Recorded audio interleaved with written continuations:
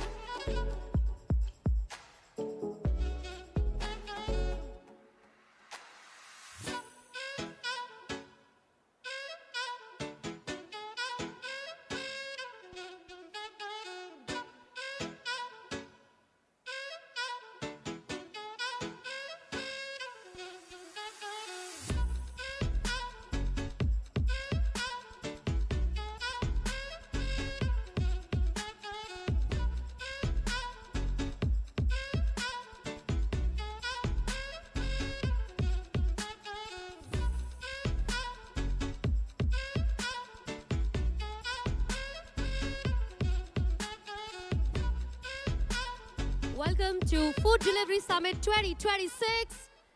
Once again to all our delegates, speakers, moderator, friends from the fraternity, all those who have joined us. A warm welcome to you all and requesting you all to please join us in the banquet and take your seats. We are all set to begin now. Our Honorable Deputy CM is joining us in few minutes, and I humbly request you to please come inside and settle down.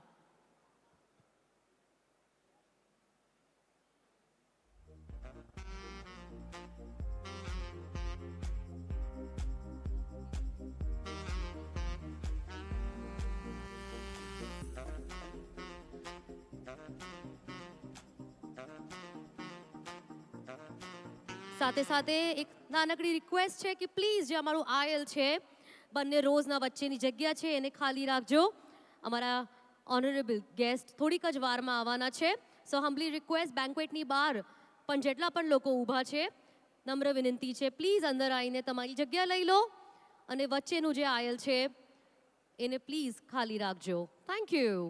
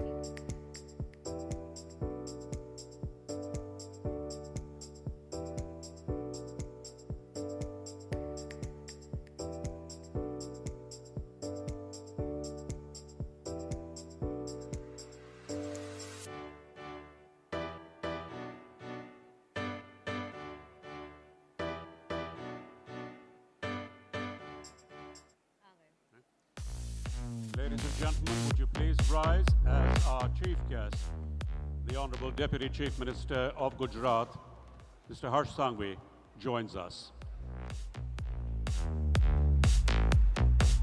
Let's welcome all together, rise together, the biggest, the largest Food Delivery Summit 2026. And we have with us our Honorable Deputy Chief Minister of Gujarat, Shri Harsh Sanghvi ji with us. The leadership, the energy, the commitment he brings to the state of Gujarat is extraordinary. A warm welcome to our Honorable Deputy Chief Minister of Gujarat, Shri Harsh Sanghvi ji. ખૂબ ખૂબ આભાર. આજે તમે અમારી સાથે Food Delivery Summit 2026 માં પધાર્યા છો. The entire NRAI team warmly welcomes you over here at the Food Delivery Summit 2026 in Apnu, Ahmedabad. Ladies and gentlemen, put your hands together. एक बार जोरदार तालियां हो जाएं इनके स्वागत के लिए. Could we get Pranabhrungta, Anurag Katriyar, Dilip Thakkar, Chirayu Agarwal to join us on stage, please? Let's have the core committee team of NRAI join us over here on the stage.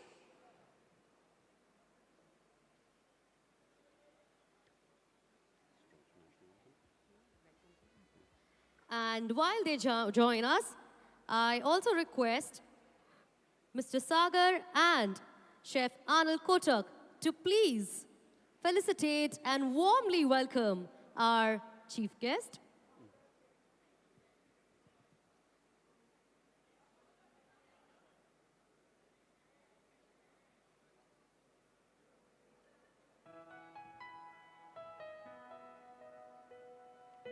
Well, this is the 5th edition of the Food Delivery Summit 2026, and we are truly honored with the presence of our Honorable Deputy Chief Minister. A small token of gratitude to welcome you, sir. Thank you for taking out time and being present over here with us today.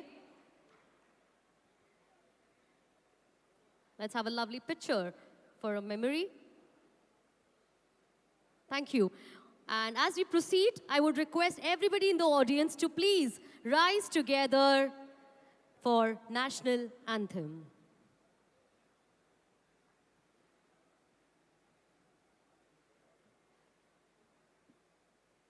जनगण मन अधिनायक जय हे भारत भाग्य विधाता पंजाब सिंध गुजरात मराठा द्राविड उत्कल बंगा विंध्य हिमाचल यमुना गंगा उच्चल जलधि तरंगा तव शुभ नामे जागे तव शुभ आशीष मांगे गाहे तव जय गाथा जन गण मंगलदायक जय हे भारत भाग्य विधाता जय हे जय हे जय हे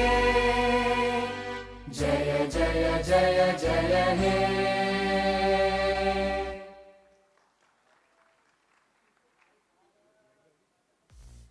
With that spirit of patriotism, we officially now begin the Food Delivery Summit 2026. As always, we begin with the traditional lighting of the lamp. So could I ask the ladies and gentlemen on the stage, the Honorable Deputy Chief Minister,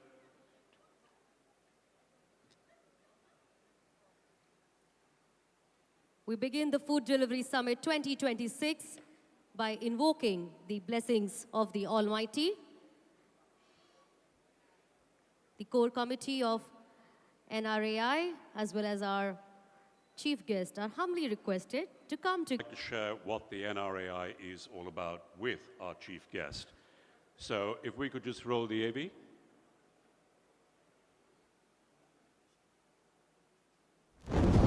Every great story starts with a table. In 1982, 11 restaurateurs from different states of the country, led by Mr. L.C. Narulla, sat down with a simple idea: that an industry feeding a nation deserved a seat at the table too. That idea became the National Restaurant Association of India.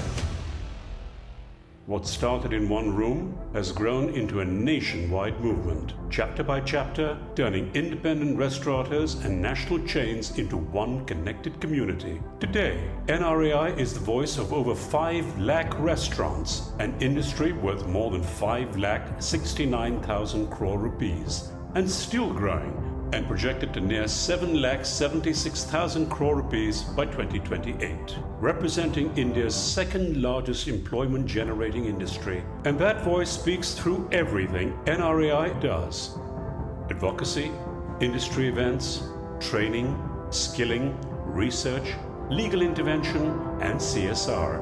7 pillars, 1 mission. NRAI works closely with government and industry bodies on the policies that shape this business: licensing, taxation, labor law. That support extends into every kitchen. Chapter-level workshops sharpen everything from fire safety to HR to POSH compliance. Through FOSTAC training, NRAI has helped train and certify food safety supervisors nationwide. And through skilling partnerships with the Maharashtra State Skills University and Scope Global Skills University in Bhopal, NRAI is building industry-specific courses that turn today's trainees into tomorrow's hospitality leaders. As the industry grew more complex, NRAI became its compass. The India Food Services Report turned instinct into insight and trusted as the industry's benchmark for how India eats, spends, and grows. Every year, the industry gathers at scale. At the Food Delivery Summit, now in its 5th edition, thousands convene to decode the future of delivery, cloud kitchens, and technology. And at the Indian Restaurant Summit, India's largest annual restaurant gathering, India's finest restaurateurs shared their thoughts on the industry's current issues through panel discussions and their knowledge and experience through hands-on workshops. And it doesn't stop at the national stage. Across chapters nationwide, knowledge sessions sharpen skills and spark new ideas, while member mixers and coffee meetups turn strangers into a support system. Then came a test no one had prepared for. In 2020, as the world went silent, NRAI stood beside every restaurant that refused to close its heart, even when it had to close its doors, protecting livelihoods, feeding the hungry, and helping an industry survive its darkest year. Through Feed the Needy, NRAI and its chapters have distributed over 6.7 million meals, an effort recognized among the world's top 50 initiatives of its kind. From spreading festive cheer through Santa's cause, to cleaning up cities through Cleanathon, to donating hospital beds for those who need them most, giving back has always been part of the mission. And behind every one of these efforts, NRAI keeps fighting the battles restaurateurs can't fight alone. A nationwide #logout movement when thousands of restaurants delisted from aggregator platforms overnight, resetting the rules of engagement for an entire industry. And today, cases that continue in various courts and constitutional authorities are proof that this fight isn't over and NRAI isn't backing down. The faces at the table have changed, and a new generation now carrying the torch forward. NRAI, the voice of the Indian restaurant industry. Let us all put our hands together. These are the voices of 5 lakh restaurants across the country. And today in Ahmedabad, we have 100+ speakers from 30+ cities as we celebrate the 5th edition. And we want to thank you all from the bottom of our heart for already making this a huge success. And as we now begin, I request and invite our president of NRAI, Mr. Sagar Daryani, to please join us and welcome everybody over here. Let's give a round of applause for Mr. Sagar over here.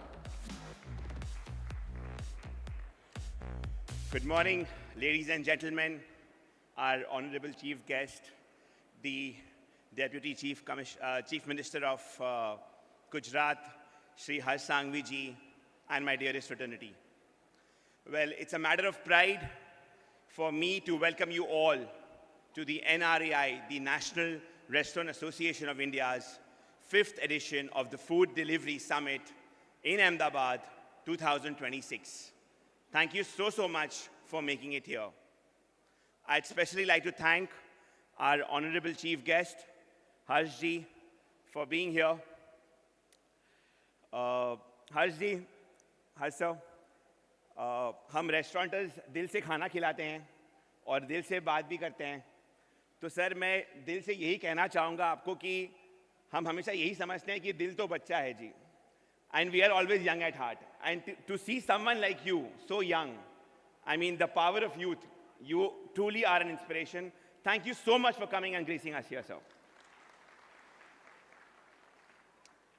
Last evening, restaurateurs from all over the country, around 800 of us, had the privilege of doing a tour of the Gift City under the guidance of Harshji. हमने Gift City का tour किया, and then we had a nice Sufi night. We got an experience of what Gift City is all about. The Gift City, which is our Honorable Prime Minister, Shri Narendra Modi ji's pet project. Modi ji का sir हमारे industry में बहुत बड़ा महत्व है, because Modi ji सबको inspire करते हैं, बट जब एक चाय वाला प्रधानमंत्री बन सकता है सर, तो हमको लगता है कि हम भी कुछ कर सकते हैं. So keeping that in mind, ladies and gentleman, the NRAI is coming forward to collaborate with the Gift City to ensure कि जब 2030 में कॉमनवेल्थ गेम्स यहाँ पे हो, जब 90 कंट्रीज से लोग यहाँ पे आए, तो उन्हें Indian cuisine in a global form हम खिला सके, और खाना इतने अच्छे से खिला सके कि फिंगर्स क्रॉस्ड 2036 में वो सिर्फ स्पोर्ट्स के लिए नहीं, हमारे खाने के लिए भी ओलंपिक्स में वापस आए. तो इसी उत्साह के साथ I'd like to thank Harshji for giving NRAI a chance to call upon all its members to explore Gujarat, the vibrant Gujarat, not just Gift City. Harshji ने हमको ये भी कहा है कि a lot of expansion is happening with travel and tourism, and I'm sure sir will give us more insights. But thank you so much for being here, sir, and gracing the occasion in spite of your busy schedule. Thank you so much. Means a lot to us. Thank you. Could I now get Chef Anal Kotak, Chapter Head Gujarat, to share her thoughts? Proud Gujarati છું એટલે ગુજરાતીમાં જ વાત કરીશ. કેમ છો બધા? હજુ મજા ના આવી. કેમ છો બધા? આપણા માનનીય હર્ષભાઈનું સ્વાગત કરું છું, અને બીજા જેટલા પણ ડિગ્નિટરીઝ અહીંયા આવ્યા છે બધાનું સ્વાગત કરું છું, અને ઓલ ઓવર ઇન્ડિયાથી જેટલા લોકો આવ્યા છે ગુજરાતમાં એ બધાનું તહે દિલથી સ્વાગત કરું છું. અને હું એક જ વસ્તુ કહીશ कि गुजरात की एक खासियत है. गुजरात की एक खासियत है, हम सिर्फ सपने देखते नहीं हैं, बट वो सपनों को पूरा करने की भी हिम्मत रखते हैं. और इसीलिए आज हम लोग ने एक सपना देखा था एज अ गुजरात कि कॉमनवेल्थ यहाँ पे आनी चाहिए, and finally the Commonwealth is coming here. और वैसे ही ओलंपिक्स आनी चाहिए. आई एम श्योर कि वो सपना भी साकार होगा. तो सर, एक ज वस्तु कि आज एटलू सपनू है કે ગુજરાત ખાલી એક બિઝનેસ ડેસ્ટિનેશન નહીં, પણ એક ફૂડ અને હોસ્પિટાલિટીનું પણ ઓલ ઓવર ઇન્ડિયાનું લીડિંગ ડેસ્ટિનેશન બને, એવા સપના સાથે સર હું તમને ઇન્વાઇટ કરું છું કે જેટલી પણ નેશનલ બ્રાન્ડ્સ અહીંયા આવી છે એ બધાને તમે એડ્રેસ કરો અને એમને ગુજરાત વિશે થોડું જણાવો. હર્ષજી, We request sir to please join us. તમે આવીને એકવાર એડ્રેસ કરો ગુજરાતની ખાસિયત શું છે.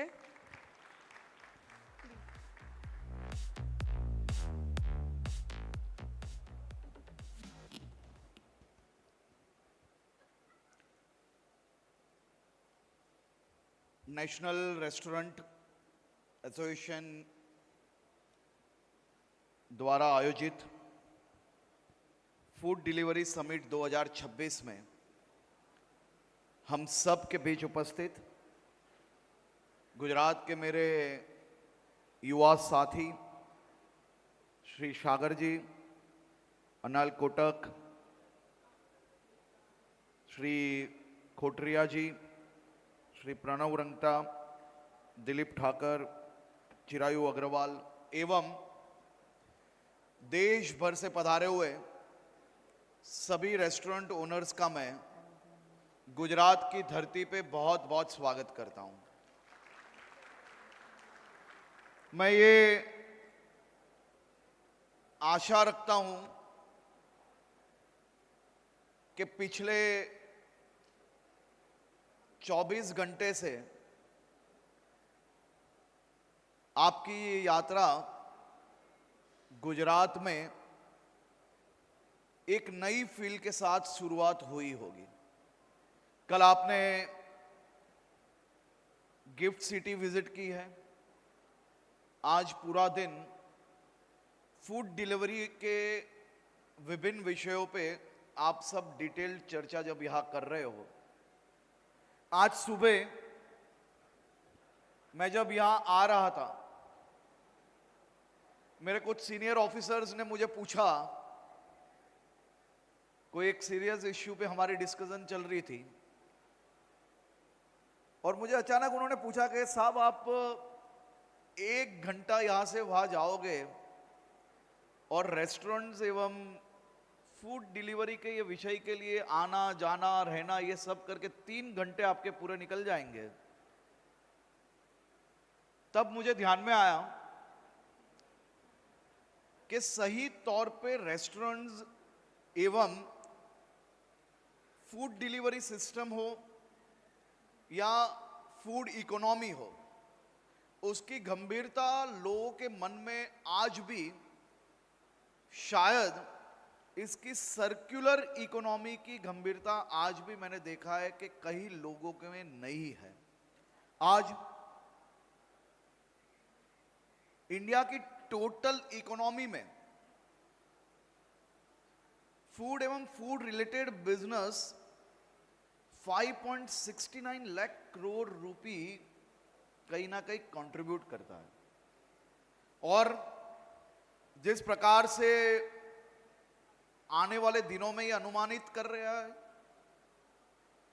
कि ये बिजनेस 7.5 लाख करोड़ तक पहुंचेगा। 7.5 लाख करोड़ तक के बिजनेस के साथ साथ आज करीबन 75 लाख से ज्यादा युवा एवं देशवासी फूड बिजनेस के कारण, फूड इकोनॉमी के कारण, इकोसिस्टम के कारण आज उन्हें रोजगारी मिल रही है, जो ये माना जा रहा है कि आने वाले दिनों में ये 1 करोड़ तक पहुंचेगी। इसकी ताकत क्या है? 1 करोड़ लोगों को रोजगारी देना, ये अपने आप में कोई भी सेक्टर में ढूंढ लो, शायद ही कोई सेक्टर ऐसा मिलेगा कि जो पर्टिकुलर सेक्टर में इतनी बड़ी संख्या में लोगों को रोजगारी मिल रही हो। आज जब आप फूड डिलीवरी सिस्टम की बात कर रहे हो और आज इंडिया का खास तौर पे ग्रीन एनर्जी डे के तौर पे आज का दिन हम मनाते आए हैं। मैं आज फूड डिलीवरी सिस्टम की जब आप बात कर रहे हो, इतने बड़ी संख्या में देश भर से रेस्टोरेंट ओनर्स जब यहां आए हैं, तो सस्टेनेबिलिटी के बारे में आज कुछ गंभीरता से सोचा जाए। 75 लाख लोग फूड सिस्टम के साथ और इकोसिस्टम के साथ जब जुड़े हैं, तो बहुत ही बड़ी संख्या में आज भी फूड डिलीवरी सिस्टम जो आपकी है वो एक्टिव है। मेरा आपसे खास तौर पे, मैं गुजरात की अगर बात करूं तो एज एन ट्रांसपोर्ट मिनिस्टर भी मैं आप सबसे एक विनती करने आया हूं। मारा गुजरातना जेटला रेस्टोरेंट ओनर्स અહીંયા બેઠેલા છે, બધા હાથ ઊંચો કરે જરા। આપણે બધા ભેગા થઈને સસ્ટેનેબિલિટી માટે શું કરી શકીએ? આજે ઇન્ડિયા ગ્રીન એનર્જી ડે તરીકે મનાવે છે। ગુજરાત સૌથી વધારે ગ્રીન એનર્જી જ્યારે પ્રોડ્યુસ કરે છે, ત્યારે આપણે આપણા ફૂડ ડિલિવરી પાર્ટનર્સ માટે શું કરી શકીએ? એક વ્યક્તિ, એક યુવાન સવારથી બપોર તક ભણતો હોય છે, એના પરિવાર માટે અને એનું પોતાનું ભણતરનું લોડ પરિવાર પર ના પડે તે માટે એ ફૂડ ડિલિવરી સિસ્ટમમાં જોડાતો હોય છે, ત્યારે અનેક લોકો સવારથી સાંજ તક બીજું કામ કરે છે અને રાત્રે ફૂડ ડિલિવરી સિસ્ટમ કરીને એના પરિવાર માટે ક્યાંક ને ક્યાંક વધુ ઉપયોગી કઈ રીતે બની શકે તે માટે પ્રયાસ કરે છે. આવા જે લોકો આ સિસ્ટમની અંદર જોડાયેલા છે, આજે એના વ્હીકલમાં અગર તમે ગણો તો કિલોમીટરનો કોસ્ટ એવરેજ ₹2.5 આવે, પેટ્રોલનો કોસ્ટ આપણે ગણીએ તો. અને એ જ વસ્તુ અગર ઈ વ્હીકલ્સ તરફ આપણે એને લઈ જઈએ તો એ 50 પૈસાની અંદર 1 કિલોમીટર એનું મોબિલિટી થઈ શકે. તો રાજ્ય સરકાર આમાં આ બધા જ લોકો માટે સાથે મળીને શું કરી શકે? તમે લોકો એઝ એન એસોસિએશન આમાં એક પગલું કઈ રીતે આગળ ભરી શકો તે માટે આપણે સાથે મળીને જરૂરથી વિચારવું જોઈએ. તો ખાસ કરીને ગુજરાતની યુનિટને હું વિનંતી કરું છું કે આપણે સૌ લોકો આ દિશામાં કઈ રીતે વિચારી શકીએ તે માટે ગંભીરતાથી આજના દિવસમાં તમારા કોઈ બી સેશનની અંદર આ ડિસ્કશનને લઈને આ હજારો યુવાનો જે પોતાના પરિવારનું ગુજરાન ચલાવવા માટે આ કામ કરી રહ્યા છે, એવા લોકોને કિલોમીટરનો ₹2.5 જે કોસ્ટ છે 50 પૈસા તક આપણે કઈ રીતે લઈ જઈ શકીએ તે વિષય માટે આપણે વિચારવું જોઈએ. સાથે સાથે आज मैं मेरे सभी रेस्टोरेंट ओनर्स जो देश भर से आज गुजरात में पधारे हैं, कल आपकी विजिट गिफ्ट सिटी में हुई. यही गिफ्ट सिटी जो 2007 में मोदी जी ने एक बंजर जगह पे खड़े रह के एक सपना देखा कि भारत को एक ऐसी फिनटेक हाईटेक सिटी मिले जिसमें दुनिया भर के निवेशक आके फिनटेक की दुनिया में एक बड़ा कारोबार यहाँ पे शिफ्ट हो पाए. और वही सपने को, वही विजन को लोगों ने दिन में देखा हुआ सपना मैं आज कहना चाहता हूं कि जो गिफ्ट सिटी आप सबने कल देखा, जिसने जिसने गिफ्ट सिटी देखा वो हाथ खाली, हाँ हाँ हाँ, बहुत सारे लोगों ने देख लिया. ये गिफ्ट सिटी के बारे में जब मोदी जी ने पहली बार सोचा था, तब सो कॉल्ड इंटेलिजेंट जर्नलिस्ट ने अपनी स्टोरीज में ये कहा था कि ये डे ड्रीम है, यानी कि ये ऐसा सपना है जो कभी पूरा नहीं होगा. लेकिन कल आप सबने देखा कि सपनों को हकीकत में कैसे बदला जाता है. और आज यही गिफ्ट सिटी शिपिंग लीज कर रही है. यही गिफ्ट सिटी के माध्यम से एयरक्राफ्ट लीजिंग होता है. यही गिफ्ट सिटी के माध्यम से दुनिया में बहुत ही बड़े पैमाने में गोल्ड ट्रेडिंग जो है वो यहीं पे होने लगा है. यही गिफ्ट सिटी में बहुत ही बड़े पैमाने में दुनिया भर के फिनटेक जो एंकर इन्वेस्टमेंट्स है वो भी आए हैं. और यही गिफ्ट सिटी में पिछले कुछ दिनों पहले ही मैं वहाँ पे एक फिनटेक एआई कंपनी का ओपनिंग करने गया था और मुझे वहाँ जाके बहुत ही खुशी हुई. वो फिनटेक एआई कंपनी में खास तौर पे जब मैंने ओपनिंग किया, बाद में पता चला कि उन्होंने एक बहुत ही अच्छा प्रमोशनल एडवर्टाइजमेंट किया था. और वो एडवर्टाइजमेंट में ये था कि come back home. Come back home मतलब जो लोग गुजरात के हैं, जो देश के अन्य हिस्सों में काम कर रहे हैं, दुनिया के अन्य हिस्सों में काम कर रहे हैं, वो घर वापस आए. उन्होंने अपना स्टार्टअप 100 लोगों से किया. 100 में से 90 गुजराती है और ये 90 परिवारों को एक करने में सफलता प्राप्त हुई. और इसी प्रकार से जो रेस्टोरेंट ओनर्स यहां पे, मेरे पास आप सबके लिए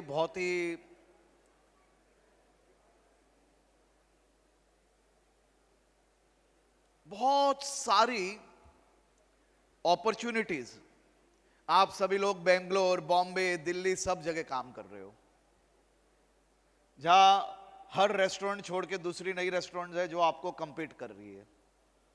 लेकिन मेरे पास आपके लिए जो ऑफर है वो खुला मैदान आपके पास है. आप आइए और जितना बिजनेस करना है उतना करने की अपॉर्चुनिटी आपके पास गुजरात में है, गिफ्ट सिटी में है.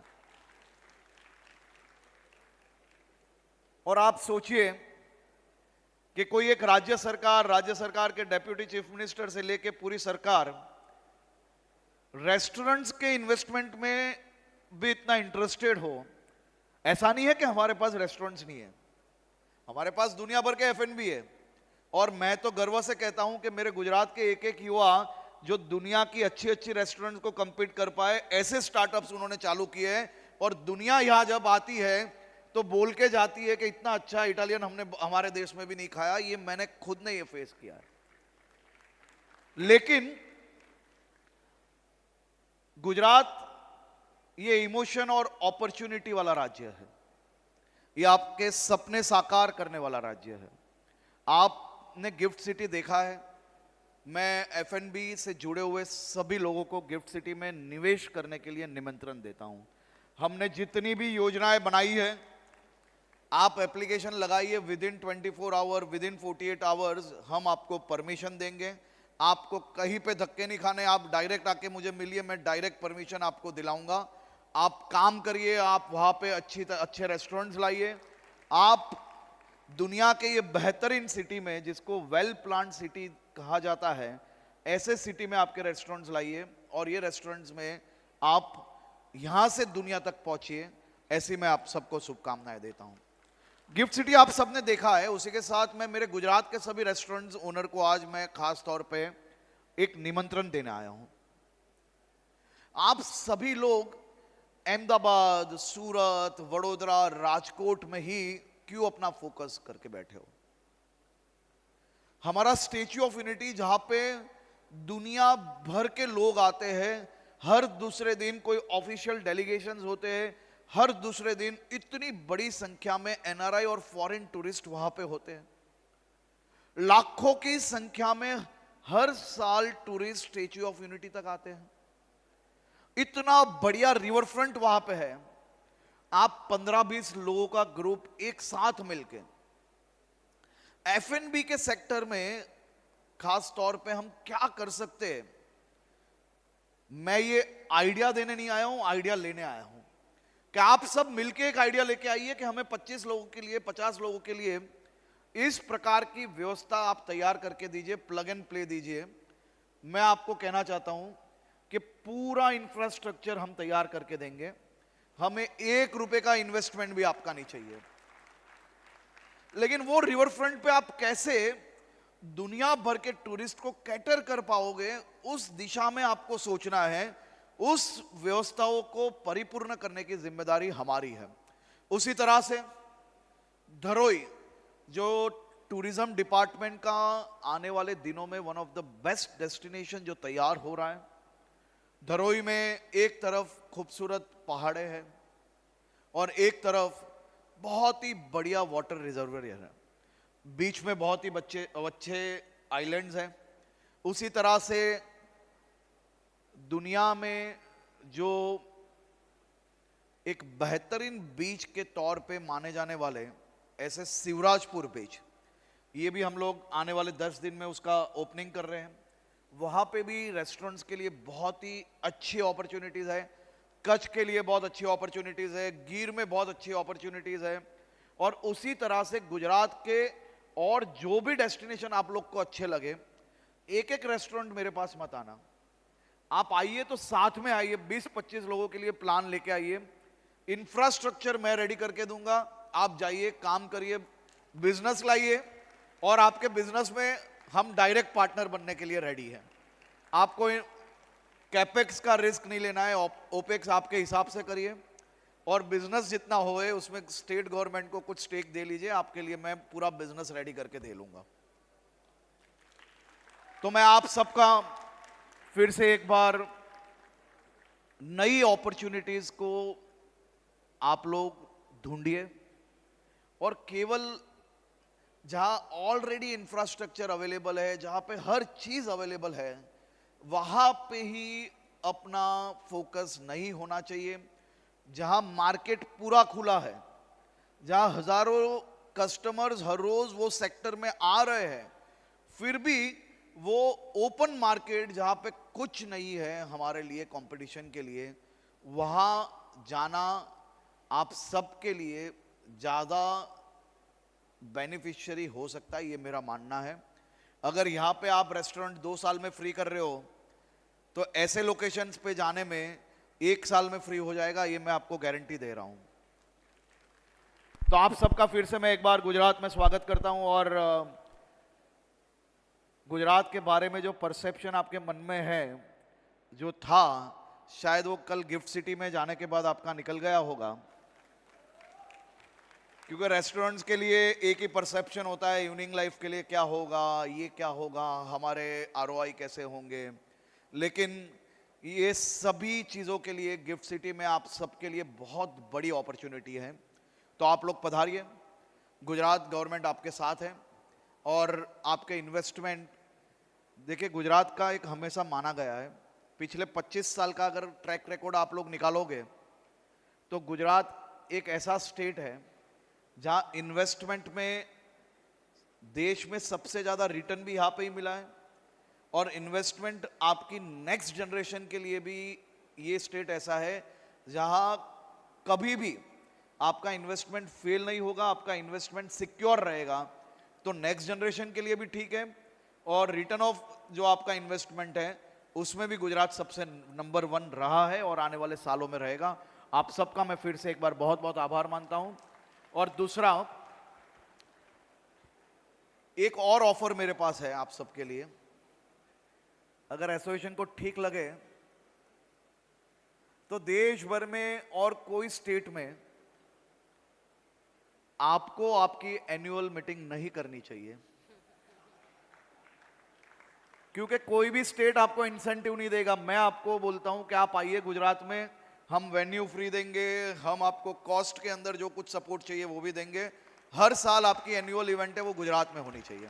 Thank you, thanks a lot. बहुत बहुत बहुत शुक्रिया आपका। गुजराती जो है they are known for doing the business और इतनी अच्छी डील को कोई मना नहीं कर सकता है, चाहे गुजरात से हो या गुजरात के बाहर से हो। Well, as we are talking about new opportunities, new platforms for everybody over here, we also have a very special memorandum of understanding MOU with the NRAI and the government, and I would request Mr. Sagar once again to please do the honors and hand over the MOU to Honorable Deputy Chief Minister.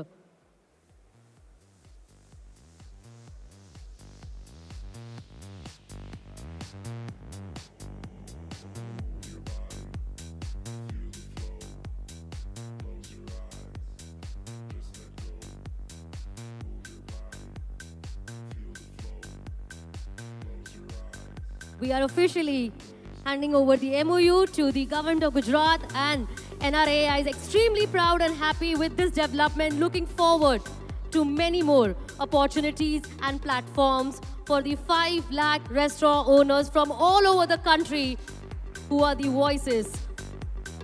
We are truly humbled and grateful to the government of Gujarat for supporting us immensely. We thank the core committee as well on stage. Ladies and gentlemen, put your hands together once again as we thank our chief guest, Honorable Deputy Chief Minister, Shri Harsh Sanghvi ji. ખૂબ ખૂબ આભાર એક વખત ફરીથી તમે આજે અમારી સાથે જોડાયા છો The Food Delivery Summit 2026 માં.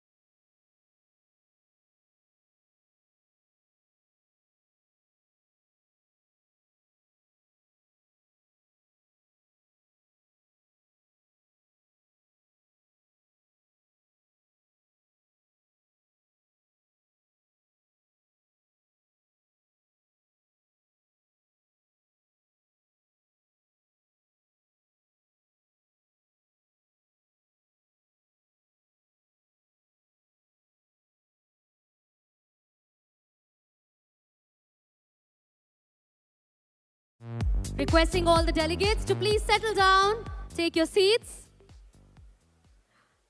We are once again immensely grateful to our Honorable Deputy CM and dignitaries for joining us today. What a beautiful inaugural this has been of the Food Delivery Summit 2026. And thank you to each and every one, all those who have joined us over here. And now I'm going to request my co-host, Mr. Anish, to please take over. Thank you.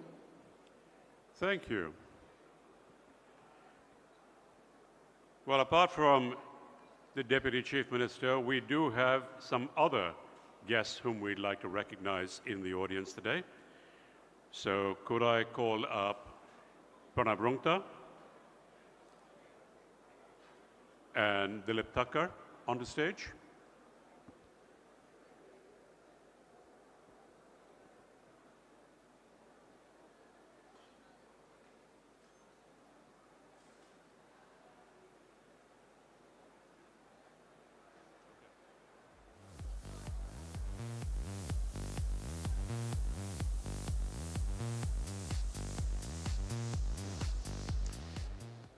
To felicitate our guests, we'd like to call up Kabir Suri and Rahul Singh, trustees of the NRAI.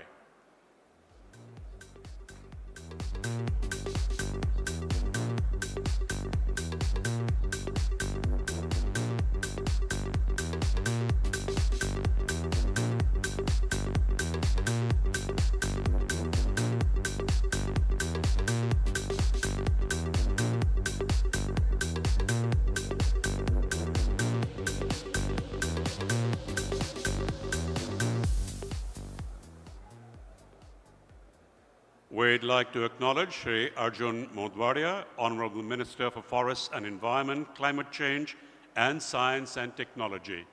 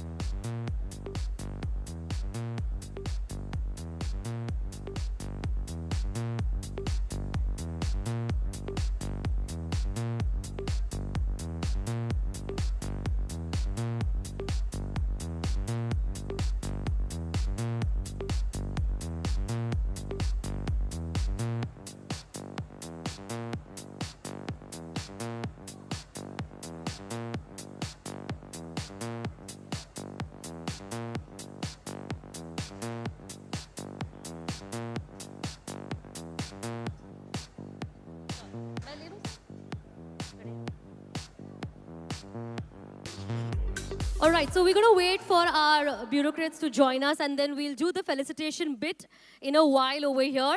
But meanwhile, let us begin this beautiful morning with the culture that we represent, with the love that we represent. And we have a small dance troupe joining us over here to invoke the blessings of the Almighty. So let's remember Ganpati Bappa and officially begin the Food Delivery Summit 2026. So I request all our artists to please join us over here as we remember the Almighty and begin the event. Thank you so much.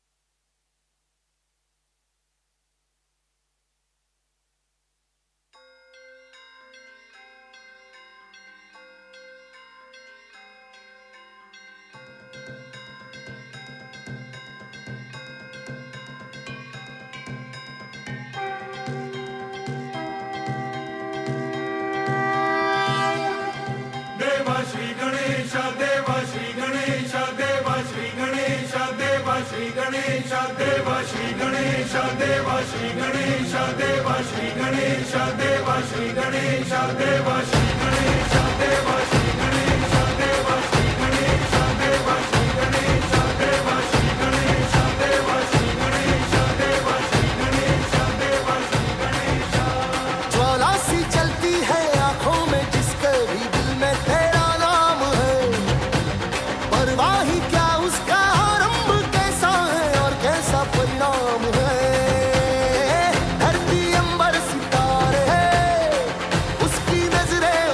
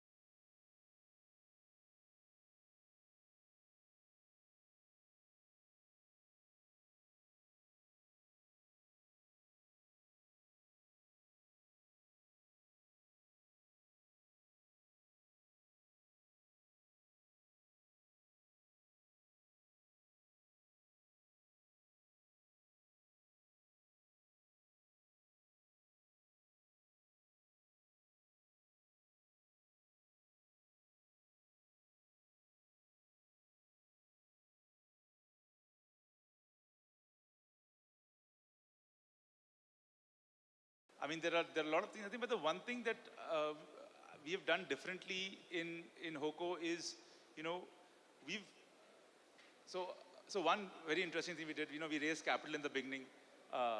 We are one of the few companies that not only let our employees invest in the business, like we, other than ESOPs, we actually let them invest their own hard-earned tax-paid money into the business. So can you imagine the drive that they have to see that their share value grow, and hopefully one day when we list the business, it'll give them a 100x return or whatever it is on their investments, because we took money early on. So, and I said, if you can't buy into the business and you can't put in your own money, then how will we grow? So that is one thing. And obviously now they see that the valuation is growing because we are raising private equity money and all of that. So I think that's a small financial incentive. But along with that, I think it's just the room to grow. The commitment I've always given to all our senior people is that I promise you I will not hire anybody above you as long as you keep delivering. So you have that room to grow. I'm not going to try and get somebody above you just when we've reached that scale. But that communication is always on. So they also know that when the company grows, they have the opportunity to grow. Of course, they have to keep honing their skills as well. In fact, we have, I think, a couple of people here from my team. One of them actually went to, I told him that you need to up your game, and he actually went to night school in IIM, Ahmedabad, to get his master's degree. So, you know, so stuff like that, you know, it really helps, yes. So, you know, you've built very different concepts. You've gone from ice cream to QSR to now fine dining in Bombay as well, and health and wellness. How do you know when an idea deserves to become a new brand? I think that's a very big challenge. But then you have to, my learning has always been that I want to build for India. I don't want to build for you and me. So that one exception was the fine dining restaurant in Bombay. But I feel that, you know, India is 1.4 billion people. As long as you play your cards right, as long as you build for consumption, and you know, you build at scale, I think it'll work. So if you have your team, which we just spoke about, you get a product in a large enough market, and you get the distribution and the execution right, I feel there's a right to win. You know, just to, you say, how do you know? I launched a protein brand in 2020 or 2019, I started the work. We were ahead of the curve. But I've struggled with protein and weight and all my life. So I thought after ice cream, it would be a great segue to get into healthier foods and proteins and all of that. And, you know, after all that years of sugar, I thought there'll be some, but then I realized, ye lifetime mein to sugar hi chalega sabke liye. So, you know, we managed that. But yeah, so it worked out well. But we are also, by the way, now I feel the time is right to get into significantly healthier options and all of that. So indulgence, but the better for you concept is here to stay, in my opinion. So That's interesting. So you've captured basically the entire market, whoever wants to be indulgent as well as healthy. After sales service. Yeah. So, yeah. But is there anything, you know, is there a learning from what you've experienced building an indulgent business that you can actually take forward even when it comes to a health product? My biggest learning, and I think it's not a learning, but from the mistakes that we've made along the time, is taste trumps everything. So, you know, you can make the healthiest product, you can make whatever it is, but if it doesn't taste good, you're not going to sell it. So you can have, so we made protein bars, which was very, very, you know, like low cal, this, that, and all. So, but they said, you know, the joke was zero sugar, low cal. Then somebody once commented, and no taste also. So we realized that, you know, so taste comes above everything else. So we're in the process of also building a healthy ice cream brand around, because I feel I personally, in my own kitchen, keep trying to experiment with zero sugar ice creams and all that. And in fact, I launched it in my previous avatar, in the previous company also, but it was too early at that time. When they were doing the stock analysis of what are the sales of this ice cream, I was the only consumer, because every day I used to eat 2 of them. But I think, again, that was 2016. Now, the time is here. So as long as you manage to trump taste, you manage to keep cost in check, I think this category is going to explode very soon. I completely agree with you on the taste is king point. You know, one thing that stands out about your journey is that these brands were built in Gujarat rather than starting in one of the sort of traditional national food capitals. And, you know, you've built these ambitions, as you said, right in the beginning with the idea of going way beyond the state and being a national brand. But what is building in a regional market taught you about creating a brand that can eventually travel? Like, is there sort of, is it just because you are from here, but, you know, is there something that you were able to get right at a local level before you went national? So I think the Deputy CM has already sold the state of Gujarat, so I'm not going to do that further. But I genuinely feel that being from Gujarat was a very, when I look back in hindsight, I think it was the biggest advantage for us. You can keep costs low. You can, the people here are always ready to experiment with food. We were earlier vegetarians, so that really helped us.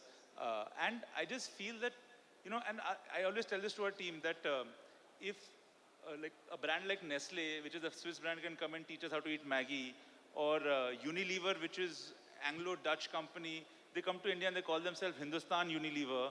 We being from Ahmedabad, how hard is it to go to the rest of India?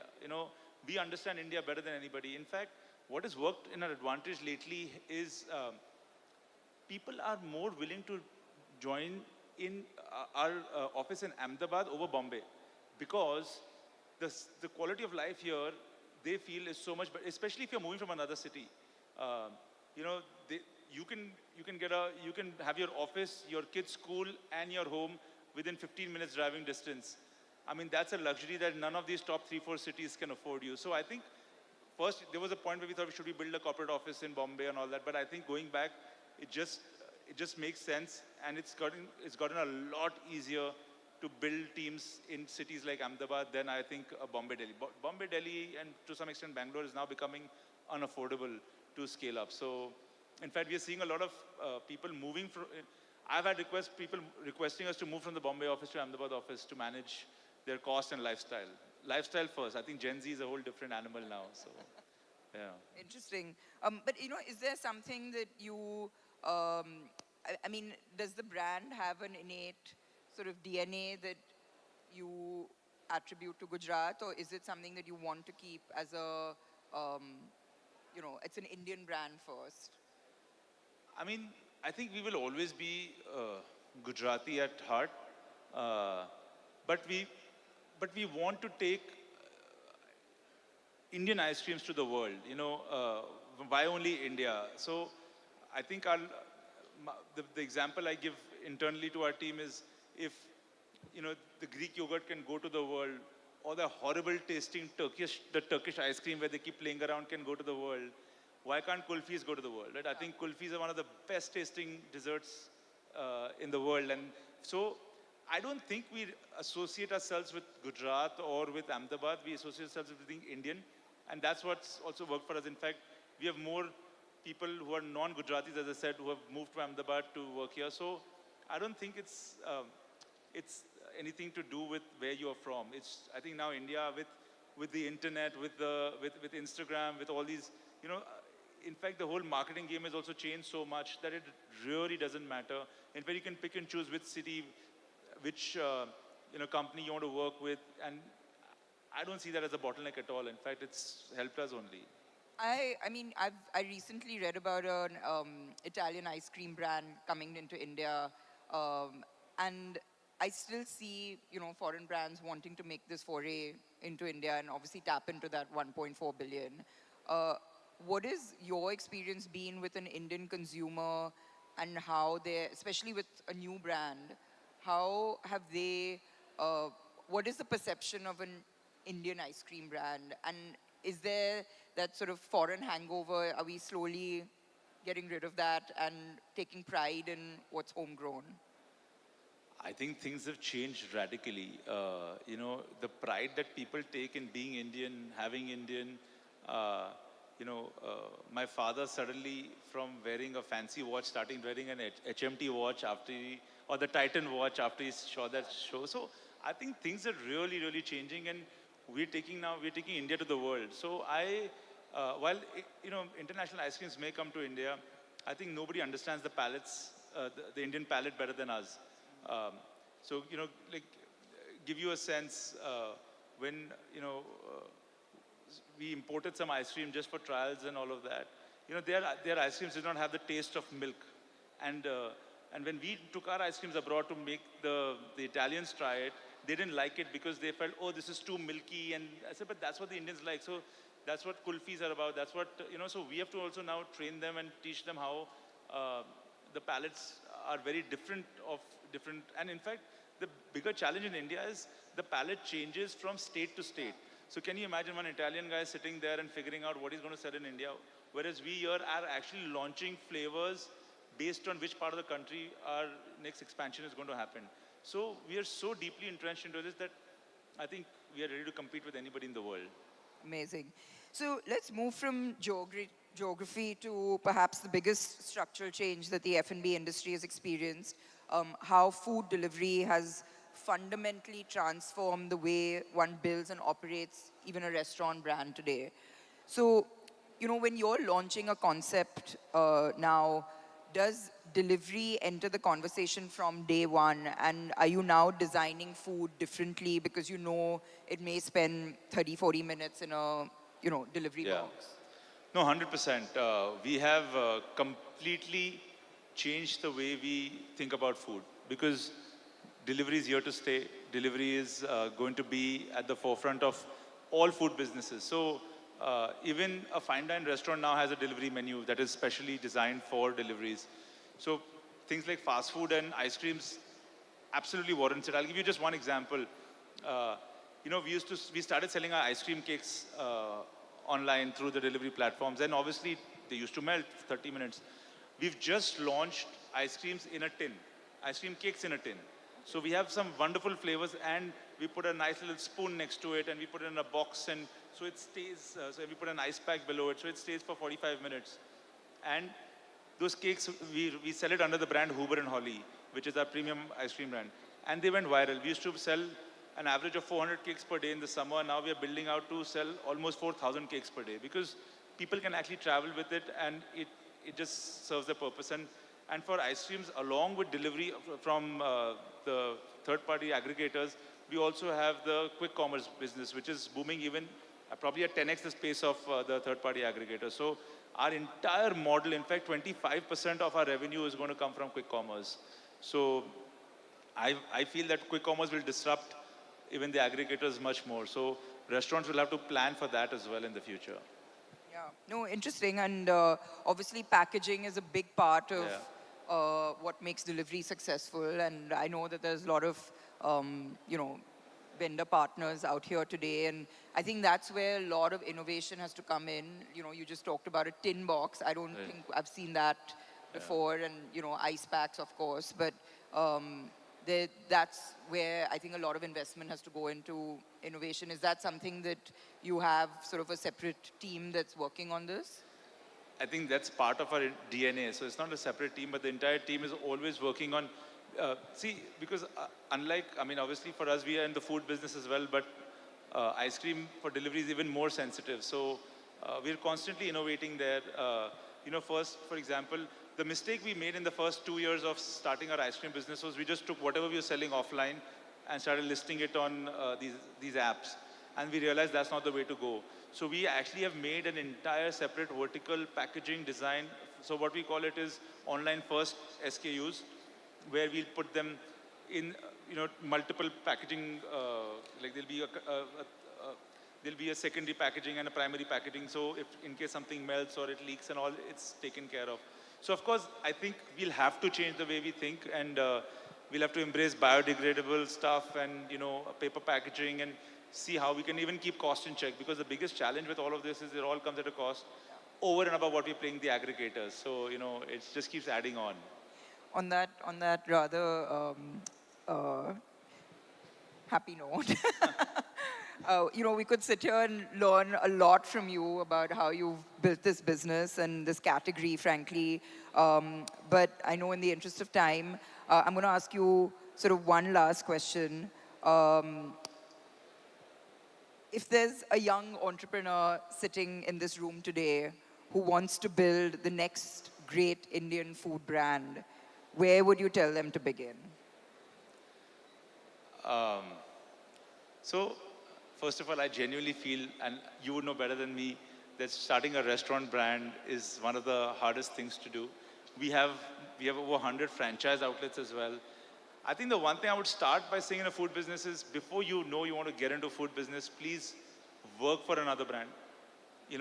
That's what I did. I worked in a brand in the US when I was studying there and all of that, and I learned a lot there. So I just feel that, because everybody looks at it from the outside and they look at I also want to run a restaurant like The Table someday and, all of that. So it has a glam of it, but the work that goes behind it,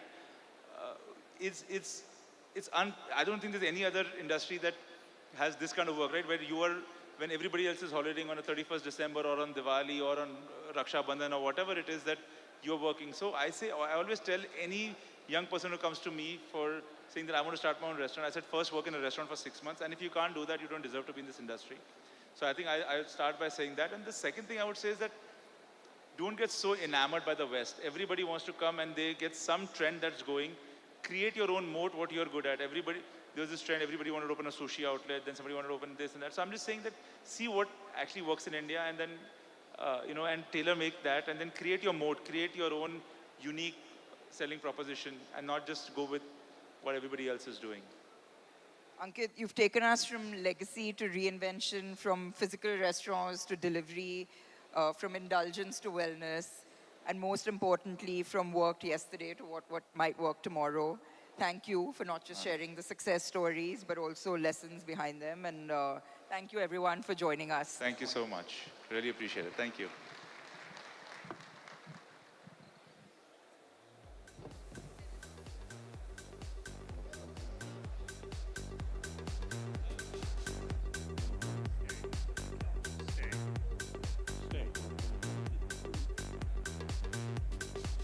Thank you, Ankit, Gauri.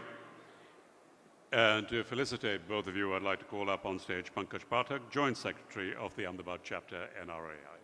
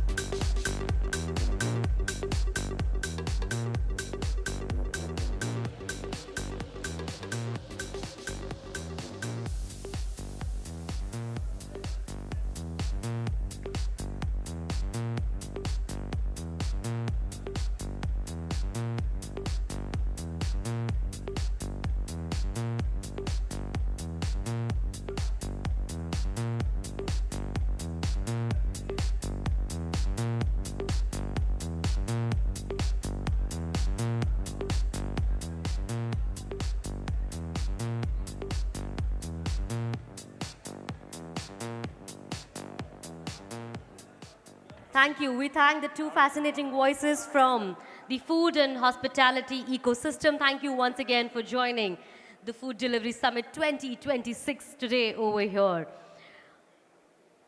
અને હવે આપણે આગળ વધીએ. આપણી સાથે અમારા મહાનુભાવો આજે જોડાયા છે આ સમિટમાં અને એમને ફેલિસિટેટ કરીએ એની પહેલાં હું મંચ પર આમંત્રિત કરવા માંગુ છું શ્રી પંકજ પાઠક સાહેબ, the Joint Secretary of Ahmedabad Chapter. I request you to please join us.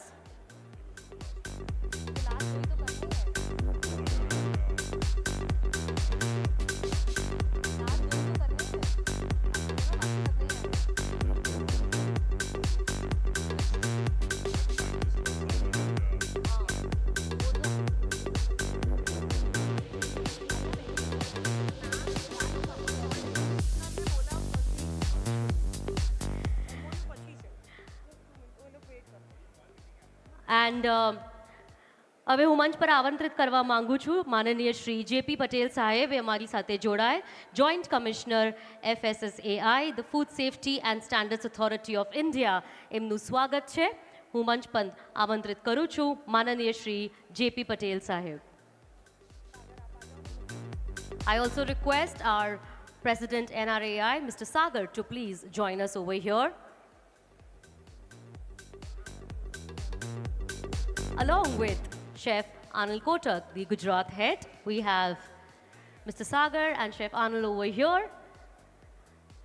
એક વખત મોટી તાળીઓ સાથે આપણે સ્વાગત કરીએ માનનીય શ્રી જેપી પટેલ સાહેબનું ખૂબ ખૂબ આભાર તમે અમારી સાથે આજે 5th edition of Food Delivery Summit 2026 માં જોડાયા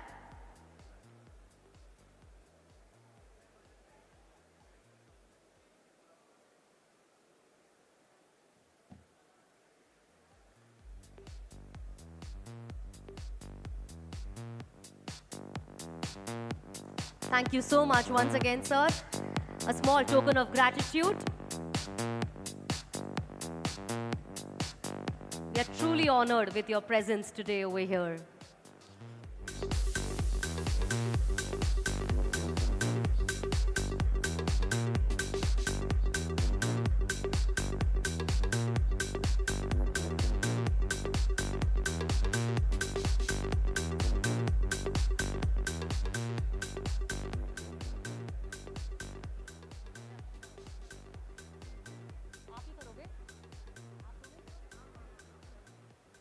સાથે સાથે અમારી સાથે આજે જોડાયા છે શ્રીમતી અક્ષદા બેને હું એમને મંચ ઉપર આમંત્રિત કરું છું the central licensing authority thank you so much ma'am for joining us over here I request once again Chef Anil Kotak and Mr. Sagar to please do the honors and welcome ma'am over here. આજના 5th edition of Food Delivery Summit 2026 માં અમારી સાથે central લાઇસેન્સિંગ ઓથોરિટીથી જોડાયા છે Shrimati Akshada ma'am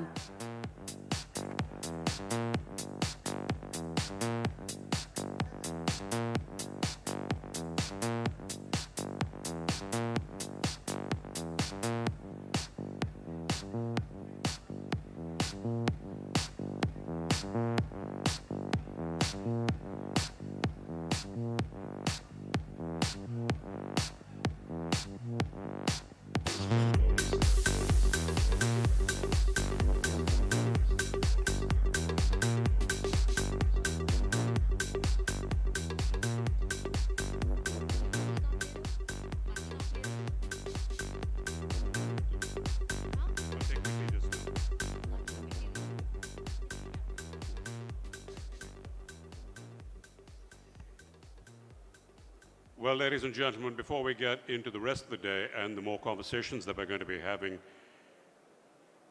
this is a very special moment for not just NRAI, not just everyone in the room, but for me as well.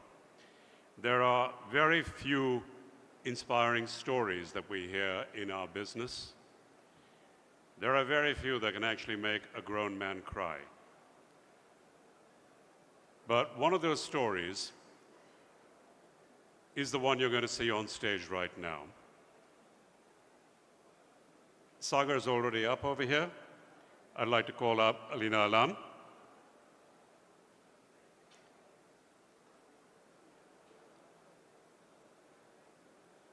The founder and the driving force behind Mitti Cafe.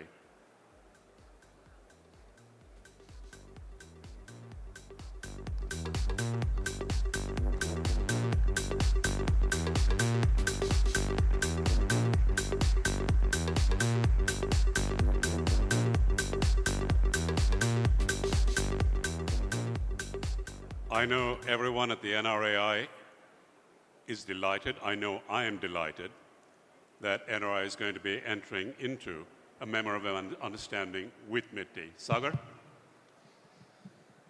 दोस्तों वो कहते हैं ना कि अगर जोड़ी बनाओगे तो जीत बड़ा होगा हम यहाँ पे अपना स्केल तो बदलने आए हैं बट सोच भी बदलना पड़ेगा and that is why with a lot of pride with a lot of gratitude, NRAI has taken this call to support the Mitti Cafe.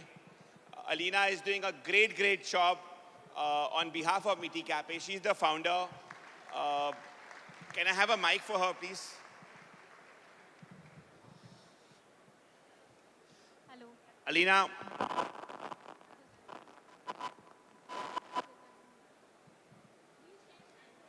अगर आप मुझे बता सको मिट्टी कैफे शुरू करने के लिए आपको क्या चीज ने इंस्पायर किया?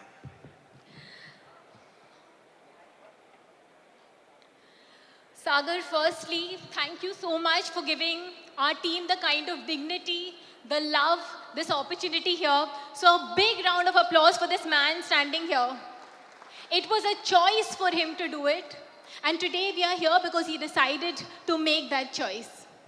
So I'll take you all back a couple of years.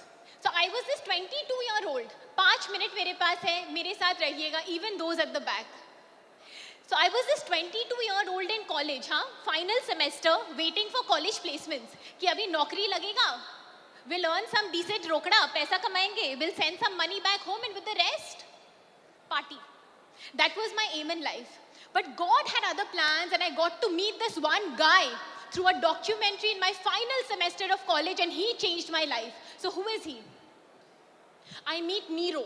So Nero was an emperor in the ancient Roman Empire. You see, mighty rich. He would win one war after the other, and one day, Nero wins the biggest battle of his life. And आप जीतते हो तो क्या करते हो?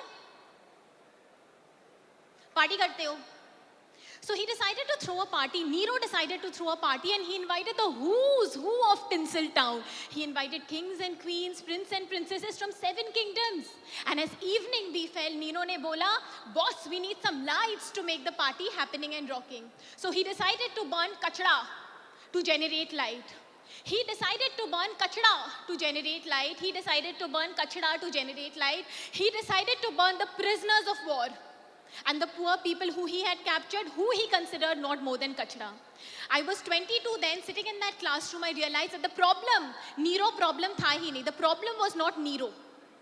You could equate Nero with atrocities, injustice, discrimination, all the not so nice things that exist in this world, Sagar, that will always exist. Nero problem tha hi nahi. Then what was the problem?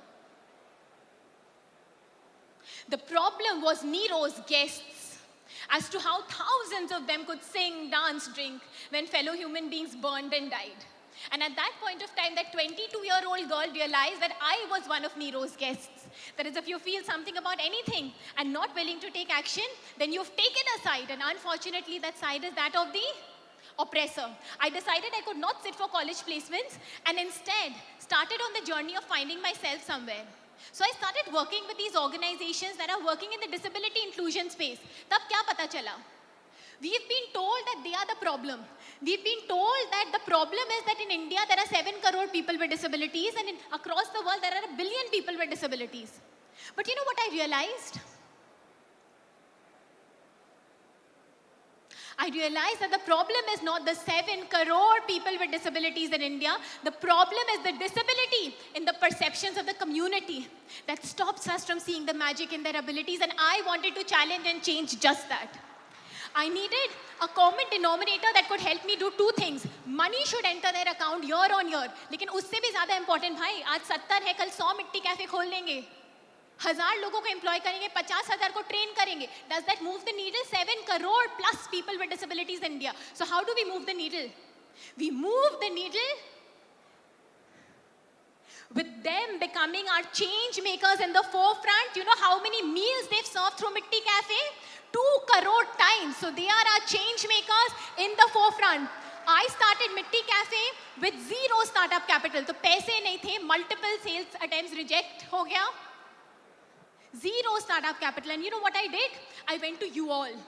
And that's the power of the community. I went from door to door, house to house, shop to shop, asking you all to join the movement of inclusion. So you know our first cafe? Right from the spoon, second-hand oven, second-hand fridge, tissue papers were all donated by you all, by the community. Our first cafe, pata hai kya tha? It was a table and umbrella. It used to rain and we used to run away.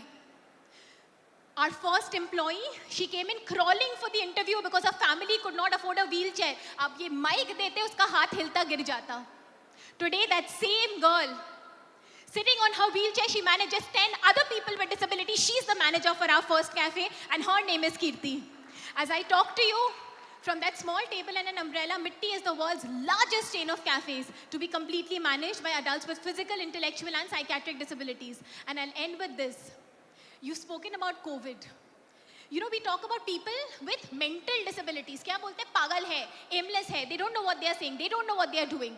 We have some of our team members here with intellectual disabilities. At the peak of COVID, जब हमारे सारे cafes बंद हो गए थे, one of our team members, Hemant, सुन लीजिए, he's got cerebral palsy and autism. He comes to us at the peak of COVID and he says, लोग भूखे हैं, हमें खाना बनाना आता है. This boy with an intellectual disability. हम लोग बोलते हैं ना 100 मील बांटेंगे, 1 लाख मील बांटेंगे, 1 crore. Always a number to the impact.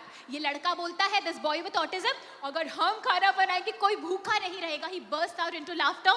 And today it gives me immense pride to say that these people here, week on week, they go back to the community and they serve meals to those in need. कितने meals serve किए हैं? They have served over 80 lakh meals to those in need. So given the right kind of opportunities, persons with disabilities can not just support themselves, they can support the nation in need. वो छोटा सा table और छतरी से today Mitti Cafe is present inside the Rashtrapati Bhavan. It is present inside the Supreme Court of India. Gujarat के friends, please visit us at the High Court. I wish आपको कभी जाना नहीं पड़े, but Mitti Cafe के लिए ज़रूर आइएगा. इनके लिए ज़रूर आइएगा. And while we started with one Kirti, and I'll end with this.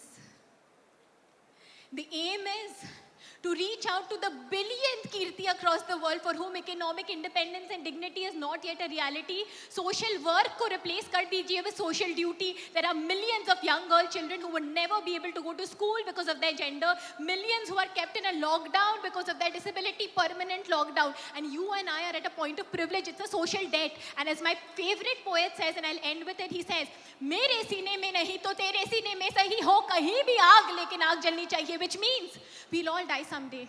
But irrespective of whether you live or die, do that one bit for that one Kirti.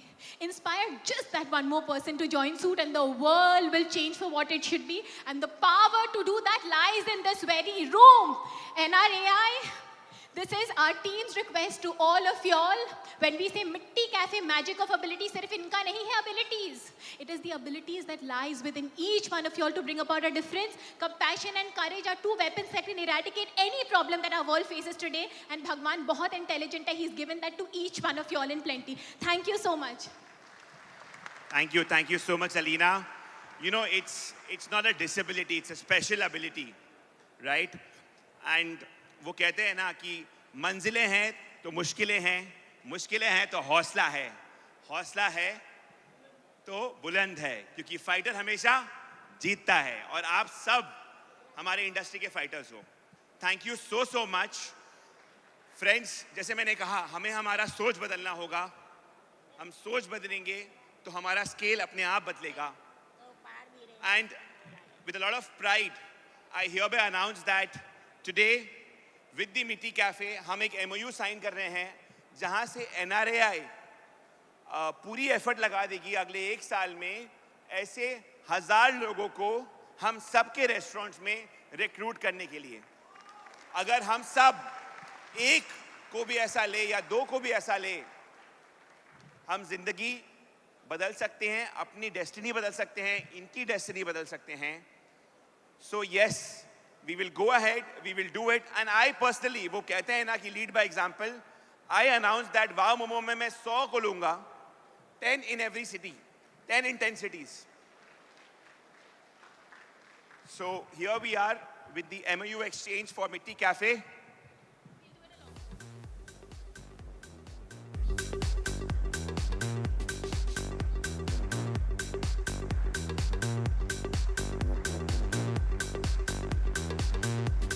કેમ છો મજામાં? મજામાં.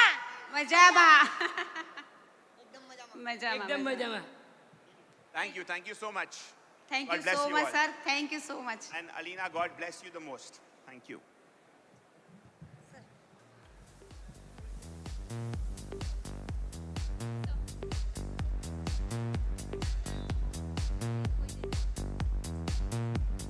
Alina.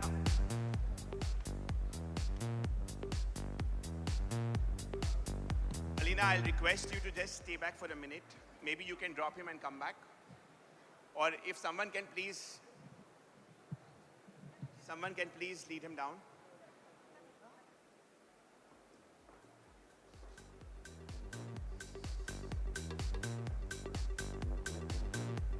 Aina, we have a small memento for you. You're doing some awesome work. Keep doing, keep growing. God bless you.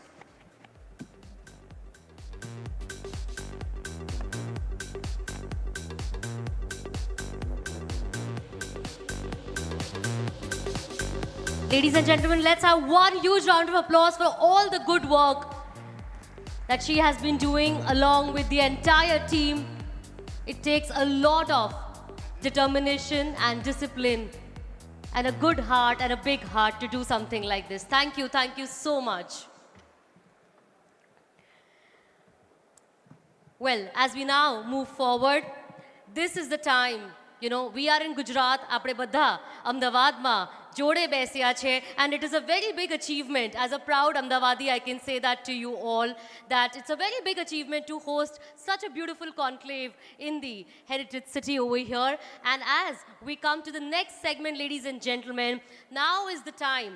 જેટલાપણ restaurants, restaurant owners, brands, એવા brands જેમને એક નામ કમાવ્યું છે, જે પોતે એક લેજેન્ડ બન્યા છે, ગ્રાસરૂટ લેવલથી એમને એમની જર્ની સ્ટાર્ટ કરી છે, અને આજે 50, 60, 70 કેટલા વર્ષો થઈ ગયા છે, અને હજી અમદાવાદીઝ ત્યાં જ જાય છે, એ જ રેસ્ટોરન્ટમાં જાય છે, અને એ જ સ્વાદ અને એ જ ક્વોલિટીનું ફૂડ ખાય છે. So ladies and gentlemen, as we move to the next segment, this is a very special one where we want to take a moment and felicitate and honor the legendary brands of Ahmedabad who have given us so much while growing up in the city. So can we have a huge round of applause before I invite them on stage over here?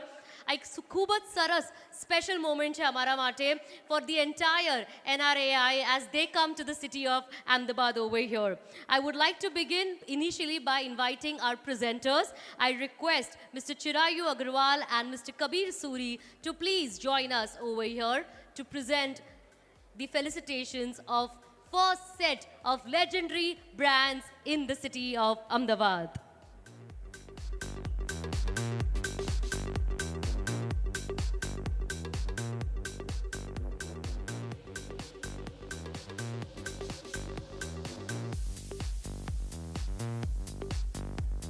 So I request Mr. Yash Soni as well as Mr. Kabir Suri to please join us over here as we begin with the legendary felicitations of the brands in the city who have given us so much.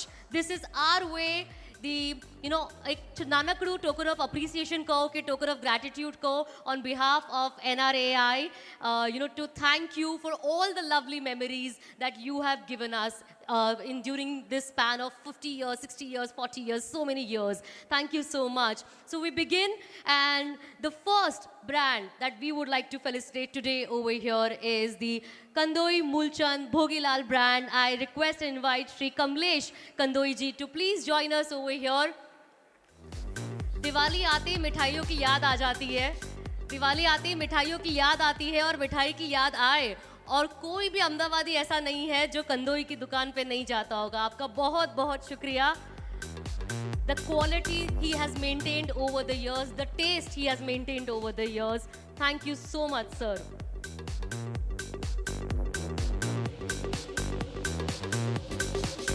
Let's have a big round of applause, ladies and gentlemen. These are the brands who have been in the city. They've started from zero, and today they are the favorite brands of every person in Ahmedabad.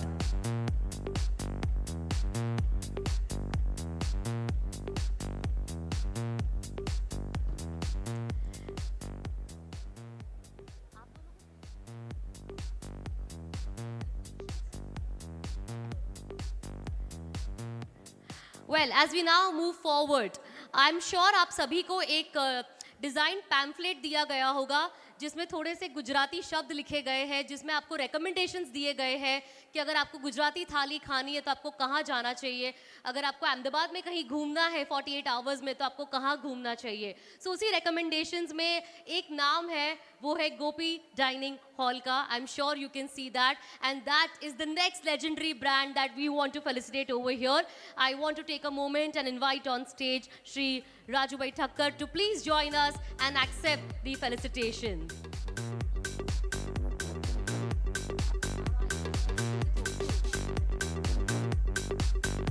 And while he joins, I request Shri Dilip Bhai Thakkar also to please join us over here. Anytime you go to Gopi Dining Hall, અહીંયા ઘણી બધી branches છે અમદાવાદમાં, તમે ત્યાં જશો એટલે આ જ મોટી સ્માઇલ સાથે એ તમને ત્યાં રિસેપ્શનના નજદીકમાં દેખાશે, કાં તો ગેટના ત્યાં દેખાશે.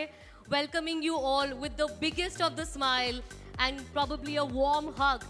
And then there is this unlimited thali which you cannot stop eating, trust me. So all those who have come from out of Gujarat, you must go to Gopi Dining Hall, to the branches they have, and just taste the delicious Gujarati food they have.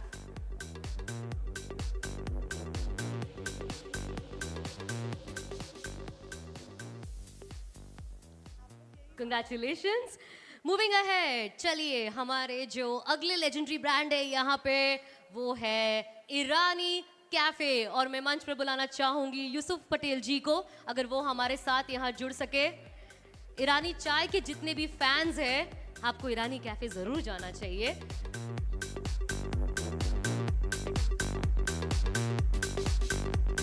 Ladies and gentleman, जैसे कि आप देख सकते हैं यूसुफ भाई पटेल जिनकी मुस्कुराहट इतनी सुंदर है और इतना दिल से वो यहाँ चल के आ रहे हैं. Let's give a big round of applause as he joins us over here on the stage.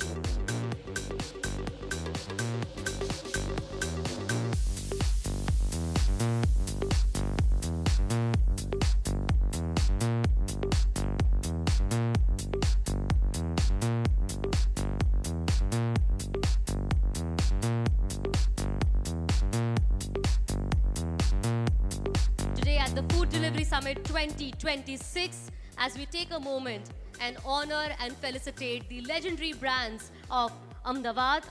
Here we have Yusuf Bhai Patel ji with us, representing Irani Cafe. Thank you so much for all the love that you have given us.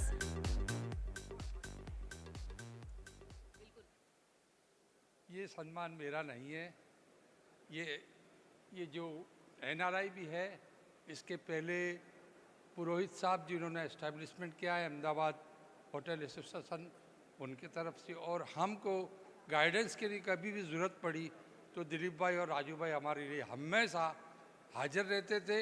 और उनका कहना है कोई भी hotel वाला कभी भी आएगा 24 आवर्स हमारा फ़ोन चालू ही रहता है. तो मैं आप सबका इस स्टेज के ऊपर से धन्यवाद करता हूँ और तहे दिल से शुक्रिया करता हूँ.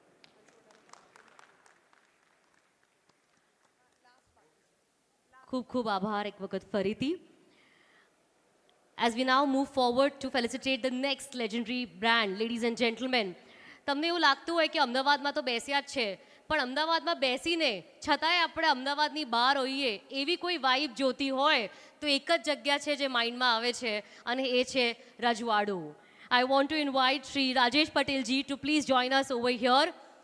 And if you really want to, get that whole authentic vibe, કે તમે કોઈ સરસ મજાના સ્લો લાઈફના વિલેજમાં જતા રહ્યા છો and you want to experience that, એટલે તમે ત્યાંથી નીકળશો તો બહાર તમને એવું લાગશે કે ફાસ્ટ પેસ સિટી લાઈફ અમદાવાદમાં છીએ, પણ ત્યાં અંદર જઈને બેસશો અને એક વખત શાંતિથી બેસશો તો તમને એવું લાગશે કે ઓહો હો, એવું લાગે છે એકદમ માઉન્ટેન્સના વચ્ચે ક્યાંક આવી ગયા છે અને શાંતિથી ગરમ ગરમ ભાખરી ખાવાના છે.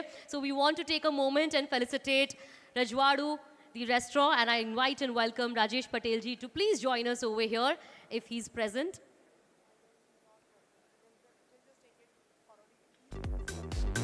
Okay, I believe he's not here, so we'll do the felicitations later. Meanwhile, I thank our presenters. Thank you so much, gentlemen, for being present over here. And for the next set, we have Pratik. I request Mr. Pratik ji to please join us over here from Talod, as well as Mr. Sameer Kukreja, the past president. I request both the gentlemen to join us to present the next set of felicitations.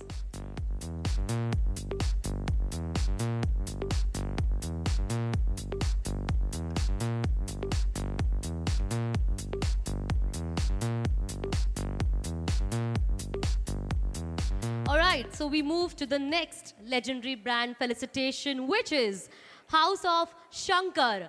And I request Mr. Arun Samrani to please join us over here if he's present and accept the felicitation. The House of Shankar. Arun Samrani ji, if you are here. Lovely.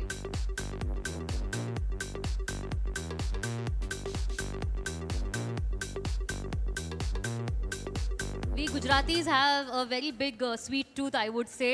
એટલે કંડોઈની મિઠાઈ હોય કે ice creams hoy, we just never feel that it's more than enough for us.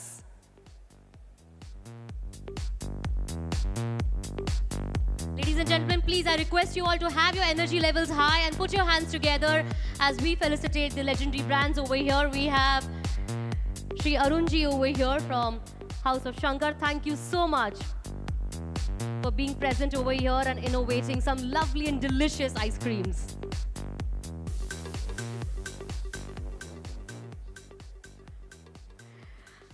Moving ahead to the next brand, ladies and gentlemen, which is Shri Khodiyar Kathiawadi Dhaba, and I request Shri Bakul Thakkarji to please join us over here.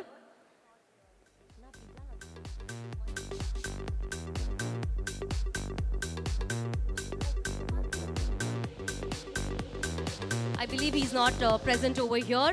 As we now move forward to the next brand, that is सुबह उठ के लोग पोहे और उपमा खाते हैं, लेकिन हम गुजराती इसको जनरली खमन और थेपला का बहुत शौक है.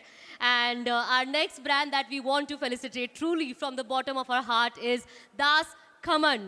And I request if we have Kunal Thakkar or Bhavik Thakkar to please join us over here. मुझे लग रहा है लोगों को ब्रेकफास्ट नहीं मिला या लंच की भूख लग गई है. Can we have a huge round of applause, ladies and gentlemen, as we invite? Absolutely. So all those who have joined us from outside of Gujarat, we have a very special stall as well of Das Khaman. Feel free to relish the delicious varieties of khaman, khanvi, dhokla, and they have a long list of menus. So whatever you feel like, please do visit their stall as well and get a little taste of Gujarat before you head back to your cities.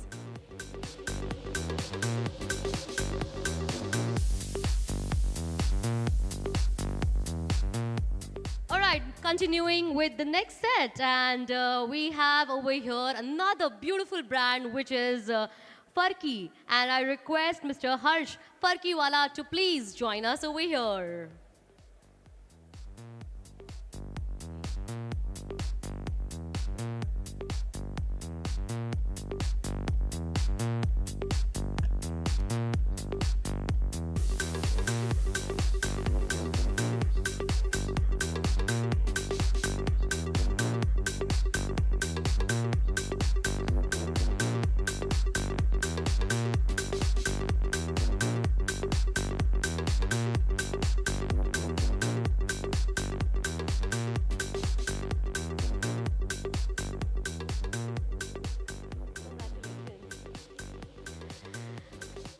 Alright, so I am sure कि आप लोग जो गुजरात के बाहर से आए ये सोच रहे होंगे कि हम क्या लेके जा सकते हैं जो थोड़ा सा स्पिल ओवर ना हो, जो शायद खराब भी ना हो जाए और कुछ चखा सके जब हम वापस अपने घर जाए. And the best thing ever can be a delicious lightweight khakra.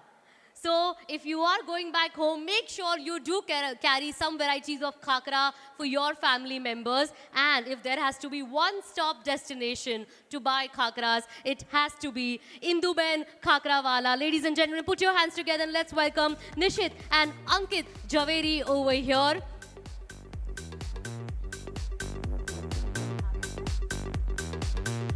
I believe they're not present over here, but we'll make sure that, we appreciate it and we, send them their felicitations later. All right, now moving on to the next food is, it's not the brand, but it's the food which is much more exciting for me. So we had khaman, we had khakra, we had ice creams, and we had so many varieties of mithai. And the next thing which you can really like is a nice cup of chai with some garam gathiyas. And for that, you have to visit ISKCON Gathia. Let's welcome Mandeep Patel over here and make sure that આપણી જે 4 વાગ્યાની ચાની આદત છે અહીંયા ટેવ પડેલી છે આપણને કે 4 વાગ્યા ચા અને સહેજ નાસ્તો જોશે ગરમ ગરમ ગાંઠિયા અને ચા નું સ્વાદ તમારે ક્યાંક જોતું હોય એ છે ઇસ્કોન ગાંઠિયા.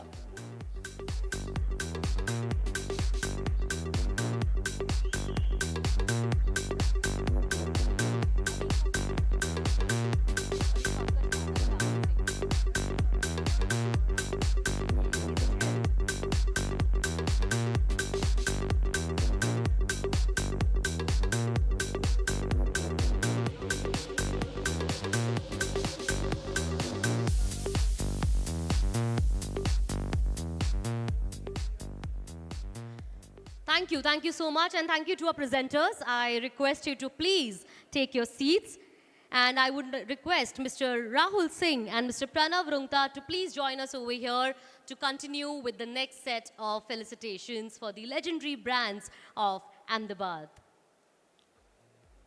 Mr. Rahul Singh and Mr. Pranav Rungta are joining us over here.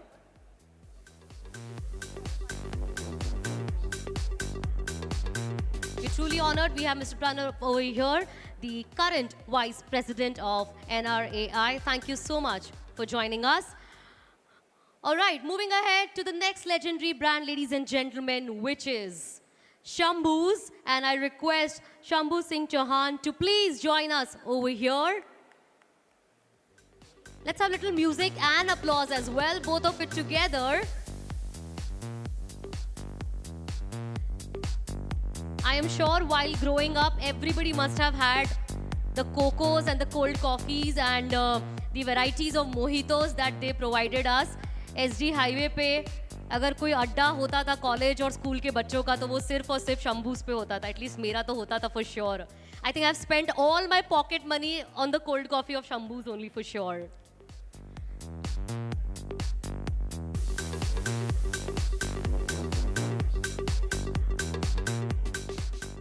Congratulations. All right, so now we move ahead to the next segment, which is some delicious bakery items over here. And for that, there's one brand which is on everybody's lips, which is Kabhi Bhi. So let's have Shashank Chokhani to please join us over here and accept the felicitations and appreciations.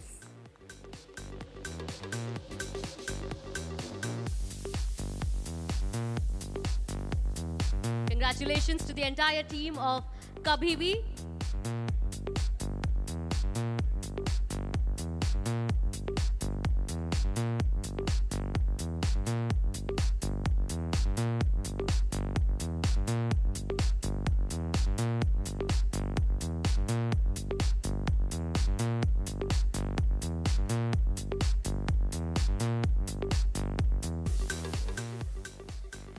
Thank you so much. All right, so now we move ahead. So इतना गुजराती खाना खा लिया है तो कभी-कभी हम गुजरातीज़ को ऐसा लगता है कि अब थोड़ा सा साउथ इंडियन भी ट्राई कर लेना चाहिए. संडे को है तो इडली डोसा मैसूर रवा डोसा खाते हैं. And for that we prefer going to Radhika's, and let's welcome Radhika Chidela to please join us over here and accept the felicitations.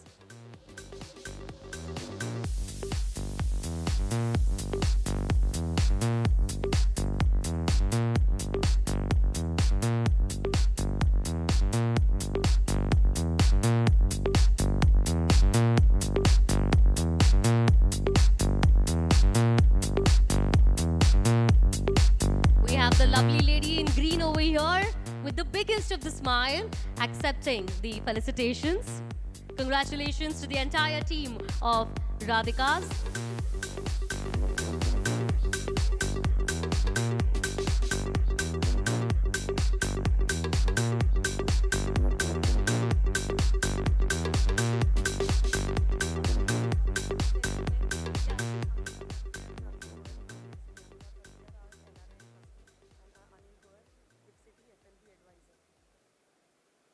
I now request, I want to thank the gentlemen. Thank you so much to our presenters, and I request you to take your seat.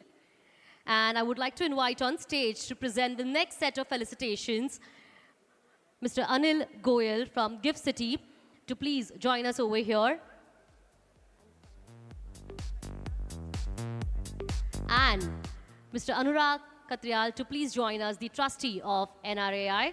I humbly request Anurag ji and Anil ji to please join us over here.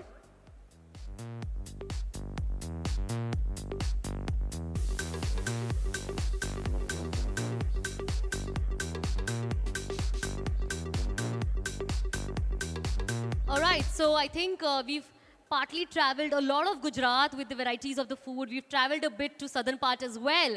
And the people who are little bit health conscious, all they need is delicious smoothies, healthy smoothies, and some fresh fruits. And for that, we ideally prefer to go to 9834. That's not the phone number. That's the name of the brand. 9834. And let's have Parth Mehta over here to please join us.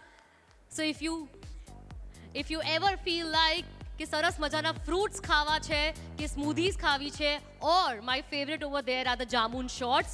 So we do have a stall of 9834 fruit truck over here as well. So please do visit and do check out their jamun shots for sure.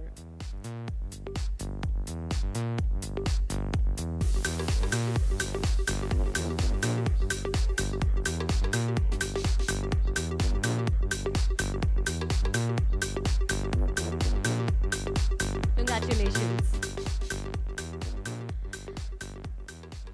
And if you feel कि गुजरात में बैठ के अब थोड़ा सा वड़ा पाव भी खाना है, मिसल पाव भी खाना है, वो तीखी चटनी भी खानी है महाराष्ट्र की, so for that we do have Mumbai misal and vada pav over here. So let's welcome Nisarg Thakkar to please join us over here, जो गुजरात में हमारे लिए महाराष्ट्र का स्वाद लेकर आए हैं. Thank you so much, and let's have Nisarg over here.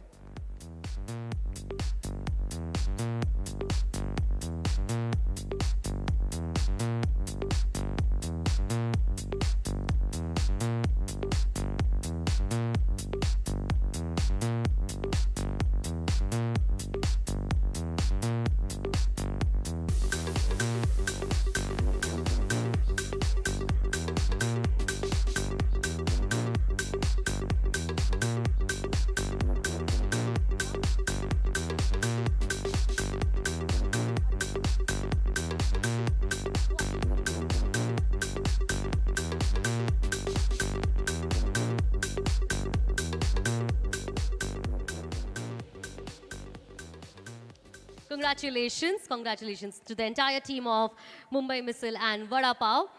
All right, so now we move ahead. હવે અમને as Gujaratis, we love સરસ મજાની છાછ. એટલે જમવા સાથે સરસ મજાની છાછ મળી જાય કે મેંગોનો સીઝન હોય અને મેંગો મિલ્કશેક મળી જાય તો એવું થાય કે દિવસ બની ગયું છે. And for that, ideally we would prefer going to Gopi Dairy, and I request Mr. Maulik Modi to please join us over here.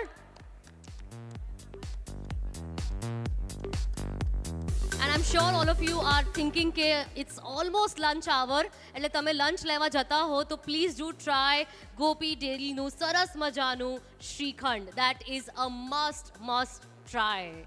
So please try Gopi Dairy ka shrikhand as well. We have Maulik joining us over here to accept the felicitations.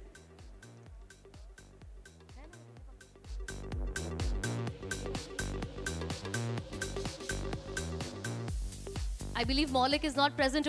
Okay, he must be busy selling his Shrikhand. You know, he's like, please come and taste the Shrikhand, guys. Gujarati is always a Gujarati. Dhando pehla. All right, now we move ahead, and this is the last felicitation of the afternoon over here, ladies and gentlemen. So now I have spoken about South Indian, I've spoken about Gujarati, the desserts. But if you feel કે એક સરસ મજાની fine dining જગ્યા પર જવું છે family સાથે, નાનકડું સેલિબ્રેશન કરવું છે, બર્થડે સેલિબ્રેશન કરવું છે, જ્યાં બધું જ મળી જાય. So we have these two restaurants जहाँ आप आँख बंद करके जो ऑर्डर करोगे आपको सब अच्छा मिलेगा, चाहे वो पास्ताज एंड पिज्ज़ाज हो या बहुत ही अच्छी दाल राइस हो, जीरा राइस हो या सब्जी रोटी हो. And that's at Mango and Under the Neem Trees. And let's have Hemal Patel to please join us over here and accept the felicitations. Yes, we have the gentleman walking towards the stage.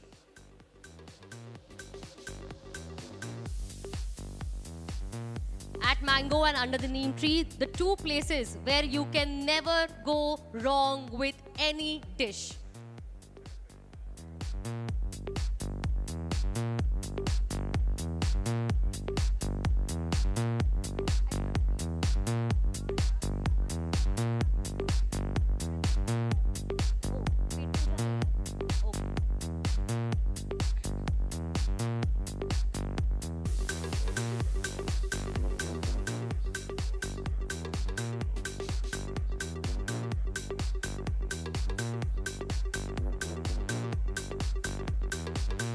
Congratulations to the entire team.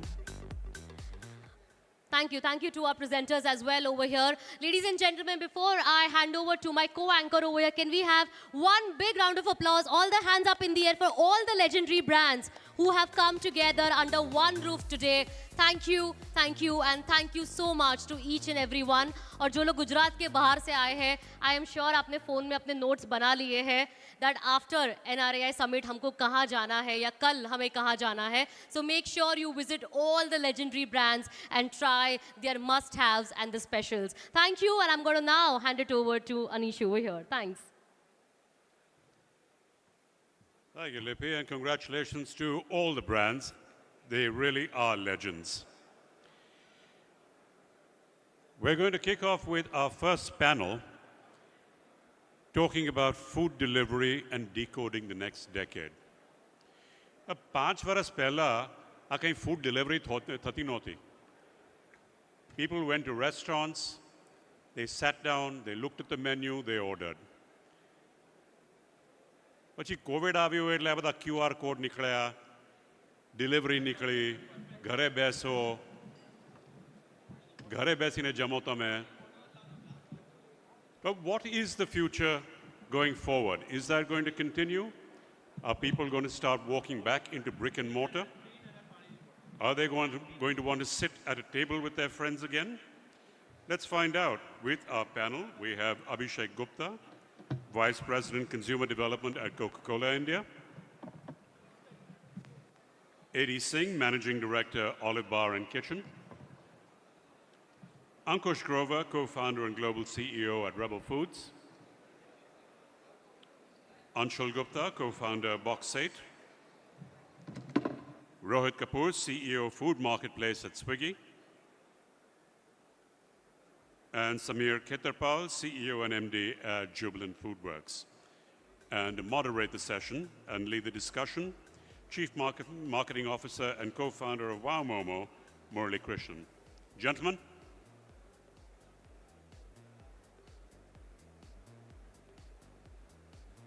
Murali, I see you still sitting over there. Come on. Rohit, Anshul, Ankush, A.D., Abhishek. Anywhere you like? Unless Murali's got a plan.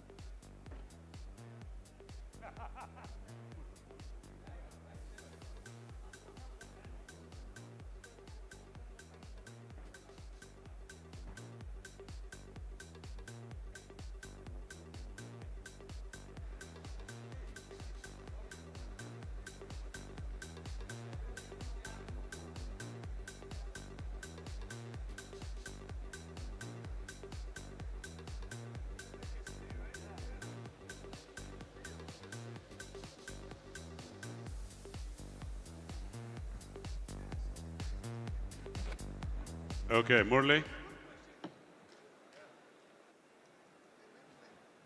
And of course, he's not paying attention to me. No one pays attention to me.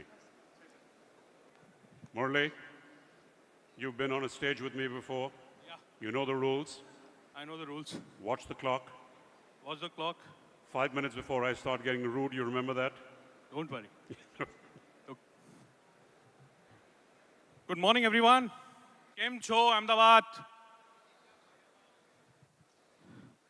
Kem cho? Kem cho? Kem cho? First session is I'm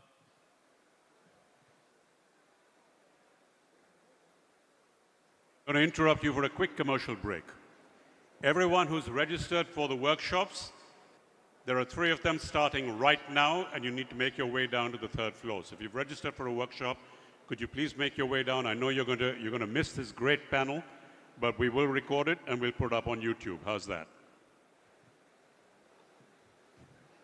I have amazing, distinguished, been there, done that panel with me, and it's going to be a really, really immersive panel for the next 40 minutes, and I'm going to guarantee great learning, great fun, great anecdotes, no fights, happy ending. Right? Thank you everyone for joining me here today. My first question, since we are talking about the next decade of delivery business, Rohit sir, it's to you. So I personally feel that Swiggy knows me so well. Like Swiggy has become my wife. Right? So it exactly knows what I want to eat, where I want to eat. So do you see that there's a shift that has happened in the last 10 to 12 years from, from me going on the platform and choosing what I want to buy rather than platform telling me what I'm supposed to eat today. So it's basically become the clergy or basically the pandit of medieval period in India, where we used to go tell the pandit ji saying that pandit ji, मुझे समझ में नहीं आ रहा है क्या करना चाहिए, and pandit ji used to look at my hand and say that तुम्हें ये करना चाहिए. So is Swiggy actually capitalizing on so much of consumer data and becoming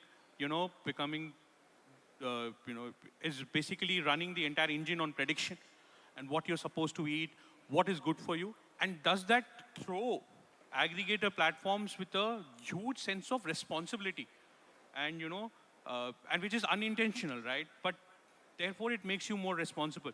Do you see this happening, and do you see this becoming very big in the next 10 years? See, we live in a country where moms have tried 100 years to feed kids tinda and karela and all kinds of things. Kids still don't eat it, right? So I think to presume that anybody can tell anybody to do basis anything, I think we are taking ourselves far too seriously. So I don't think that has happened, by the way. And the most numerical way I can explain it is search.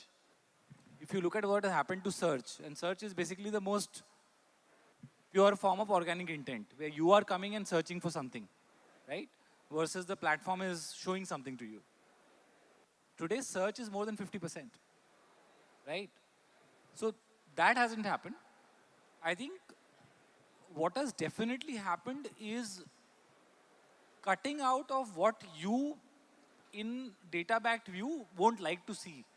You are not wasting your time. So for example, if you have never shown an intent for fast food, right, then it doesn't make sense to keep throwing it at you.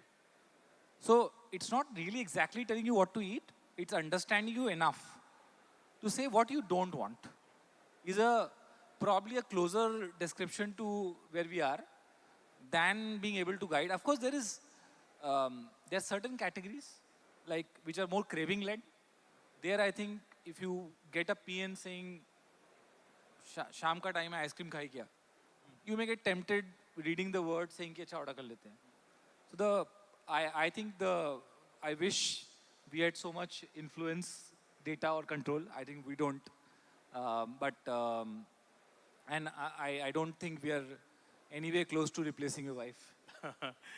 But so what is interesting is, it's this whole set of, behavioral change that is happening, which is in a way, you've been the driving force behind wanting to move away, from only experience to say convenience, right? That you think convenience is going to be the answer to unlock the next level growth? 100%. 100%. So convenience we are completely convinced on, but convenience doesn't have a singular meaning. So for example, I often joke we sometimes solve family disputes. जैसे कि रात को खाने में क्या खाना है, right? Is a matter of some small version of a family dispute. Mom will say, I will cook this. So the kids earlier would have to battle it out. Today they say, chodo yaar, I'm not entering this debate, let me order my burger, right? So to that extent, making people, I think more than convenience, I'm a big fan of people exercising their choice the way they want to. And just continuously moving in that direction, saying it's your choice how you want to lead your life. And whatever choice you're exhibiting, we'll show up and make it convenient for you. Okay. Right? And look at Indian cities. We are becoming harder and harder to go out so people go out for only 3 things in Indian cities. One is your work, right? Second is entertainment, which eating is a part of. And third is shopping. Any fourth thing, you'll rather be home and say, I'll rather be here and get it done with because it's so high friction. Great. I think so. The choice is still with the consumer, which I take home here. I go to Anshul. Anshul, you've been around 2012 to 2026. You've seen multiple phases of your own delivery, and you are a maverick in your in our industry. We all look up to you. What do you think that how has these choices from a say pre-2020 era to now, do you believe that delivery has become, or eating out has become, or eating in has become more occasion driven rather than cuisine driven? Which means that I just want to have some 149, 209 kind of a lunch, or I feel like having a midday light snack, or that's what the occasion is driving rather than cuisine preference. You think people are not bothered about cuisine, but they are bothered about what they are in terms of the context? Hi, thank you. So, see, I think food has always been a lot more nuanced. I think, different consumers would behave very differently on a Monday morning versus a Saturday night. Even within the same cuisine, sometimes occasions would take over, sometimes the absolute love for the product would take over. If we are in a meeting in office on a weekday, we just want to get over with the whole idea of lunch and not really care about, which particular cuisine we may want to have. But at the same time, if it's a lazy afternoon on a weekend and we want to indulge ourselves, it would definitely be cuisine-led. So I think that is also the beauty with food, that there isn't one answer really to all problems. And while things are evolving and moving forward, but the core fundamentals still are the same. Like, people are emotional about food. They continue to be. So every meal where they get enough time to spend on, they would want to make an informed, correct choice. So that continues to stay. So if you do you feel, okay, let me possibly put one different kind of a question to you. Let me understand that what do you feel is going to be the most biggest battle in the next decade?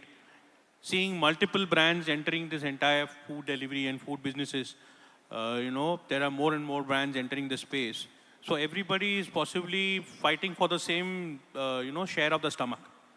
So what do you think is going to be the real fight, especially thinking delivery becomes ubiquitous in our industry today?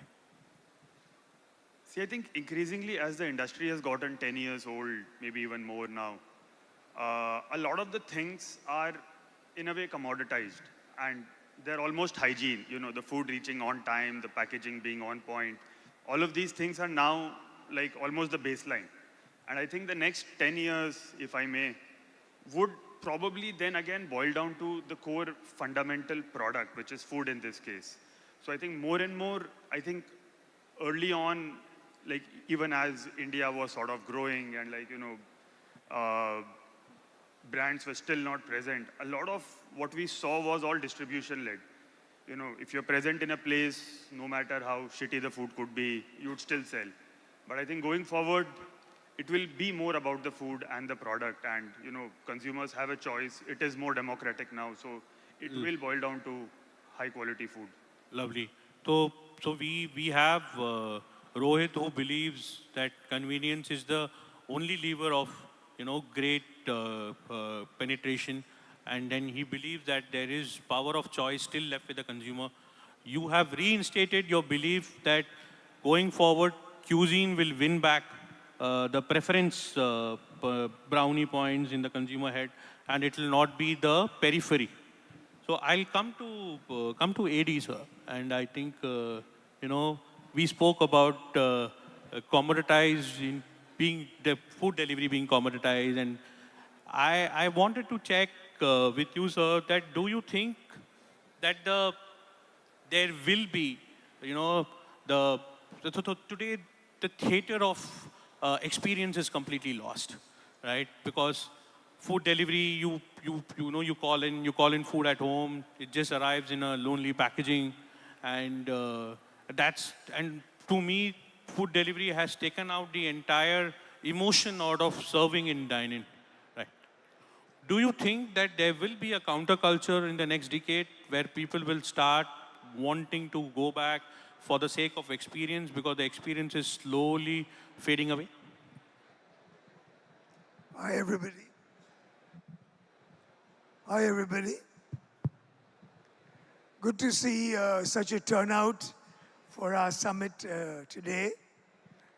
And I'm sure all of you are also very encouraged to hear our Deputy CM's words. It's almost the best recognition and respect I've seen for our industry in my 30 years in it. It's just showing you how we are growing and being recognized and valued.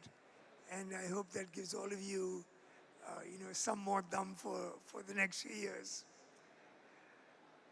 For my part, the number one observation I have over so many years as the scenario has changed, which I think connects back a bit with what you said, is that there's still no substitute for good food.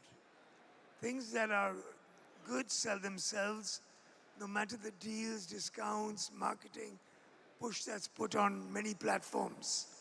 So number one, I'd say, whatever your product is, focus with your team on getting your food better and better and better. Secondly, I'm encouraging my teams to work on personalizing and differentiating our products, both in dine-in and in delivery. So I don't know how much we've all focused on that part, but it's becoming increasingly important, as Murli pointed out, and do put some effort and thinking and strategizing into differentiating your product, whatever sector, subsector you're in. Packaging is, of course, the first step, but there's so many more ideas. We're lucky with the online world today, so I would encourage you to use technology, whatever AI part you're comfortable with Insta, to search for ideas to make your delivery products stand out, of course, as cheaply as possible. I also suggest, many of us are getting older. We don't know what the heck Gen Z is thinking. So I would suggest either use somebody from Gen Z in your teams to help you ideate. They know best what connects with their generation. And that'll help you reach out to them. They are very different in thinking than we are. And one of the things that I love is that they do care about giving back. That's so critical in India, and I would say it's important to them. So do see how you can. My group, for example, we add 10 rupees on every bill in dine-in, and then we match it ourselves. And many, many customers really value that. Through NRAI, we're tied up with Share Our Strength, and whatever model works for you, I'd encourage you to help feed those who are struggling for their midday meals, etc. It's a crime to have hungry children. And Gen Z really connects to that for your brand, so it makes business sense as well. I don't want to take up more time, but I hope that helps everybody per direction. Amazing. It's a pleasure hearing you, sir. Sameer, I'll come to you because we spoke about data right now, and I think that you guys have taught the entire QSR how to do behavioral shifts. You guys have taught the entire QSR in the country what is data engine and data mining. How are you seeing the next age of data shaping behavioral change in QSR? I think the first thing is the food changes more behavior than data.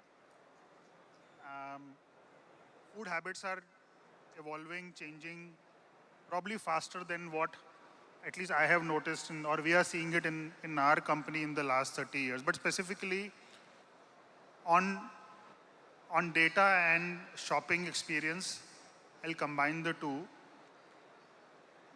The biggest opportunity for our industry is that in average, Indian will eat 1,000 meals. But still the number of meals taken from outside is 15, 20, 30 at best in a year. Right? For Domino's, it is an average customer eats thrice in a year, only 3 times out of 1,000. Right? And if probably the number for aggregators will be 20 maybe in a year. Right? Even lower than that. That's what Rohit is saying. Huge opportunity for industry to know the customer. I mean, I'm still at a place where we don't know who our customers is still. Why do they come? What do they celebrate? Especially for this audience, I would say do you all have a database of your customers? Right? Are you, when they come to your outlets, do they have the best deals and the best service? Or do they have the best deals and the best service outside on some platform? So I will first look inside, do I have a good data set? Going forward, it will be at least it is cliched, but AI will definitely change. It will make the competence or the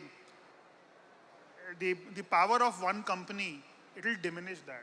So brands can be launched much faster. And if you see your customers are eating something, you can actually introduce a product much faster. So it will drive more innovation. For a large company like us, we can be disrupted much easier. That's what's happening to, if you see Unilever or P&G, FMCG companies or startups in India are disrupting just purely on the base of data. But very few companies are able to use data scientifically. It has become a buzzword more than it is being used. Got it. I think I'll take the conversation to Abhishek.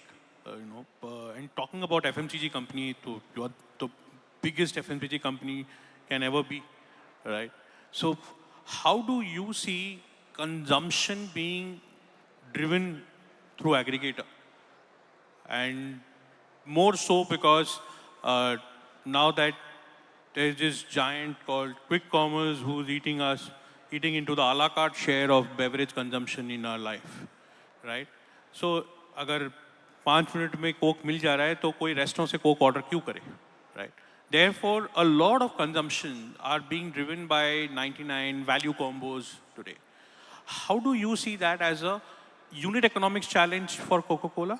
And what do you think, is there any study that you guys have done globally that can help enable the restaurateurs here to make more out of, out of the beverage? For example, the entire mixology which you are working on. Throw some light on that. So, wow, what a question. So, I'm starting with the script that was laid out. And, and I think you have kind of layered multiple dimensions in that question. So let me try and pick up as many as I can.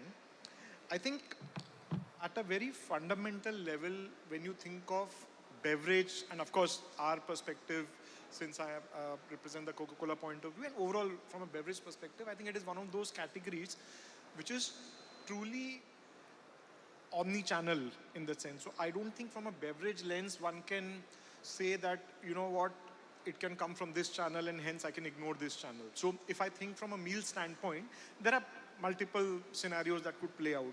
The most obvious being that you order the beverage along with your meal on the same platform that you're ordering the meal from. The second option, like you said, is you could order it from a quick com platform because that's the other option that is available to you. The third scenario that we would also sort of love to bet on and we work towards is to make sure that a beverage is always present in the fridge or the pantry at home, because from an occasion standpoint, whether it is a beverage consuming occasion or a food meal occasion, it could happen anytime. We spoke about 1,000 occasions through the year, etc. But in today's day and age, there is also this whole thing of big occasion, small occasion, mini occasion, or just taking a break. And a small break moment could translate into a food and beverage occasion at times. So I think at a very fundamental level, I think the task at hand is to make sure you're omnipresent. I don't think you can take bets and say, well, I'll sort of play up here, I'll not play up there.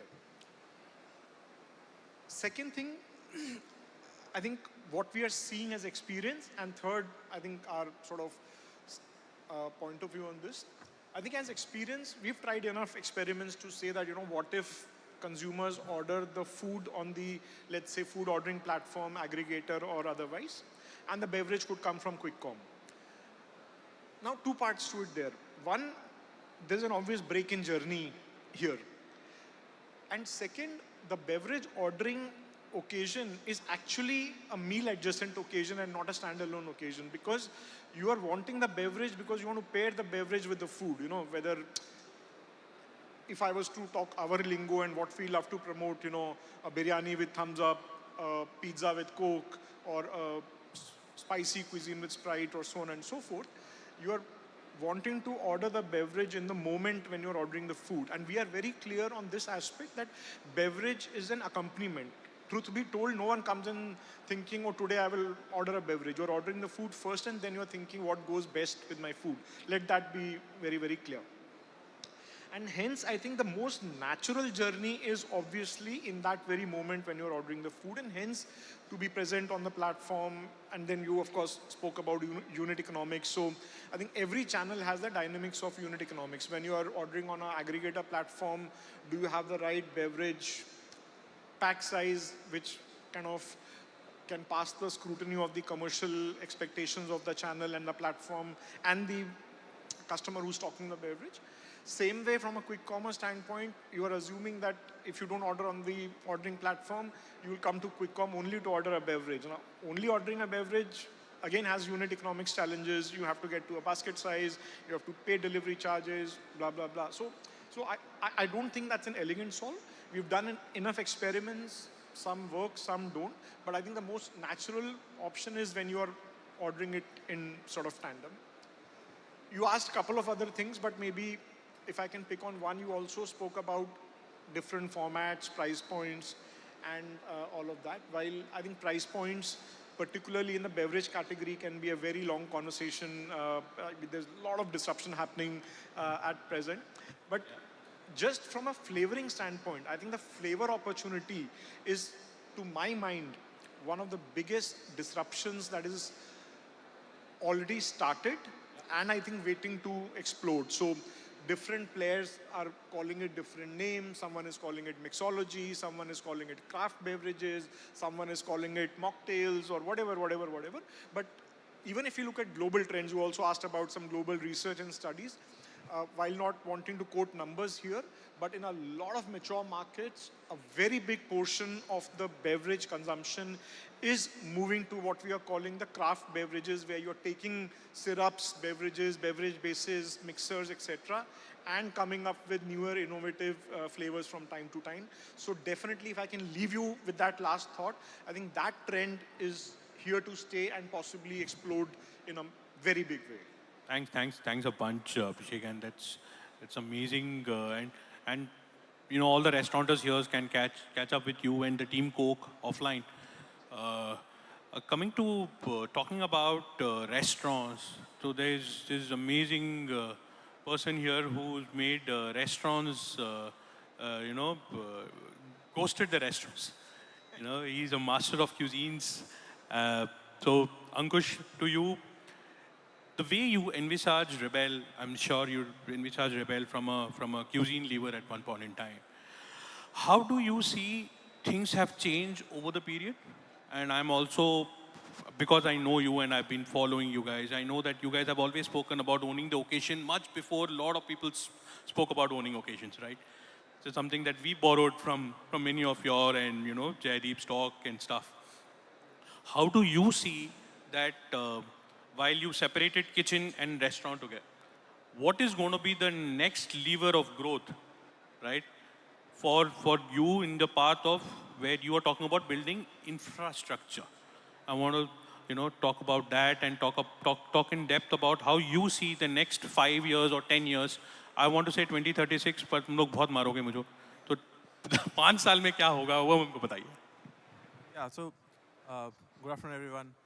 So the first thing we realize that typically we always say we walk into a restaurant, and that's the first thing we wanted to challenge.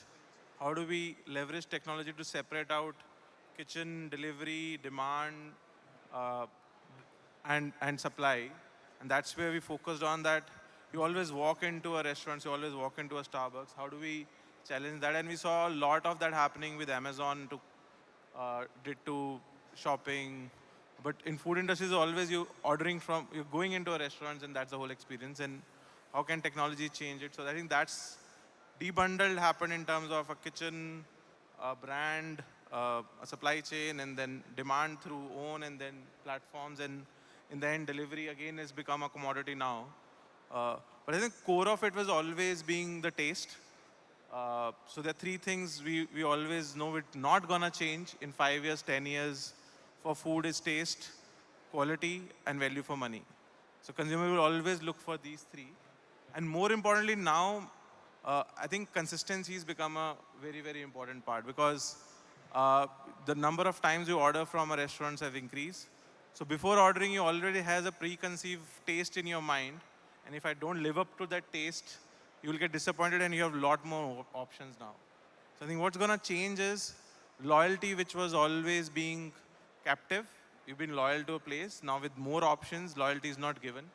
You have to earn it. And to earn that loyalty, I think these three things which I mentioned is taste, quality, and value for money is very, very important. And most important, consistency. Because let's say I'm ordering a butter chicken, I have a preconceived notion, okay, I'm ordering a butter chicken for Daryagan, this is how it tastes. And if it doesn't taste like that, I will obviously call Bagga and say, what's wrong?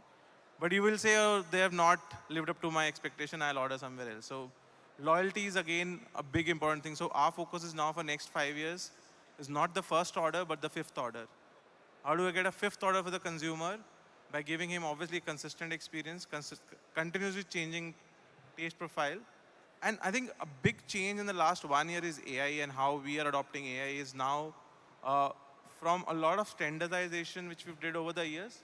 Now we're moving a lot of customization by region. So a lot of things we realize is South like spicy while North like lesser spicy and how tastes are being involved. How do we leverage AI now further within our brands to give more customization to our customer? And then at our scale, how a kitchen can also stick to that customization which is possible. So I think as Anshul mentioned, taste is going to be very, very important. Food is going to be very, very important. But how with technology and AI, we make it even more customized, even more accessible to the customer. This is very, very interesting. And thank God you mentioned it. And I was just trying to understand, trying to figure out a way, how do I segue into next question? So we are always talking about the Bharat now. In tier 1 has given us what it can. I think what we are all trying to reach out at our scale individually is to build the Bharat story, right? In that, first question to you, how would you battle the consistency part? Because butter chicken possibly in a Delhi and butter chicken in possibly parts of northern Rajasthan or butter chicken in parts of Sangli are slightly different, right? Are a lot different, in fact. The uses of khadi masalas and so how would you define Bharat growth story and still keep consistency and taste as a benchmark of success? So I think first on consistency, when we look at Western cuisine, it was very, very standardized. So we do a lot of culinary innovation in our food to figure out how do I use technology to standardize Indian food, which is a lot of skill. So I think then breaking it into each step, a lot of science which goes behind. And now over the last couple of years, we realized while each brand will have a signature product, but within that brand, we need to have some regional products also. So like in Chennai, we have pepper chicken, pepper paneer, but in North, we also have a very different butter chicken, as you mentioned. I think understanding that consumer demand, but then obviously offering a standard product, but as well as offering a standardized product. So we offer a signature product, but we also offer a regional product, that's one. Now, very interestingly, you mentioned about Bharat. So today we are operating in almost 125 cities. And as you talked about data earlier, how that data help us understand, and thanks to our partners, Swiggy and all, we get a lot of insight what consumer are ordering. And when we enter to tier 2 cities, in fact, for me, tier 2 cities are growing much faster than tier 1 cities because the overall internet penetration has helped consumer discover more brands online, and we are an online first company. B, they want to try a lot more cuisines. And very, very interesting fact, a late night ordering is much higher in tier 2 than tier 1 today because they have much more time on their hand. We are always stuck in traffic. They normally have 2 meals now in the dinner because they come back home, have dinner, and by 11, 12, they feel like, okay, let's order something. But because today I have that accessibility which was earlier not there. Now coming back on the main point on the Bharat, I think Bharat is differently. And that is applicable now to each cuisine. I see Domino's launching Indian pizzas. I see McDonald's launching Shravan meal this time. A lot of people, because people want to consume from outside, but people have restriction, and we have to respect the religion thing. That's something which is going on now. Lovely. Rohit sir, आप बताइए what is Swiggy's take on the next 500 million customer in the country? Look, next 500 million, 50 crore, okay? I have a personal belief that India is digitally equalized and financially unequal, right? So why I say that is because even if you go to a tier 3, tier 4, tier 5 town, you find them exposed to brands, you find them exposed to all kinds of trends, food. So they're not like really digitally naive, right? That's a very interesting phenomena where the market has become ready from a logic standpoint, but it's only the wallet which is coming in the way of consumption. And there I'll take it in 2 parts. Of the next 50 crores, there's a large chunk which is ever to experience food delivery, right? And there is a chunk which is very infrequent. वो साल में 2-3 बार करेंगे, okay, because it's a birthday or an anniversary or something on an occasion they buy it. I think that will open up. So first conviction statement, today, if let's say because you're talking 10 years, if you ask me if today, let's say 15, 16 crore have experienced food delivery, that number will go to 50 crores, maybe more. Right? That is absolutely certain to happen because of the social changes happening and also GDP per capita. Now, what shape it happens, what form it happens is all a matter of innovation, experimentation that's going to come, right? But I genuinely believe that 10 years later, probably half the country would have experienced food delivery for sure. So one point, and I'll ask you, and then I'll go to Sameer sir. The fundamental is Ankush mentioned about value for money being one of the biggest tentpole of Indian consumption. You believe value for money still in the next 5 years is going to be the biggest tentpole? Look, first of all, on a fun note, that any 5-10-year questions I answer very confidently. Don't ask me next quarter, right? No, but on a serious note, absolutely. Because I said, look, the battle is for the wallet.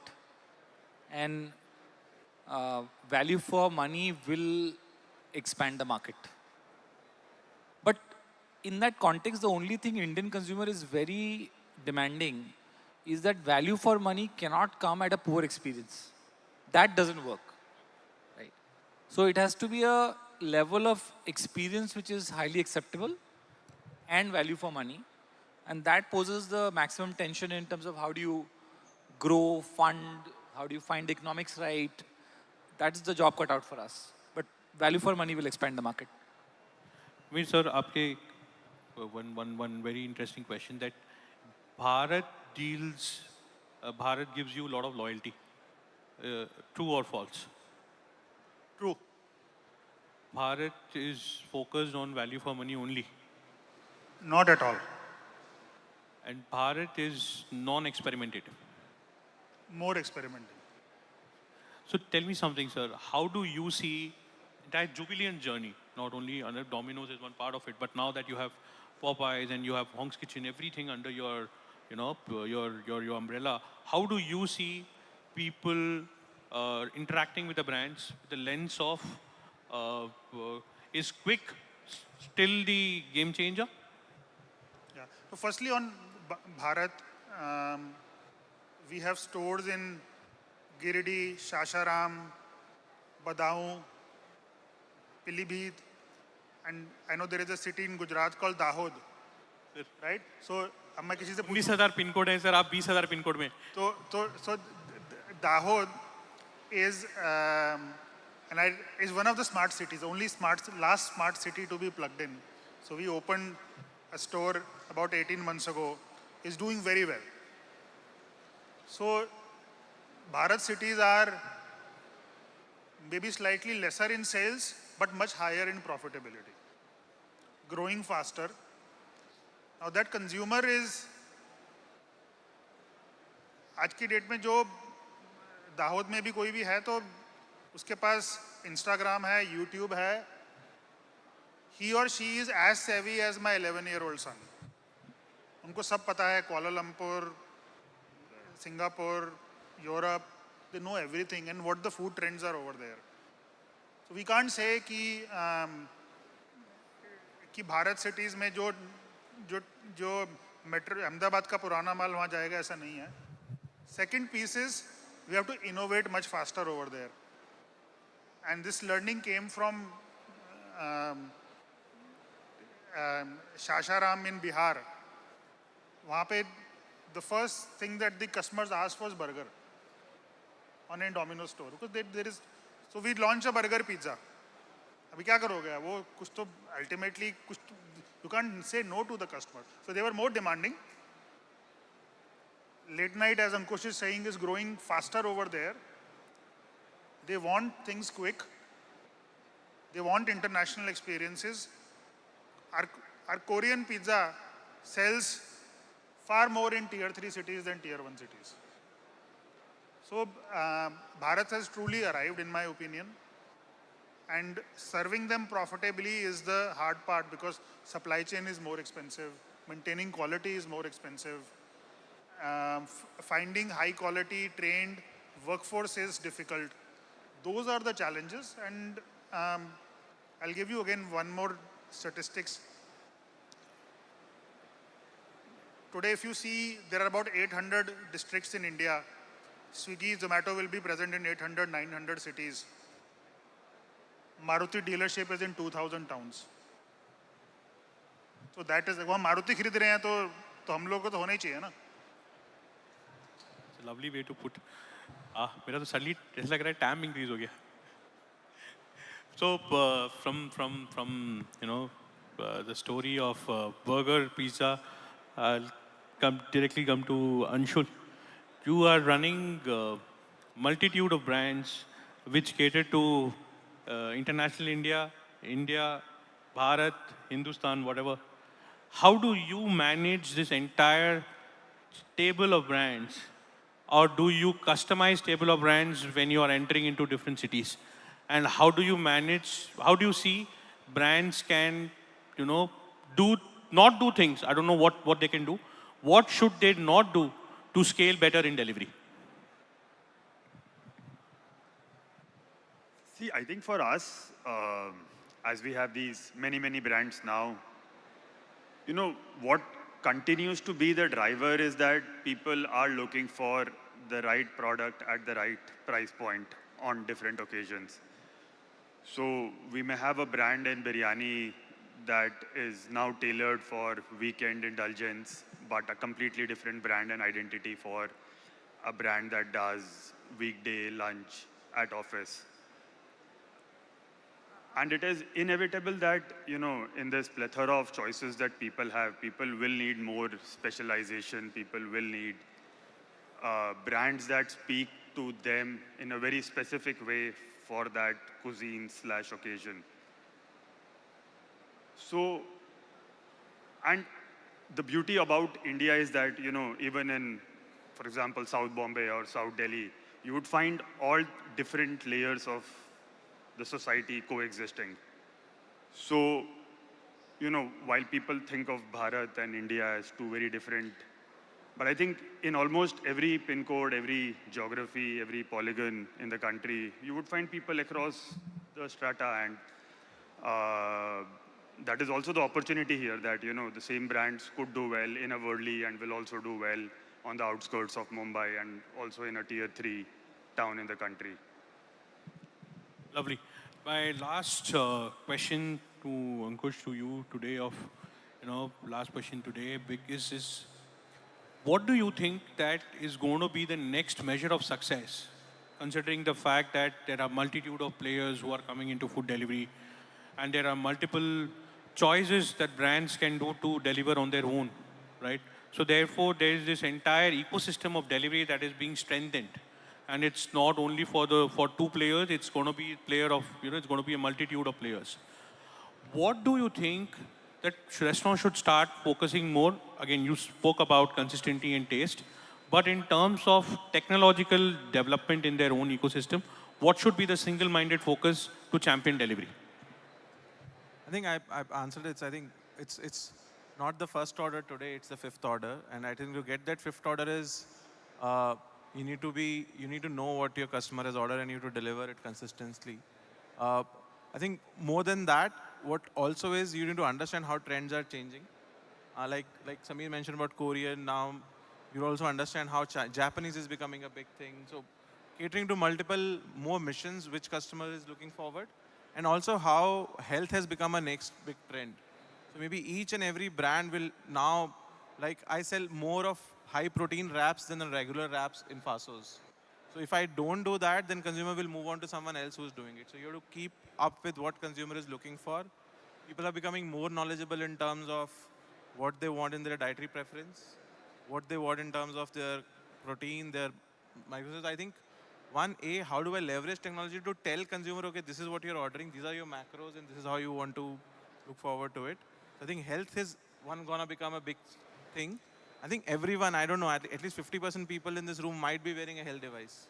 Or that health device, like I wear a Whoop, someone wear a Apple Watch, how that device talks to your food ordering also and know what you want to eat, when you want to eat. I think all that is gonna be, consumer want to know what they eat, because end of the day, food is one thing which you take inside your body. And that's gonna, people are with more disposable income gonna be more cautious about it. We have seen the protein wave in this country going right now. I think it's gonna get more intense in that. So I think while we love to eat, we want to know what we're eating, how hygienic it is, and what I'm consuming. So that's, I think, next 5 years. While again delivering value, quality, and taste, but these things will become an add-on. And with technology, we'll try to see how much we can give it to the customer. Lovely, and thank you, the entire set of panelists here. A lovely morning, and we've learned right from how choice is still in your hands. You are going to still be, choosing what you want to eat. Nobody's going to tell you what you want to eat. There is no pedagogy here. Taste is going to stay true. Experience will redefine the next growth for you.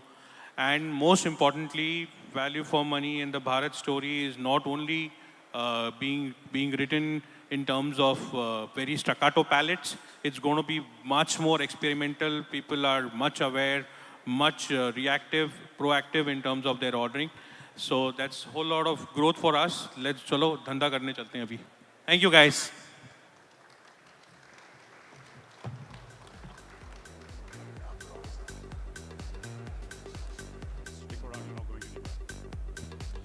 Thank you, gentlemen. Murli, deep gratitude to you. That was a great session. And, and to felicitate the panel, could I call up Chirayu Agarwal, Secretary of the Gujarat chapter.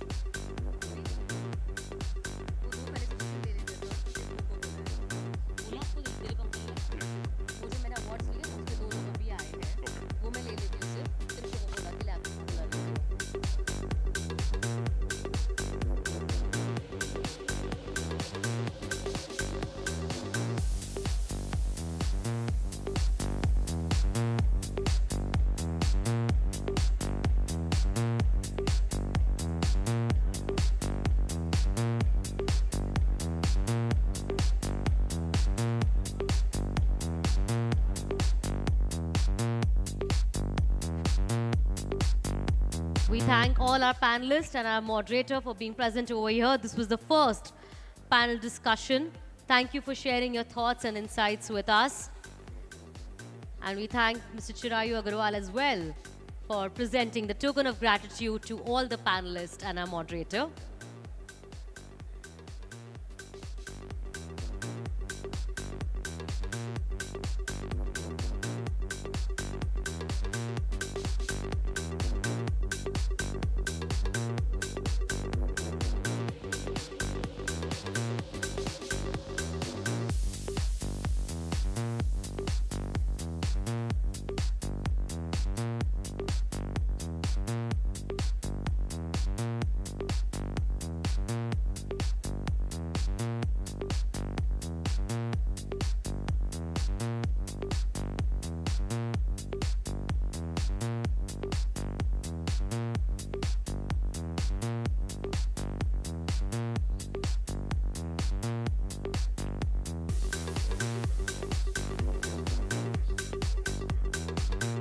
All right. Well, before we move to our next set, which is a presentation, while I was announcing the legendary brands of Ahmedabad who've done so much for the city in the food sector, there were two brands who were running little late due to some commitments, and we have both the brands present over here right now. And to present and appreciate the efforts of these legendary brands, I would request Mr. Nitin Nanavati to please join us over here from the NRAI Baroda chapter.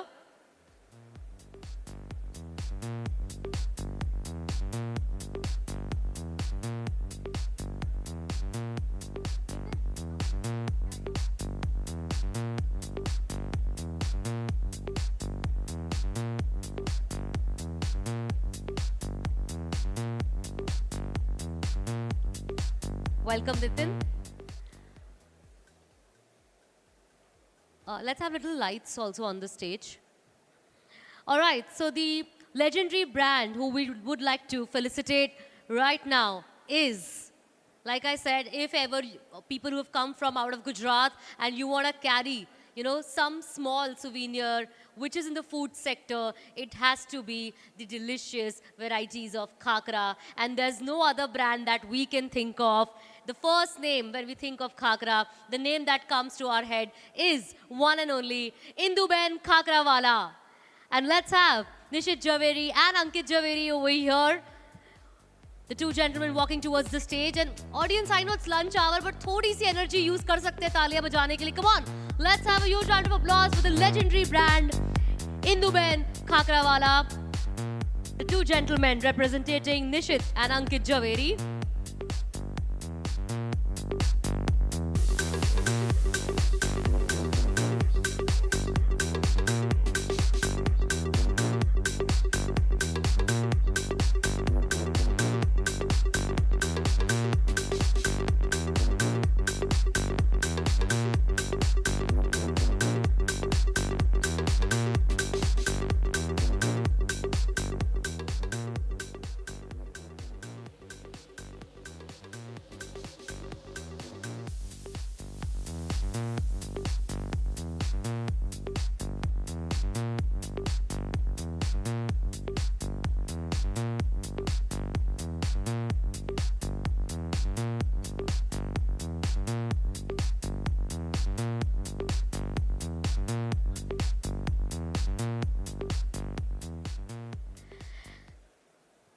And ladies and gentlemen, ધારો કે તમને એવું હોય કે અહીંયા અમદાવાદમાં બેસ્યા છે પણ સરસ કાઠિયાવાડી ફૂડ જમવાનું છે તો એના માટે પણ એક જ જગ્યા છે. That is Ma Shri Khodiar Kathiawadi Dhaba. And we have Shri Gopal Thakkar representing the brand over here. Let's have a round of applause while he accepts the appreciation and felicitation. Congratulations, sir.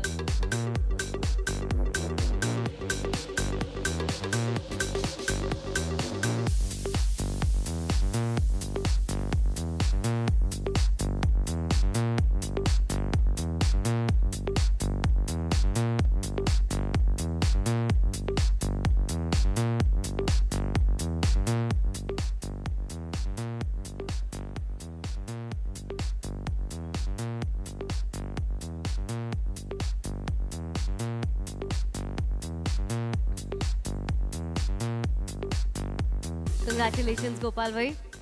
And thank you, Nitin. Thank you for your time and presence over here.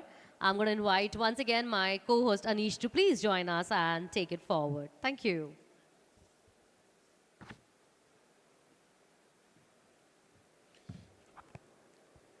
Thank you, Lippy. We have our first partner presentation next. And I'd like to invite on stage Sablin Kaur, Senior Director of Strategic Communication at Coca-Cola India and Southwest Asia.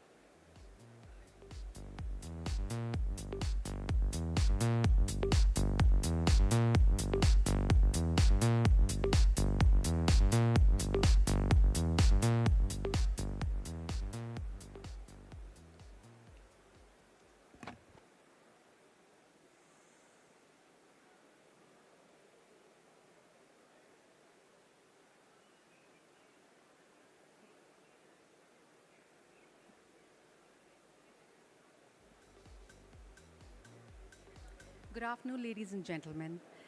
I want to start by saying that the heartbeat of any local economy are our corner restaurants, kiranas, and the hangouts that we all hold very near and dear to our hearts. At Coca-Cola, we are always reminded about the delivery trucks that are laden with our drinks and that make their way to the dhabas, eat-outs, and shops at the last connecting point in the country, whether it is from Kashmir to Kanyakumari or from Bhuj to Arunachal Pradesh. When you see a Coca-Cola truck in the furthest corners making its way all through, it's a sign of economic activity, familiarity, and memories. Thank you. Memories that we all create with our families, friends, our loved ones, and even strangers, especially over meals. It's always the small details that matter. The taste of the food, the aroma, the smells that take us through to childhood memories, the favorite table, familiar sounds that feel like home, and of course, our local heroes. Today we are here to talk about our local heroes who sell and serve our beverages. Thank you for that. Whether it's a chilled Coca-Cola with a plate of dabeli, a thumbs up with biryani, a Sprite with momos, or a Fanta with a plate of chaat, that is locally yours.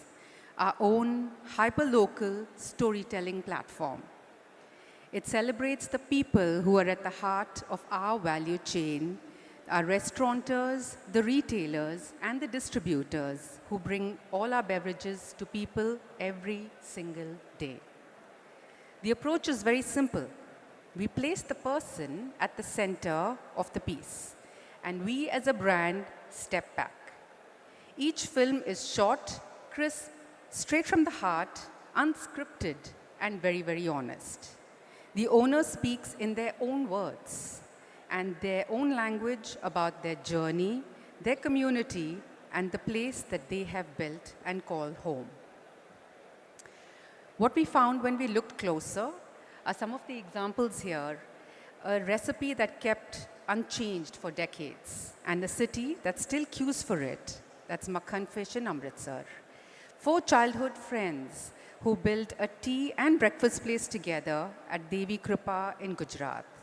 A daughter who stepped in to keep her father's vada pav stall still going in Maharashtra, or a lady who rebuilt her entire life through her kitchen at Aya's Curry in Tamil Nadu. For more examples, a father whose tea and samosas paid for his children's schooling at Gupta Ji's in Delhi. A small Champaran meat house in Bihar.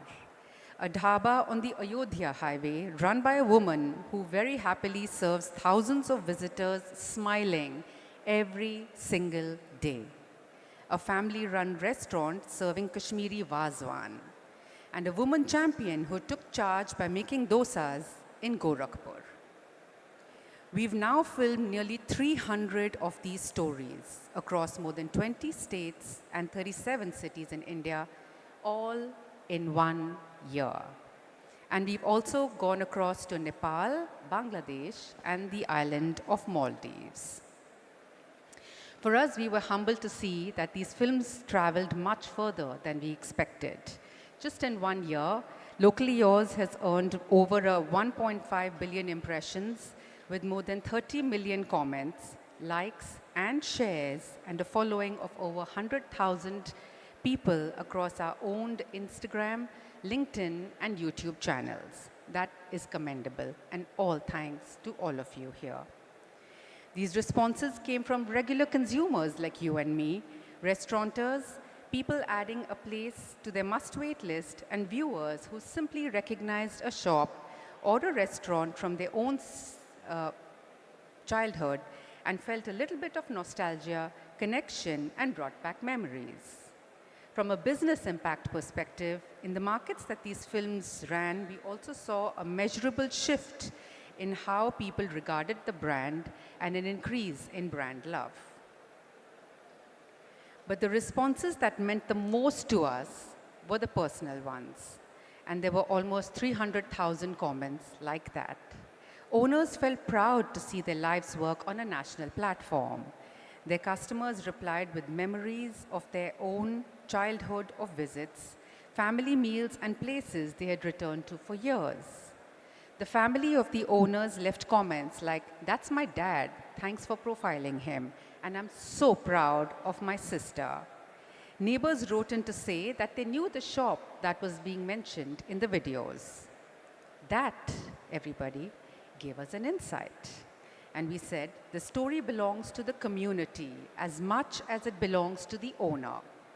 These films gave people a reason to see the person behind the counter, to see their struggles, to respect their journey, and to celebrate a place that they may always have taken for granted, bringing back memories. Every restaurant here holds a story only it can tell. It may be a family legacy, a first venture that is close to the heart, a neighborhood institution, or a recipe that has been held close to the heart for generations. These stories are part of what makes Bharat's food culture what it is today. On the delivery apps, your restaurants already have a name, a logo, an identity, and that is a real strength. The story behind that name is yours and yours alone, and it deserves to be seen. Locally Yours humbly gave us a chance to listen to these stories and put them on a national stage. It is time you told your story there too. Here are some of our videos. Can we play the video, please? Some restaurants become synonymous with the regions they belong to. They carry the flavors, memories, and the character of a city, becoming names people return to, recommend, and remember for life. कुछ चाहिए भगत करे जाओ, कुछ खाना है भगत चले जाओ. So I connected it this way that it's more of an emotion for the people. They want anything and everything is available at Bhagat Alway. Apart from a brand name, Bhagat Alway is more of an emotion for people. જે સારા નામ ને મક્ખન નહીં રાખે ને वो અહીં नहीं रखे वो लोगों ने रखे कस्टमर जो भी आता वो कहता वाकई मक्खन ही आवा है. पूरे बिहार से भारत से भी बहुत जगह से लोग आते हैं मैम. जैसे कि आपको मेरा नाम नहीं पता है, आपने मुझे बड़े मियाँ कहा, तो दूसरे कस्टमर ने बड़े मियाँ कहा, तीसरे ने भी बड़े, ऐसा करते करते सब लोग जो भी आता था बड़े मियाँ, ये बड़े मियाँ जो नाम है ना, ये कस्टमरों का दिया हुआ नाम है. But behind these triumphs are challenges that often go unnoticed. तो टाइम में मेरे बाप मर गया, मेरे लड़के 5 साल के थे, मैं चलाने लग गया. मैं नहीं चलाने वाला था. गवर्नमेंट बोला तुम्हारा जैसा कोई नहीं चलाएगा, ऐसा कुछ बोले तो हम है बोल के गाँव वाले बहुत सपोर्ट करें. खुद से यहाँ बर्तन मांजे हैं, खुद से टेबल साफ किए. सुबह 5 बजे पिताजी चला करते थे और कई बार तो उससे पहले के समय में तो हम पापा के फिजिकली देख भी नहीं पाते थे, क्योंकि हमारे सोने के समय के बाद में वो आते थे, हमारे उठने के पहले चले जाते थे. उनका पूरा समय व्यापार के लिए निकलता था. एक कमाता था, 10 खाते थे. पैसा मेरे पास इतना नहीं था और बैंक से कुछ लोन लिए और रिश्तेदारों से पैसा लेके और बिजनेस स्टार्ट किए. What carries them through is a relentless pursuit to keep going, घर की मैं पहली बहू हूँ जो रोड पे निकल के बिजनेस की हुई हूँ। धैर्य बनाए रखिए और मेहनत कीजिए। मेहनत करने को वाली को हार नहीं होती है, सफलता मिलती ही है नहीं। Years of experience in some cases, business भी वही करना चाहिए जिसकी नॉलेज है उसको। नॉलेज के बगैर बिजनेस करेगा तो फिर वो कामयाब नहीं होगा। and the willingness to learn in others. Customer, उनसे हमको बहुत चीज़ मिला सीखने। निंदा जो करता है उसको निंदा पर ले लेना चाहिए, उसका कुछ बता रहा होगा।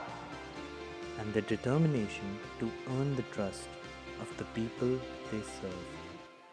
होटल में जब तक रहूँगा तब तक चलाऊँगा। मैंने मेरे से नहीं होता भी मैं दूसरा को रख के भी यही कंपनी का माल चलाऊँगा, यही होटल ऐसे चलाऊँगा। जो भी आते हैं, वाह क्या है, आपका तो प्रोग्रेस हुआ है। अंकित सर आप लोग का देन है, मेरा नहीं हुआ है, बस आपका देन है। आप आते रहिए, मुस्कुराते रहिए, हम आपका सेवा करते रहे। Locally yours is our tribute to those who feed us, take care of us, and set the table for life's special moments.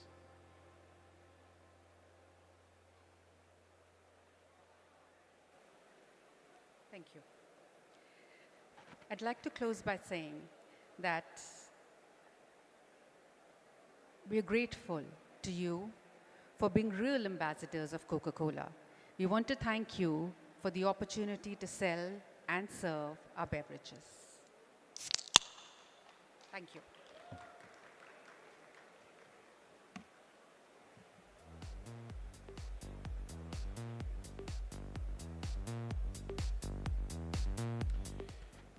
Thank you, and to felicitate our speaker, I'd like to call up Nisar Kansara.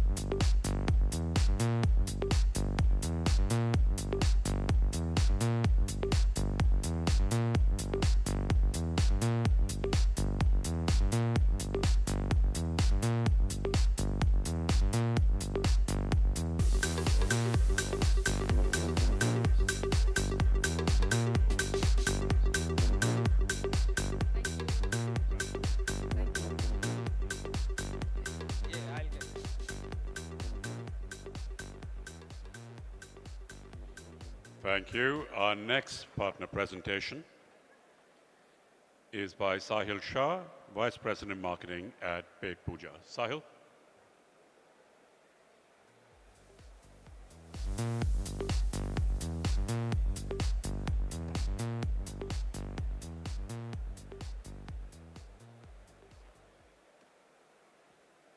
Hello.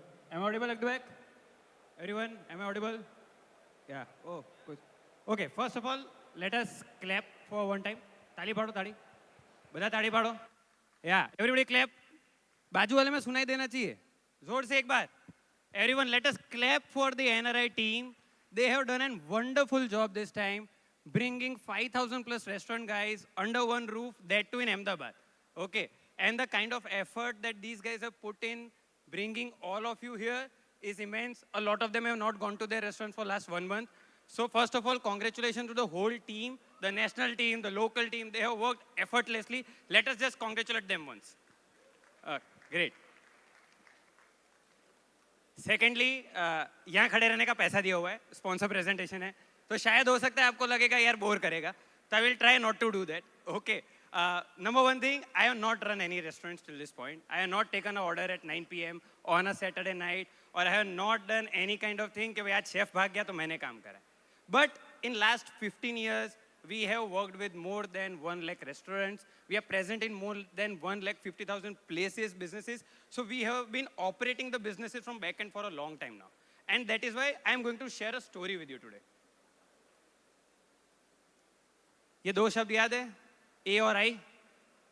For last 1.5 year, we have been continuously hearing this. ये presentation भी AI से बनाया हुआ है. ये पहले इसलिए कर दिया कि गणेश वंदना जैसा होता है, कि कह दिया AI है. So everything is built with AI. Whatever we are going to do is having AI in that. Second, let us start with the story. 2010, there is a Ramesh Bhai in Ahmedabad. He used to run his business all by himself. He used to wake up at 6, go to the sabji mandi, get the sabjis, 8 बजे घर office आएंगे या 8 बजे आके restaurant में जाएंगे, staff के साथ बात करेंगे, and then when he talks to his staff, he will make a plan that these are the things that we will have to do. From there, he runs the whole day, बही खाते में हिसाब लिख रहे हैं, and then things are working around that. No pause, no system, everything in his brain. But 2010, it used to work very well. Because the competition was not there, we had everything locally sourced, and internet had not that kind of penetration that it has today. Fast forward to 2026. The numbers have evolved, the industry has evolved. Currently, we are sitting at an industry which is $94 billion in 2026. By 2031, we are going to be $153 billion. Again, just by the quantum share of number of people getting associated with this industry or who are going to work, that is a staggering 10 million people who are going to work in this industry. It is a delivery summit that we are part of. When we talk about the online food service market, it is going to become the third largest service market in the whole world. We are going to overtake Japan very, very soon in 2028. So the whole industry technically has just woken up. In a way, it has got its moment, what UPI got after we had the banks which were opened in 2014 to 2016, then demonetization hit, and then the UPI was the wave. We are sitting at the same place as an industry, and this wave is going to take us to the next league. So the only problem is we had Jan Aadhaar at that time, we had our accounts at that time, and then the UPI came. Right now, most of us have the basic data layer which is there with us. So most of us have a POS, and that is what is the basic layer which is there. But none of us are working on the infrastructure or the things which are there. And that is what we are going to do with Pet Puja. So currently, it's a 94 billion economy, but again, very, very little intelligence.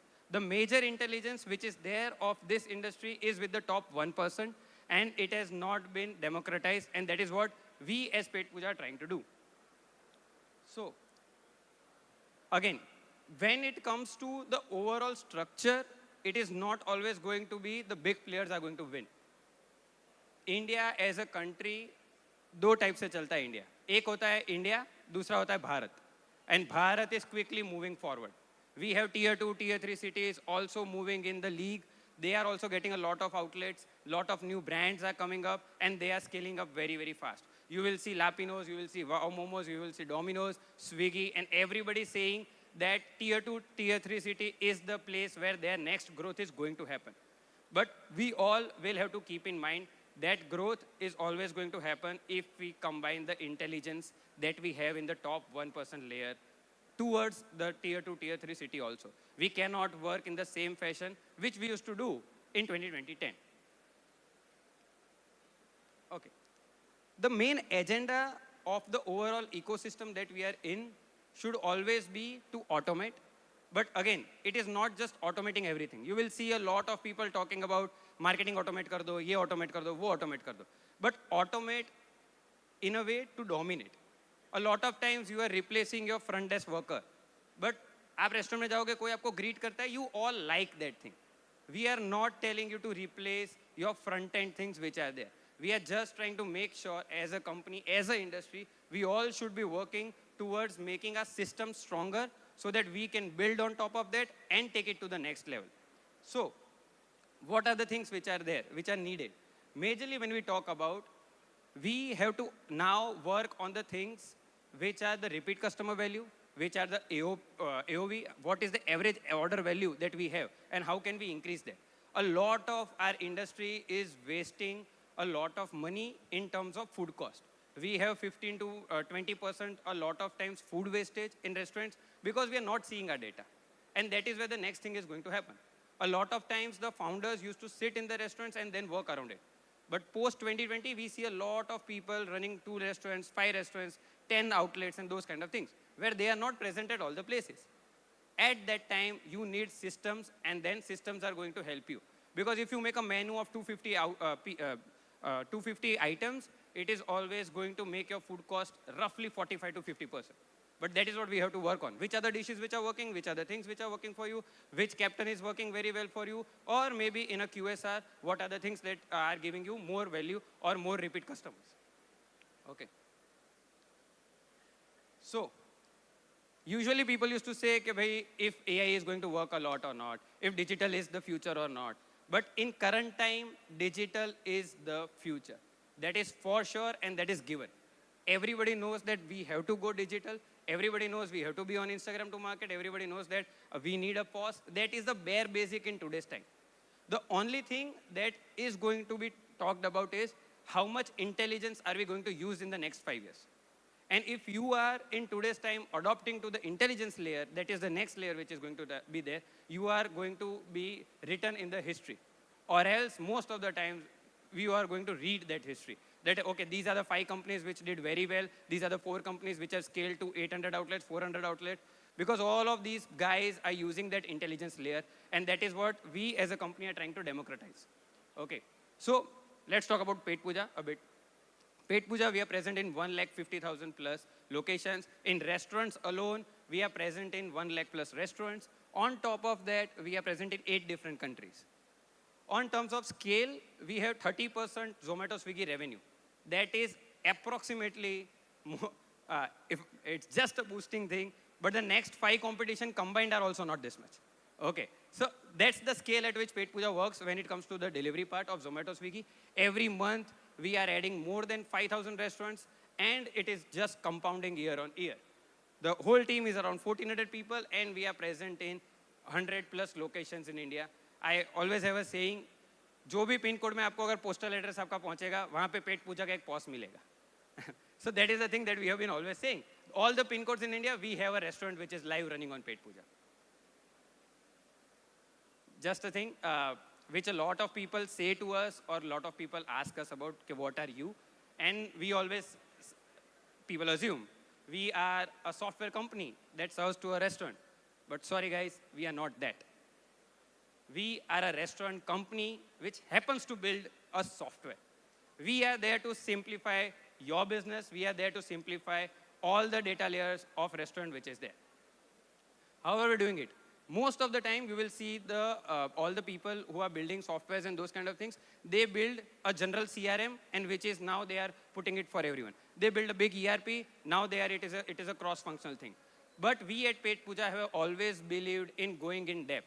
Whatever we have built with the industry insight and for the specific industry. Whatever features that we bring in, whatever things that we are doing is everything with an industry, which is restaurant, QSR, and those kind of things in mind, and then scaling it up.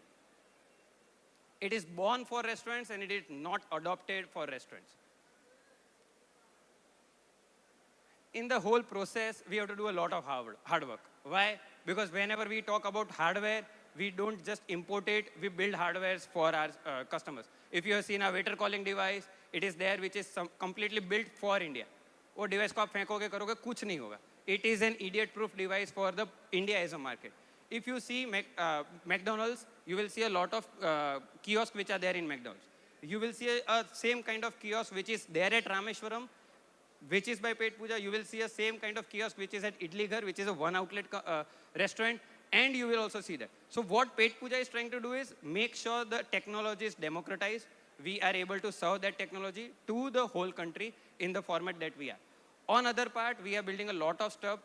Again, these are not backed by just ChatGPT, that we are doing a wrapper kind of thing and giving it to you. We are building our own LLMs and serving the whole LLM.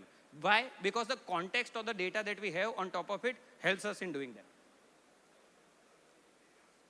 Last, it is not just the POS that we serve. We are expanding the POS, and the universe of POS is going in the next league, where we talk about the purchase manager. So it helps us in managing our purchase. We have a marketing manager. We have Attendo, which is helping us in the HR and payroll thing. Then we have Munchi, which is for the accounting. And we have Stepwise, which is for the frontline workers. So all of these are built from grounds up only for the restaurants.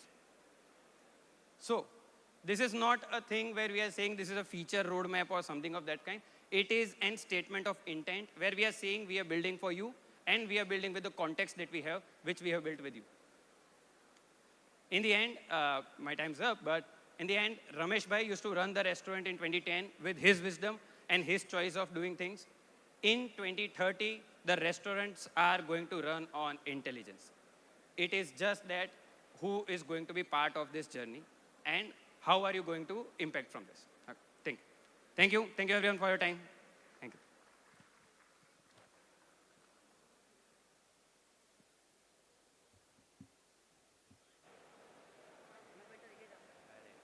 Thank you. Well, that was Sahil over here. And let's have a huge round of applause for the clean, simple, and impactful presentation he's done over here. Thank you. And I request Mr. Darshan Dasnani ji to please join us over here and present a token of gratitude to Mr. Sahil.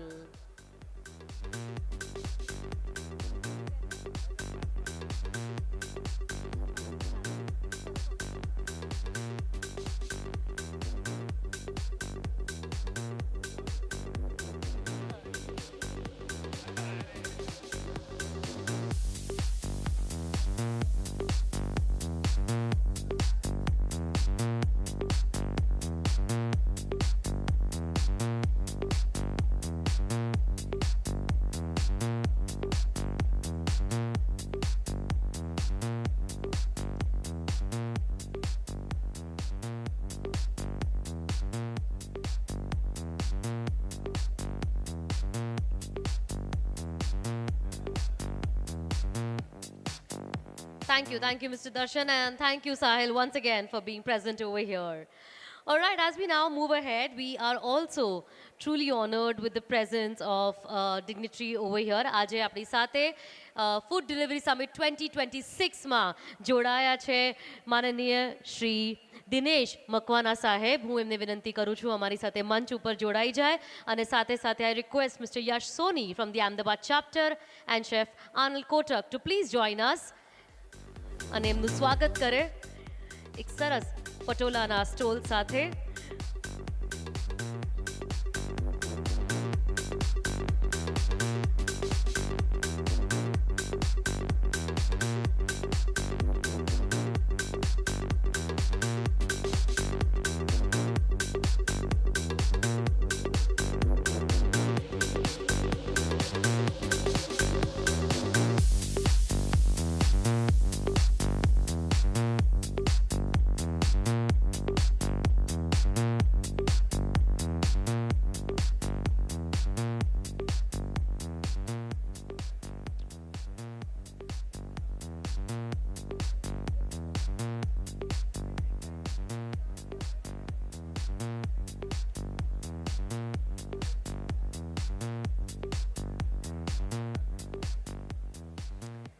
એક વખત ફરીથી ખૂબ ખૂબ આભાર સાહેબ, તમે અમારી સાથે આજે જોડાયા છો અહીંયા. માનનીય શ્રી દિનેશ મકવાનાજી, member of parliament west. Thank you so much and over to my co-host Anish. Thank you, Lippy.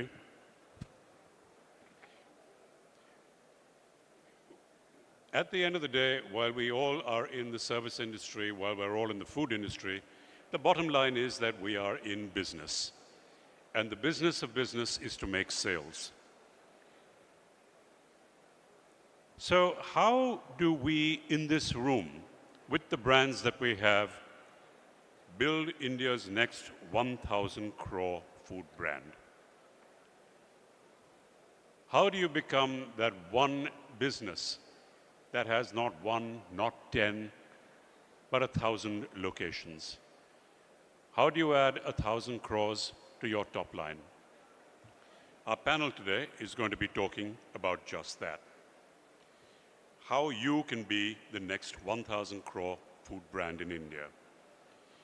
Our panel has Arjun Toor, co-founder of Rolls King, Arjun Vaidya, D2C founder and early stage VC investor, Shrey Sehgal, co-founder at Baking Go, Siddharth Bafna, partner and head of corporate finance at Lotha & Company, Tarak Bhattacharya, CEO and Executive Director, Madover Donuts. Varun Madan, Founder and CEO, Salad Days. Yash Banage, Co-Founder, Hunger Inc. Hospitality. And moderate the session and lead the discussion, Anurag Katriyar, Founder and MD, Indigo Hospitality. Gentlemen.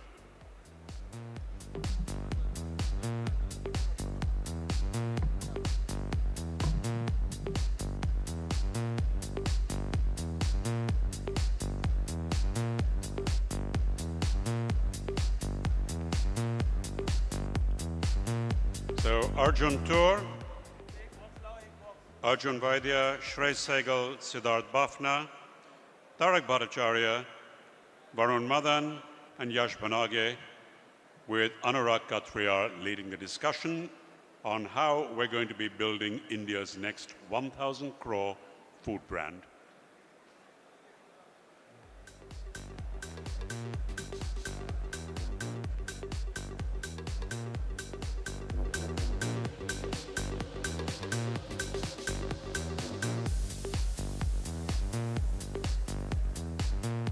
Okay, I know a couple of the people on the panel were late, but everyone's late? Can I blame Anurag? Okay, just a couple of minutes, as you've noticed. But એટલી ભીડ છે કે કોઈ અંદર આવી જ નથી શકતું. So, હવે આ અમદાવાદ છે.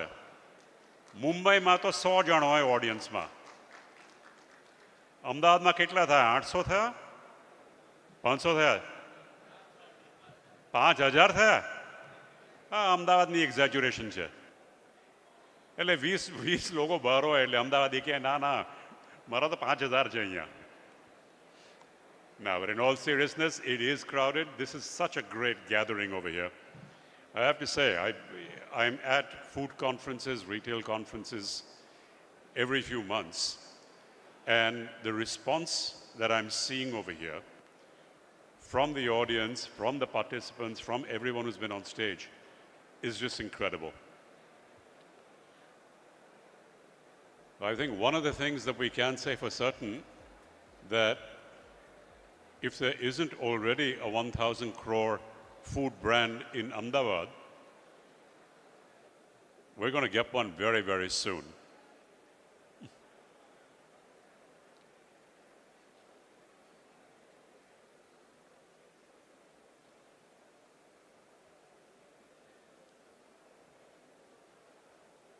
Okay, so Pranav, do we have our lot up again?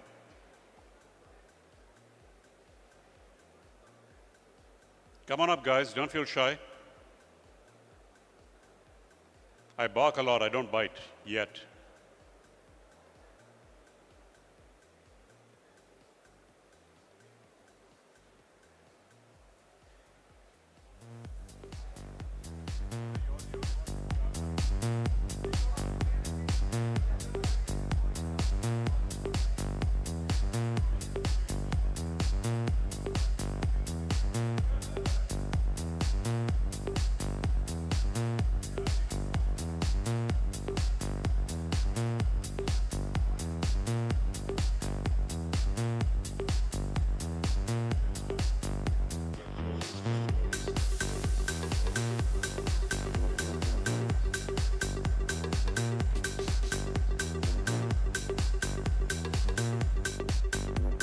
Okay, so let me understand this right.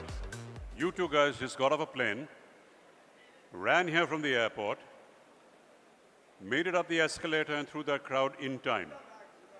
With your bags. You didn't see Anurag on the way? Because he told me he's gone out to look for the two of you.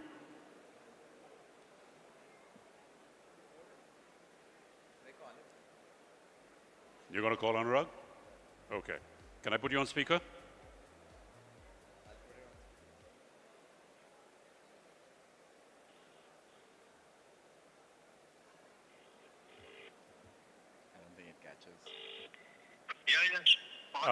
Anurag, my name is Anish Trivedi.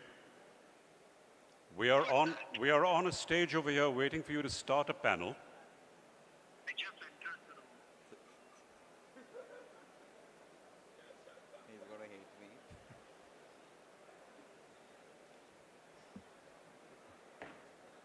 This is how we get people up here.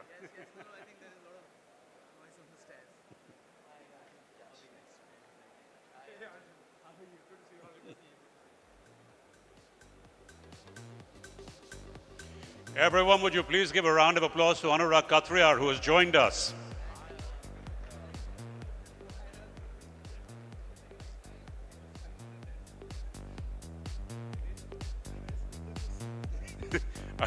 There you go.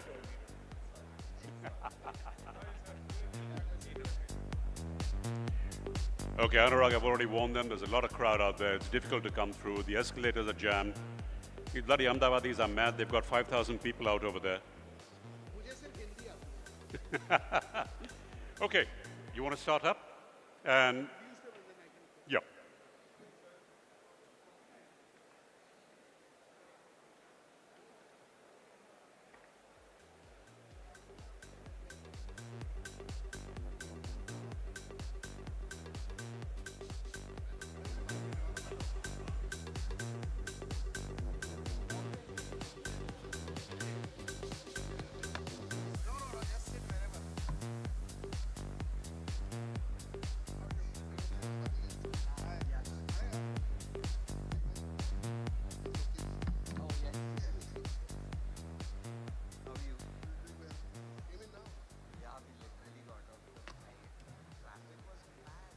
Hi.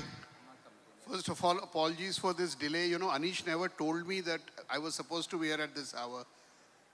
Anish, you are listening? Yeah. Thank God for small mercies in life. Anyway, good afternoon, everyone. I'm Anurag Katriyar, and I'm sure you have been introduced to this wonderful set of panelists that we have. Have you been introduced? Anish, done? Okay. So, you know, the subject is building India's next 1,000 crore food brand. So when I saw my list as a moderator, I realized that everybody believes I can't make that one. So my job is much easier.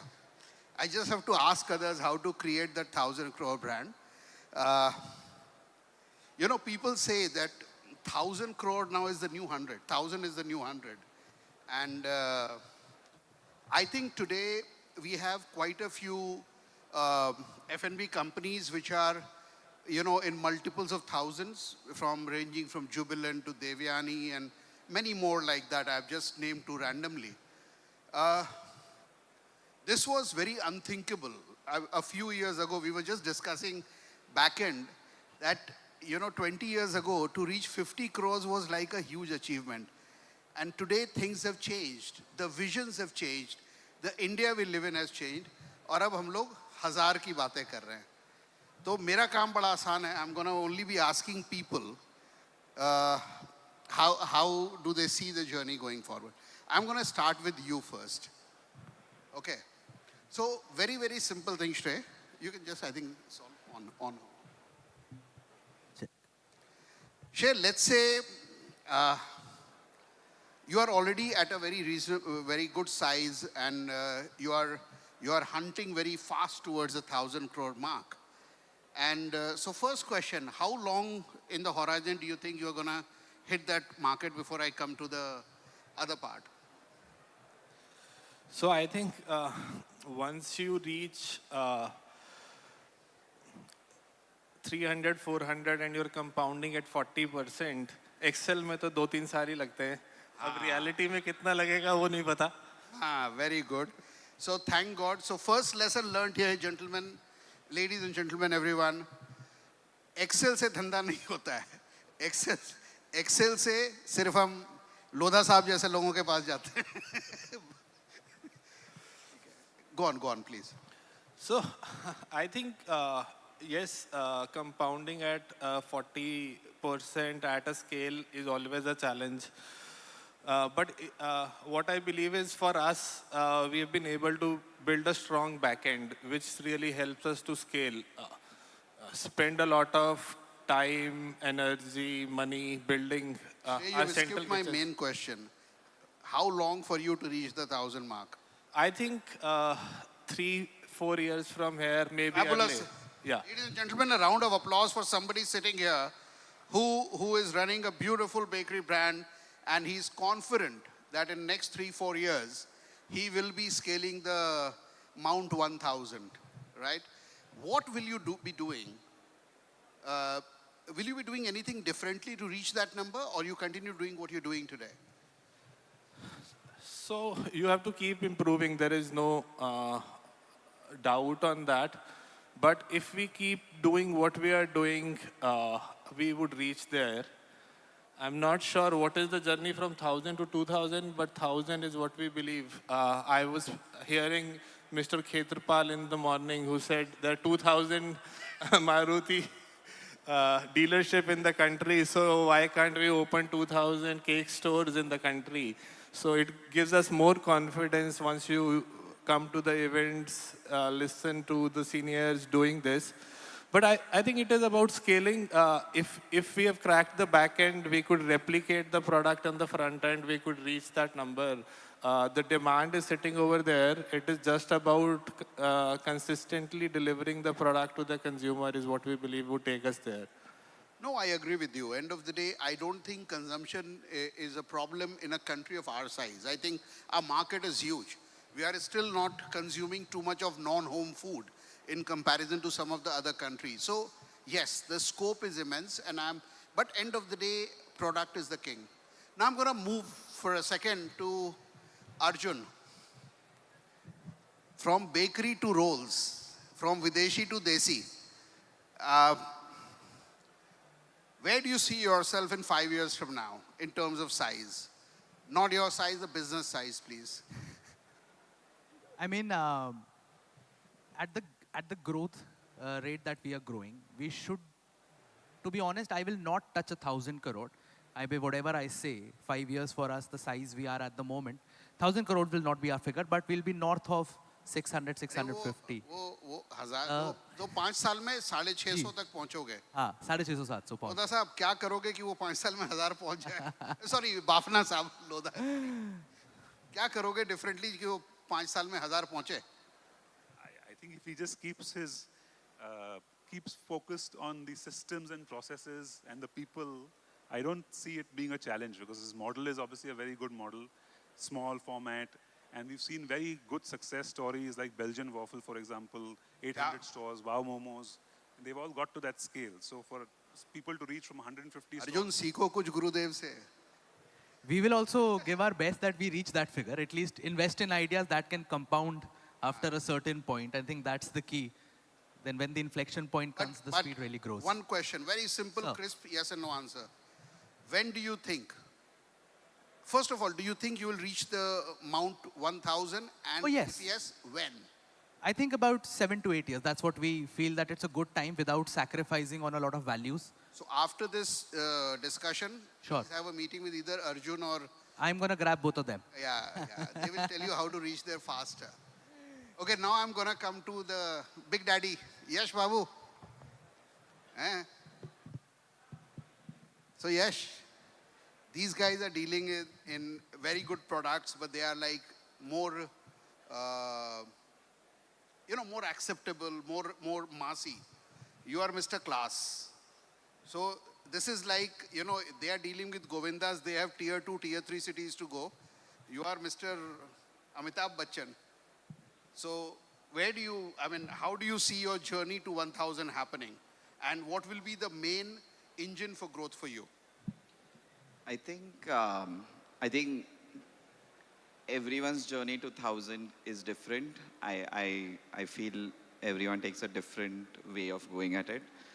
We have a multi-brand approach to it. We are presently only a Bombay-based city. I think I'll give you a boring to your 1000 crore. I feel like someone said it, on Excel, it reaches in 4 years. I think if you do it the right way, it should take another 7-8 years to get there. We crossed 200 this year. I feel, and I'm going to say sorry, both of us were late and all of y'all had to wait. Blame it on the airline, buddy. I feel there's a distinction that people, when they throw out these numbers, which doesn't really reflect, is valuations versus actual revenue and money in the bank. And I know you asked for 1,000 crores in revenue, but for people now it seems small because they've heard 1,000 crores as valuations. And valuations are just a number on paper, and reaching 1,000 crores in revenue is a big deal. And for us, it's a 7-8 year journey. And for us, to answer your question again, it's Bombay Sweet Shop, which will be the place, primary force driver for us. No, lovely. You know, I'm glad. Yeah. Let me clarify. हम लोग सिर्फ revenue 1,000 की बात कर रहे हैं. Valuation 1,000 तो वो भी कंपनियां करती है जिनका कभी मुनाफा नहीं हुआ. ठीक है? तो वो बात नहीं करते हैं. सर ठीक बोला ना? Okay. I'm going to come to you guys much later. So पहले I'm going to go to Varun. Varun, in a country obsessed with samosas and dabelis and everything, you chose to do something very different. You chose to sell salads. And you have still scaled to a very large level. For you, how has the journey been? And at this pace of growth, when do you reach Mount 1,000? And if you have to accelerate that, what is that you will do differently for me? Okay, thank you. There are a lot of questions that you asked, Anurag. So the journey has been amazing. To answer to your first part of question, Salad Days started in 2014. So Salad Days started in 2014. As part of journey, I'm quickly answering to that part of your question. When we started, of course, healthy food or salads as full meals was not a concept. In fact, food delivery was also not a concept at that time, right? So there were a lot of not established kind of norms or trends that we had in the country. And there was a lot of fun in trying to build a category. And I knew that it's going to take a long time to build that. So the journey has been amazing. It was not just about educating customers or starting a category which did not exist. It was also about setting up the supply chain altogether and all those things. So we did a lot of things that probably an established category starter would not do, right? I mean, a lot of things. We've been to so many farms. No, very clearly. I mean, his roles can reach many more cities than your salad can reach successfully. Of course, I mean, you can, for sure. I mean, it's not the... भाई कुछ एक इलाके तो ऐसे salad देख के लोग बोलते कोई मरमुरा गया क्या? So yeah, but now, over a period of time, especially in last 4-5 years after the pandemic wave and otherwise also health catching up, rightfully catching up, in people's mind, healthy food category is the fastest growing category now across. यार मेरा एक बहुत पुराना एक मानना है, खाना स्वाद के लिए खाओ, स्वास्थ्य के लिए दवाइयाँ बनी हैं. हाँ तो बिल्कुल सही बात है. हेल्दी फूड को दवाई के तरह खाओगे तो फिर वो बीमार होने पे ही खाओगे. So we've always tried to position healthy food as a lifestyle choice rather than a goal oriented कि आपको weight lose करना है तो. So coming to my base question of Mount 1,000. Yeah, so second part of your question was about Mount 1,000. I mean, an honest answer is that I have clarity of when can we double or triple from where we are. Since you're asking all of us, I would also say about 5-6 years is at least what we would take. बहुत सबके numbers अभी अलग हैं, ऐसे copy नहीं करने का. नहीं मैं copy नहीं कर रहा. मुझे तो लगता है not lot of brands will reach 1,000 crore revenue from whatever we have seen or what we see, because it is a large number to, I mean, we can speak about it, but to actually execute that, it's a fairly large I agree with you. number. As much as we are making 1,000 sound like just one number with an extra zero, it's not easy to reach there. It takes a lot of gumption, lots of hard work, lots of planning, lots of, experiments to reach there. You don't reach there so easily. And a lot of human capital, honestly. Nothing without people. So thank you, thank you. पहले तारक के पास जाते हैं, फिर आते हैं दोनों Mr. Mani's के पास. People who have all the money. Tarak, easy पूछना. हाँ. How is your meetha medu vada selling? Oh, you know the history and the joke then. Yeah, it's selling well, I think. We started creating that medu vada into a donut these days. So yeah, it's selling well. So तुम्हारे लिए easy question ये है, तुम 1,000 कब पहुँचे थे? पहुँचे थे? सर हम लोग तो स्टोर खोलते हैं, 1,000 तो बन ही जाएंगे. नहीं ठीक है. No, but on a serious note, do you foresee your brand, which you have built very assiduously with lots of love, reach that number in the foreseeable future? Seriously speaking. No, there is a huge market in this country. What I believe today is that we have just reached 11-12% of the iceberg at this point of time. So there is a 80-90% still penetration. We are only existing in 8-9 cities at this point of time. So I think there is a huge scope of penetration, I think. People have started accepting our... What's stopping you? So those Siddharths of the world is stopping me. Siddharth Bafna. See, Siddharth, everybody is coming to you, and I'll also have your number soon. No. Yeah, I think, as you said it right, apart from capital, there is obviously human capital, and today how things have between a rent to revenue ratio has risen through the rise. So I think... I personally feel that today human capital is more critical to the growth, or more difficult to get than financial capital. You know, you can still raise financial capital. There are various means, whether it's a debt instrument, whether you are doing it through equity sale. Human capital, I think, is the biggest challenge that we are going to face if we have to scale to that level across multiple geographies, and if not multiple formats. So we have built our business now. I think 100 was tough. I think from here, the growth will be a little bit easy when we build the organization, I think. So I think that's... We are at 189 stores. So 100 was tough, क्या वो तो कभी का हो गया था. नहीं, but तो भी वही है ना, Siddharth Bafna is the reason. Siddharth, you look like the most popular man out here. I thought Arjun would be, because he has sat on both sides of the chair. So, Siddharth, tell me honestly, how do you figure out when you invest? So for people who don't know, he is one of the most prolific investors into this space. Advisors. Investment advisors, okay. I knew the moment you picked up the, okay.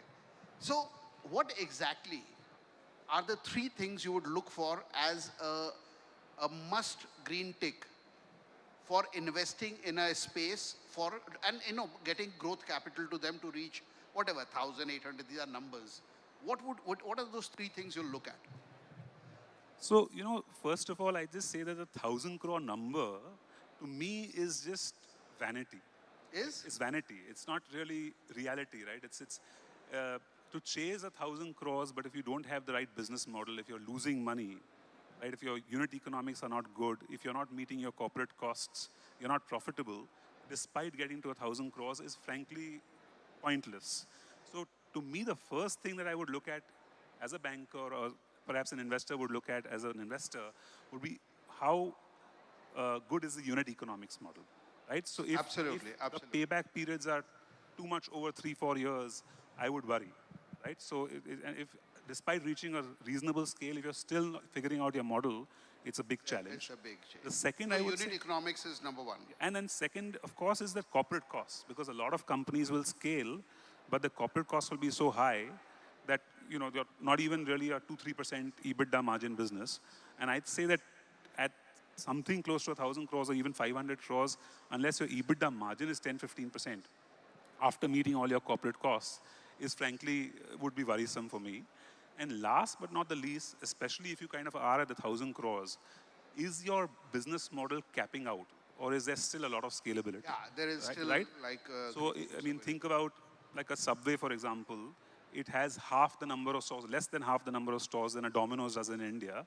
But everywhere else in the world, it has 2x the number of stores. So if I were looking at Subway as an investment, I'd say there's a lot of potential for Subway to grow. Absolutely. Right? Or a Belgian waffle or a Wow Momos, etc. But if you look at a casual dining format, if it has reached 1,000 stores, and if it's got 50, 80 stores in the top 8-10 cities, I would worry about the growth. So the scalability potential of a business, and of course, then the people, the teams, the systems, the processes. I mean, I agree with you. And, you know, while growing urbanization is changing this matrix quite significantly, but still, if you are operating at that level, you know, I don't think Yash can reach tier 2, tier 3 cities right now. Maybe few years from now, he would. Today, because that's the nature of the product. While this man with the role can go anywhere. He can go to Bhatinda, to Ranchi, to Bilaspur, to Jharsuguda. He can go anywhere. Okay. Now, my man. Arjun, you have been in the business and now you also invest in businesses. If I have to put you in a bit of a spot, you heard Tarak, you heard Yash, you heard him, and him. Who qualifies to be the best investment pick for you? I mean, I'll only answer one thing. I'm an investor in Varun's company, so Varun is the answer. Look, if I had an option, and I know Yash doesn't give it, but if I could invest in his company and get Papa's reservations, I'd do that as well. But he said, no chance, and it's on his WhatsApp DP as well. So you can't get a Papa's reservation with him. Smart. He outsourced the Papa reservation. Now, earlier he used to at least answer my calls. Now he doesn't answer. He says, sir, mere haath mein nahi hai. No, it's been a look. I think it's nice to be here. I don't know if you recall, but we met in 2017-18 when I was trying to sell my hangover pills, my herbal hangover pills to restaurants and bars. Vibhu's laughing because I tried to sell it to him as well, and of course sold that business. And now fortunate to invest with Varun and Arpita here as well, and another cakes and desserts business, and we're about to do one more. So unlike most VCs and investors, we love this space. We love to invest in F&B and QSR. We've done 4 deals and we'll do a lot more.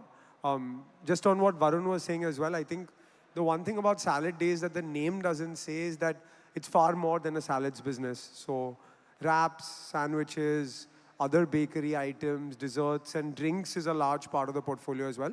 So while the name has salad, it extends much further than salad and allows people to eat as healthy as possible or reasonably healthy as well if they like, which is what attracted us to the investment. Oh, nice. I'm going to come to you again. Tell me, if I have to ask you a very simple question, what part of your business you think you will be generating through either quick commerce or the deliveries? What percentage of business going forward you think? Because your product is something which can easily travel, I am assuming. No, I think it is the most difficult on the table to travel the I said cake. that on purpose. So for many years, we were not on aggregators because we believe delivering a cake is a delicate thing that these aggregators would not be able to travel. But once they were growing really fast, we had to make them friends and teach them how to handle cake. Are in the journey solving that with aggregators. So I think I didn't do anything, trust me. I think with the demand coming in cake category or the delicate category growing, we have grown really fast on aggregators. That's also one of the problems these days, growing really fast on aggregators. But we still do 25 to 28% of our business on our own channel, which is our own D2C channel, bakingo.com and flouraura.com. Which gives us an advantage to reach to customer directly. So that's an advantage. We're trying to build retail now, which is again difficult with the rentals in the country, but yeah, it is an interesting journey. Okay. Yash, I'm going to come back to you. Very simple question. Very simple question, and genuinely simple question. What do you think is that one single biggest impediment you foresee in your growth story?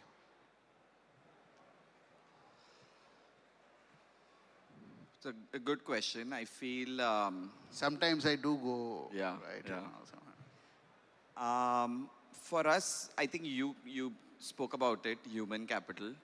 I also liked what he said about corporate costs. That's something at Hunger Inc. we've been able to keep below normal for a long time, and I've been watching it as we grow. Sometimes, as a founder, you're trying to find a shortcut and be like, ek product manager dal do, ek category manager. Like, you just keep adding hierarchy for no reason.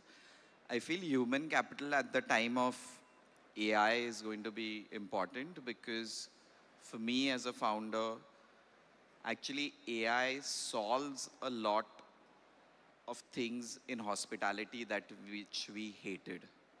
we hated looking at supply chain, inventory, and all those things. And I feel if we can use AI to do the things that we hated, we can amplify our hospitality better. So we at Hungering right now are trying our best uh, a tech part of our team which we never had. And not, I think in restaurants we've had an IT team always, and we've never had a tech team. And that's my biggest solve that I want, because Hungary, I can say it proudly, we are always known for hospitality. At Hungering, we are always known for our hospitality and the trainings and the way we take care of our people. And that will never change. But I do feel if I'm able to build a good tech team, it will help me amplify our hospitality better and take our products to other parts of India faster. I do agree. I think it's about systems, processes, and people at the end of it. So for me, it's always been human capital. It's been 20 years working in this industry now. So like, I don't see any other way to do it. Oh, lovely, lovely. Siddharth, I'm going to come back to you. You mentioned about keeping the corporate expenses in check in the growth story because it impedes the bottom line end of the day. There is a different school of thought I heard when, I was talking to the VCs and PE guys back then. They said it's very important to create that bandwidth which can carry the growth very easily. So you must invest in corporate. Do you agree with that? No, absolutely. I don't think I was suggesting that your corporate costs should always be covered by your profits, even at the early stages of your growth. Because at the early stages of your growth, you're going to want to invest in the right people, systems, and the costs on even marketing, etc., which sit outside of the store level, right? But eventually, if you are reaching a certain scale, and if you're still finding that your corporate costs are so high that your margins are really low, then that's a question. No, I agree. I just feel like if you're, say, 100 crores, 200 crores, even a little bit north of that. To you, as an investment advisor, what is, as a percentage, a good number as a corporate expense to the revenues? I'd say anything too much above 5 to 7% eventually. Yeah? Would be something to worry about. So if you are like doing a top line of 200 crores, 10, 12 crores is what you should be. Yeah, I mean, I would say 200 crores, perhaps a little bit more, but if you scale to 500 yeah, crores. obviously, then it should become that much. Yeah. Lovely. Including marketing, perhaps a little bit more than 5 to 7%, but anything too much more than, say, 10% would be really alarming. Very, very, very, yeah, I agree. Varun, I'm going to come back to you with a different question. We spoke about the salads and how that is going to take you there. You think you will ever think of creating a few other brands, maybe a bouquet of brands, to make sure your growth trajectory becomes more aggressive? Or will you like to stick to what you're doing today? Well, I'm definitely not close to a multi-brand strategy.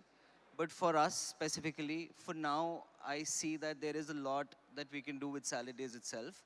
So yes, I'm very open to, but as a founder, I think all of us have personalities. I would always like to do something that, in my definition, adds real value and is meaningful and adjacent to what we are doing.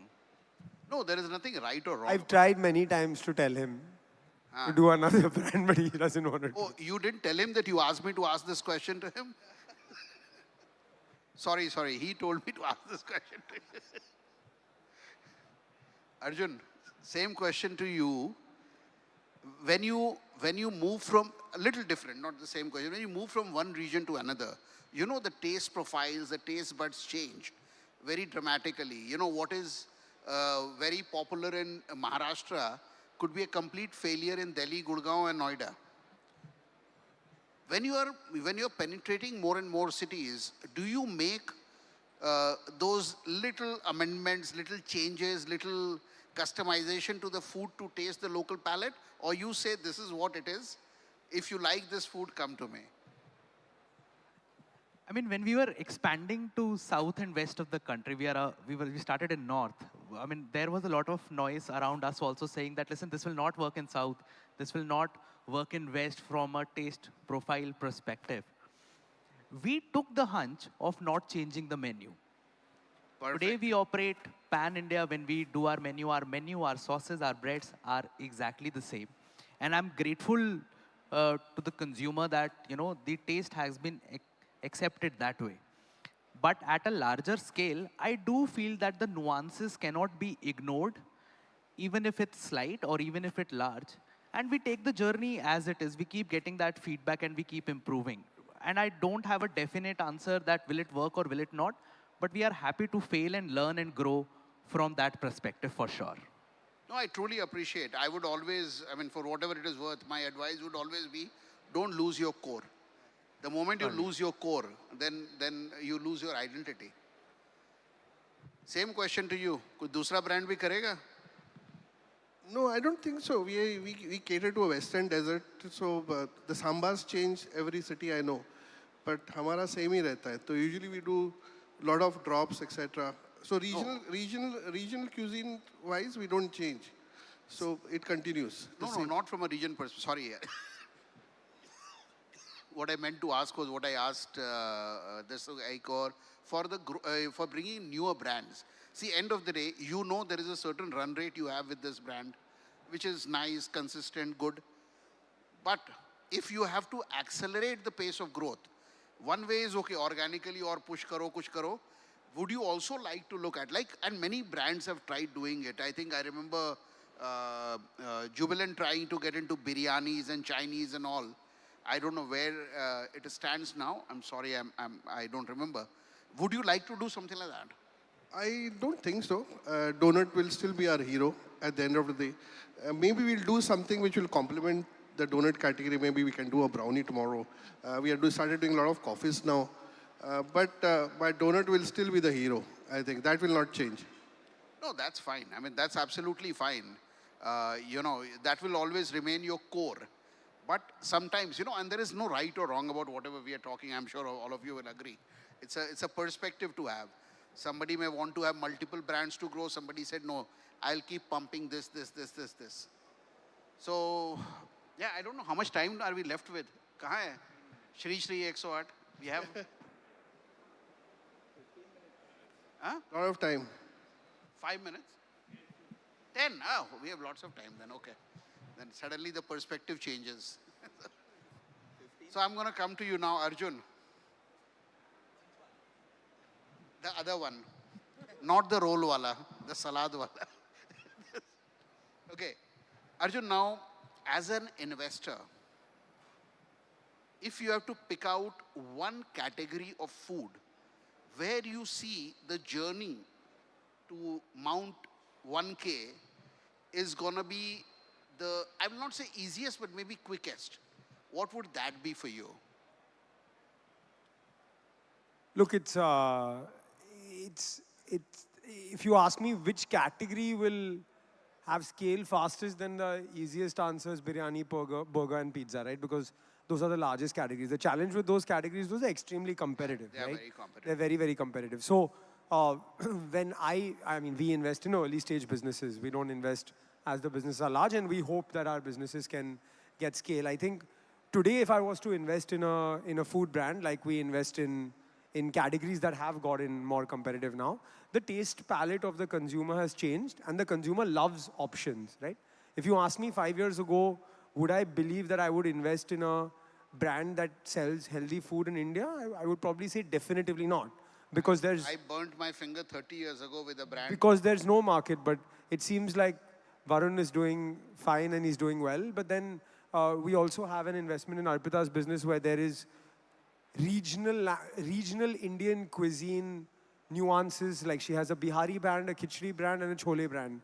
And each of them on their own 2 feet are close to 100 crores in sales, right? So I think if I was to start today, given what I know about the market and the competition, I would pick nuances because the customer now has at the touch of their fingertips access to food from all over the world. Like, I still find it amazing that I can get Korean food or Lebanese food or Mexican cuisine or some of my favorite restaurants from abroad in India at the touch of my fingertips now, which wasn't the case 3 or 4 years ago. So I think the depth of nuanced cuisine and specificity is increasing.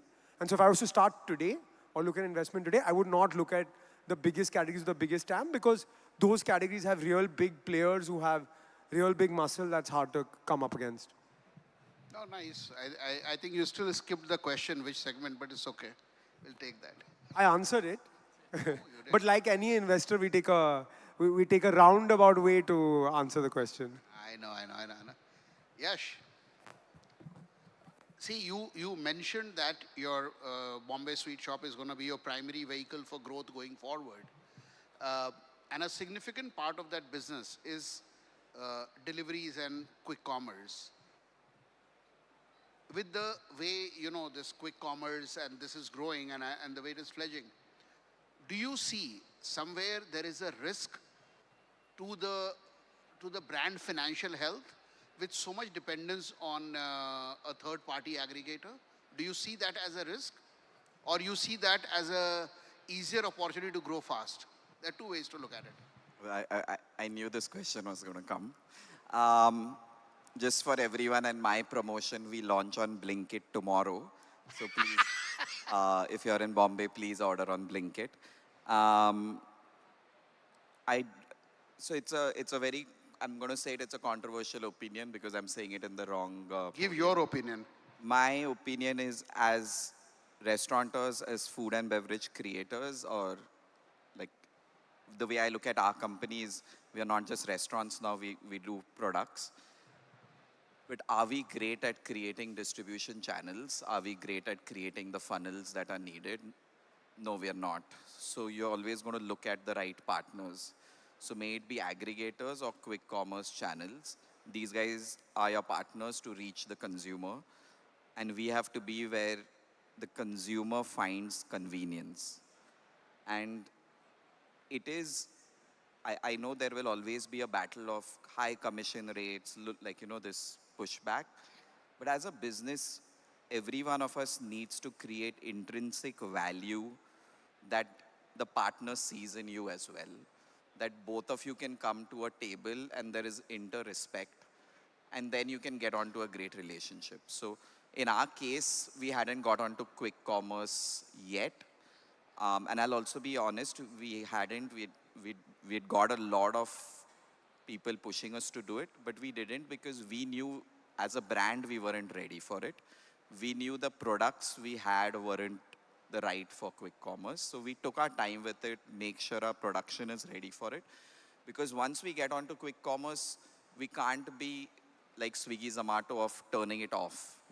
This order can't go out. It's all about purchase orders, right? So we had to build that muscle in. So now when we knew we were ready, we found the right partner to do it with, and we're going ahead with. Every business, you're going to come to a point where you're going to realize that you have to depend on a partner, right? It's the same for D2C brands.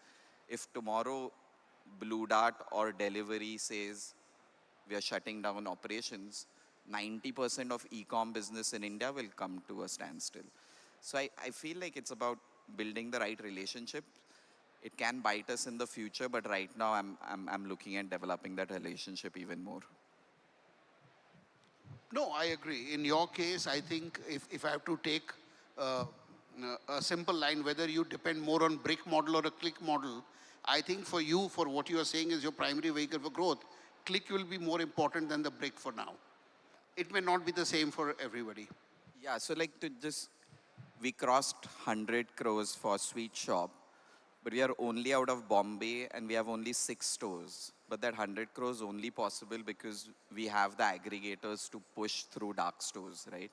And we've not lost our product quality because we still make all our products and the dark stores just put it in a bag and send it out.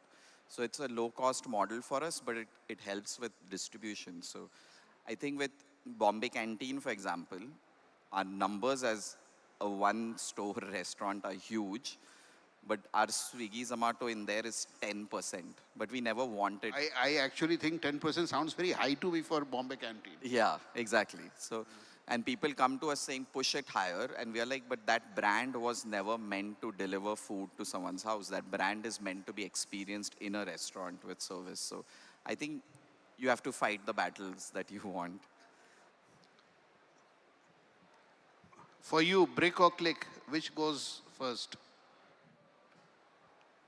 50-50, I think. Khao Britannia 50-50. It's a difficult one, actually. Brick and mortar gets you your fame, but then today it is quick commerce, like with your aggregators, as you say, they are your digital landlords. We have to accept the fact. I call them digital jamindars. You've missed it. Yeah, so the digital zamindars also helps you to grow the business where you cannot enter, frankly speaking. Listen, on a serious note, an aggregator or a quick commerce guys to a consumer brings convenience, comfort, and choice. You know, I want to get a cake, I get 20, so there is no denying.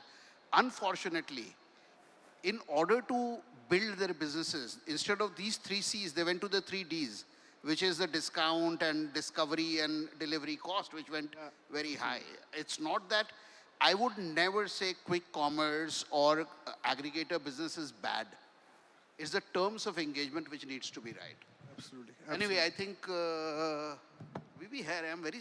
मेरे को 10 minute बोला था. Huh?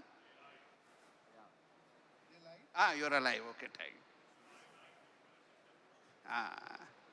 Okay.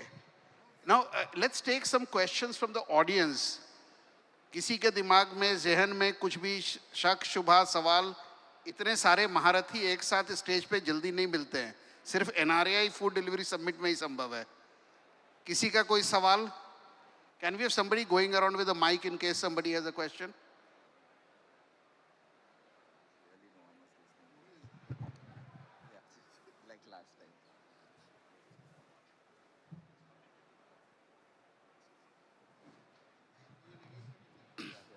Okay, I've been told to make some profit. In case of a discussion like this, the profit is the time saved. We are running 20 minutes short. So thank you guys. We have made a profit of 5 minutes and 18 seconds. We are ending this conversation with this. Thank you so very much, everyone. I hope you liked it. Thank you, my panelists, for being so wonderful and so open about everything. Thank you.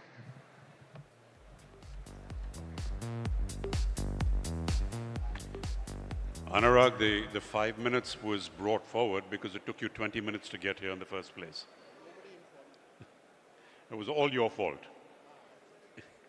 Okay, to felicitate this great panel, and they have done a great job, could I call Amit Baga up on stage, please?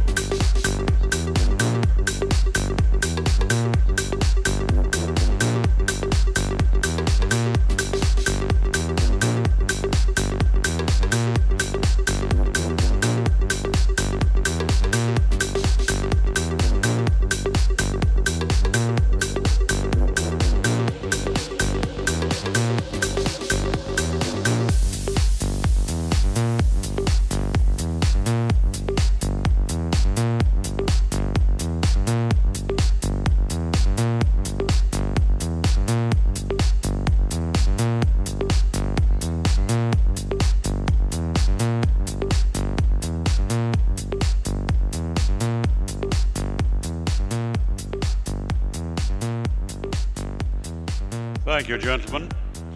Now, if you've learned from that panel and you reach your 1,000 crore food brand very, very soon, you're going to need our next speaker. We have a partner presentation by Mukesh Patel, founder of Khushi Wealth Management. Shouldn't the girl running Bombay's Sweet Shop have been the one on stage? Yeah, actually, yes. Yeah, what is this shit? One day when I need to know how you get your outfits right all the time. Just so stylish. Thank you.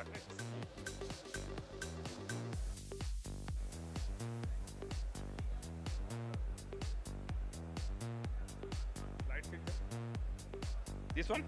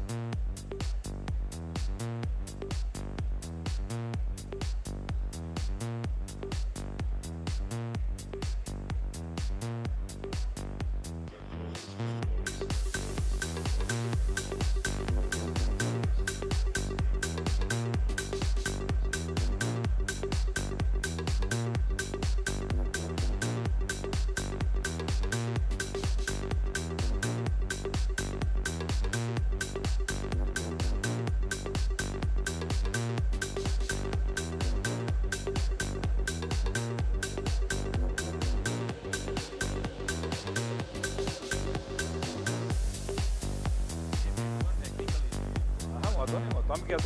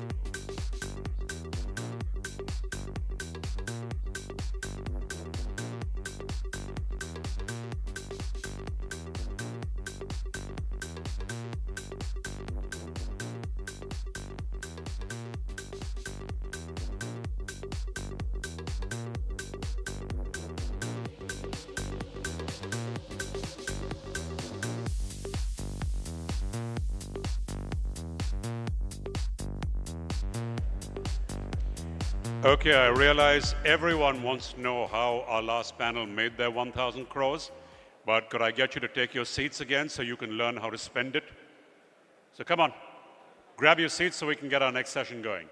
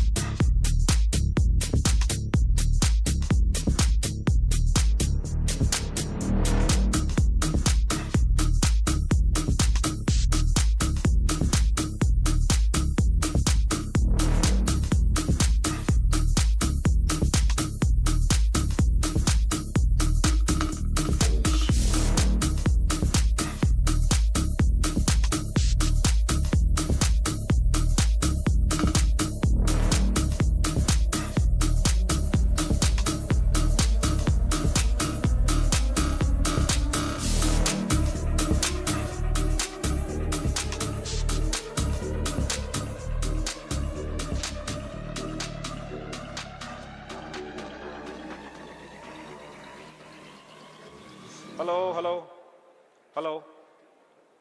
Okay, okay. My slide. Hello. Okay.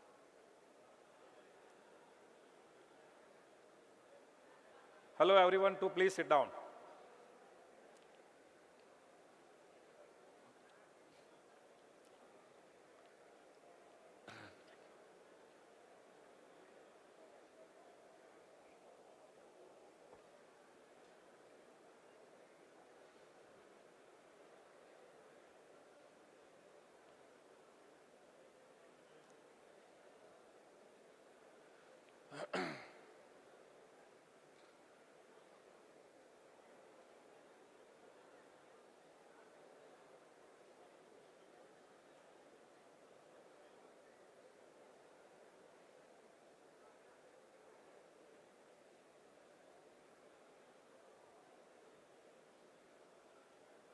PPT is wait.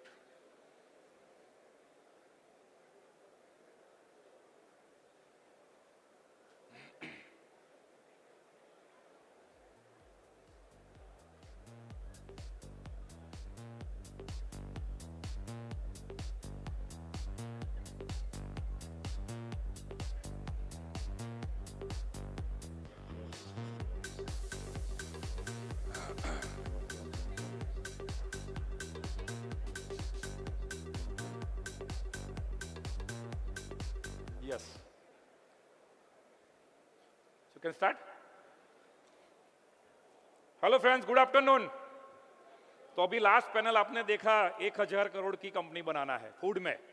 लेकिन ज्यादातर क्या होता है India में कि food business start होता है, initially stage में बहुत सारी चैलेंजेस आते हैं और वो ग्रो नहीं कर पाते क्योंकि पैसों की दिक्कत आ जाती है। तो मेरा नाम मुकेश पटेल है।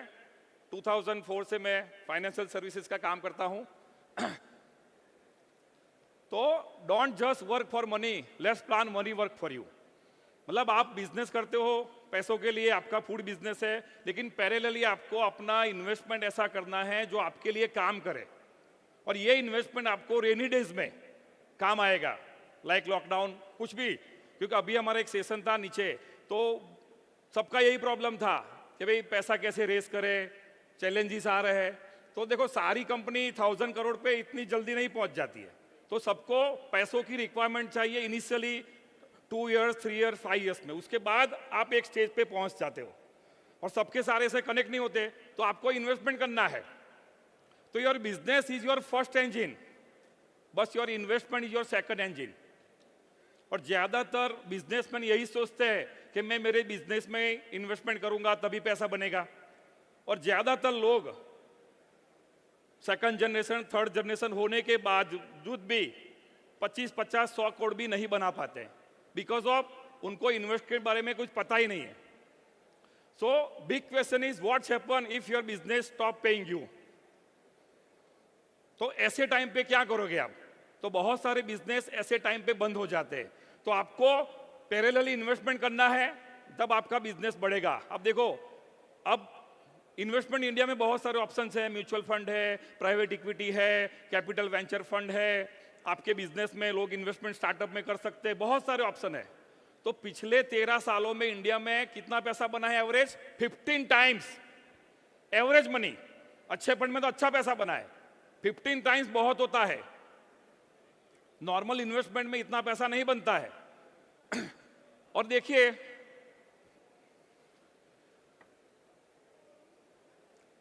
बीस सालों में 20 गुना, 25 सालों में 167 टाइम्स, 30 टाइम में 300 times. This is the average return of Indian equity market mutual fund. You can invest in global fund. तो बहुत सारे ऑप्शन हैं, आप अपने टाइम के अनुरूप, आपका ऑब्जेक्टिव क्या है, आप अपने daily surplus short term investment कर सकते हो, जो जब चाहे आप इसको यूटिलाइज कर सकते हो। जैसे आर्बिट्राज फंड होते हैं, शॉर्ट टर्म फंड होते हैं। तो आपका एक ही मैसेज है कि आपको पैरेलली थोड़ा इन्वेस्टमेंट करना चाहिए, तो ऐसा पैसा बन सकता है। आज तक देखो, मैं आनंद से हूं, बड़ौदा से हूं, बहुत सारे बिजनेस फूड के स्टार्ट होते हैं और तुरंत एक नया फूड का आ जाता है, नया ब्रांड, और उसके बाद तीसरा आ जाता है। तो ज़्यादातर लोग अर्ली स्टेज में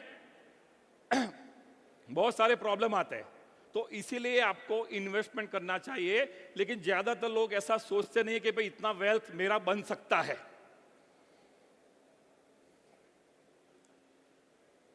SIP कर सकते हैं आप, धीरे धीरे थोड़ा थोड़ा पैसा नाखिए। जैसे अभी एक नीचे इवेंट में बताया कि भाई मेरे 18 स्टॉल है, 18 मेरा आउटलेट है, तो भाई 2 आउटलेट का ज़्यादा ऐसा समझ के आपको थोड़ा थोड़ा इन्वेस्टमेंट स्टार्ट करो, वो आपको पैसा देगा जब आपको एग्जैक्टली चाहिए। तो इन्वेस्टमेंट करना बहुत जरूरी है। और India is a fastest growing market in terms of consumption, food हो या कोई भी। तो कहने का मतलब है इंडिया में अगले जो साल है अमृत काल, उसमें आप एक अच्छा पैसा बना सकते हो। जब आपको पैसों की जरूरत होती है, आपका कंपनी को लॉन्च करना है, स्टॉक मार्केट में लॉन्च करना है, तो ऐसे टाइम पे आपको ये पैसा हेल्प करेगा और आपको ये फाइनेंशियल फ्रीडम देगा। देखो, सबसे बड़ा इंपॉर्टेंट पैसा नहीं है, एक स्टेज के बाद टाइम होता है। तो आपको टाइम तब मिलेगा जब आपका पैसा एक अच्छा वेल्थ ग्रो करेगा। सो पावर ऑफ SWP, मतलब आपने आज पैसा डाला, 2-3-4 साल बाद आपको पैसों की जरूरत पड़ी, 5 साल बाद जरूरत पड़ी, तो आप उसको systematic withdraw plan, mutual fund में सबसे अच्छा बेनिफिट जो है वो SWP में है। मतलब आप लाइफ लॉन्ग 10 साल पैसा डालो, लाइफ लॉन्ग आपको पैसा मिलेगा। लेकिन ज्यादातर लोग नहीं समझ पाते हैं, इन्वेस्टमेंट करते हैं लेकिन बहुत थोड़ा करते हैं, साइजेबल नहीं करते। उनका कैपेसिटी ज्यादा है, आपके पास 100 रुपया पड़ा है, आपने 10 रुपया दिया है, तो आपको पैरेलली थोड़ा थोड़ा थोड़ा इन्वेस्टमेंट करना चाहिए, तब आप एक अच्छा वेल्थ क्रिएट कर पाओगे। So your retirement should be not depend on one income, start investment. हमारा एक्सपर्टीज क्या है? राइट टाइम पे इन आउट करना। जैसे कोविड में हमारे बहुत सारे वेबिनार हमने किए, उसके बाद अभी जो यूथ हुआ 1 अप्रैल को हमने कॉल दिया, तो हमारा एक्सपर्टाइज है आपका फंड कैसे इन आउट करना है। So your business build today's wealth, your investment can build tomorrow freedom. देखो, 5 मिनट में पैसों की बात करना इज ए वेरी डिफिकल्ट, तो मैंने शॉर्ट समरी आपको बताया। मेरा स्टॉल है 5 नंबर का, आप विजिट कीजिए। कुछ भी हेल्प चाहिए, 22 सालों से मैं काम करता हूँ। वी आर मैनेजिंग 340 NRAIs, बहुत कॉर्पोरेट के साथ भी हम काम करते हैं। अगर आपको कुछ भी इंफॉर्मेशन लेना है, जानना है कुछ, जस्ट मीट अवर RM, सो हम आपको हेल्प कर पाएंगे। So thank you very much, thank you.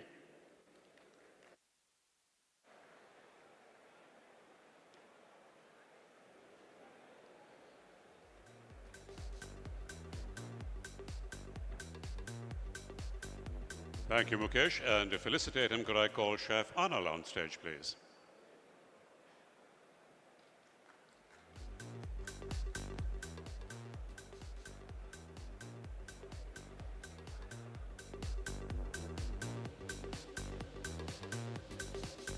Thank you very much.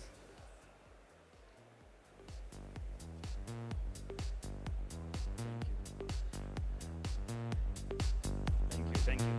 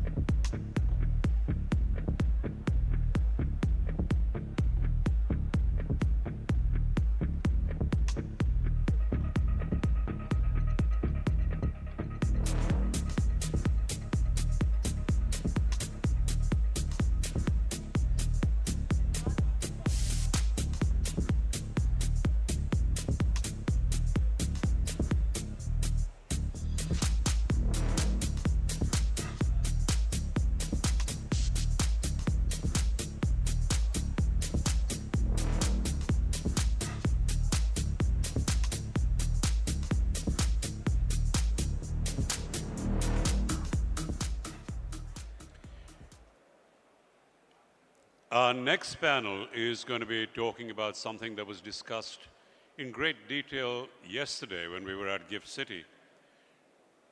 How to build a franchise business. How do you scale with excellence while you're still trying to control franchisees and make sure that your quality never slips? Our panelists have been doing this for a number of years and are going to share their thoughts and their experience with us. We have Arpita Aditi, founder and CEO of Dil Foods, Darshan Dashani, founder of Tea Post, Dheeraj Gupta, MD and founder Jumbo King Foods, Dr. Tapan Vaidya, Group CEO Papa John's, Sanam Kapoor, founder La Pinots, Sheetal Patil, CEO Creamstone, Vijay Gupta, Director of Honest Pav Bhaji, and moderate the session, Thomas Fenn, co-founder, Marbelly Restaurants.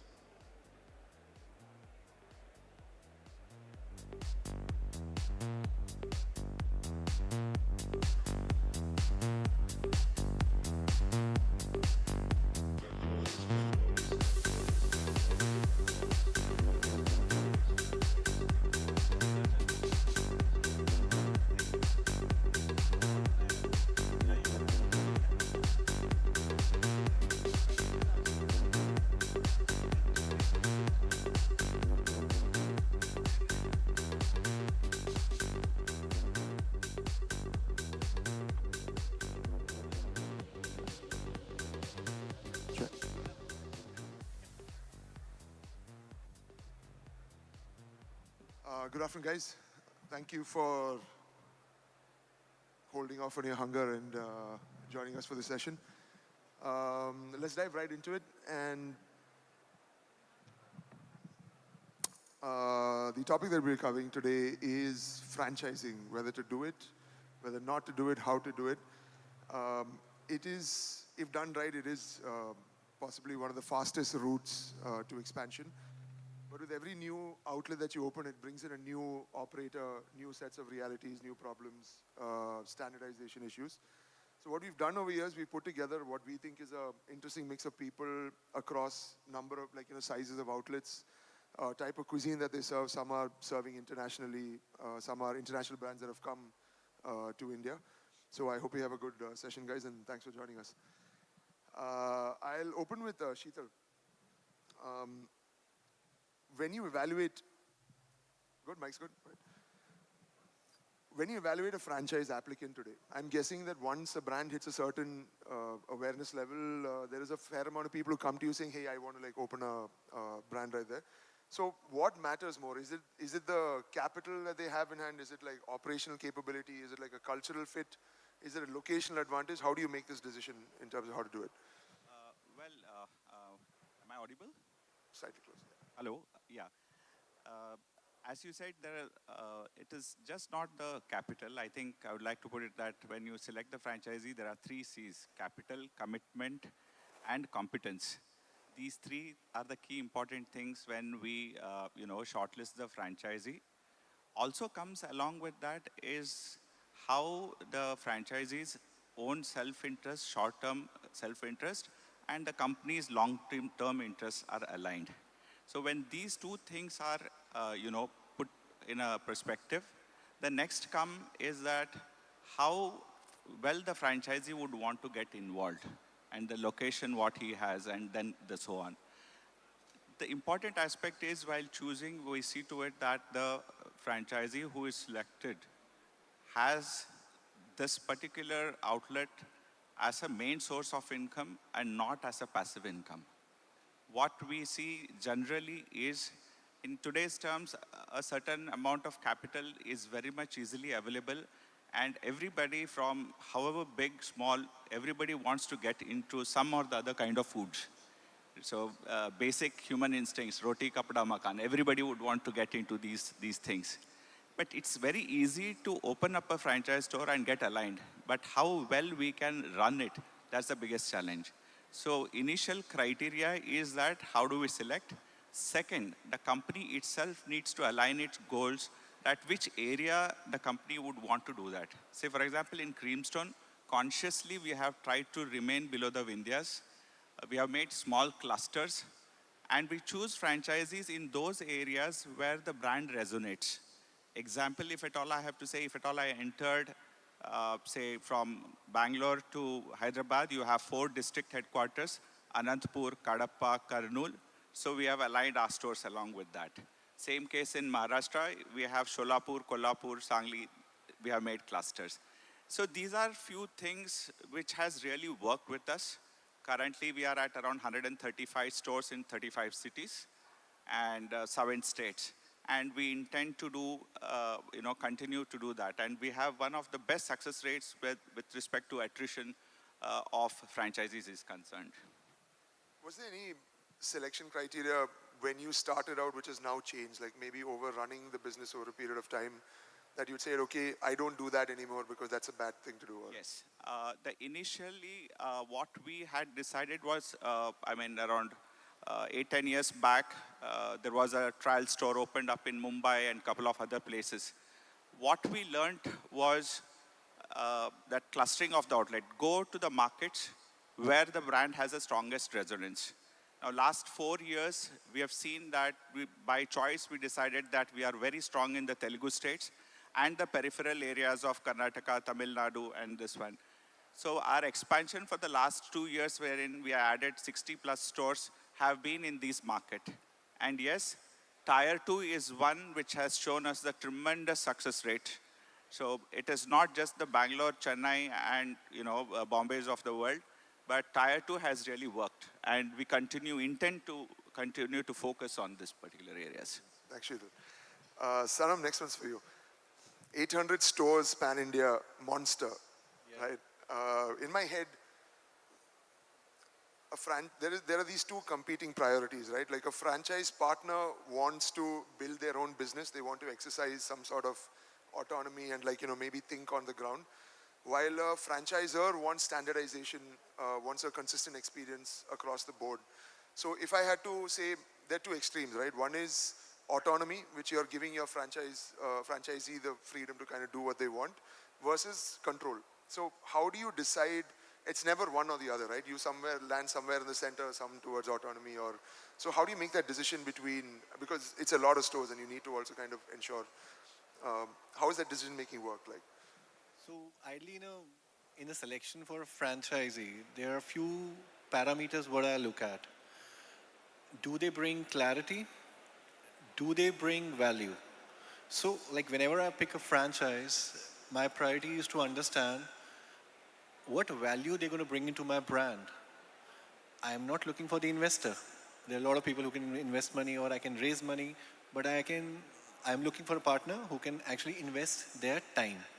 So if a franchisee is having a clarity that what is their roles and responsibilities, only then we plan to move ahead.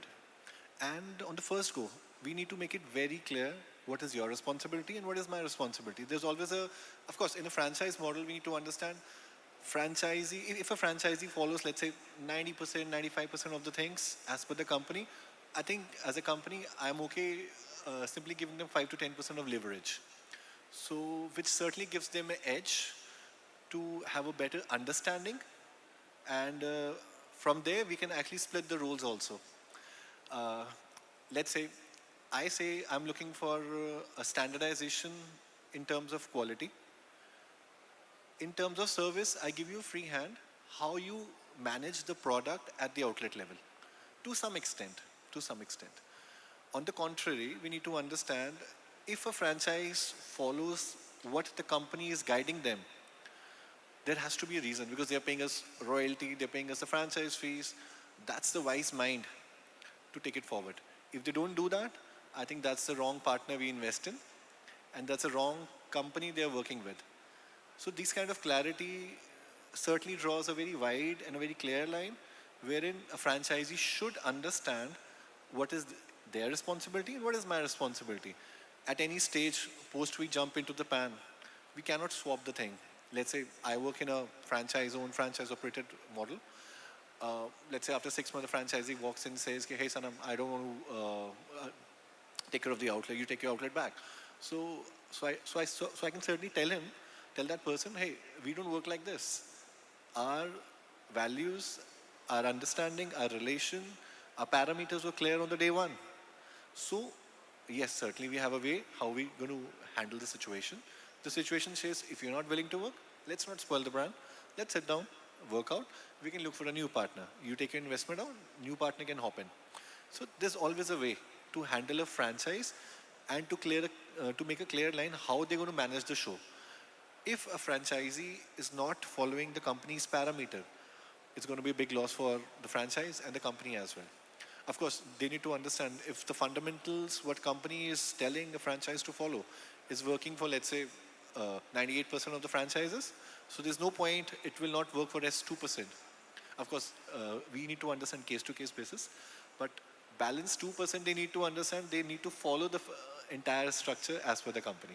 That's how it should work. Got it. So just a quick follow-up to that. In that scenario, that 2%, what is your judgment call? Is it that, let's say this person is following processes to the T, and for some reason it's not working out? Does it mean that perhaps the store doesn't work for the location?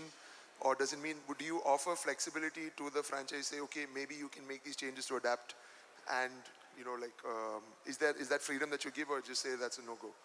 Certainly. So a selection of a store is a joint process. So it works with our team works with the franchise, and there we finalize the location. Let's say after 3 years or 5 years, there's a dispute between the landlord or the franchise, or there's a problem at the site. We are flexible to move that location to anywhere 200, 500 meters left and right, and we can have a show up and running. So that's how it works. Of course, you know, we need to sit down with the partner, and we have to understand their mindset first, what they are looking at. You cannot push any franchise to, you know, to work as per the company if they're not willing to do so. So at any stage, at every stage, we take our franchisee along. I think that's how our franchise model is so successful. So that's how it works. Thanks, Sam. Dr. Tapan, Papa John's international brand operating in India. My question to you was, most, if not all, global brands are built on standardization. Am I audible? It's clear? All right, yeah. It's built on standardization. Now, there is a matter of taste, which means that especially when you enter new territories, new global territories, is there like some sort of question that you ask yourself that do we need to adapt our taste standards for the local market, or you say, look, this is the product, this is what we're going to like double down on? How does that decision making go? Like, thank you. Is this working? Can you check his mic? Yes. So let me give you a short answer first, and then a long, honest answer. So the short answer is you must adapt everything except promise. So the brand promise, there cannot be any adaptation of that when you go to any new market. So at Papa John's, our brand promise is better ingredients, better pizza. So with that lens, we would go to any market and decide to what degree we must adapt. Now, when Papa John's went from, say, the United States to the UK, or even UAE or Saudi Arabia, the brand did not have to adapt a lot because the international menu traveled well from the US to Dubai. That said, when we made our so-called re-entry into India last year, we knew this was going to be a big challenge. So we spent 2 years before launching the business in India, setting up our supply chains, creating the right menu for the consumer, deciding how much of the menu should be vegetarian, the degree of spice in each recipe, each ingredient. And of course, we still worked with the same brand promise of better ingredients, better pizza. We made sure we picked best-in-class ingredients from best-in-class producers.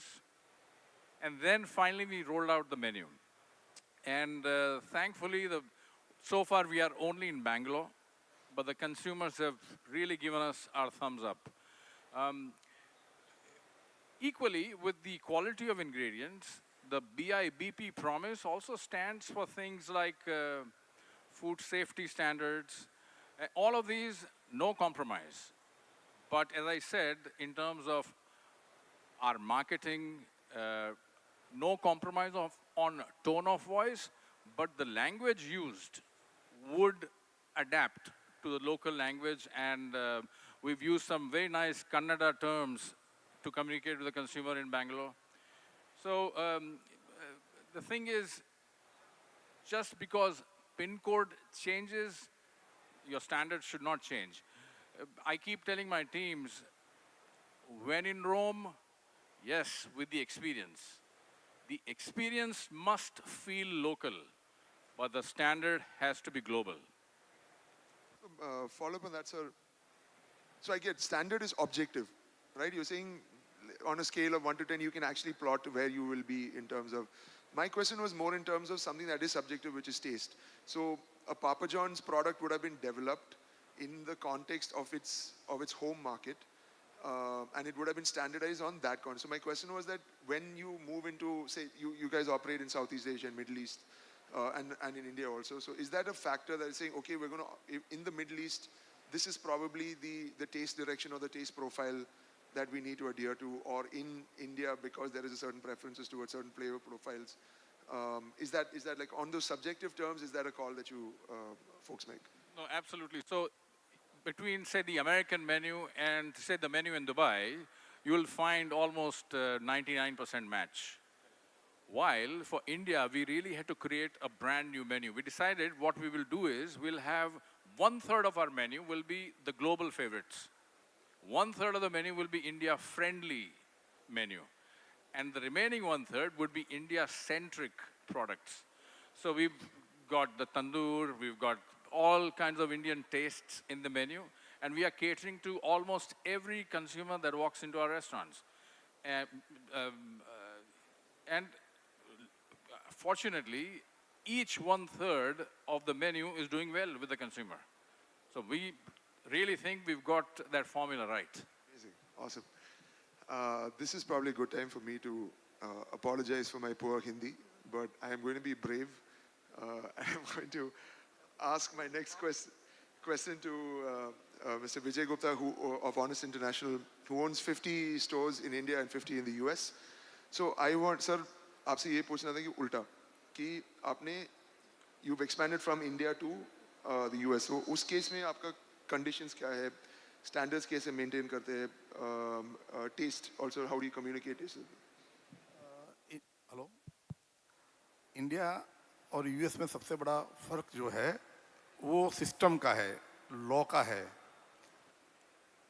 और ये जो भी business, franchise business भी US से निकला हुआ है, तो वहाँ का जो लॉ है वो बहुत क्लियर है. उसके वहाँ फ्रेंचाइजी लॉ है और उसका पूरा इंफ्रास्ट्रक्चर गवर्नमेंट ने बनाया हुआ है. उसको रेगुलेटरी में ले गए वो लोग. इंडिया में भी मैं पॉसिबिलिटी देख रहा हूँ कि अभी जो इंडिया का जो फूड मार्केट है वो 6 लाख करोड़ का है. वो अगर यहाँ पे फ्रेंचाइजी लॉ बन जाता है, रेगुलेटरी कंपलसरी कर दिया जाता है, तो ये 6 लाख करोड़ 125 लाख करोड़ तक पहुँच जाएगा. और आज हम लोग जो भी एफएमसीजी प्रोडक्ट को रेस्टोरेंट में देख रहे हैं ना, उसकी जगह ये होगा कि आज गोभी की थाली जो है सिमिलर आपको चेन्नई में मिलेगी, सिमिलर आपको जम्मू एंड कश्मीर में मिलेगी. यहाँ जो कमी जो है ना वो सिर्फ और सिर्फ फ्रेंचाइजी लॉ की है और उसके इंफ्रास्ट्रक्चर की है.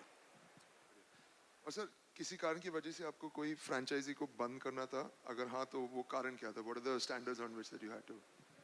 ज़्यादातर तो क्या होता है कि रेस्टोरेंट्स और फूड जो है वो एक एंजाइटी होता है. खाने वाले भी एंजाइटी में जाते हैं और धंधा करने वाले भी एंजाइटी में जाते हैं. मैं 85% सबको हाथ जोड़ता हूँ कि भाई फूड लाइन से दूर रहो.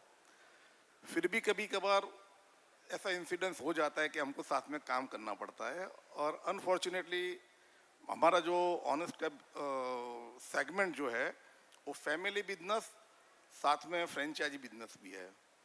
तो कई लोग जो मेहनत नहीं कर पाते, ध्यान नहीं रखने पाते, उसका एसओपी को फॉलो नहीं करते, तो 2 साल 3 साल 4 साल में वो लोग थक जाते हैं। तो सैटरडे संडे चले जाते हैं आराम करने के लिए, तो इसकी इफेक्ट आती है। फिर हम उसको समझाते हैं कि तेरा लॉस ज़्यादा होगा, तू बंद करेगा तो तेरे लिए अच्छा है, ये कंडीशन रहती है। Dheeraj, next question is for you.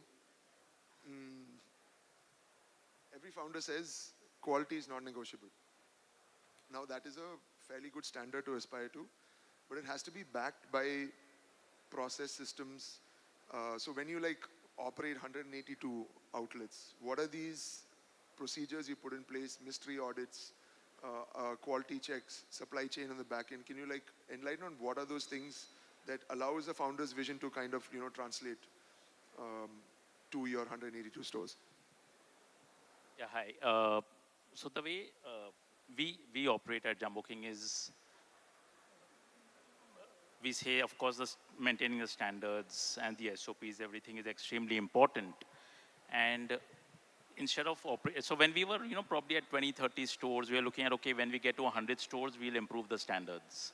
We'll get in this better systems, etc. in place. And what we now said is, no, let us imagine as if we opened store number 1000 yesterday. Congratulations. So, no, as if, okay, so okay, thank you. So what is the system going to look like, right? So we started investing in something called as the JK University. There's a hamburger university and that kind of stuff. I said, well, in India, we need that kind of stuff. So it's entirely digital, all the SOPs are over there, all videos are over there.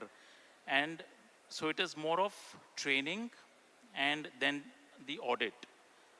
So every audit point which a franchisee may lose because he did not meet up to the standards, there is a backup training video for that. So it's like, in fact, I had met Mr. Monde also last week, and I told him that, whatever you're doing is amazing. What is required is education. People don't know what to do, and therefore they have come out with their own interpretation of what they feel is the right thing to do. How did he reply to that? He said that, yeah, that's good. We are doing it. There is an FSSAI law, etc. But I said that, the intention is not to serve something bad. There may be a few bad, characters out there, but in large, the industry wants to do the right thing. So, so we said that at least we have built our infrastructure out, right? Where the franchisee needs to know what he's doing wrong, because at the end of the day, he's training his team, his manpower, and we know attrition is high in our industry. So how can he train his people to get to the standard? So always having the SOP readily available in a video format, because I've seen when things are written down, people actually don't understand it. Video is much easier to understand. And these kind of investments over the long run have really helped. So the franchisees know that the commitment to ensuring that they succeed is what really makes all the difference. We say, we're creating this gym. Right now, gym membership aapne le li. Now, whether you're coming every day and working out or not, following the diet or not, that will decide whether you get the 6 packs or not. Some people take gym memberships and they put on 5 kgs weight. You know that they have not done what was supposed to be done. So that's how we explain the thing, that you guys, we have created this gym. There are lots of fit people here. So you come and join us if you want to become like that, but you will have to do the work. The gym is not going to do the work for you. So in this, what I'm hearing is that there's a lot of top level, medium level, and deep level training that you guys do. So in this context, does it actually make sense for you to have multi-outlet franchisees or like single outlet franchises? How does that work? Like, so doesn't it make sense if you had operators who do multiple of your stores? Yeah, absolutely. Excellent question, Thomas. So, when at 1,000 stores, we don't want to have more than 200 franchisees, like operating 4 to 5 stores each. So what we realized, it was really interesting. We said that, hey, we have this whole JK University, which is teaching the blue-collar people on how to make the right burger, how to keep the store clean. But we are actually not doing enough to train the franchisee on how to think as an entrepreneur at scale, right? They are very happy doing one store. They don't know how to handle the second, third, fourth store, because I saw too many people when they scale up to their third store, they start thinking now it's time to relax and step back. right? Well, actually, they have to be as engaged as they were on the first store. Now it is just that they're dealing with managers, not with the blue-collar people, but their hours have to remain.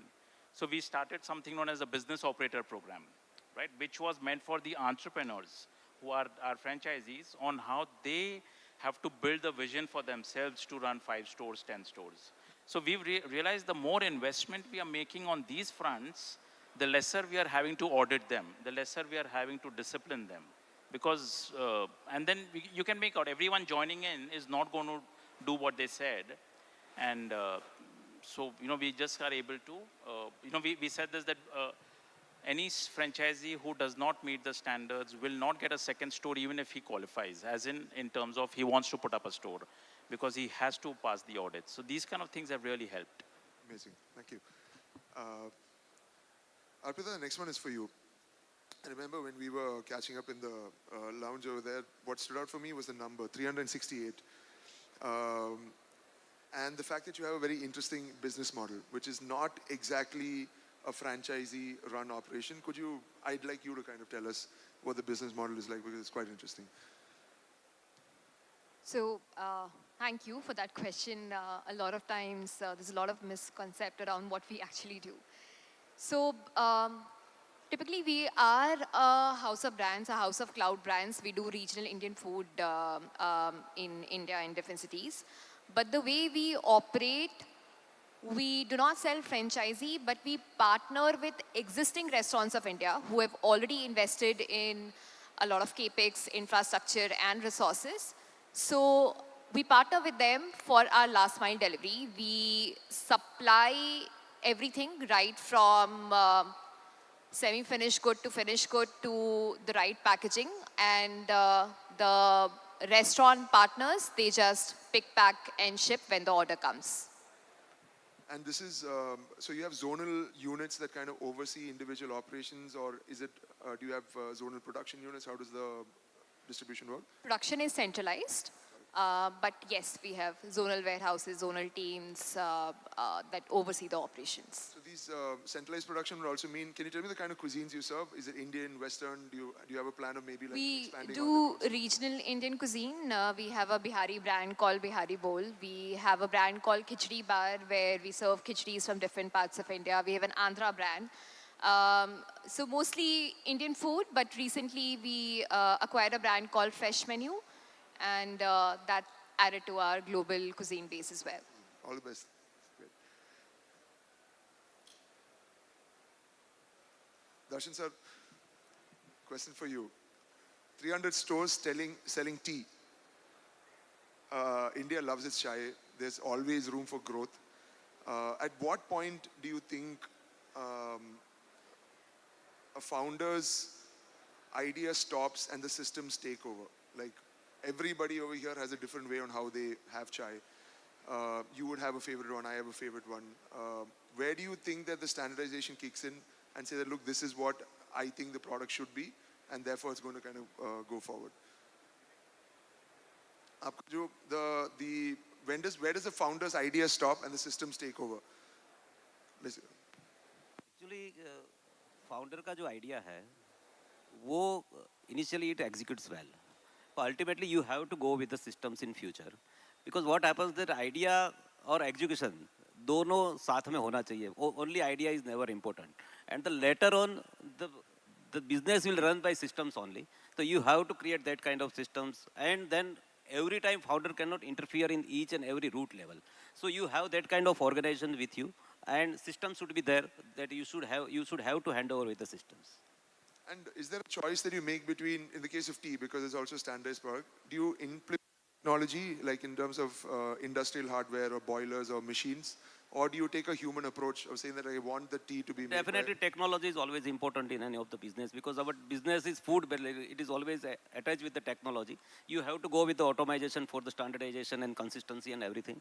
So these all things are very much required at the later time, because initially, if you start the first store, there will be everything will be handmade, or you can say that it is a person oriented. But later on, because two things are not in control of any of the retail outlet. One is real estate, one is manpower cost. So you have to go with the automation. You have to use the systems. You have to use that IT and everything.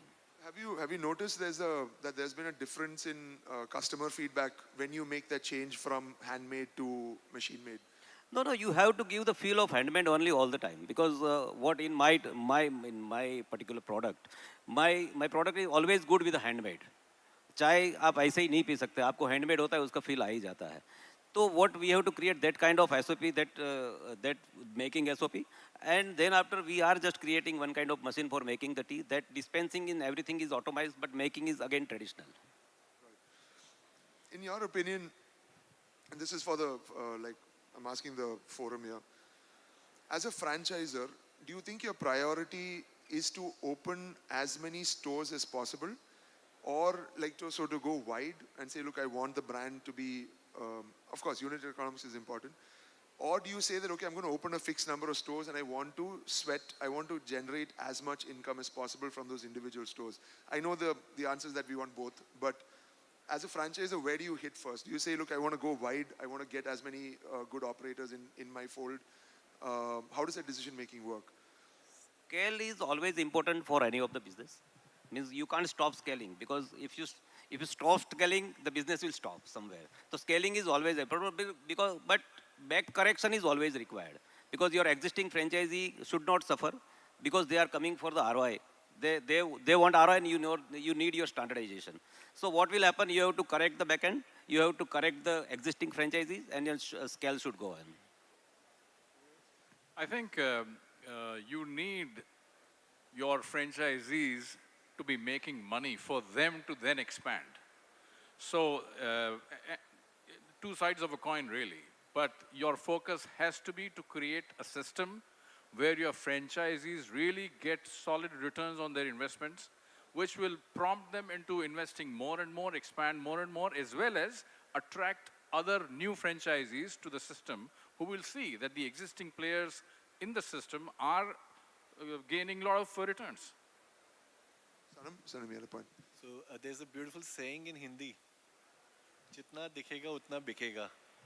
But I want to reframe this in a better way. "Jitna zyada dikhega utna zyada bikega." So that's the right mindset. You know, when you are actually visible in every corner, nick and corner, so customer has got a better clarity, and they have more options, you can say, and they can hop into your store with a clear mind. So I think more visibility gives you better sales as well. Of course, so it comes with a lot of pretext, like whether your product is giving right value.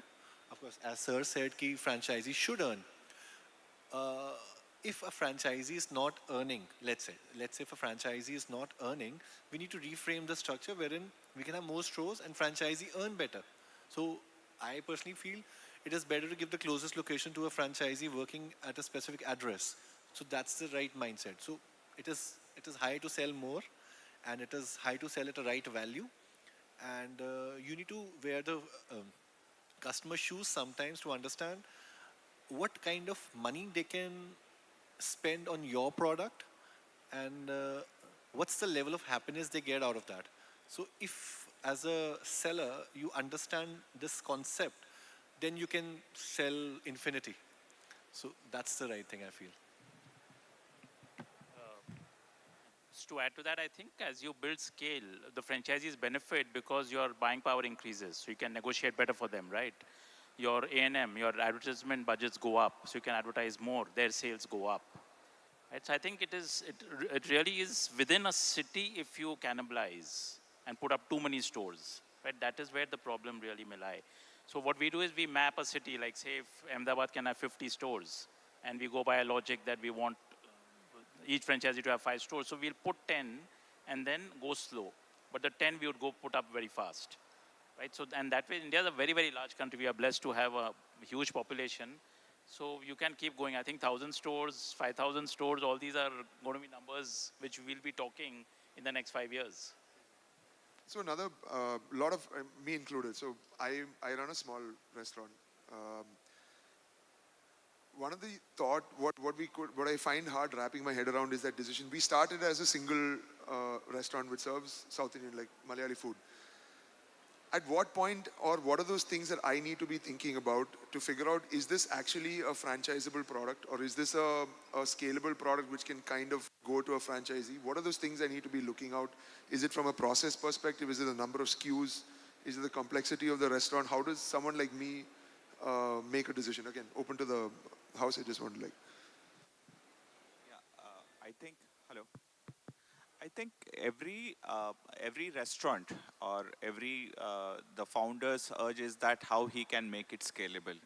With the new age terminology, everybody starts with a one single outlet, then looks at that how this whole concept can be scaled up. But having said that, the biggest challenge is the founder himself needs to define his goals with respect to which market he intends to be. That's one. Two, before going and entering into the market, to define the process. End of the day, food and beverage is a heavily human-oriented industry.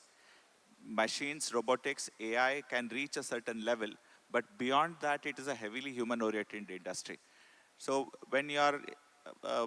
how good is your packaging, your inventory controls, whether how you can minimize those portion-wise.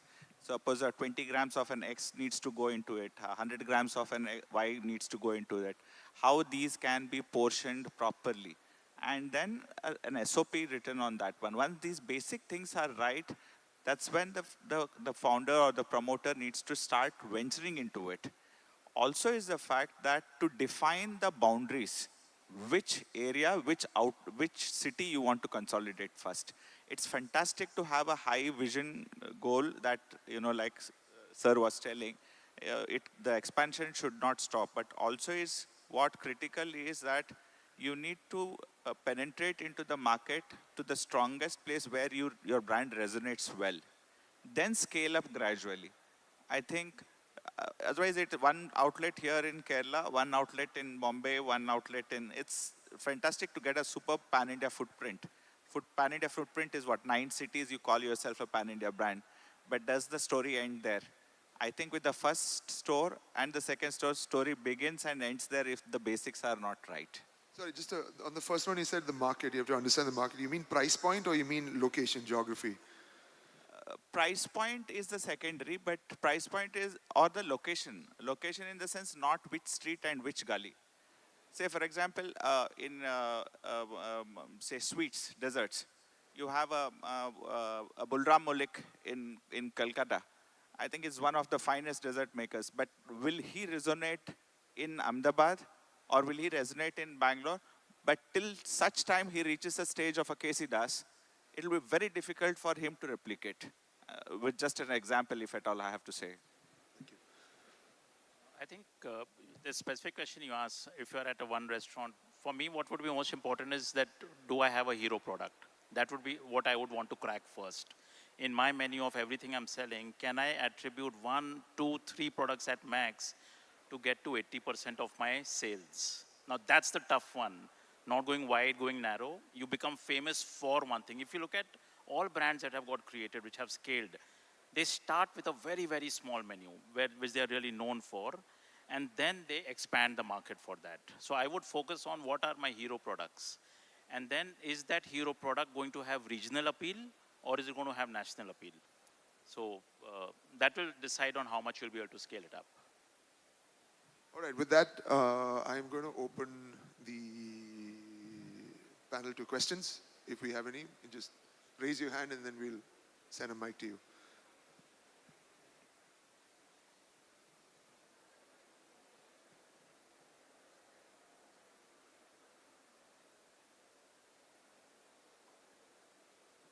Can someone send a mic to the lady over there, please?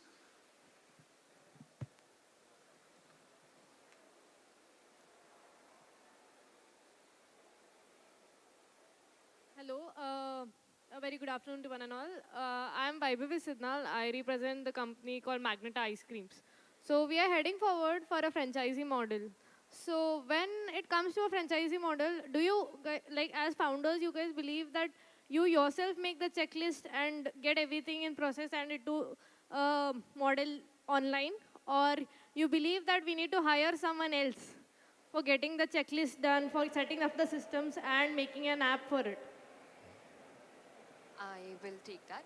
Um, this will go back to the previous question that Thomas had asked Sanam, that how much flexibility you're okay with to give to a franchisee, right? So you really want to control the customer experience, and there you do not want to give any flexibility to anyone. How do you control customer experience, and what means customer experience? It's to do with products, it's to do with quality, it's to do with ambience, it's to do with packaging, multiple things that a customer sees, experiences, and then decides whether they like your brand or not. So all of these things have to be defined by you, that what exactly do you want your customer to experience about your brand, and you note it down and make a checklist for which you'll have to create a system. And there could be various ways to create a system. There are various technologies that have come out. If you cannot build it yourself, you can create a wrapper with available tools out there. But you have to create a system that prevents anyone to make mistakes on those guardrails, on those checklists, because you cannot give any flexibility to anyone to go wrong on customer experience. So you decide that what checklist, but you can use the available tools. You can use a basic Google form kind of thing. You can use Claude to create that system for you, but the checklist should get defined by you. Thank you so much, ma'am.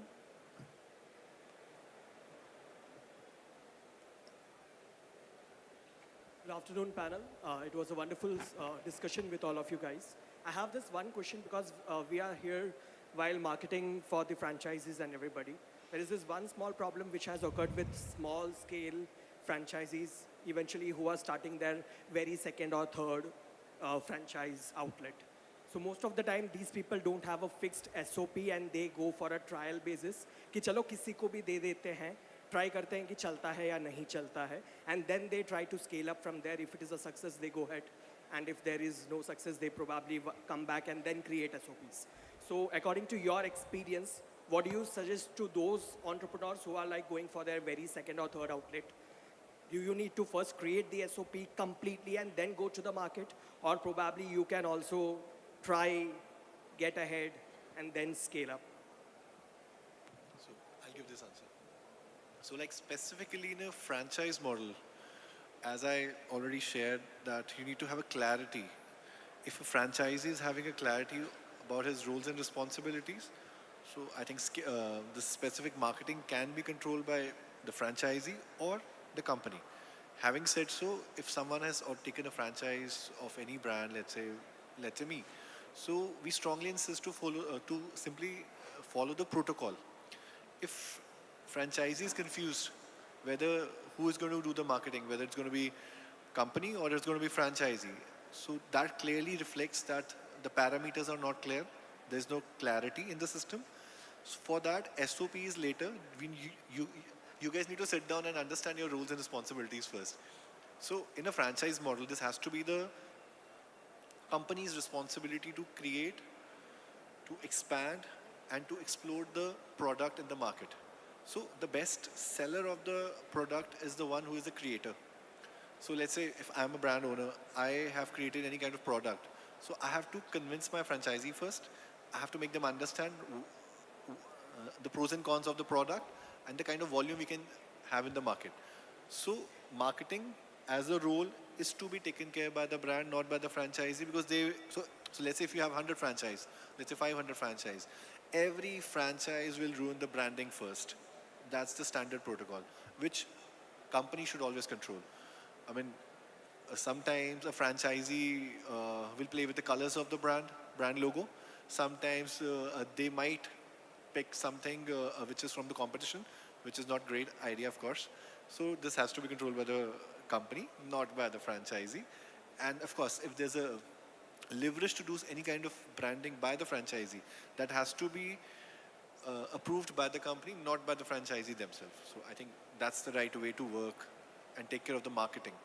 So else there will be just the confusion in the ecosystem, and there will be grudges or there will be disputes in the system. That's the reality. Darshan, you want to add something to it? So, we have time for just one more question, if there's anyone. Right in the front. Good afternoon, the panel. Good afternoon, one and all. A question, a little bit of out of the box. Product is made, brand is made, name is done. It is already famous now. What is the right time to enter into catering market to scale with excellence when a brand is made?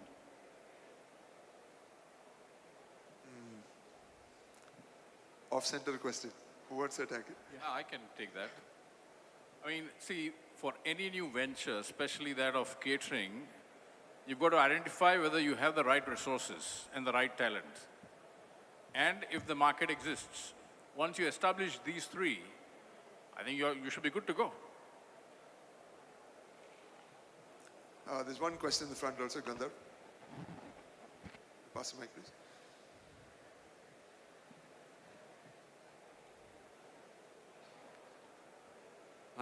Hi, my name is Gandhar. I run a QSR brand of wraps and rolls called Roll Baby Roll. So my question is open to everyone, that if you have to recreate the franchise playbook today, what are the 3 things you will do differently than what you have done in the past? I think the first thing that comes to mind is tech. Because what technology was, say, 10 years ago and what it is now, it's completely different. So I think definitely tech would be at the top of the list. And the second topic, also on top, right below tech, would be that of relationships with aggregators. I think that is very important for our business. And it really would go a long way if that relationship is healthy. And both parties really should win in that relationship. And if that is achieved, then I think a lot of our problems will be solved. There's one more thing, while Sir, of course, mentioned about technology. I think we use tech very loosely and very often without exactly knowing what to do with tech. Tech can create a lot of visibility, but what visibility has to be created, a lot of times people do not know that. This is one thing that we are extremely proud of. We keep saying that certain outlets in franchisee perform really well and certain outlets do not perform really well.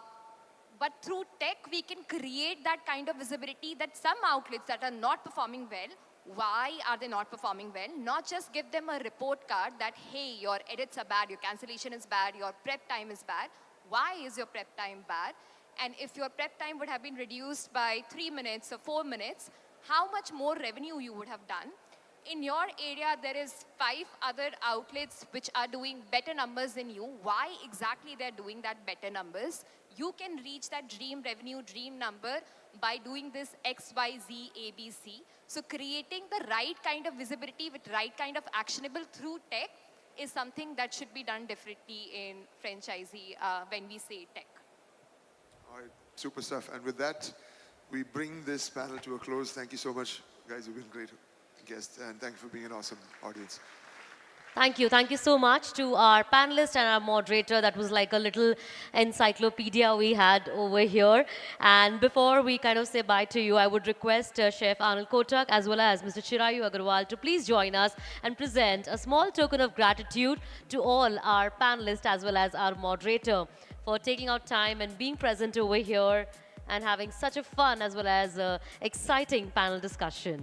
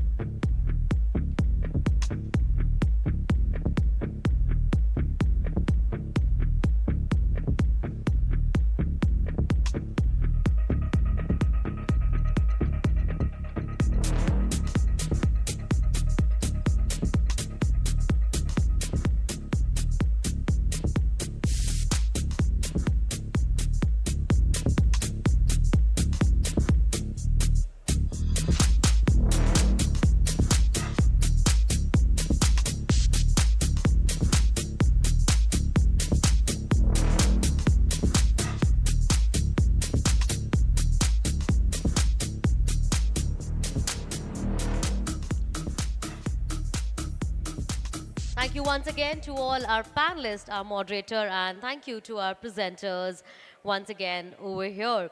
Well, before we move to our next segment, which is a presentation over here, we were here some time back appreciating and felicitating the legendary brands of Ahmedabad. जो लोग गुजरात के बाहर से आए हैं, अगर आप कुछ अलग-अलग restaurants try करना चाहते हैं हमारे शहर में, then these were the names that you must visit. And one of the names, that we want to now take a moment and felicitate is Shri Khodiyar Kathiawadi Dhaba. And to present them first, I would request Mr. Nisarg Nanavati to please join us from the Baroda NRAI chapter. I would request Mr. Nisarg once again to join us from the NRAI chapter.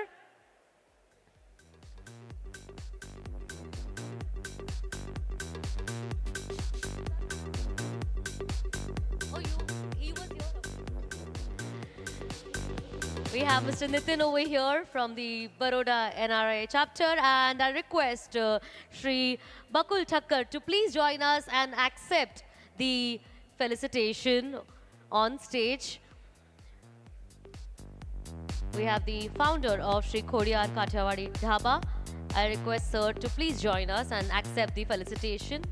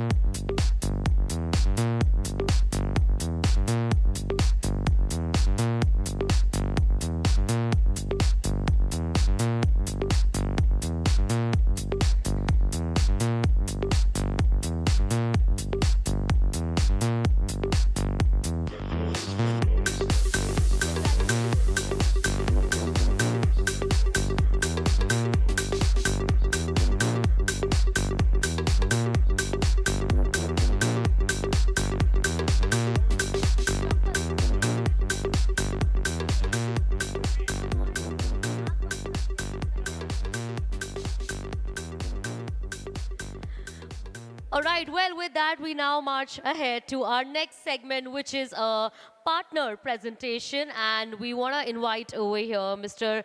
Shreyankar Biswas to please join us over here, the head international business and NAB United Beverages, to join us and share his insights and thoughts over here.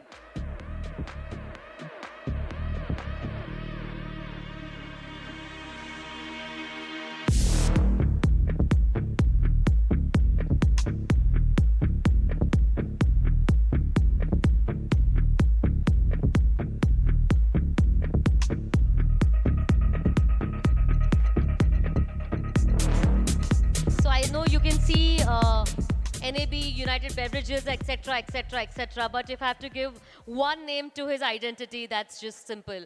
Heineken, and if it's in Gujarat, non-alcoholic. So that's Mr. Biswas, and let's have him over here on stage for his presentation.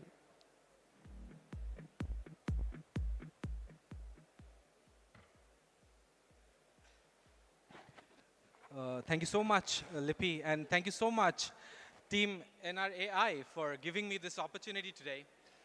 Of course, Gujarat ma apna swagat hai, and welcome to Gujarat, and such an honor to present in this platform.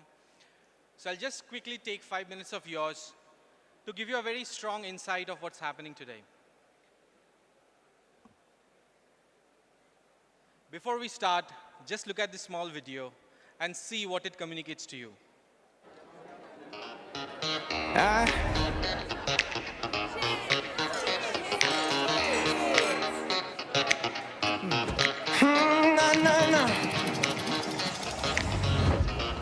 Very superstitious. Writings on the wall.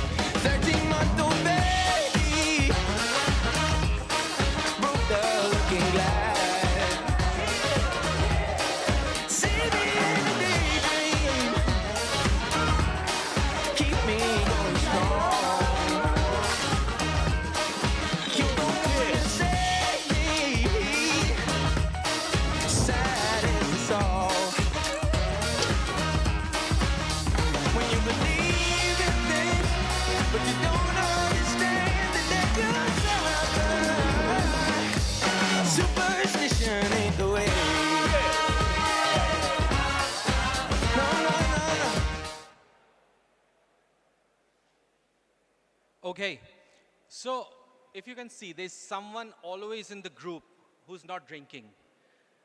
In this moment today, either High Rocks or Detox or Shravan chal raha hai, aaj Mangalwar hai. Any day you feel there's someone who's not drinking, by whatever reason you can. They're today either celebrating with a soda or a cola. There's what we bring in. It's one of the finest zero alcohol product. And of course, today, now you can cater to someone who have a business meeting, someone who's driving today. There's a fitness conscious guest as well who's either not drinking. There's also a weekday lunch consumer. Basically, there's someone who's not drinking at your place. There is an opportunity to cater to that guest is what this product comes as. And technically, you don't need a reason to drink. Now, since you're in Gujarat, I think the only place where all of you have came together is to understand the maths part of the game. Today, all of these consumers, when they come to your place, you have a flat offering of 99 to that consumers. I've just used a small business case where even if you upgrade 100 consumers to a 199 MRP price product, and of course you have a 25% margin on a can. If you understand the maths correctly, you can by default earn 10,000 more as a net contribution and add 10,000 to your bill.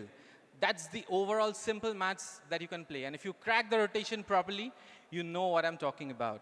So that's the first simple positioning that we want to sell you. Don't position Heineken Zero beer as an alternative to beer. It is to be treated as an upgrade to an ordinary refreshment. Trust me, this happened to coffee, this happened to every other category. You are the one who are shaping the entire ecosystem. Why not upgrade the refreshment category as well? And why our product? If you can see from the start of the video, I have placed my product on a glass there. And it's been 4.5 minutes now. The head is still there in the glass. And that is what the strong foundation of the product is. We de-alcoholize the beer. So it's made outside of India. The first thing is we use the best quality yeast. And of course, with UBL, it's the same ecosystem as Kingfisher and Heineken. So we use the best quality beer. We de-alcoholize it, and we pack it in a can for you. So that's the best part of it. So it's zero alcohol technically. If you still haven't tried Heineken Zero yet, please try it when you move out of the room, or even if you have some coolers by the side, try the product and see the difference it can create. Not only that, it is only 69 calories. And also at the same point of time, it is 10x less sugar than your colas. So functionally, the product is very strong and it offers a great competitive advantage. So I'm thankful that most of the people who are shaping the category today have started listing this and they are seeing good results. On your left is the most iconic thali place in Gujarat called House of MG. You would only see Heineken listed there. The new Bastion which is opened have started serving us. Not only that, you see in the socials menu, and I can see Zoravar sir also looking at me that, okay, you didn't place my menu screenshot yet, but yes, we have it in their menus as well. And the point that I'm trying to make is everyone had started riding onto this wave. So why not you? Take this opportunity, upgrade your refreshment category, and see what the magic it can create. The world global brand, we have an association with Formula One, Champions League in soccer, and with paddle coming up big time. That's it for my presentation. As everyone says, unlike the best man's speech, the beer is always tasteful. Don't forget your beer before you move out of the room. Thank you so much for everything. Bahut bahut aabhar. Cheers. Thank you, everyone. Thanks.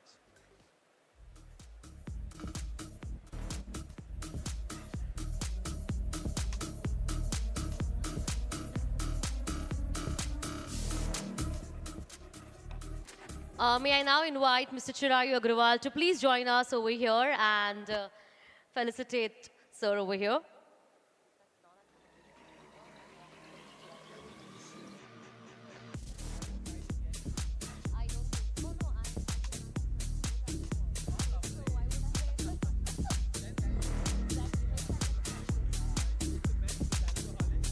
I'm sure.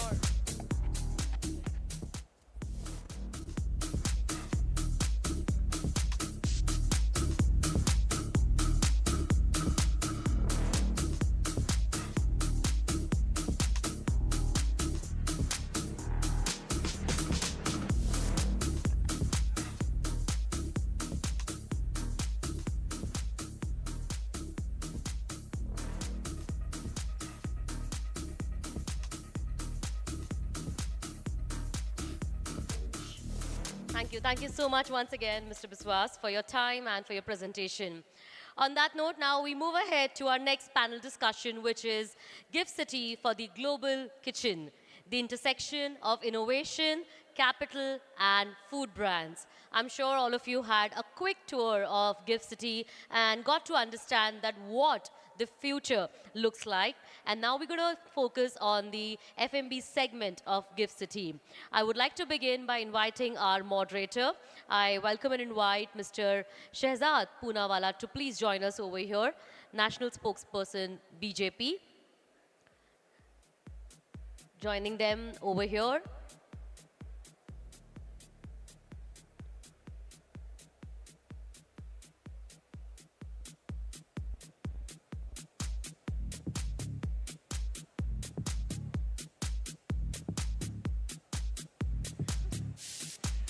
Okay, while we're waiting for our next panel to reach us, we're delighted to call up on stage Sagar Daryani, President NRAI, and Jignesh Pandya, Chief Architect and Founder of Easy Cater. Gentlemen.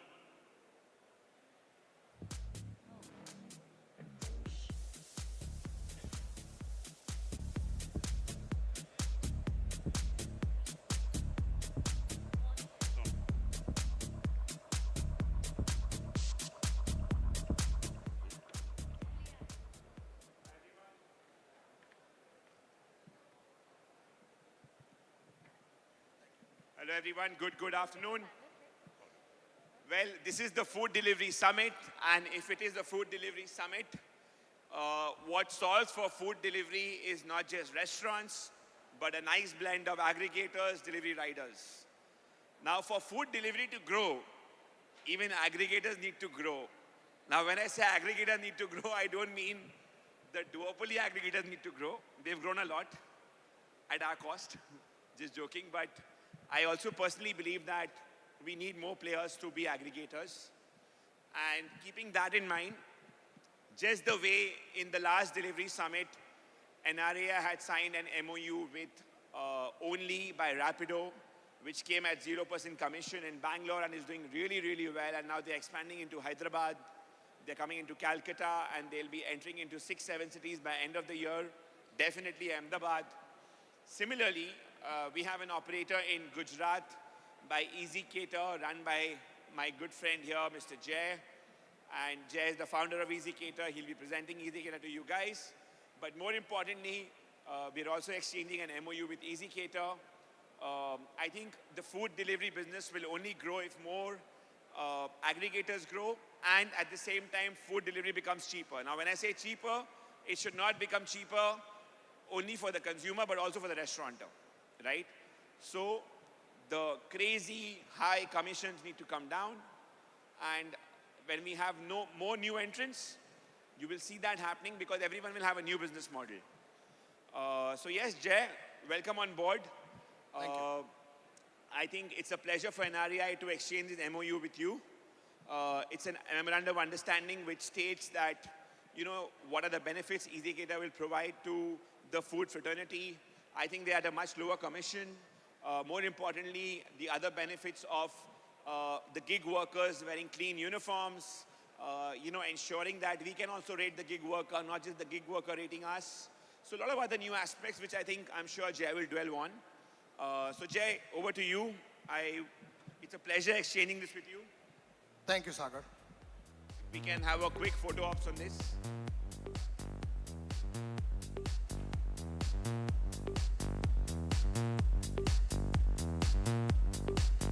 Wishing you all the best, Jay. Thank you, the stage Sagar. is yours, the platform is yours. You had a great start in Baroda. I'm hearing some good stuff. When are you launching Ahmedabad?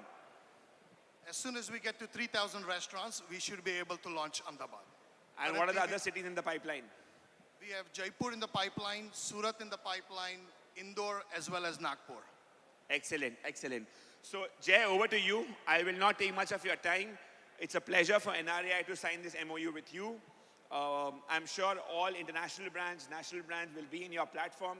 And I'm wishing you all the best on behalf of the fraternity. We need more people like you to step up and make food delivery more viable for restaurateurs to survive. Thank you so much. Thank you, Sagar.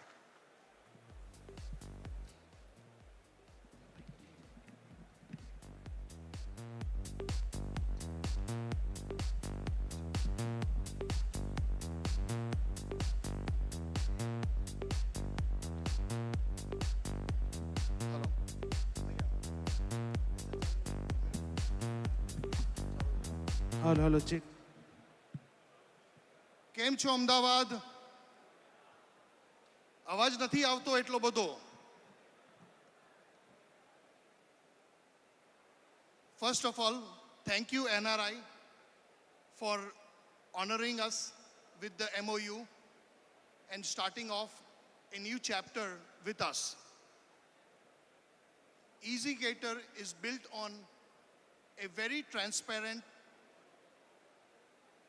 easy model which every restaurant partner will be able to adapt. The biggest thing in our platform is compared to other aggregators, our fee is almost half. It's at 11%, very transparent pricing. But biggest thing we also have noticed that most of all our restaurants are fighting very small ticket pricing. And what EasyCater has brought on board is we have onboarded corporate clients, which helps your AUV grow quite substantial. Right now, you guys are fighting ticket pricing between 250 rupees and 350 rupees. With our model, we not only offer the single ticket items, but we also offer corporate onboarding for our corporate clients, which ends up converting those big ticket, high margin items to the restaurants. The technology should not come at any cost to the restaurants, but technology should help and support the restaurants so they can grow. Because without restaurants, no aggregator can support or handle or do anything at all possible.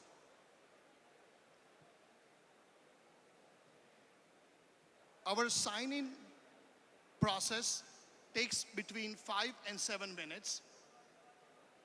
And with us launching in Ahmedabad, this is probably the best time for most or all of our restaurant partners to have the utmost visibility possible on the platform.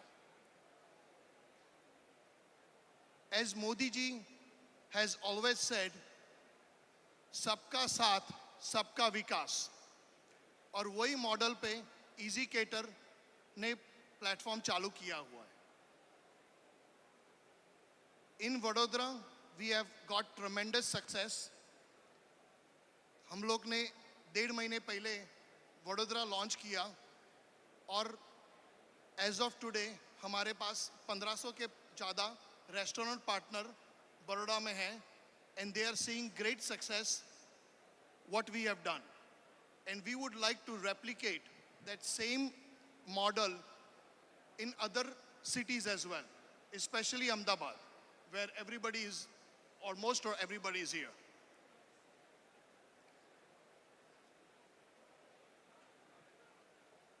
We have seen restaurants go through very much bottlenecks. Margins कम मिल रहे हैं, profitability नहीं मिल रहा है.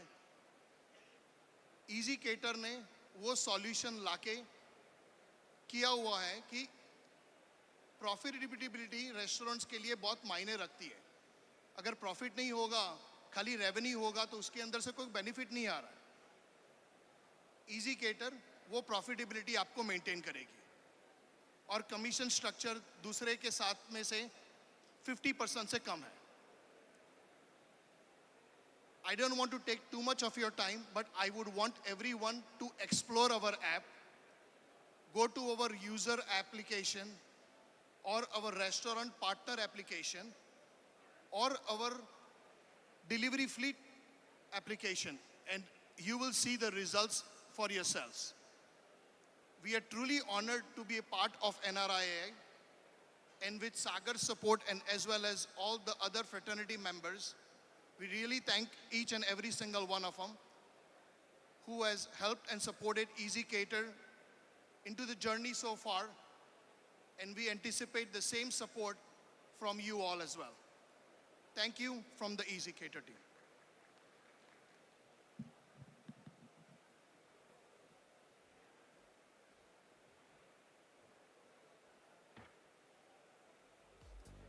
Thank you. And could I call Gary Devadayal, Joint Secretary National at NRAI, to felicitate?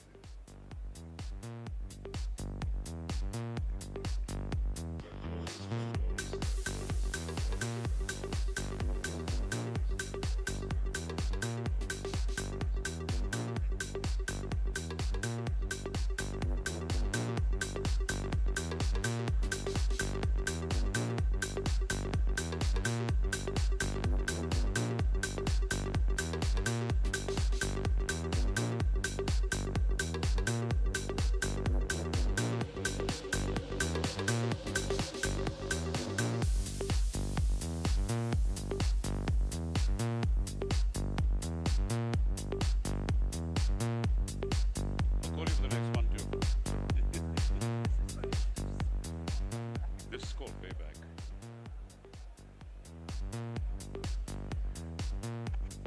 Well, for those of you who were here yesterday and joined us at Gift City, I don't need to tell you how fantastic the entire infrastructure there is. Not just what's on the road, not just what's above them, but also what's under, and the way they've managed to build world-class infrastructure all in one place, just outside Ahmedabad. The idea of Gift City as a free trade zone is great for industries that are going to make the most of it. But when you have currently 30, 35,000 people working over there, when that 35,000 is going to be 100,000 or 200,000 by the end of the year, you not only have to give them the air conditioning and the space to work, you also have to give them places to eat. And that's what our next panel is going to be talking about.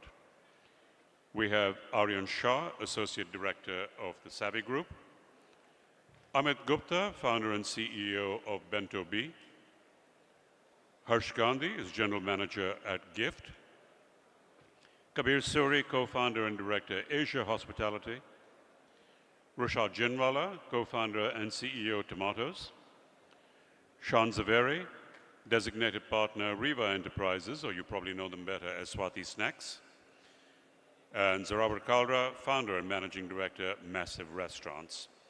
And to moderate the session and lead them through the discussion, Shehzad Poonawala, National Spokesperson for the BJP. Gentlemen.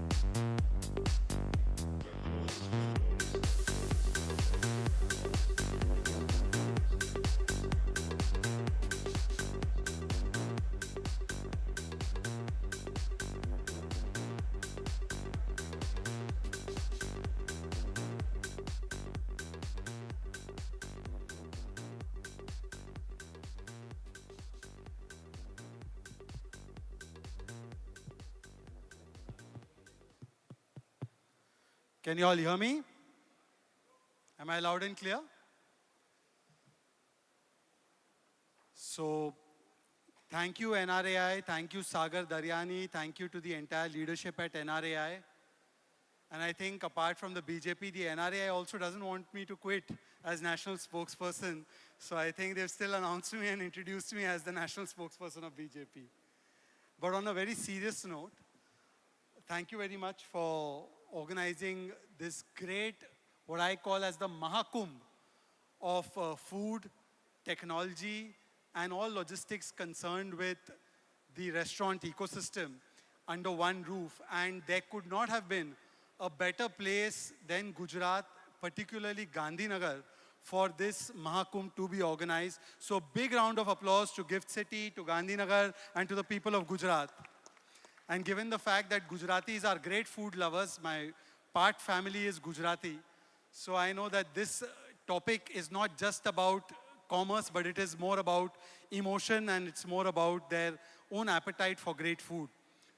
So let's have a salivating conversation here too. Through the course of the day, we've had a lot of topics discussed, and primarily it's about automation that will now take over in terms of AI and the other tools that are available in the restaurant industry. But what we've seen is that there's another conversation that needs to be happening here. And that conversation is that, can Gift City be the next place where a great global food brand or company be built? Think about what is happening. We've spent time talking about food, technology, restaurants, the future of this industry. But the question is that, can Gift City now become that one destination, and especially given the fact that Gift City has been a global finance gateway. You've seen 1,000 operational entities here, about 20,000 people being employed here, $100 billion in banking assets here. So it's a place where finance, capital, technology, multinational corporations, all are coming together. But can this be the place that, apart from building a great global city with banks and balances, can also build a city that people actually want to live in? And when we talk about living in a city, we talk about them spending time, celebrating together, and having all those experiences apart from their 9-to-5 job. And that's where the food infrastructure and ecosystem comes into place. So without wasting any more time, let me introduce a panel that will be able to weigh in much better on this subject. I have to my right, Harsh Gandhi, General Manager of Gift City. I have to my left, Zorawar Kalra, founder and MD, Massive Restaurants, who's taking hospitality to a real global stage. And we're all awaiting eagerly his new venture, Raga, which is opening soon in Delhi. We have to his left, Kabir Suri, co-founder and director, Azure Hospitality, built so many hospitality brands. To his left, we have Aryan Sheikh, associate director, Savvy Group, knows a bit or two about real estate. And to the right of Harsh, we have Rushad Jinwala, one of the veterans in this industry, co-founder and CEO of Tomatoes, an enduring brand of restaurants in Gujarat. To his right, we have Shan Zaveri, who I've been told, apart from being the partner in Swati Snacks, is also wearing another hat of being a developer in Gift City. And we also have Amit Gupta, founder and CEO of Bento Bee. We are supposed to be joined by Narendra, but today we only have to make do with Amit, and Narendra is missing from this panel. But having said that, let me kick off with you, Harsh. There are hundreds of restaurateurs sitting in this audience. Why should they put their money into Gift City? What is it that you offer them that convinces them to invest here? Good afternoon.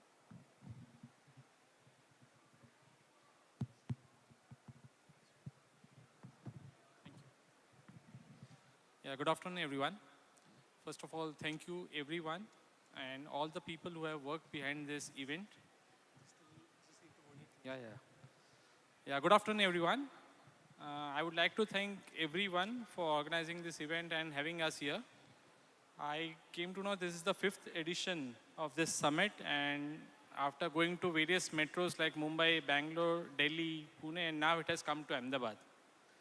It's a good place. It is not just concentrated to maybe metros, now it is going places. And what better than coming to Gift City, which is the upcoming and the most talked about story in the country and global. Gift City, we don't see this only as a financial district, don't see from a financial angle. It is actually an integrated ecosystem. An ecosystem where finance, technology, innovation, scalability, residential, social evening, everything is a component of it, and which is backed by state-of-the-art infrastructure. So you are not coming to a financial district, rather we are in a process of creating this as a business district for food also. We want to have walk-to-work concept, a city where people work, live, eat, and play. So it's not just restricted to finance, but it is everything to offer for all the entrepreneurs and the restaurants owners who are sitting here and who are watching us elsewhere.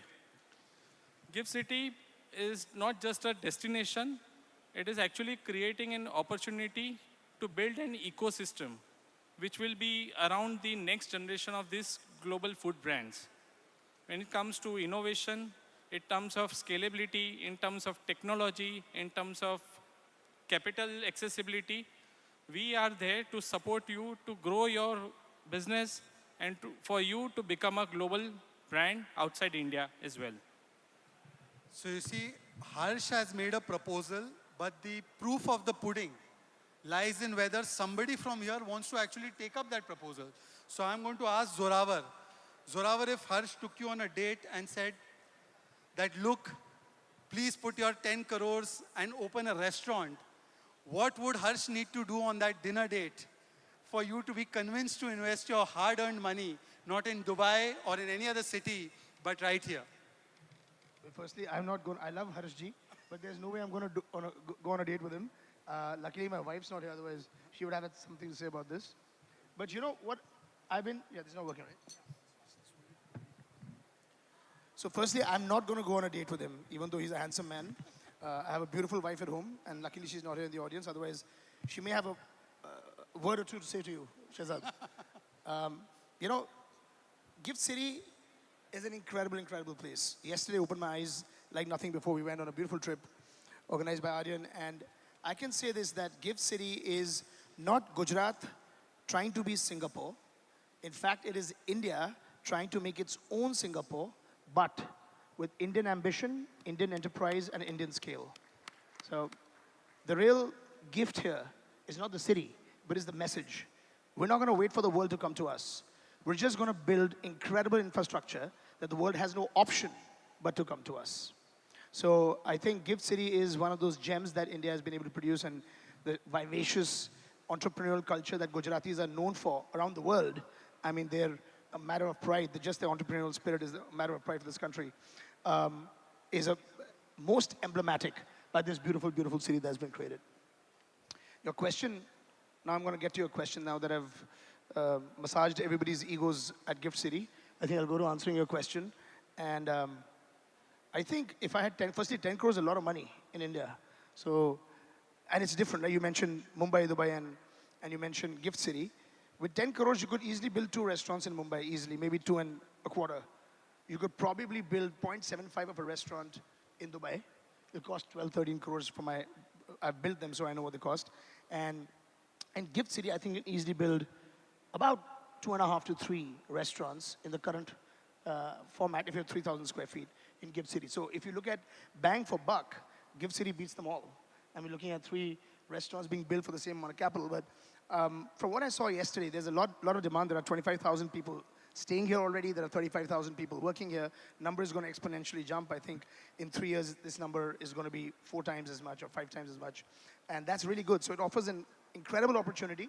I still think it's perhaps a few months early, but somebody has to take the plunge. I mean, Aryan on my left has invested here in 2016.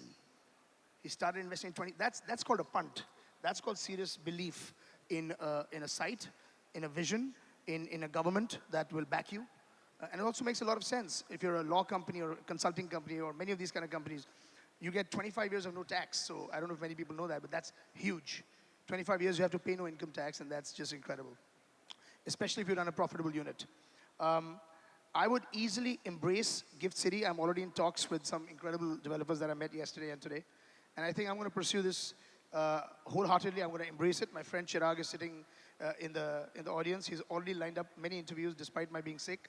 He's a hardcore deal maker, and he's looking at me, and I hope he is going to get me some good deals here. But in general, I think there are some incredible opportunities, and I would encourage all the restaurant and cloud kitchen entrepreneurs here right now to embrace wholeheartedly this wonderful gem, this gift that has been given to us by the people of Gujarat.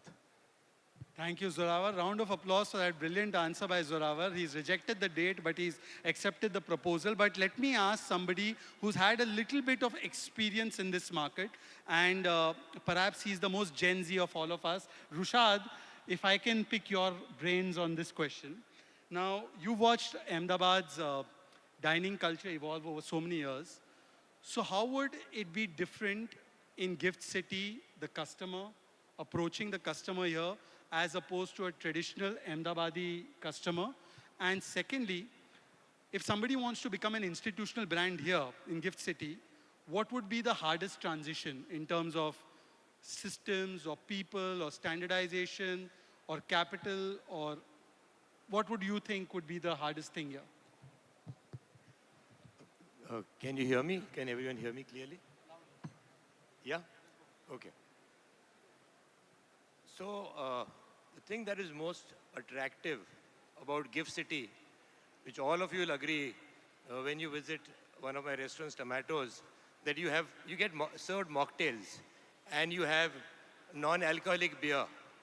Now, I would love to serve beer on the tap, craft beer, the best of single malts across the bar, and lovely cocktails for which we are known. But we serve mocktails, of course. So that would be the biggest attraction. We miss out on, one of the largest revenue earning sales in an F&B outlet, especially like places like American Diner, Tomatoes, or a Mirch Masala, and a lot of other restaurants that are in the city also.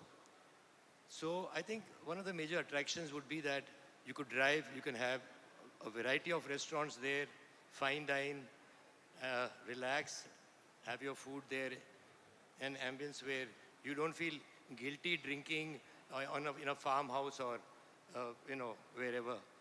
So that is, yes, definitely one of the key points for us players. Having said that, also that if the best of brands, national and international, they're attracted to Gift City. I mean, I'm really looking forward to opening in Gift City. And if all these players are in one place, you can imagine, how attractive it would be, not only to, Gujarat, but even to people from the other states, especially after the bullet train starts. You are coming to Bombay in how long? 2 hours from Bombay, imagine. And half an hour from Surat. You just sit on a train and you land up right in Gift City. These are the attractions basically. And of course, besides food, of course, there's going to be a lot of entertainment. So, yeah. And when you have a variety of cuisines in one place, that itself attracts. So, the best, you have to be the best, you have to serve, all of us have to serve the best cuisine available, international as well as local. Yeah. Thank you, Rushad. Thank you so much. I hope everyone is able to hear us speak. Is it audible? Is it audible? All right, great. So, as you know, I have left my last job. So I'm going to try and figure out all the secret recipes and sauces that can be given here so I can perhaps start a new venture. So let me dig into Kabir Suri's expertise and ask him. Kabir, if you can hear me, would you want to start a proven restaurant concept in Gift City, or do you think the demography here would justify creating something specifically for this market? Point one.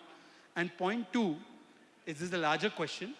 Indian food has traveled everywhere. You know, guys like you, Zorawar, have taken food abroad also. Why is it that very few Indian restaurant companies actually become great, truly global brands like the ones we see in US?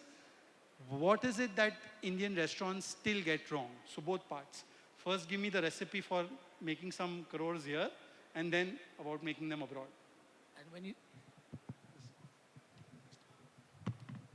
when you said get wrong, you mean get wrong when they go overseas? Yeah. Okay.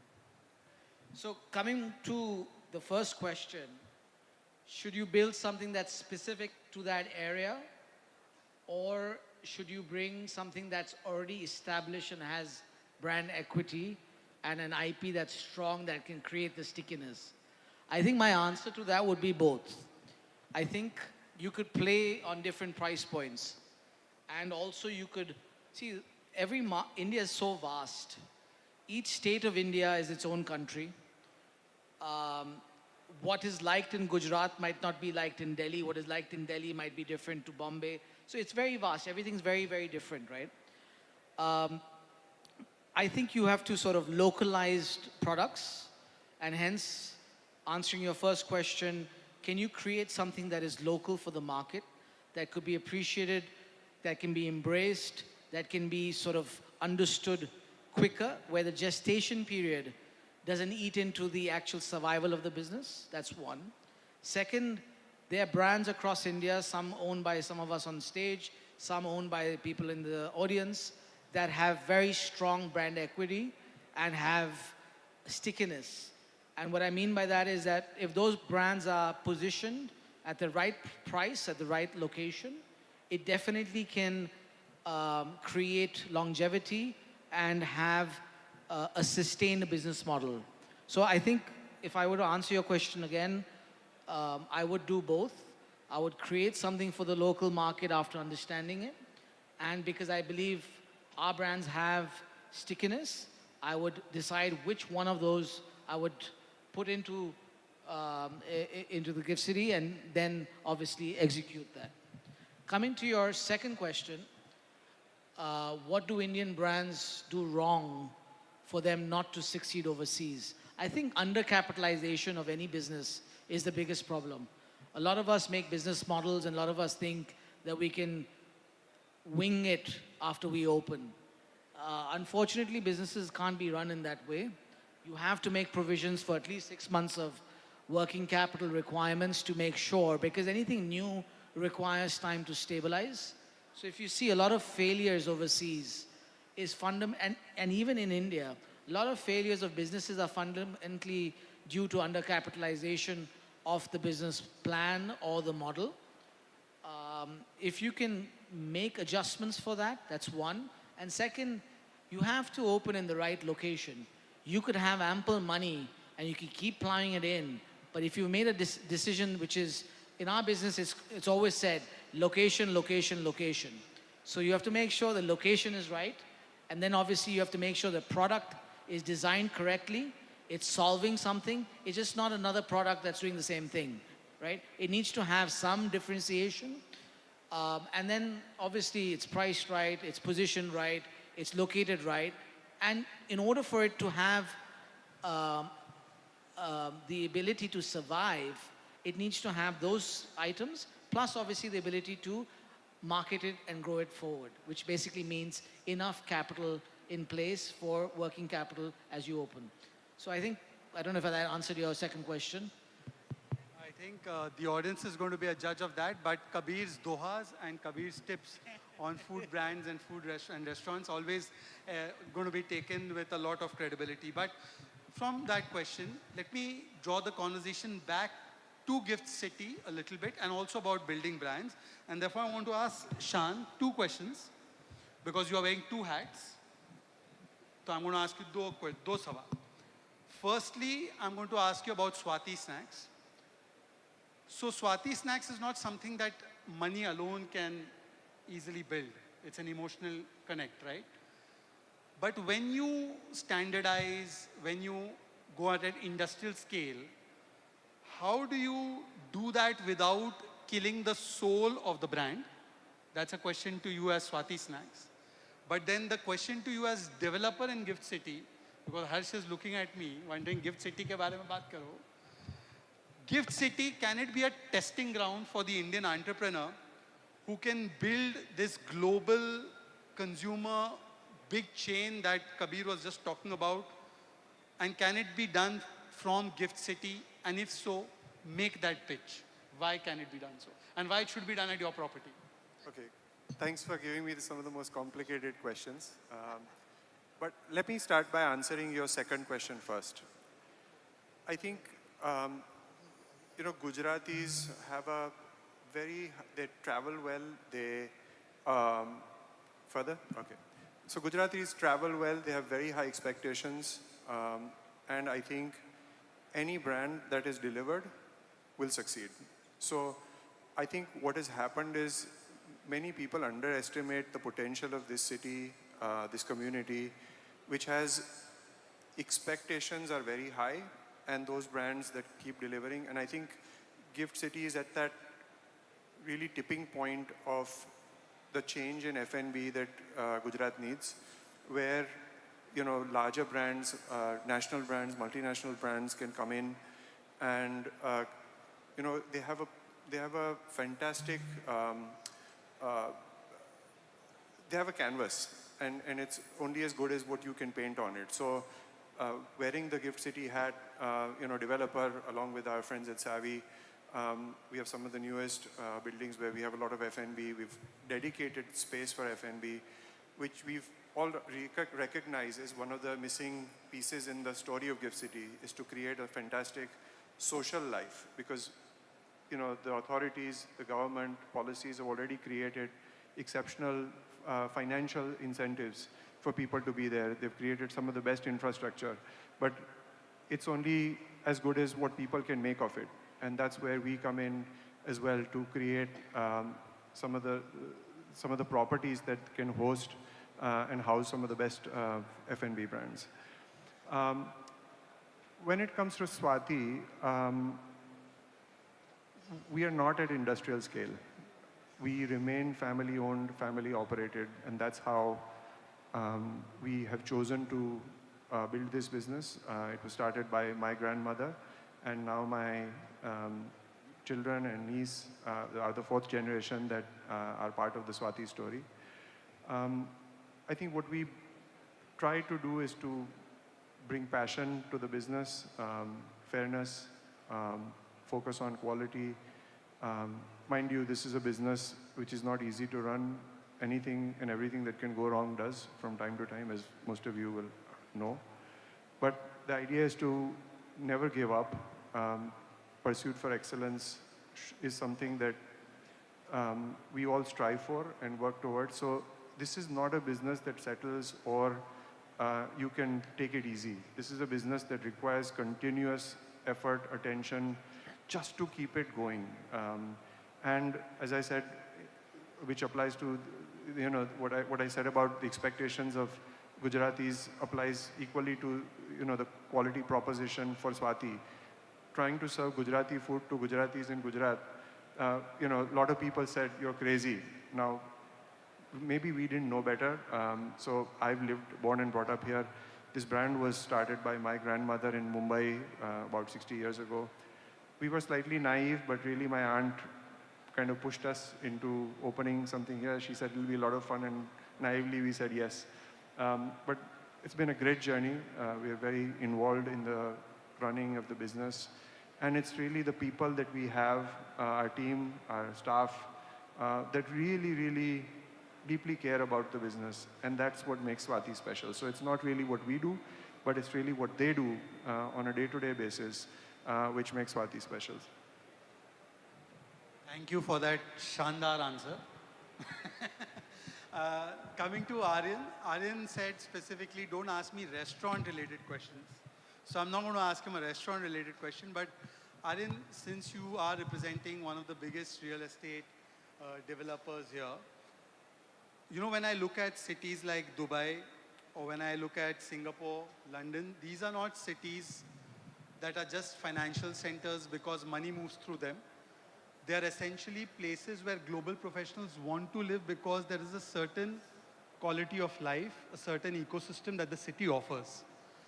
Now, without fearing Harsha's wrath, please tell him very straight up, on his face, what does Gift City need to do to compete in that quality of life, food, hospitality as aggressively as it competes on financial services and ease of doing business. Bata do, don't worry, he's not Harsh Sanghvi, he's Harsh, the MD. Hello, yeah, can you hear me? Yeah, we can hear you. So it's good to see you asking the tough questions instead of answering them, first of all. So, but thank you, first of all, NRAI, for hosting such a wonderful event and giving Gift City the chance to host you guys yesterday. And as very well put by Shehzad, Gift City has come a long way. Fortunately, building a city, you need to build the infra first and then the real estate follows. Unfortunately, across India, that isn't the case. We typically, government allows a lot of real estate and the infra is always catching up. Whereas GIFT, the infra has been laid out from all utilities to the roads to sewage to cooling, waste, everything. Everything has been set up and it's state of the art. It's never been done in the world where all these services are running so efficiently. And of course, then the real estate followed.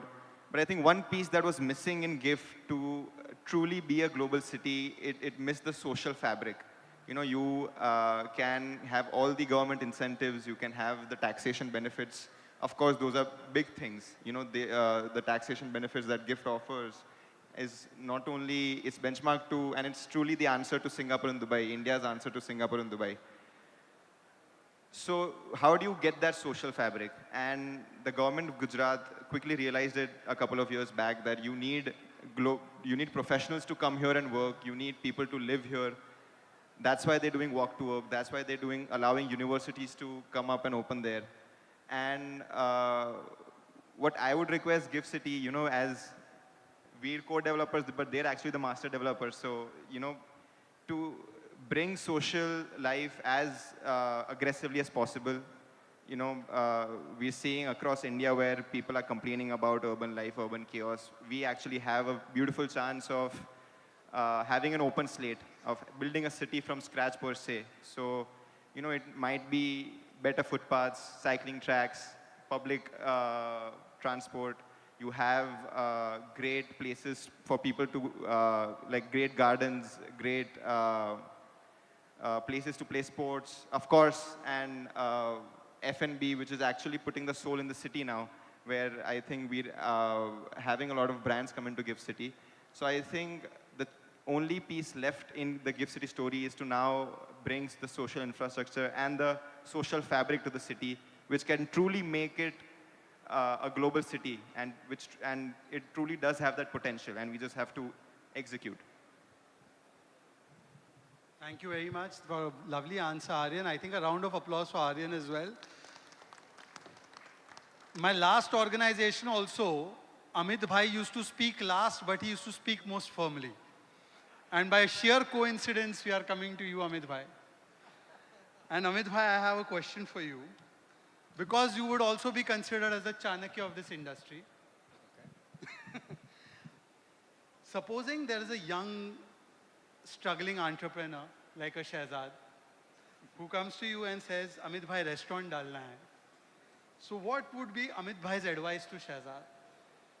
What would matter most? Consumer density, spending power, office traffic, delivery demand, maturity of the surrounding food ecosystem. And also then you would tell Shehzad, how do I go about approaching my investors? Tell me 3 things I should tell them कि हर्ष भाई के gift city में restaurant डालना है, पैसा दो. Amit Bhai, over to you for your Chanakya Niti. Thank you for the great introduction. Restaurant businesses, like Shan also mentioned, they are a tough business. So I also run a technology company. I come from the tech world, and it's got its own challenges, whereas, restaurants have been very, very different. It's a very day-to-day business. You have to look at everything and anything, right? So my first sort of suggestion or advice to somebody who wants to start a restaurant would be that you have to have a lot of grit. You have to have a lot of discipline and a lot of determination. But I think the most important thing, at least, my personal belief is that I don't think you can run a restaurant, whatever that restaurant may be, without soul. You got to be able to understand what you're making, why would your guests care about what you're making, and what are you serving, right? So those fundamentals, I think, are extremely important. If you have that, then I think, everything else sorts itself out, right? I mean, so those, like any other business, I think Restaurants also require that, but probably 10x of what other industries are. The second question about investors, I think there are three things that I would look at. One is the identity of the restaurant. I think that's extremely important, right? I mean, what is your identity? And that's what investors would look at as well. There has to be some kind of a differentiation. It could be the food, it could be the service, it could be just the experience, or just the vibe, right? I mean, but it has to work. Second, I think I would look at unit economics. I would not approach an investor until I have figured that out. Maybe with 4 or 5 outlets at least, whether my unit is making profit, what are my numbers, how do I grow, those kind of things. If your finances are not strong, it becomes extremely difficult to attract investors and let alone run a restaurant business. And the third, and I think the most important thing that investors would look at is repeatability, right? How repeatable is the business, right? Now, again, Shan mentioned that, Swati is a very emotional business, and I agree. I think most restaurants are very emotional, but at the same time, you got to have discipline in your operations, right? And that's where I feel discipline, technology, systems, processes, I think that's extremely important. So if you can figure a way out to take that soul of the brand and convert that into something that can scale across cities, across states, across countries, investors look at that very, very favorably, and you're more likely to succeed if you have those things covered. Thank you. Thank you very much for that lovely answer. We have about 12 to 13 minutes more on this panel, so I'm going to do one more round of questions for everyone, but I need you to sum up your answers in just 2 or 3 lines. This means it has to be honest, it has to be direct, it has to be unfiltered. And we're going to start with Harsh. Harsh bhai, sach ka samna.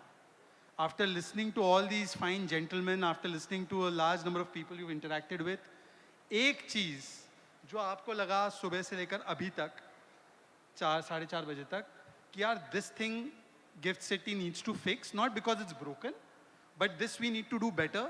And the moment we do this thing better, these gentlemen are going to, Zorawar without the date is going to invest, and the other people are also going to invest. Honestly bolo.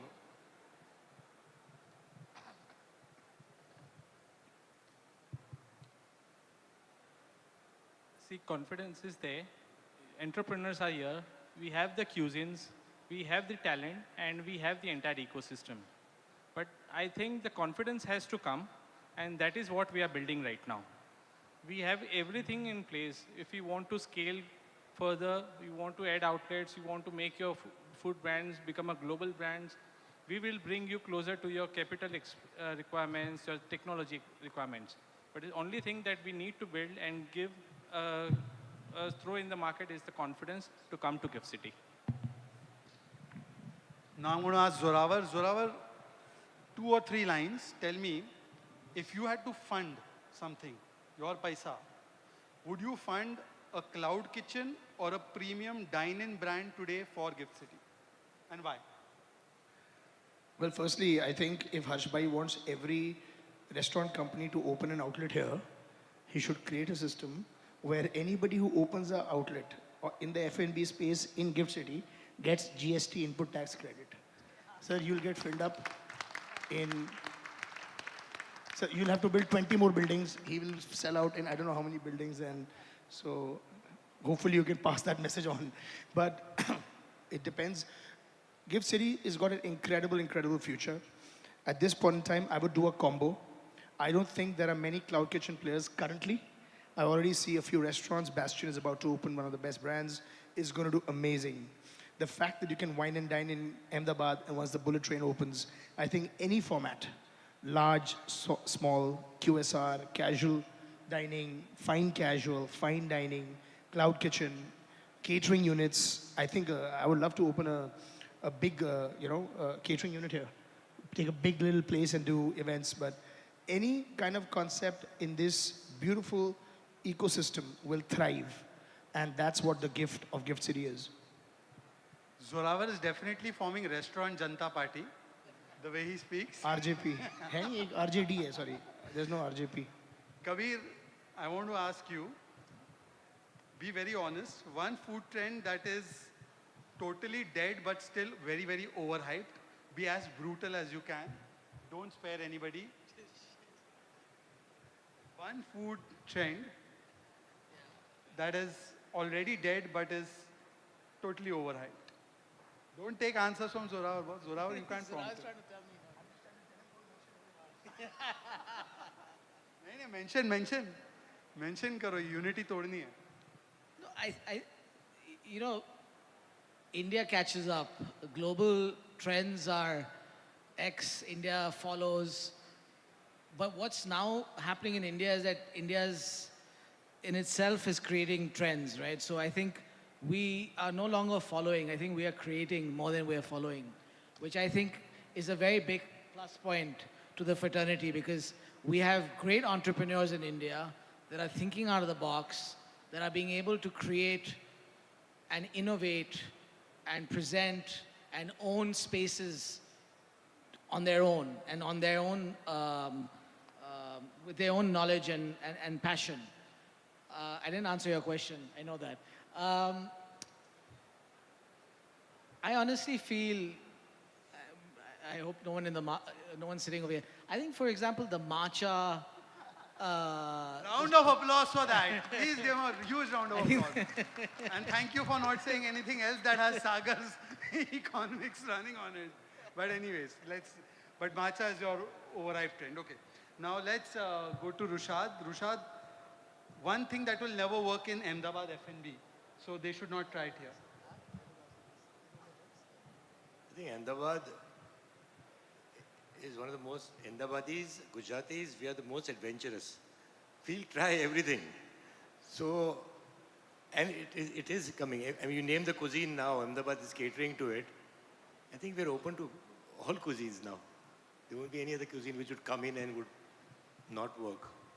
We got Japanese, Vietnamese, Mongolian, you name it. We got it all. Everything will work here. Everything will work. They will try it out. I think I just want to say one thing that will definitely not work here is a Patel Steakhouse. That's one brand of restaurant that will never be able to work in Don't Gujarat. tread on dangerous territory is all I would say. But let's ask Shan. Shan, is Gift City ready for a very niche international cuisine at scale? If any place in this state can host it, it'll be Gift City because everything else is already there. And I think what people want is variety. Gift City gives you an opportunity to do something which you can't do anywhere else in this state. So if I had to say, give you an answer in yes or no, the answer is yes. Amit, let me ask you, one mistake that young restaurateurs make that is very, very unforgiving, and what's that one mistake they should avoid, supposing they were coming here to Gift City to start a restaurant? One big mistake and why?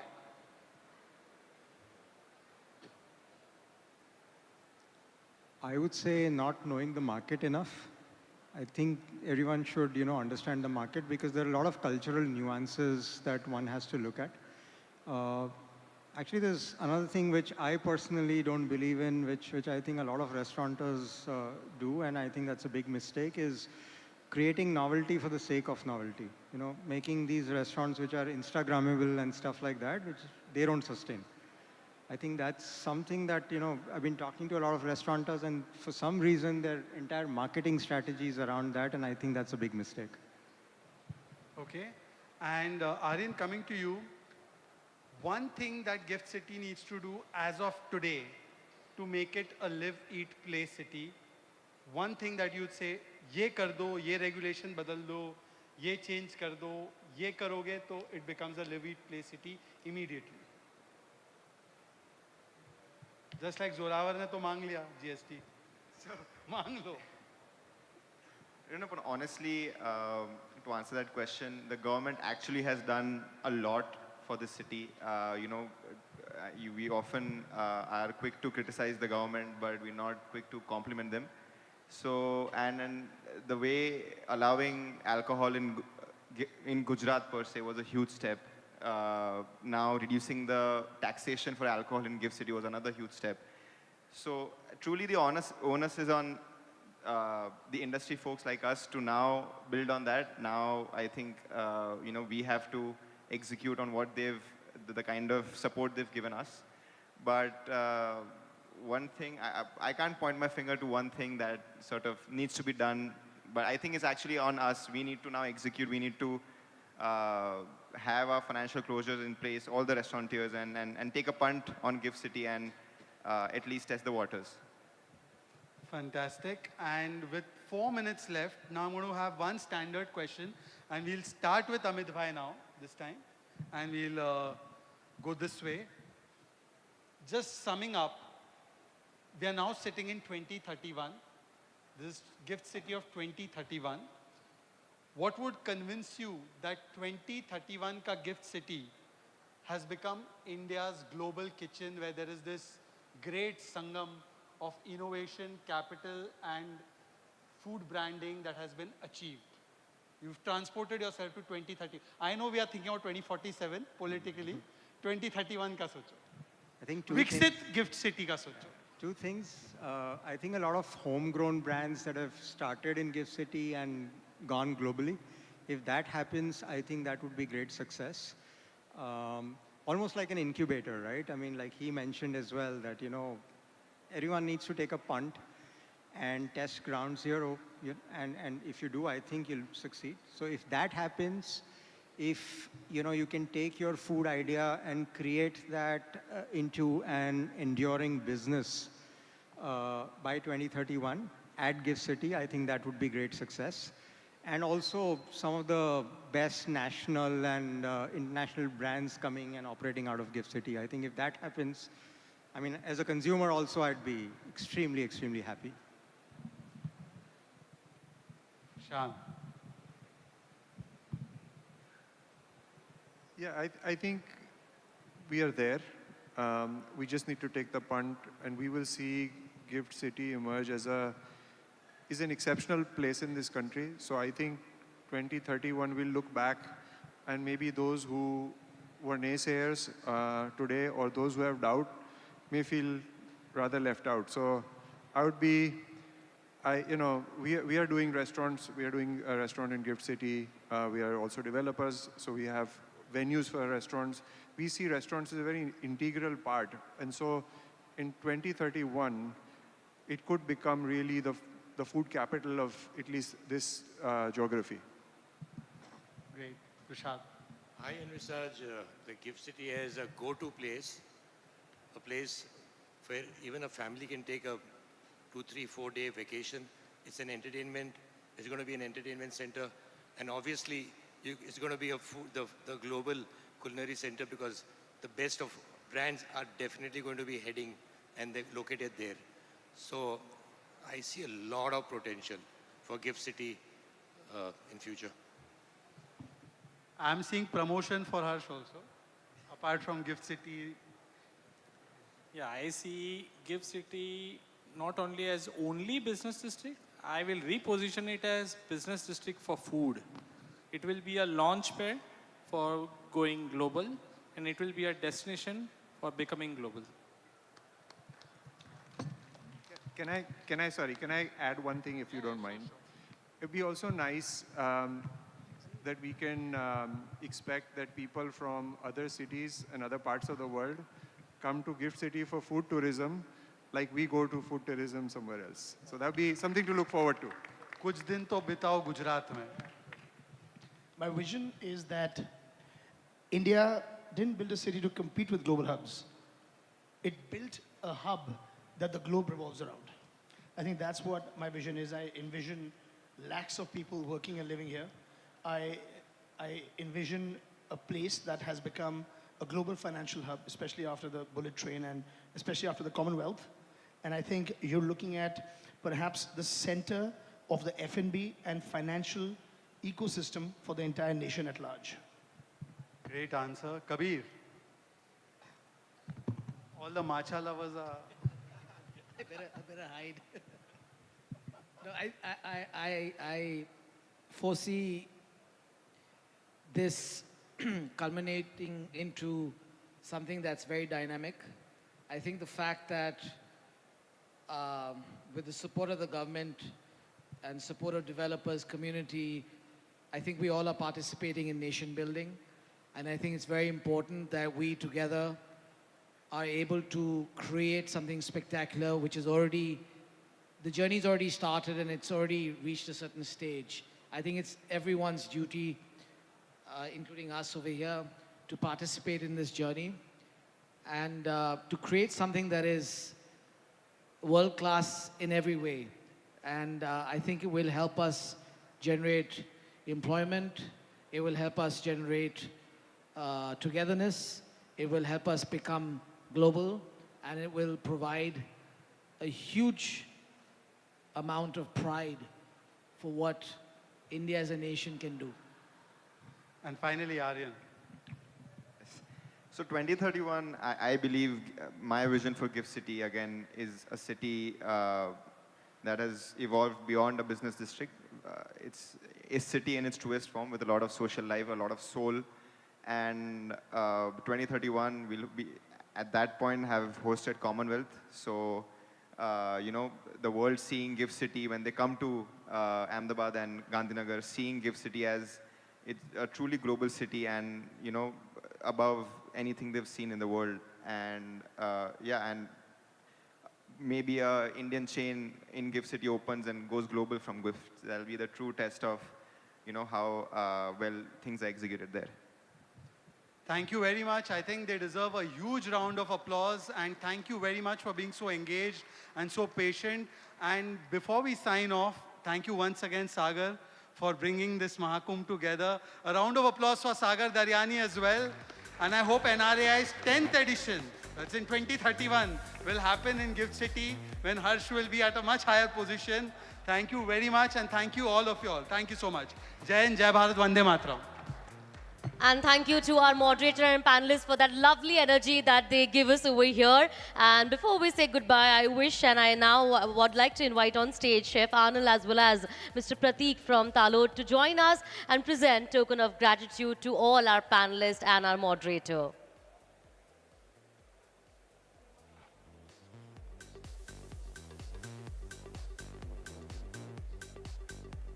We got a little sneak peek into 2031, all thanks to the right set of questions asked by the moderator, and thanks to our panelists as well for keeping the spirits so high.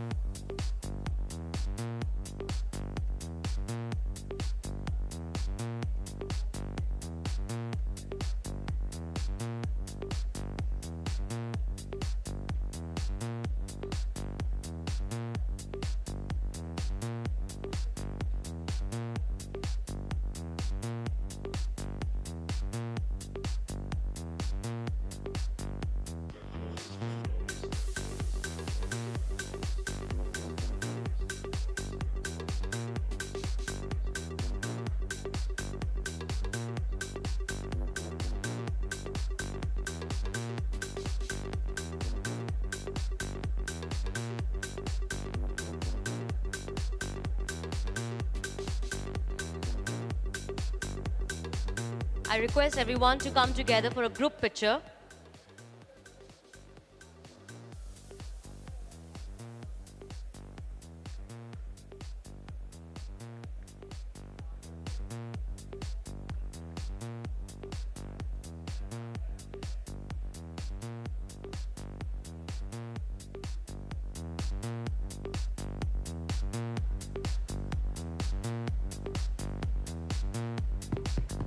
This one's on. Before we complete this picture, two more very important people for this picture to get complete. I just want to like to invite Mr. Anil Goyal from Gift City. You have helped us a lot to make this Gift City entire thing happen. Thank you so much, Anil sir. And one very important person, Shreyansh Bhai, please come on the stage. He is a CEO of Savvy and he has supported like anything to make this happen because me and Shreyansh Bhai were working from past almost 7 to 8 months to have Gift City thing possible. So thank you so much guys for the support. आपके बिना ये picture अधूरा है. Huge round of applause for everybody because you don't pay GST on clapping. Thank you so much. Sagar, come for a picture.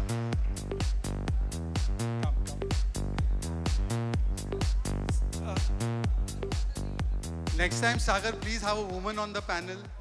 Please have some Gen Z on the panel, Gen Alpha on the panel. Gen Z, Gen Z, Gen Z.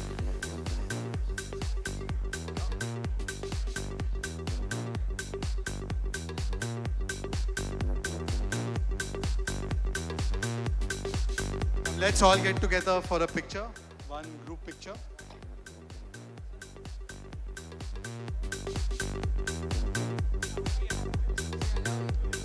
A group picture.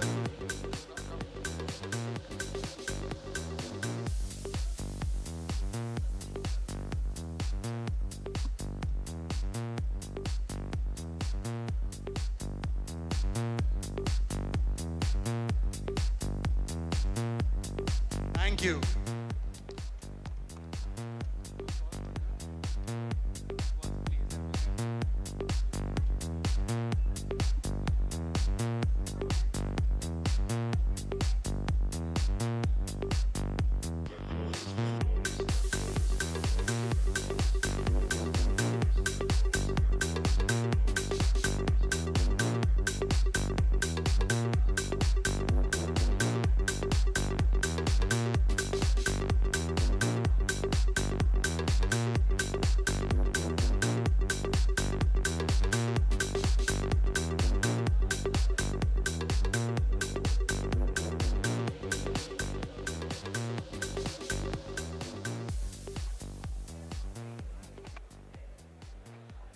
Thank you, Shehzad. Thank you, gentlemen. And a huge thank you to Zarawar Kalra, who has been very, very ill all day, but still made the time to join us on that panel. Our next panel, the topic is the intelligent restaurant. Who will own the future, restaurant platforms or algorithms? Now, I have a number of friends in the restaurant business, and they tell me that there are many intelligent restaurants, but there are no intelligent restaurateurs because no one with any sense actually opens a restaurant. Our panel today is going to talk about how they've overcome that. We have Abhijit Anand, founder and CEO of Up Coffee. Amar Chaudhary is VP Restaurant Operations at Only. Anant Narayan, founder Just BLR Group and Just BLR Matrix. Nitin Saluja, CEO Chayos. Parthiv Patel, CEO and co-founder at Pet Puja. Paurav Rastogi, founder Speed Kitchen. Samir Sharma, founder of You Engage. And to moderate the session and lead the discussion, we have Rahul Singh, founder and CEO of the Bear Cafe. Rahul?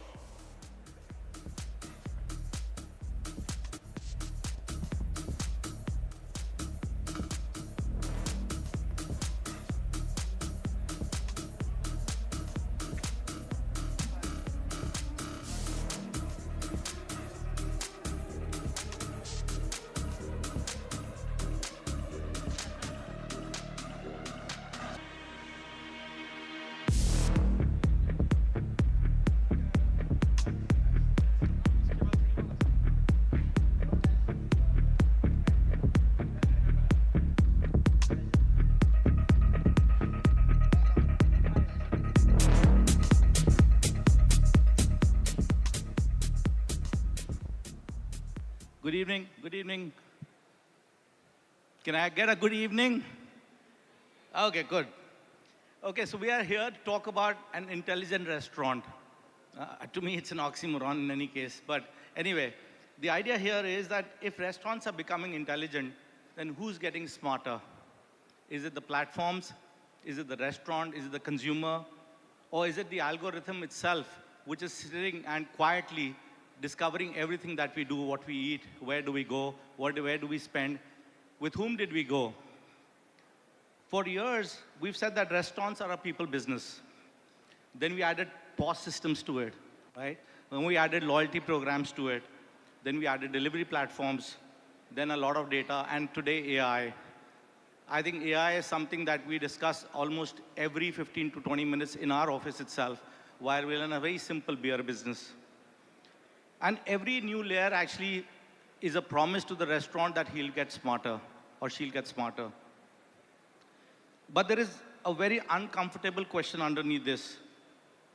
As this technology takes over a restaurant, are we gaining control or losing control? So today, here we have a panel, a distinguished panel, if I may, of varied spectrum, from speed kitchens to point of sale system to what I call, I would say, like an app, which is your own app, if you may, okay?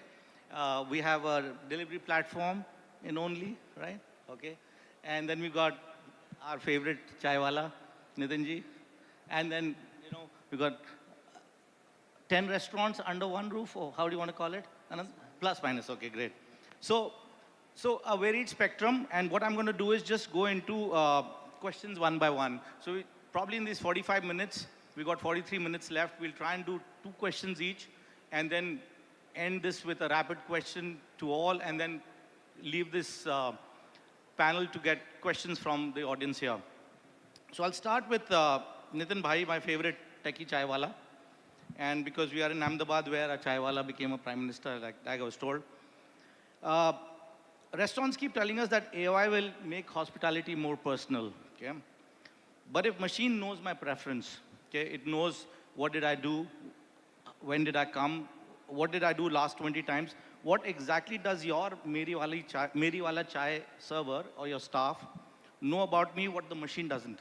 Because, you are one of the, I would say, harbingers of somebody who put technology. I use your point of sale system, and I remember how you built your own.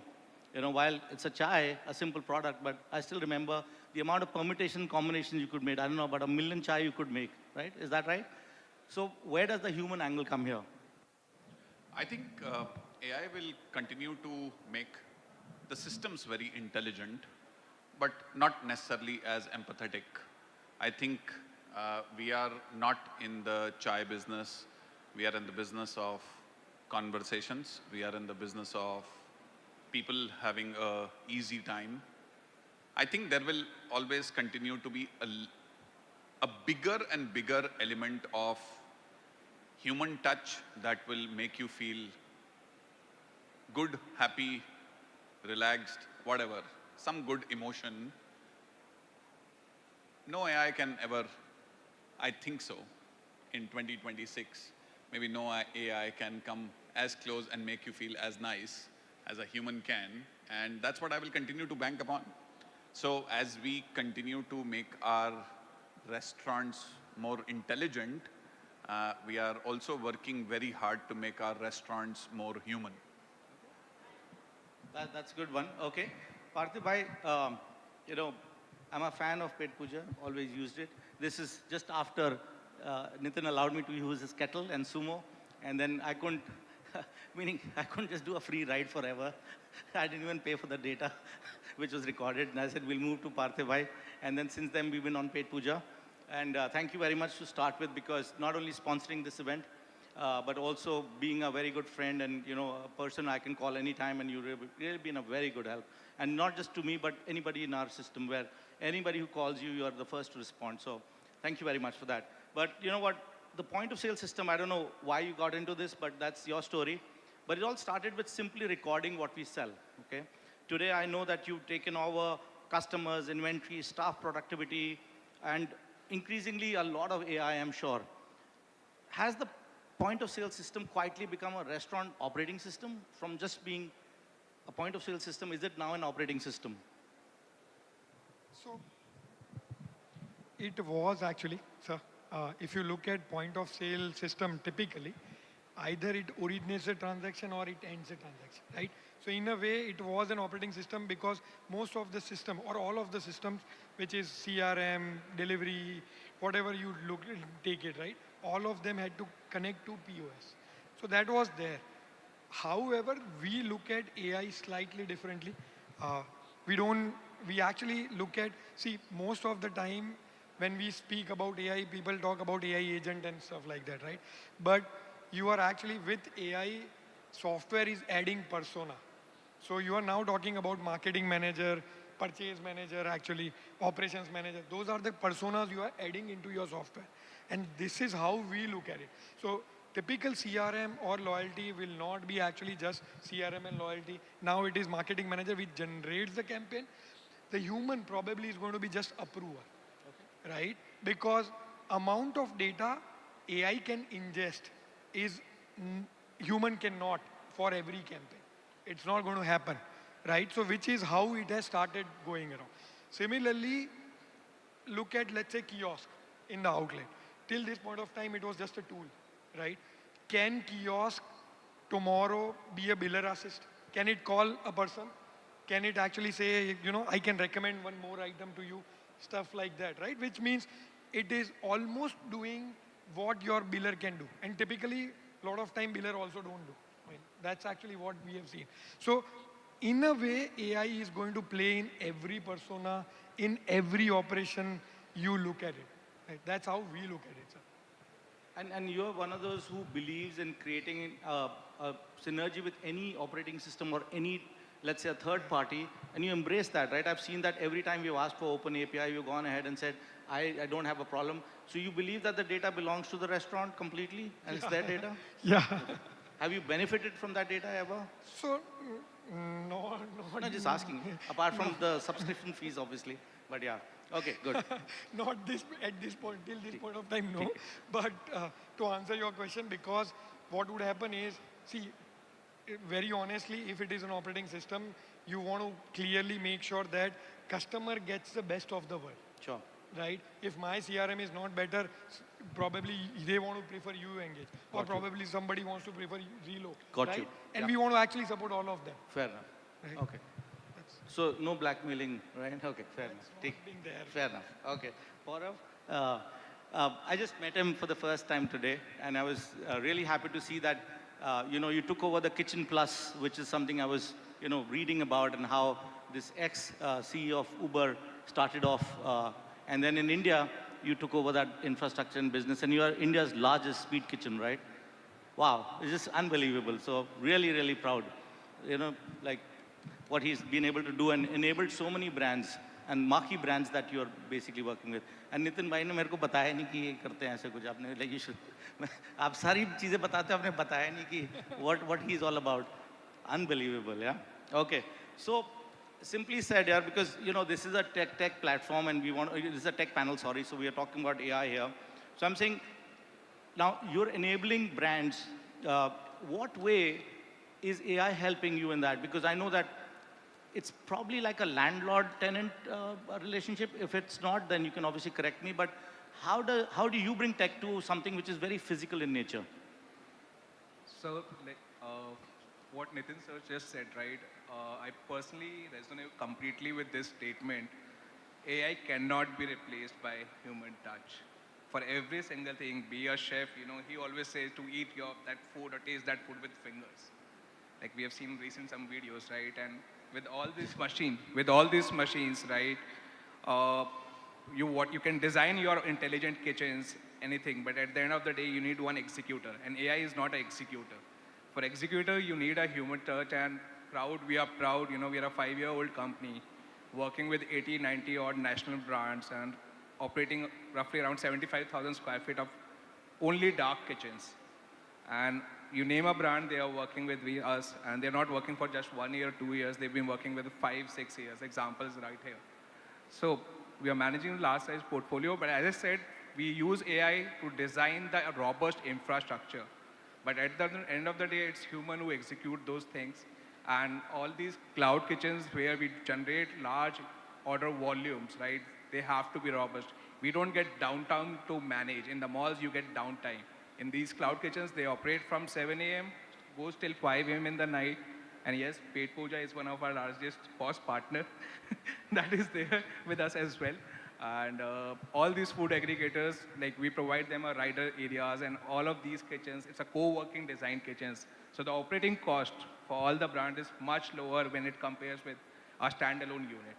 And where does the data sit? You have access to data or no? It's the Sir, data. unfortunately, I tried taking those helps, but I didn't get it. So we don't have the data, neither we crave for it. What we know that how many biryanis we have sold from a kitchen. Okay. How do you know that? Okay. How would you know that when you don't have the data? So we get the number of orders per Okay, day. so based on that, got We have ticker placed in all the kitchens, number of orders going outside, the got riders you. connectivity. The riders come and sit here in all our kitchens, so we get to know those things. Got you. So tech landlord. Thank you for calling me tech. You are clearly very paranoid about data कहाँ जा रहा है, data का क्या हो Because रहा है. मेरा data सब जगह फैला हुआ है. So I'm like wondering कि data कहाँ जा रहा है. Abhi, we just went into a company and again Pet Puja has helped us. This is a Hyderabad based company and they call it Friday, which means Man Friday, or Friday is the biggest day for kind of bar businesses if you may. And it's basically crunches so much data that this is a prompt based AI. So it's my own system's ChatGPT. So every staff can actually prompt in the window and ask anything. Like I can right now ask who all are there right now in Aerocity in terms of, let's say, even it's linked to HR. So it says Ramesh is there, Suresh is there. And then I can say, okay, where did Nitin come last time and who did he come with? वो भी बता देगा. So that kind of story. It's just very prompt based. So instead of dashboards, you've gone into We prompt. need to be paranoid. Yeah, so I'm very paranoid about data right now. Abhijit, you're obviously somebody who's kind of built a tech-led consumer company. So, and like everybody said, hospitality is inherently very human in nature. How much efficiency can we introduce, before, it's very efficiency-led innovation, but before we become completely soulless, So, Rahul, yeah. The way I mean, we at Up Coffee look at the business is, at the end of the day, one source of truth always remains is the customer delight. It's the customer delight, right? Now, for customer delight, there are several factors that goes into bringing that. I classify it by 4 ways. Number one is, how is the back of the kitchen? So which means the life of my barista partner should be easy such that he or she is doing the work that she is required to do. Number two is any and every equipment that is placed there should add up to efficiency. Number three is what's the customer experience when they walk into the store, which is the ordering experience, which is the operating layer. You can call it POS, you can call it app, you can call it other stuff. And the fourth is, which cannot be described, is the overall experience that the customer gets by the way barista partner talks to the consumer. How does the beverage make you feel? And the overall, all the factors that can't be accounted for. Now, when as a company, 1/4 of our transactions offline are driven by, half of our transactions driven by own app, and half of that is driven by prepaid cards, which is subscriptions, so which is people buying almost last month 50,000 coffees in advance to be consumed in the next month, right? Now, what it does here is it solves one part of the business, which is the consumer experience in terms of consistency, predictability, and ease of order. What it also does is my barista partner has been trained in making beverages, high quality beverages. They're not there only punching orders, but they are actually making it faster, quicker, better, and talking to the consumers in a way that makes the consumer feel better. That's the delight factor. That's the delight factor. So anything and everything, as I said, the tech layer in our space, human element never goes away, but that adds to the customer delight. So tech now here as a factor of how do you enhance the customer experience in the 4 facets that I talked about. Okay, good. Anand Bhai, thank you for the Bangalore chapter and the energy that you bring in. It's my favorite city outside Gurgaon for sure, because it is the beer capital, so there is a bias interest. Gurgaon is family, but Bangalore is where the beer is. So how many restaurant concepts do you operate? Because every time I meet you, there's a new concept, so I just wanted to be very clear. What is that number right now?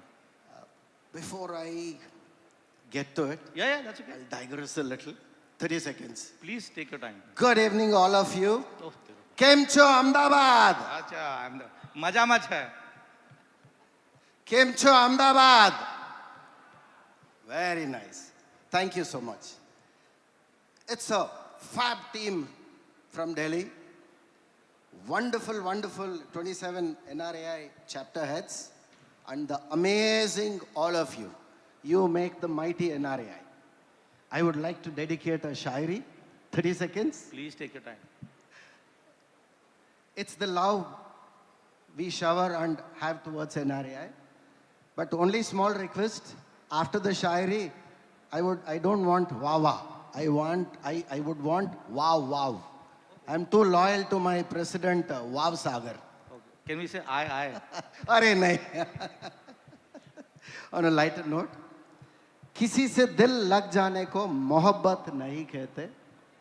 किसी से दिल लग जाने को मोहब्बत नहीं कहते.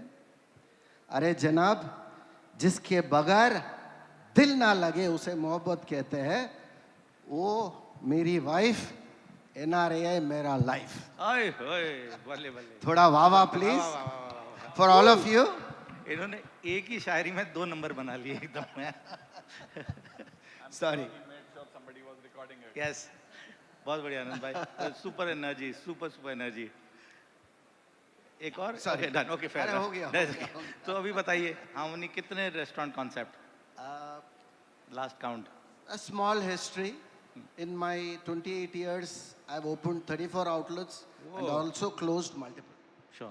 So last 4 years, AI tech has come of age. Sure. So I stopped expanding. Now I'm running around roughly 10 outlets totally. 10, okay. Where I've started implementing, like my co-panelist rightly said, AI is good, no doubt about it. But the human front end and warmth, AI can never bring in. And also AI, I think it needs few more years to catch up. Having said that, from bar, beverage to kitchen to service, I've deployed almost 100 plus machines. But absolutely... Machines meaning tech... yeah, intelligent machines, tech, okay. AI combination. Okay. But front end is pure human now. Got it. But if the same intelligence is running all your brands, for example, like, obviously you're not going to use different technologies. You will use the power of a single technology for all your brands. Don't the brands start behaving like the same? Wonderful question, Rahul ji. एक माँ, 18 बच्चे. Oh, तेरा बड़ा. I want to see her. Control एक, रंग अनेक. The माँ in question is my beautiful wife. बच्चे in second one. बच्चे in question is my 2-legged and 4-legged 18 children. Each one have their own behavior. Control is one. Okay. Some lick, some kiss, some piss. Wow. Each have their own identity. Well said. Similarly, in my business, I've taken AI tech as my mother, one control. Different brands and different branches have their own identity. So that fine dine doesn't sound like a QSR or a comedy club doesn't sound like a tragedy club. I think, like I said, tech AI has come beautifully well. If you merge them nicely, I think control will be there. At the same time, brand identity will be different. That's a good way of putting it, really. Ek maa 18 bachche. I'll remember that. Okay. Sameer, you're not an aggregator for sure. You don't look like one. But more importantly, this love and hate continues. And this is the first time I'm meeting the only gentleman here. But I'm going to, come to you from a perspective that, restaurants are always desperate about their own data because, we believe that we are the ones serving, we are the one who are actually doing this. So this whole, let's say, paranoia or let's say the hunger for data remains. But consumers don't want an app for every restaurant. If let's say there are 10,000 restaurants in the city and I don't want 10,000 apps, I can't even handle it. I just want one as a consumer. So would your technology ecosystem, I'm just asking, is the technology ecosystem should be designed for the consumer or the restaurant? Which is more important for you? Okay. So I think very valid question. And data, I can see you are very cautious about it, right? So fundamentally, at UEngage, we strongly believe that data should be owned by the restaurants only. Yes, consumers should have the right कि मुझे data देना है कि नहीं देना, which is fundamentally missing in India at this point of time. But hopefully with DPDP that is getting fixed, right? Coming to the so many apps piece, see, we are not endorsing to have 10,000 apps, right? So we have been endorsing that, the restaurant should own the relationship, right? So app is just one of the interfaces.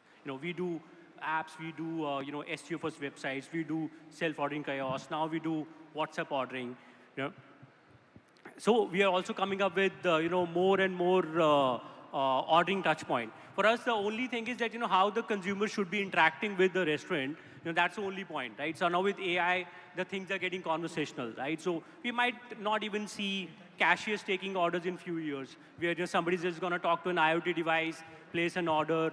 But fundamentally, the data will, remain with the restaurants, again, with the consent, right? So having too many apps, I don't think so. That's a debate, right? So yes, some of the brands will still rule it. Today, if you look at Domino's, due to the sheer presence or the density of outlets they have, so they're very much eligible for it. We work with Lapinos, so they do around 32% of their revenue from the direct ordering ecosystem, right? There will always be such players who are going to go deeper into it, right?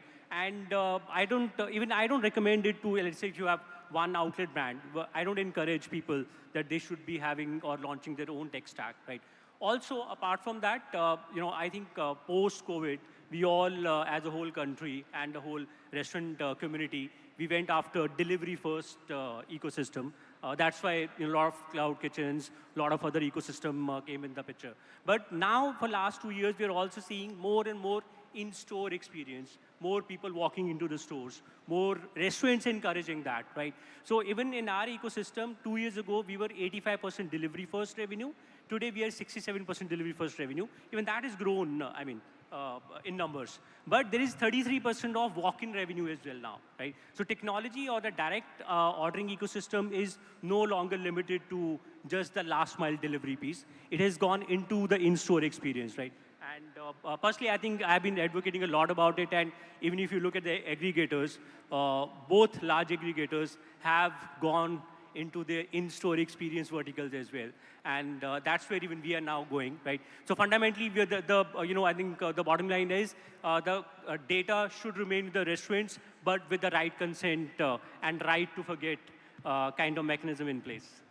Got you. Okay, super. Amanji, this is the first time I'm meeting you, but have you already done your presentation for Only or not yet? Okay, got you. So it's later, so we've not seen it. What is Only to start with? If there are some people here who would probably not know. And are you an aggregator? Are you a friend or what are you? Like, I don't know. I'm both. Okay. So we are a food delivery platform built for the restaurants. And we are a truly zero commission platform by Rapido. And I'll talk more about that during my presentation. What I'm going to satisfy now is the poet in Anand and the data Nazi in Rahul. Essentially, the question here is not either or. It's not about algorithms or platforms. In a way, it's neither, and in a way, it's both. The reason it's neither is because it's about the user and the restaurant. Food delivery is about these two parties. You make the food, the user consumes the food.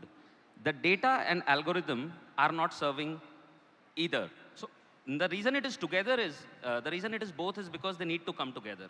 Take any technology from the ancient times, be it fire, be it wheel, be it knife, and be it the microprocessor. It's a continuum. It will continue to evolve. It will evolve to the extent that today, sitting here in 2026, we cannot imagine the world of data in 2030, leave alone 2035 or 60. So what is our role here? Our role is to combine both of them. Data without technology or algorithms would not be sufficient, or vice versa. So what we are going to do as Only is democratize the space. We are going to share this data, and we have openly said this on multiple platforms, and I would like to reiterate this today. The data belongs to the restaurants, and it will be shared with the restaurants. Now, it's not enough to share data with the restaurants. We also need to, because you cannot imagine the amount of data that can be shared. From the moment that user goes to an app to how they interact, you would say there is an order data, fine. Then there's the navigation data, okay. Then you can see actually the hovering data, where did user go, where they didn't. There is technology that even exists to collect data on where did the consumer look on the app, right? All of this data we could share with you. There are two challenges. One, of course, is the regulatory framework around which it is shared, and not just regulatory framework. I think the social responsibility of how we share data, we're going to take care of that. The second is enabling the restaurant to use that data, and unless we work on that technology, it's just sharing the data is not going to be meaningful. But as Only and Rapido, we are committed that we'll make it a democratic platform where the user matters, the restaurant matters. And in between, we are fulfilling that need of being an aggregator, sharing that data with you, and enabling that the data be used in the most opportune way. Thank you. Okay. So the only thing I heard was 0% commission. We are zero. Okay. Truly zero. Okay. And we are committed to remain zero. Okay. Guys, sun lena, record kar lena. Okay. But I'm just not there yet. Two seconds. When they say when anything is free, let's say, when, let's say all these Meta and guys came up and says, then the consumer becomes the product. So in this, if everything is free, then who's your product, the restaurant or the consumer? Restaurant, definitely not. See, consumer is paying for a service. A restaurant is providing that service. We are making that service happen through technology and logistics. We are a technology player and a logistics player. And we will charge for the use of that technology and for logistics. Well, no software charges you a percentage of revenue for use. Correct. And that's how we want to reimagine the world. Microsoft doesn't charge you a percentage of revenue for using Microsoft Office. We do not want to charge you a percentage of revenue for use of our platform. Yes, indeed, there'll be monetization. We see that as appropriate for the service that we provide. Now, whether we deliver a 1,000 rupee food order or a 500 rupee food order, for me, the cost is that of logistics, and we will claim that cost of logistics as our true margin or revenue from the user. On top of that, there will be other monetization means, each of them adding up. But essentially, the way we did in rides, we believe that there is a huge thesis that a percentage of revenue for a technology and logistics service is not appropriate, and that's how we are looking at this market differently. And I would like to say one more thing. It's not in the context of market share shift. We are imagining a world where the market is double in the next few years. We are looking at that huge unserved India, both in terms of geography and price point, which we want to expand the market to and bring many more new users into the platform. And again, like I said, democratize the space.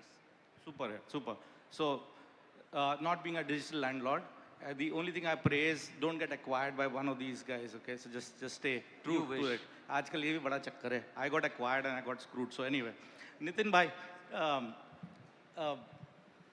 because you have 5 minutes, so he has a flight to take. His jet is waiting and can't wait too long. So we'll have to excuse you after this question because you don't want to miss your flight. Because you've been using data for so long before even people knew about it. And so about 99%, let's say accuracy is coming through the AI, we would have probably built. It's your secret sauce maybe. But if that is there, then I'm just saying, isn't a human skill unnecessary if everything's been done by AI about a consumer? Okay, I'm going to drink this, I'm going to eat this, this is when I'm going to eat, I'm going to have a chai in the morning, not in the evening. Isn't that making that human being in your office or your back office absolutely unnecessarily? Like, why would you need humans? I think, in fact, before I respond, Amar ji, आप वो चुनिंदा aggregators में से होंगे जिनके लिए तालियां बजी हैं. Well done.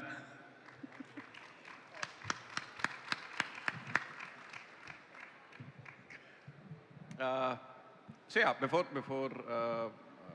the question that you asked earlier, I think the way I am going about this entire new skill that becomes available, that has become available, is how do we take away more and more decision making out of our team?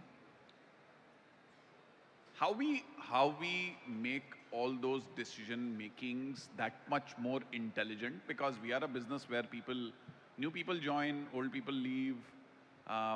Training becomes a huge requirement, a continuum always. How do we reduce the number of things that we need to train our team on and make as much decision making more intelligent and automated. That's the direction in which we are moving. At the same time, we are moving to upskill and empower our team to be more human. The unfortunate part of our business is we run with so many SOPs, like food and beverage in general runs with so many SOPs. You end up making human beings operate like robots. Sorry sir, ye nahi kar sakte. Sorry sir, ye kar sakte hain. This is, we are not allowed, blah, blah, blah, blah, blah. So keep the part that's intelligent separate. Keep the part that's human altogether separate. Work on both. Human plus intelligence is the answer, not human versus intelligence. Makes sense. Is the answer. Well said. At least that's how we are building it out. Very well said. Yeah. Very well said. With that, if you want to take your flight, please do that. Yep. Okay, Parthiv bhai, you're the favorite person again by a lot many people who love data, and you got immense. How much data do your servers keep right now? How many TBs, GBs, whatever you call it, like TDP, TB, CB होता होगा कुछ? बताओ कितना होगा आपके पास data? मोटा 80 TB plus. 80 TB. Oh wow. Okay, super. Now, do really most of the restaurants you empower, maybe 80-90,000 restaurants, how many would there be today? More than that? 1,10,000. Every time I meet you, 5,000 add ho jate hain, but okay. So 1,10,000 restaurant. Are people really using your system in order to kind of use that data as an asset, or are they using it as an expensive Excel sheet? चलो जी download किया, inventory देखी और चल दी आगे. मतलब और या उसमें tax भरा नहीं भरा. मतलब whatever. अच्छा नहीं भरा, okay sorry. तो क्या कर रहे हैं उस डेटा का लोग? इतना आप डेटा दे रहे हो, उसका लोग फायदा उठा रहे हैं या मतलब बिल्कुल ही कुछ नहीं कर रहे? See, दो प्रॉब्लम्स, राइट? एक प्रॉब्लम था कि डेटा पे और क्या, right? those were the stuff where essentially if I ask कि बॉस मैंने प्राइस चेंज किया, अब मुझे actually sales impact figure out करना है 3 महीने के बाद. somebody has to create data, excel sheet निकालो, then create something out of it, right? all of those things used to take time. by the time actually तुम दूसरे question पे पहुंच गए हो कि भाई अब मुझे नेक्स्ट चाहिए. this is what typically happens in anybody's life, right? now we believe वो part is solved, right? because अब तक actually वो क्वेश्चन के आंसर देने वाला कोई बॉट नहीं था. now today you can just answer, right? and that is already happening, right? So people are using it. People at least, and I would want to tell you that AI agent on paid puja almost 4.5 से 5 million tokens monthly use हो रहे हैं. Wow. Tokens, And right? have you monetized it yet? No, नहीं sir. ना, अभी तो आप free कर रहे हो. The point is we have been very clear that ये open source inbuilt करना अच्छा, पड़ेगा. okay. Otherwise one more एक और एक और avenue layer बन आ जाता जाएगी. है Got your point. कि जहाँ पे data share होता है, right? Which is actually what happens at the end of the day. So we are very clear कि ये open source हमारे platform पे ही हमने रखा हुआ है. Got We you. host it. Got We you. are going to make it live. Nice. Right? I mean, your purchase manager essentially, your Yes. purchase Yeah. manager is actually a open source model hosted by us. Correct. Right? No, That's no. how we are looking at it. Fair enough. Right? And you're saying a lot of people are using it, which means Yeah. there is a adoption, there is this. At least people are asking questions. There are Good. customers who are asking 30 questions in a day. Wow. Right? Literally they are asking 6 महीने का मेरा Zomato analyse कर दो, 6 महीने का Swiggy Zomato compare करके दो, Got you. Last year versus this year compare करके दो. Right? All of those now is on fingertips. Fair enough. Yeah. So it's access to data, but also the data helping you very instantly. That's what the agents use. Which is what, I mean, if you are going and you want to create a campaign, Yeah. that becomes an easy tool for you कि भाई मुझे campaign करके create Sure. करके दे. Sure. Right? Sure. And you want to change then on the fly, it Yeah. can happen. Got you. I'm not in front of website, I'm not in front of, let's say, I'm not actually specifically working on that, but I can do multitasking today. Got your point. Multitasking is the right word, yeah. Yeah. Yeah. Fair enough. Gaurav, you know, again, this is from a perspective because you got so many brands. I think it's a generalized question from a point that which job in a restaurant, or let's say when I say restaurant chain, whatever, when we say restaurant, we are an NRAI, so in NRAI, the R is restaurant, right? But which job which AI will kill first? If AI is adopted in a really big way, which is happening as we can see, which is the first job that will go to you? I think, sir, the first job in this F&B industry the AI might kill is the marketing one. I believe Marketing. because you see, you can, as I said earlier, you can build all the good strategies over AI, but at the end of the day, you need executor, a person. I want to just add Yeah. the reason to marketing, right? Yeah. We created a marketing manager, essentially not the agent, manager, which is ingesting currently 45 pages of data of the rest. 45? Yeah, I mean Okay. that's a prompt, Okay. right? We have written, and then it generates a campaign every time, new campaign for you. Got you. So both of you, like marketing guys, will be the first person to get the axe. I think 4 people just left the room. It's okay. Fair enough. Okay. Good. Thank you so much. Because we got time on our hands, so I'm going to be a little quicker from here. Abhijit, you know, so a lot of restaurants, and you use a lot of money, or you're spending a lot of, let's say not money, you're investing a lot of money in technology. So I'm just saying, is the real mode for the next generation of restaurants going to be the product and brand, or the data and algo that brings the customer through the door? Which is more important to you? And obviously equally, but I'm just saying, which one would you invest more in? Product and brand, or data or algo? So, tricky question, Rahul. First, I'll answer the previous question. Sure. अगर एक job जो जाएगी ना AI के कारण, वो जाएगी analyst. वो आपका job है, नहीं? Analyst. अच्छा, analyst. Okay, ठीक है. Sorry, I hope not. It's a very high operating business. बिल्कुल सही कह रहे हैं. F&B is extremely rough, high operating business. Everybody is into muscle, creativity, execution, protected. Everybody who is analyzing will have to add more value. Now, adding to answer your question, what we will be investing in, मुझे ना take बहुत simple एक शब्द में, एक line में समझ में आता है. टेक या तो आपकी जिंदगी आसान कर सकता है, या तो धंधा बढ़ा सकता है.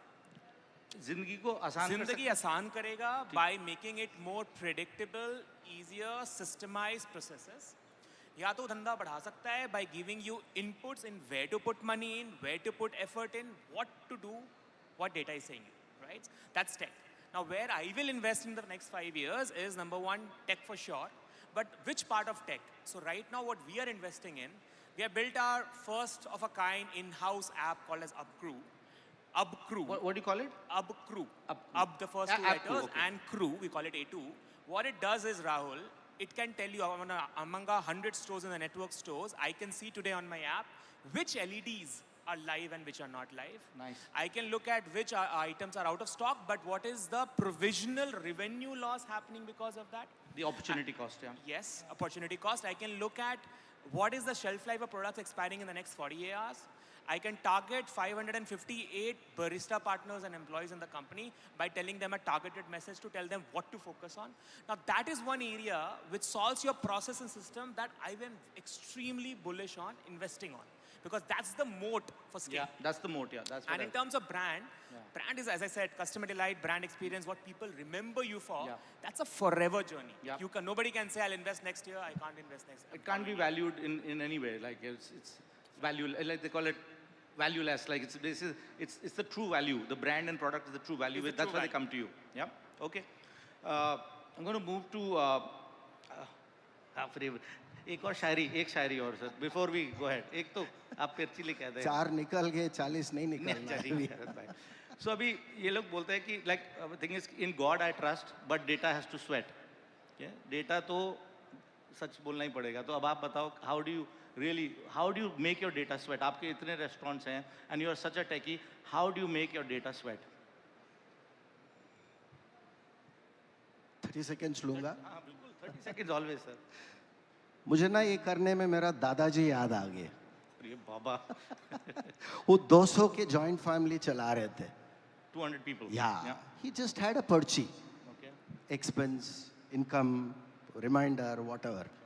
When he could do 50 years ago with one पर्ची, I told my tech team, I told this, अरे गधो, इतने सारे reports मत दो, don't give data overload. Just give something simple. Like आप जो WhatsApp में किए ना, they came up with the same where your sale, inventory, marketing, controls, reports. You get like a chat, you chat a friend, what has happened in the past, why it has happened, what has gone wrong using AI, and how you can execute your program, marketing or whatever. I think Going further, data will become huger and huger. Maybe 80 GB will become, 80 TB will become 800 TB. So probably the data analysis has to be simpler. Maybe AI has good number of tools to do that, which we keep using. Makes sense, sir. Makes sense. And I think God bless Dadaji.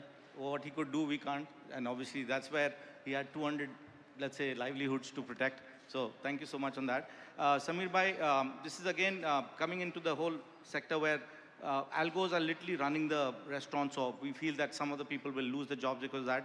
But we're changing our menus, we're changing our prices, promotions. Now, every time I talk to the aggregators and whenever I'm in the meeting, they say, this is what our algo says. So first of all, I didn't understand what algo means and I've still not understood what an algo means. But every time they'll throw this thing, the algo ye bol raha hai, ye karo, aise karo, ye menu karo, hame zyada commission do, you know, zyada campaign karo, zyada marketing paise do. वो algo पे डालते रहते हैं. So I'm just saying कि, are we, who's the new boss here? Is this the algo, the platform? वो पैसे कौन कमा रहा है? वो algo के नाम पे कौन पैसे कमा रहा है? Is the restaurant really making money? See, I think देखो वो ट्रेडमिल पे आप चढ़ चुके हो तो उतरना तो मुश्किल है. तो but end of the day, see, renting the customer and then funding the discount as well, right?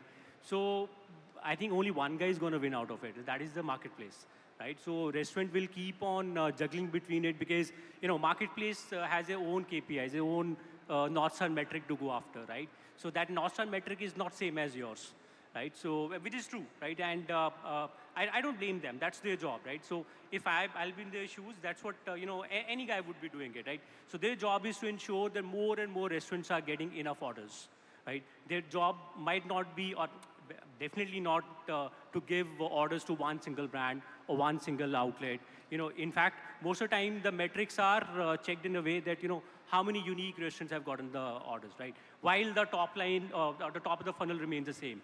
मेरे पास वही 10 लाख लोग आ रहे हैं, वही 20 लाख आ रहे हैं, मेरे restaurants बढ़ गए हैं, right? What am I going to do, right? I'm going to spread the whole thing, right? So, and it will only happen if the restaurants keep on competing, if the restaurants have the right motivation, right? That at least hear this, कि algo ये करेगा, right? And the only action you are left with is either change the pricing,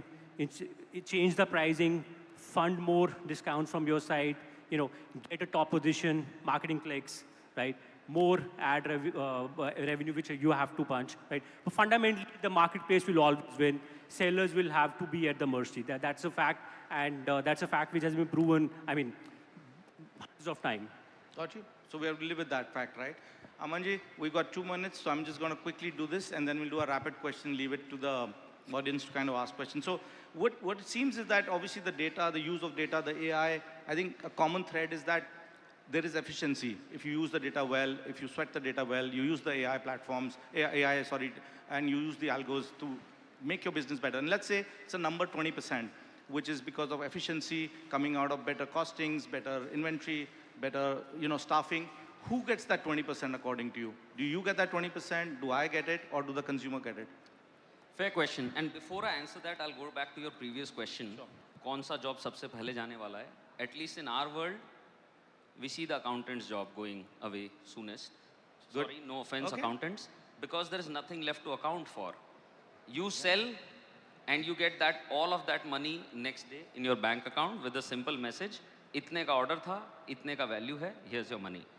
There is nothing to deduct. There is nothing to, in terms of ad or discount or anything. So I think the accountant's job is going to go first. Okay. Now coming back to your question, and here I'll take a leaf out of Anand's book in being a bit poetic. There is a lot of maths you can do and there is a lot of science you can do.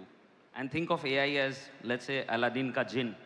There is one thing that Aladdin's jinn could not do. He could not create love. Love? Love. Okay. उसने बोला कि मैं सब कुछ कर सकता हूँ. मोहब्बत. Exactly. So to love and life, as restaurateurs, you do that. You create love for the food, for your brand.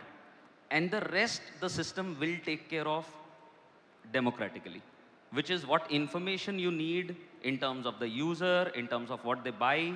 And it doesn't need to be discounting. It doesn't need to be monetization. It needs to be good food served every time, and you price it as per your P&L. Everything said and done, people can have a lot of pricing theories. Every P&L works on cost plus. आपका एक cost है, you are doing a cost plus pricing. Everything else is making it too complicated. Let's keep it simple. Yep. You provide love, the system will do the rest. That's where I'll submit it. Well said, sir. So we got now 30 seconds left. So we'll do a quick one and don't take more than one answer to this. And this is like a rapid to all. One decision you would make, you would not allow AI to make in your business. So Sameer, like one decision you would not allow AI to make in your business. Whom to hire? One decision you would not allow AI to make in your business. Then whom should I hire? I will not. Whom let, should I hire? Yeah, I'll not let AI to decide that. Okay, okay. I'll also say higher. Higher. Hire, okay. I think they've set a very good benchmark by a very good answer. I would still say I would not let them decide what I should do with my user. They can to the guidance that I said, they can help me get there, but the philosophy cannot come from the AI. The philosophy has to be human, and Sure. then everything that the AI can do to support that philosophy is what will go Okay. for. Parthabhai? Long-term thinking, sir. Long-term thinking. Okay, good. Super, Parvabhai? Whatever. Yeah. I think the AI cannot, one thing which I'll not allow AI to replace is my team building or the hiring for the entire team. So I think if you don't have a control on your team, you'll not be able to So execute. hire again. Yeah. We know your answer, sir. Wife. हमें पता है आप wife पे जाओगे चलो बताओ पति पत्नी के बीच में ये आना AI नहीं नहीं आ चाहिए। सकता, हाँ। और रेस्टोरेंटर और उसका रेस्टोरेंट का प्रेम के बीच में ये का wrong thing should not come, wrong data should not come. Okay, good. The Okay. heart should be there. Sure. It should only work behind. So one decision, that's the part. Okay. One decision I would not allow the AI to do is where do I take my profit away? Yes, मैं नहीं पूछता, खुद ही ले जाता हूँ मैं. Anyway, coming to a point, so thank you very much. Time's up. We got a red color here. Anish ji, can we? I don't know if anybody is interested in asking a question or no. You're saying cut off? Bar is open? No, not yet. Okay, serious. Okay, ठीक है जी. Sorry guys. Oh, there is one. एक question है sir. एक question. कुछ तो. And you can ask anybody here.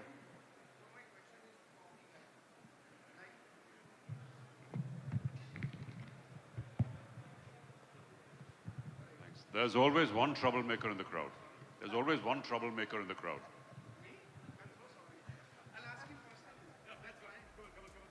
So, do you think that, I believe that you must be in multiple states.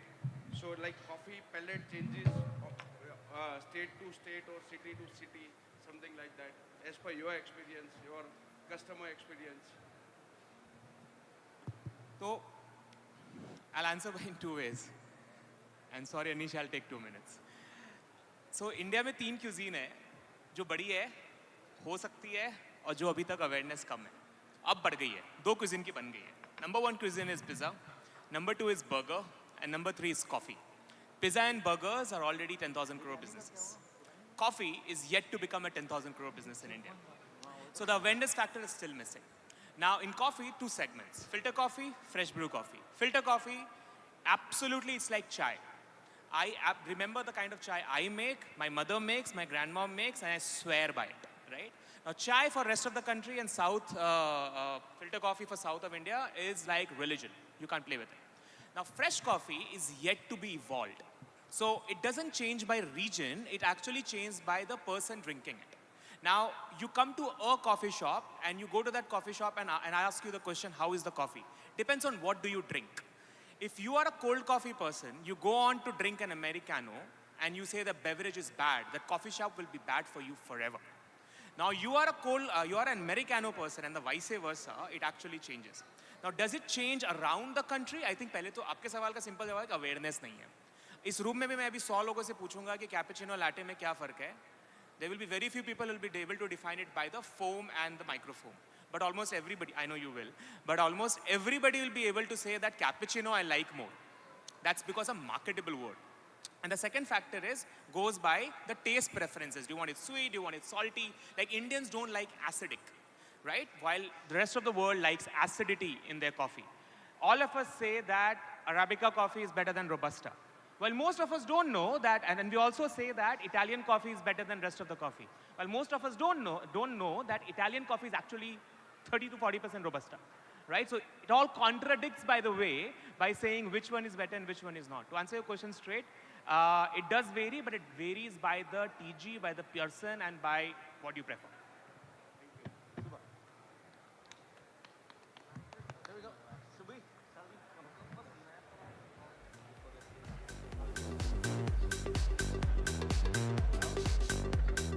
Okay, Abhijit, for letting you go over time, you owe me a drink this evening. Done. But to felicitate our great panel, I'd like to call on stage Darshan Dashani and Dilip Thakkar. Gentlemen.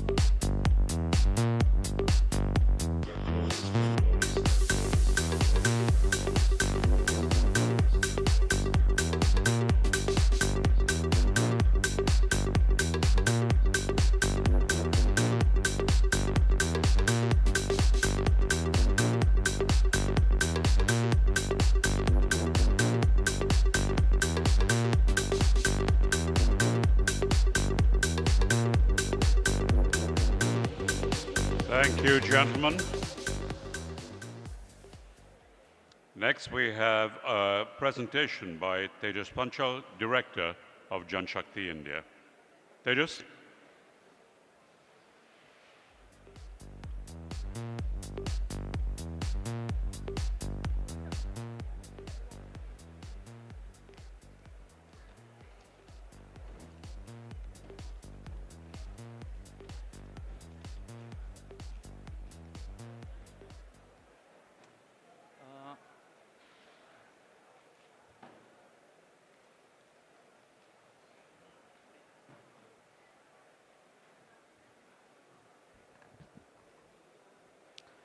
Hello everyone. And Kem Cho Bada, welcome to Ahmedabad, Gujarat. Hello guys, cheer up, come on. सबसे पहले I am thankful to NRAI जिन्होंने इतना ज़बरदस्त event organise किया है और ये opportunity हमें मिला है.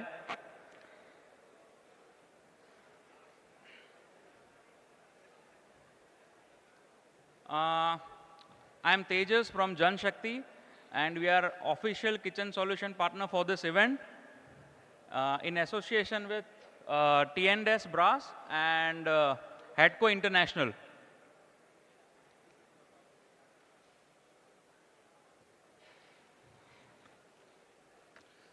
So वैसे तो हम सभी इस इंडस्ट्री का हिस्सा है और हम सबका एक कॉमन गोल रहता है कि हम लोग better restaurants, better customer experiences और सस्टेनेबल ग्रोथ कैसे अचीव करें.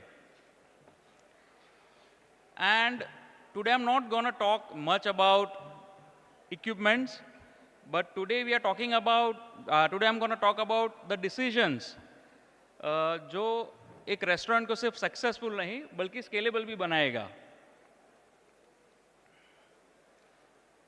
And I believe that, see, restaurant का सक्सेस हमें डाइनिंग एरिया और डेटाज में नज़र आता है, बट उसकी फाउंडेशन जो है वो किचन में होती है.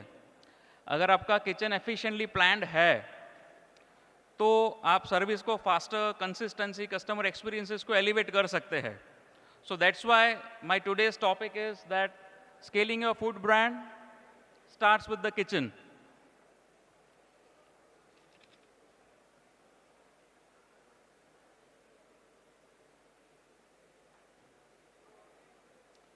एंड इसी थॉट के साथ we are gonna talk about those fine non negotiables जो हर रेस्टोरेंट ओनर को before starting the kitchen should consider.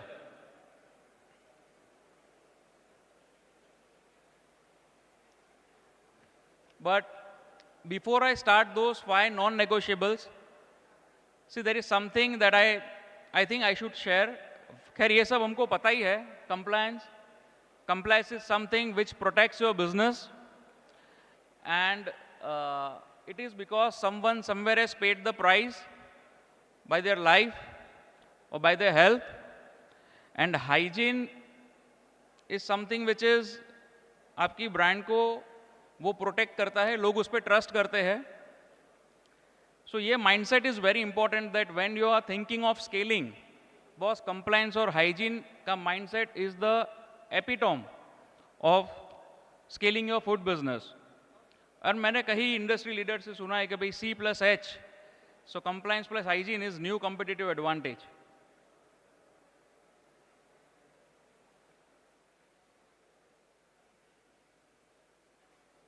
So the first non-negotiable, drainage.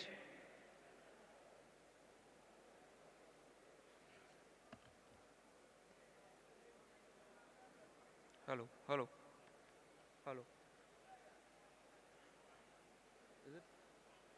Is it's on? Yeah. So when I say about drainage, ये भी एक neglected part usually रहता है restaurant के अंदर. जब भी हम किचन के अंदर एंटर करते हैं तो उसके अंदर हम लोगों ने कई बार रेस्टोरेंट्स के अंदर हमने सिविल में से ये लोग ड्रेनेज की नालियाँ बनाते हैं.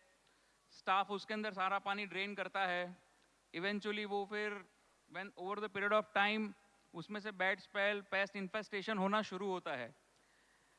जब रेस्टोरेंट नहीं होती है तब कोई ज़्यादा प्रॉब्लम नहीं होता है, but when by the time goes it becomes very difficult और हम उसके लिए कुछ नहीं कर सकते हैं. So drainage is one of the most challenges that restaurants are facing in nowadays from hygiene perspective. Or today, and yes, nobody notices great drainage until it fails. But उसके हम कुछ solutions हम लोग discuss करते हैं.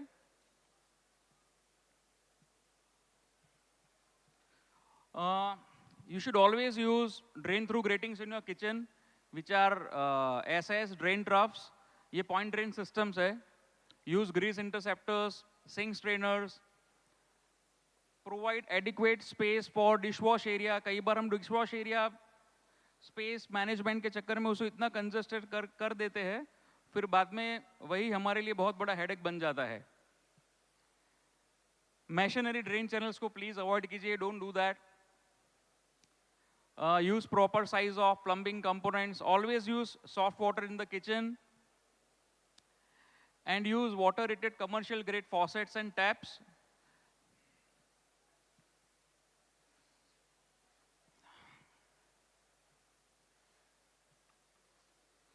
So, दूसरा है operational challenges.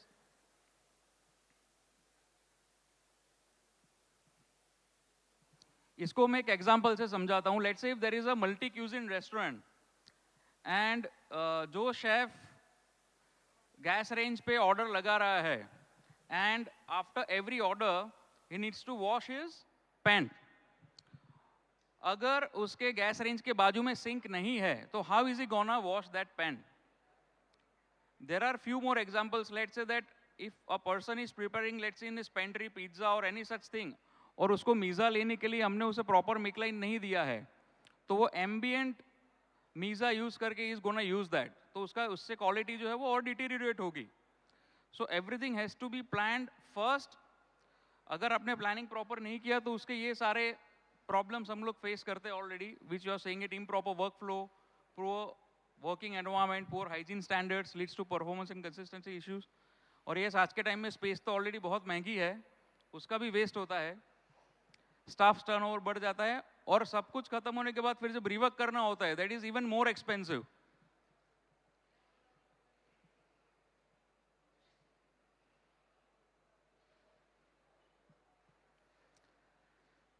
So when you are planning, आप जब आप एक रेस्टोरेंट का प्रोजेक्ट प्लान कर रहे हैं तो please do hire some consultants like culinary expert, hospitality planning consultants, mixologist or barista if there is any beverage related menus, MEP, HVAC, fire compliance.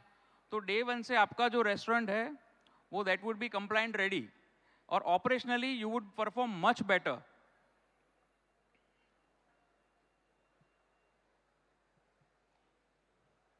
And जो किचन का प्लानिंग एंड वर्क फ्लो है, जो design होता है, वो please उसे आप लोग थरली रिव्यू करेंगे तो you will come to that जब हम छोटी सी छोटी चीज़ों उसको रिव्यू करके हम लोग इंप्रूव कर सकते हैं. This is a long term process जिसके लिए आपको इनिशियली टाइम देने की ज़रूरत है, बाद में तो फिर सिर्फ कॉम्प्रोमाइज ही होने वाला है.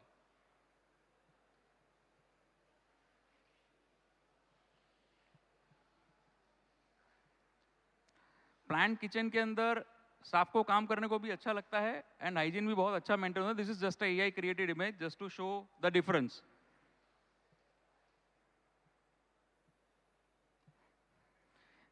ये एक अमेजिंग सब्जेक्ट है. जब भी हम कोई नया रेस्टोरेंट प्लान करते हैं तो who will win in the space?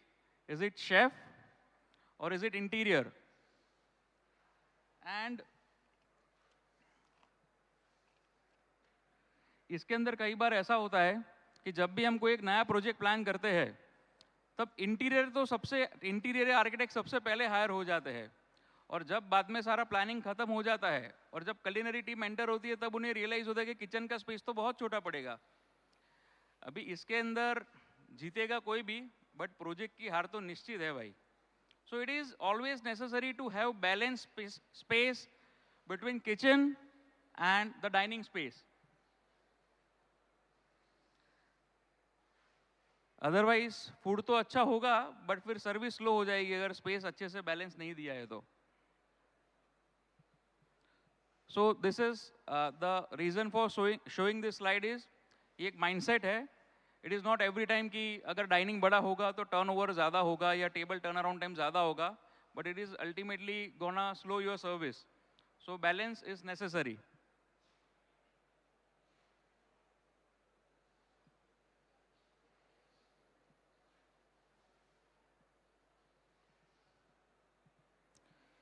Kitchen ventilation जो है वो is one of the most neglected subject in the while preparing your projects. क्योंकि उसके अंदर जब हम नया प्रोजेक्ट डिज़ाइन करते हैं और उसका बजट और कॉस्टिंग करते हैं तो किचन एक तो सबसे लास्ट में आता है, और उसमें भी किचन वेंटिलेशन जो है उस पर ज़्यादा फोकस इनिशियल लेवल पे कोई नहीं करता है. तो it is one of the most neglected subject, but इसका situation is otherwise. It is इसका इंपॉर्टेंस बहुत है to maintain the kitchen environment.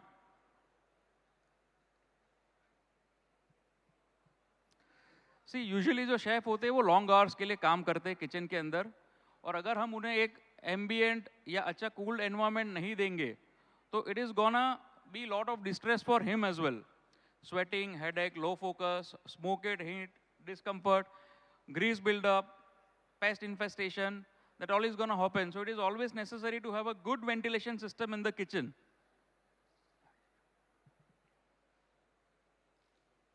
So always check for proper height, use box type hoods, provide fresh air, use fire suppression system. Complaints nowadays are becoming more and more stringent. Hire HVAC consultant in case of to do the proper calculation.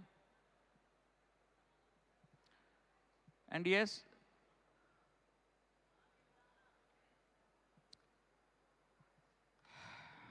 all right, this is the last point by the way, but I'm not talking about the expensive equipments. मैं dependable equipment की बात कर रहा हूँ कि at least उसे properly review करके आप लोग बाय करें ताकि बाद में बार बार उसमें डाउन टाइम हमें नहीं जाना पड़े.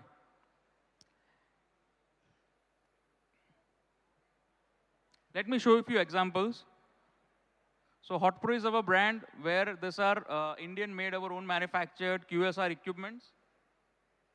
Frost Pro is again is a Jan Shakti brand where we manufacture frost-free refrigeration.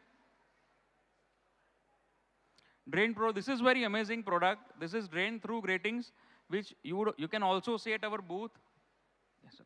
Done, sir. Done. Yeah. These are our associate T&S who deals into this hose reels and faucets. This is Headco. Headco is our associate partner for this event. They are into warming lamps, turins, and they have so many food service equipment products.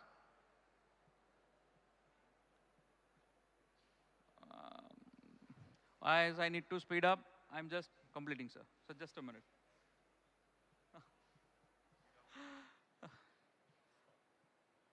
Okay, sir. Okay, yeah.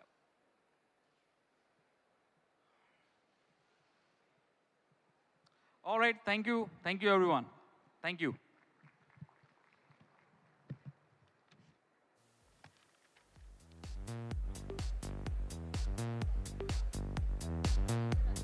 Yeah, I got it.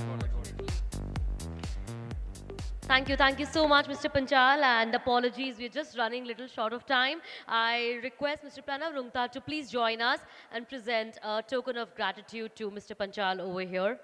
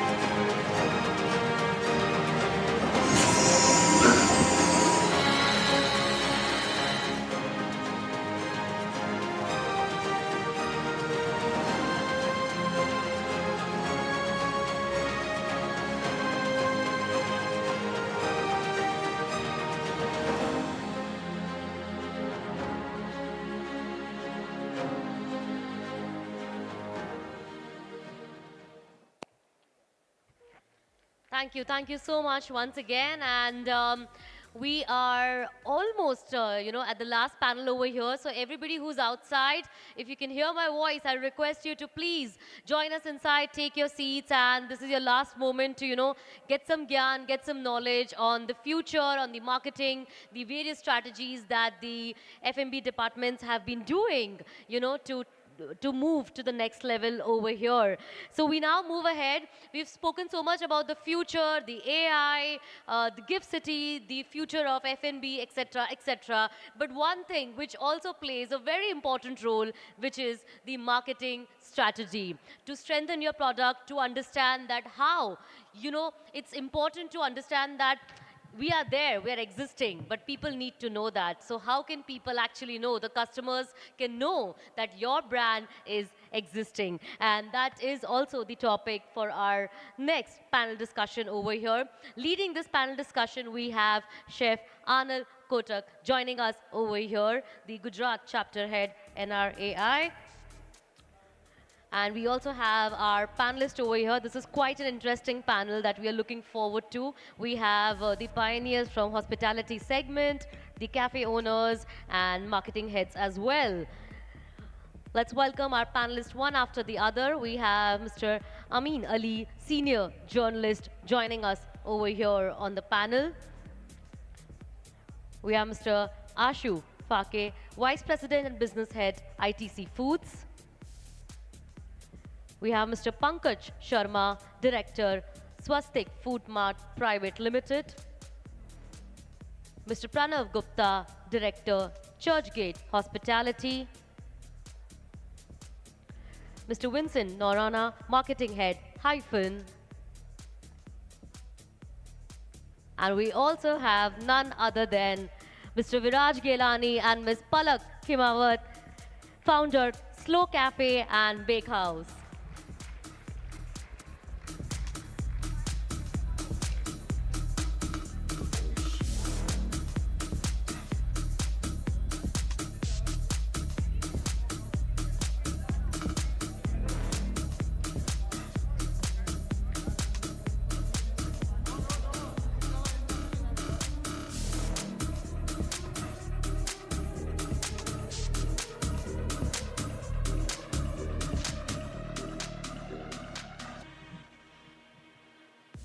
A very good evening to everyone, and I welcome you all on the stage.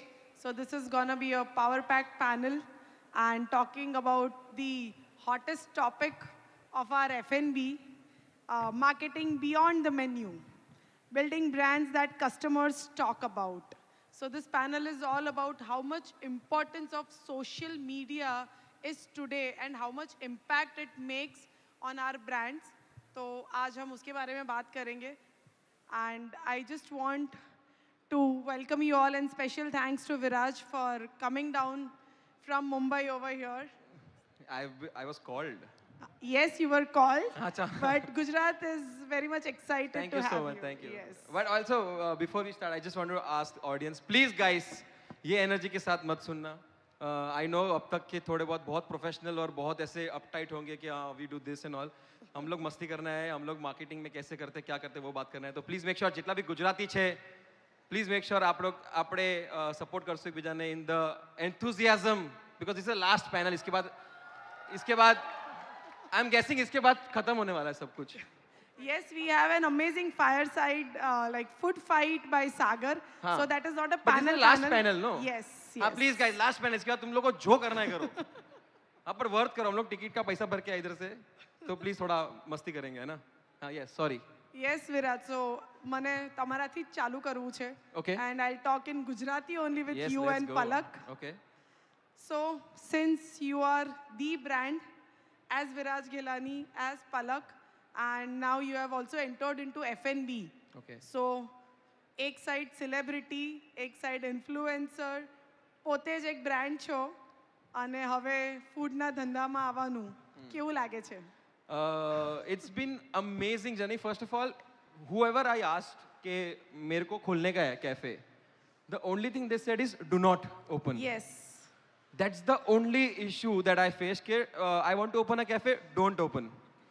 And then no one told me कि if I'm opening a cafe with my wife, they didn't tell me कि with wife never open. Because 5th of December we started our cafe. 6th of December we was almost about to break up. Because we had a major fight about नहीं ऐसे नहीं होता है ना ऐसे नहीं होता है ना ये नहीं होता है. But it's been a great journey. My wife majorly handles, Palak majorly handles everything. I am an unpaid employee. Yes. Just to market. She just tells me this is the new menu that we have launched. Market it. એટલે આ પલક બોલાવડાવે છે કે પલક બોલે એ મારે કરવાનું હોય બીજું કાંઈ નહીં. That's the major ethos of our cafe, and that's what we've been doing since 9 months. So I just want to know one thing from you, that you itself is a brand and now you have opened up your own food business, and since we all know how much importance right now it has become for any food brand to bring in all the influencers, they talk about our brand. पहले ऐसा होता था कि it was just by word of mouth, but Yeah. now it has a major shift. Word of mouth से हम viral नहीं होते. हम Instagram पे अगर viral हो गए, then we have made a successful brand, successful food brand. That is how it goes.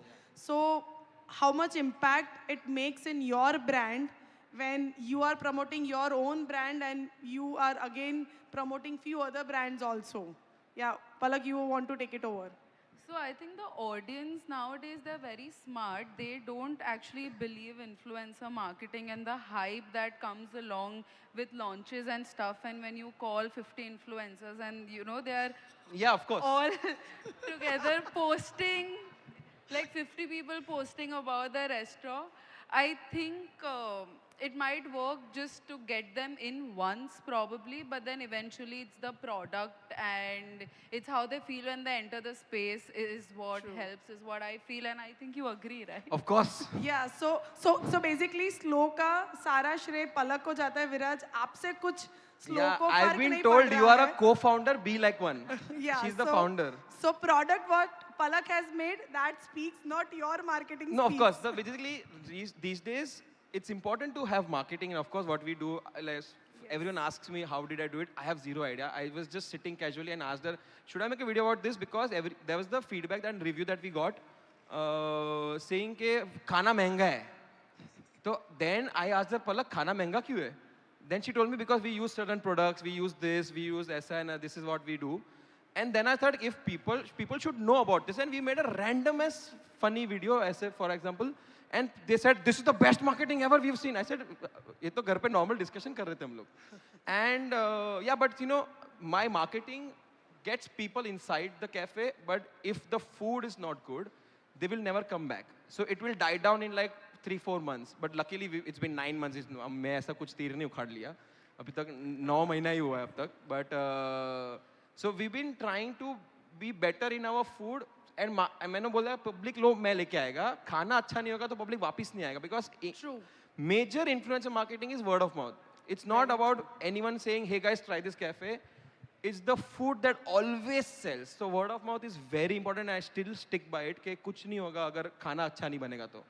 I believe that, to be very honest. So just taking over to Ashu, since you are representing ITC and you are more into B2C, so Ashirwad, Sunfeast, ITC Master Chef, so all of these products, again, B2B में तो I understand कि restaurants में marketing plays a very important role. कोई भी restaurant marketing के बिना grow नहीं कर सकता है. मतलब it cannot go viral. But do you feel that this similar impact is there on B2C brand also? Like how you people measure आप लोग के marketing areas क्या है, and how you measure that this crowd has been captured through a television ad or through an Instagram ad or through any social media platform ad? Because now पहले सिर्फ B2C brands TV ads करते थे, but now I have seen that all B2C brands are more into social media now and connecting to small influencers, and they are also talking about a lot of B2C brands. So how, what is your take on it? So, hi everyone. Look, I think, see, marketing is creating awareness about your brand, your product. आपको awareness कराना पड़ता है, because unless people are aware, they will not come to you, buy your product, experience your product. तो जहाँ audience है, आपको वहाँ पहुँचना है. तो if audience पहले TV पे था या newspaper पे था या social media पे है, जहाँ भी audience है या in large forums like this, you have to find ways to connect with them.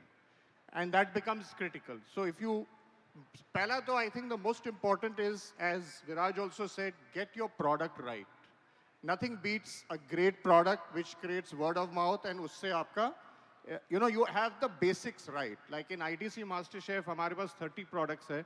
You can do whatever marketing you do, कुछ होने वाला नहीं है unless you get your product right.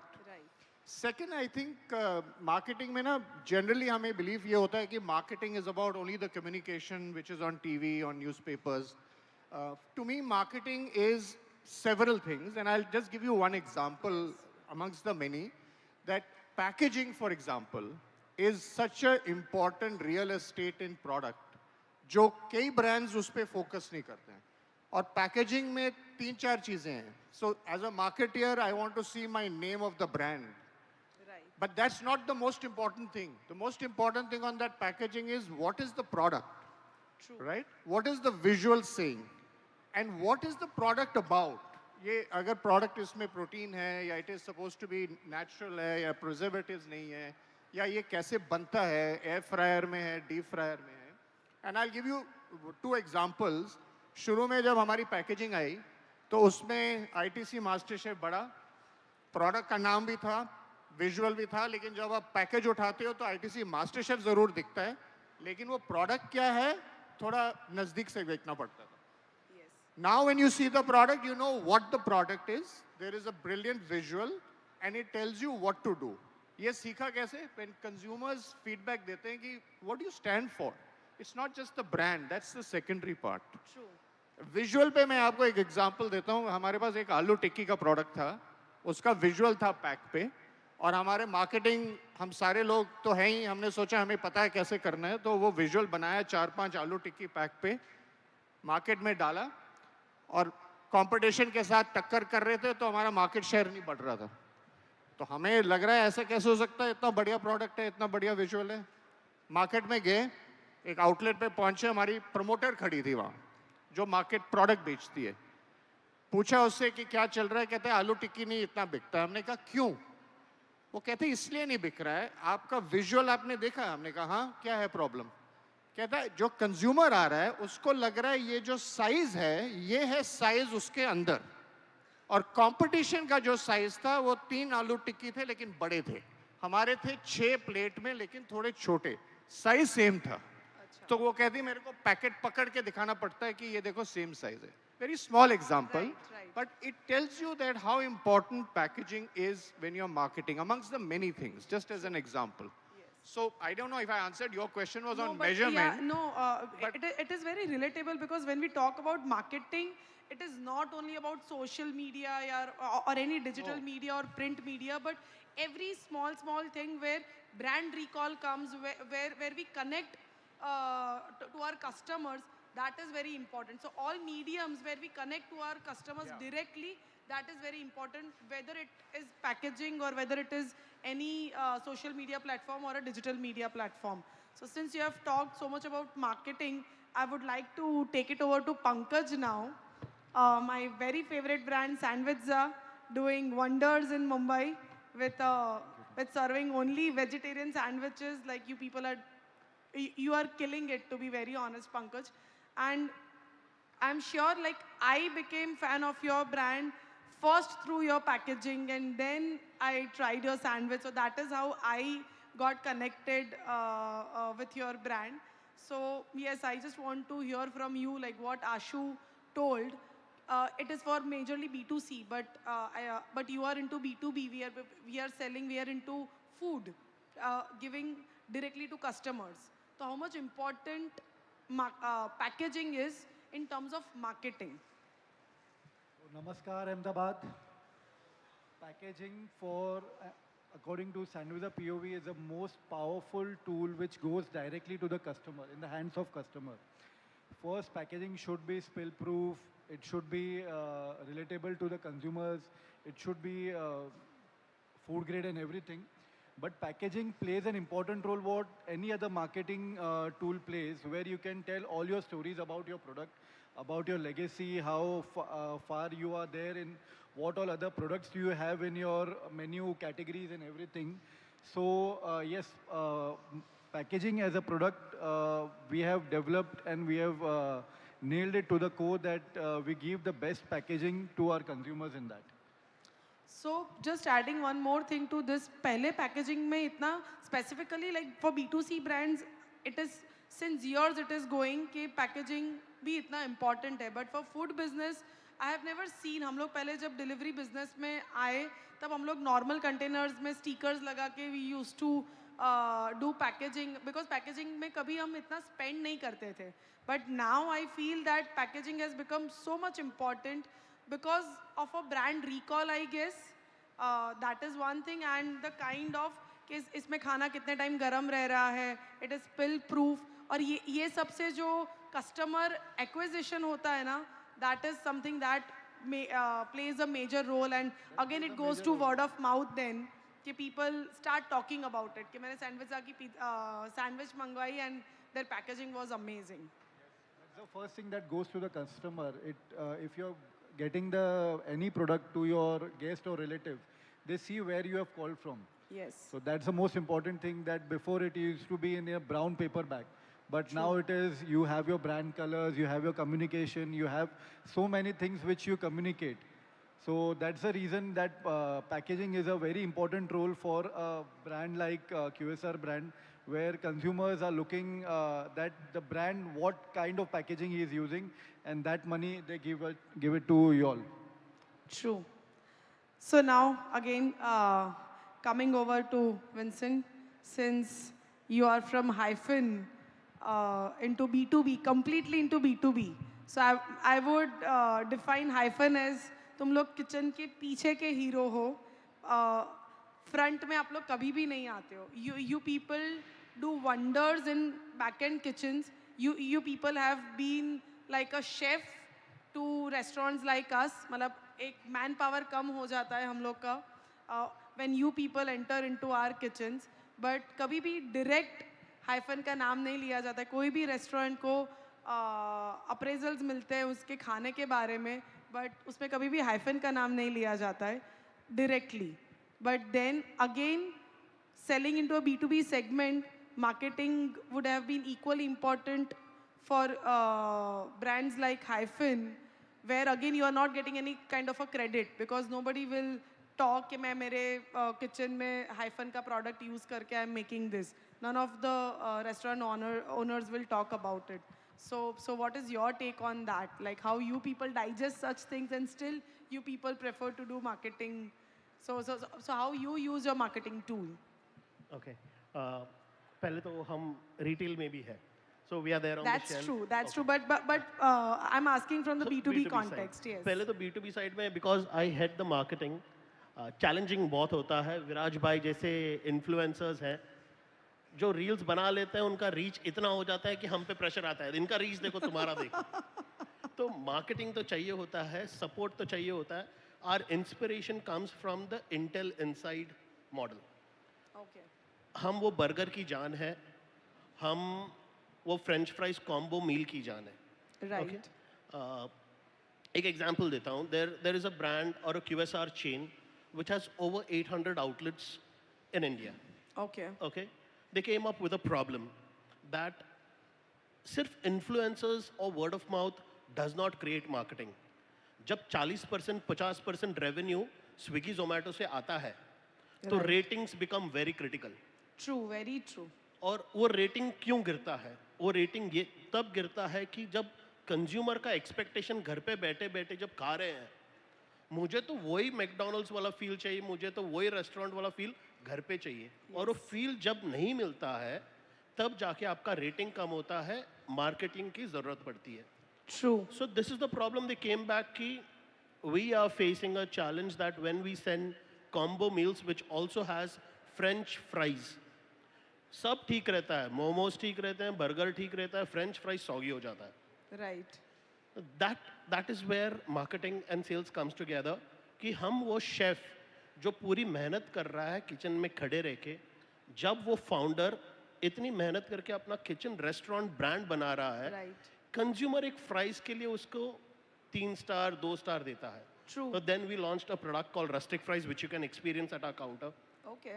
Which gives you 45 minutes of hold time. You understand? It stays crispy. Yes. So this is what is marketing in the B2B space, where you are the intel inside of that laptop or computer or of that kitchen, which is empowering you to be a successful brand. We are happy with that. That is brand building for us. So basically, I would put it this in a way that you people talk more about a solution when it comes to a marketing as a tool, like what solution you are giving rather than focusing more on a product. Indirectly, it's product only, but you are showcasing that product as if it's a solution. Absolutely. If you are happy, the brand will be happy, and I'll have my job. Amazing, amazing. Now I want to take it over to Amin. Very similar thing like Viraj.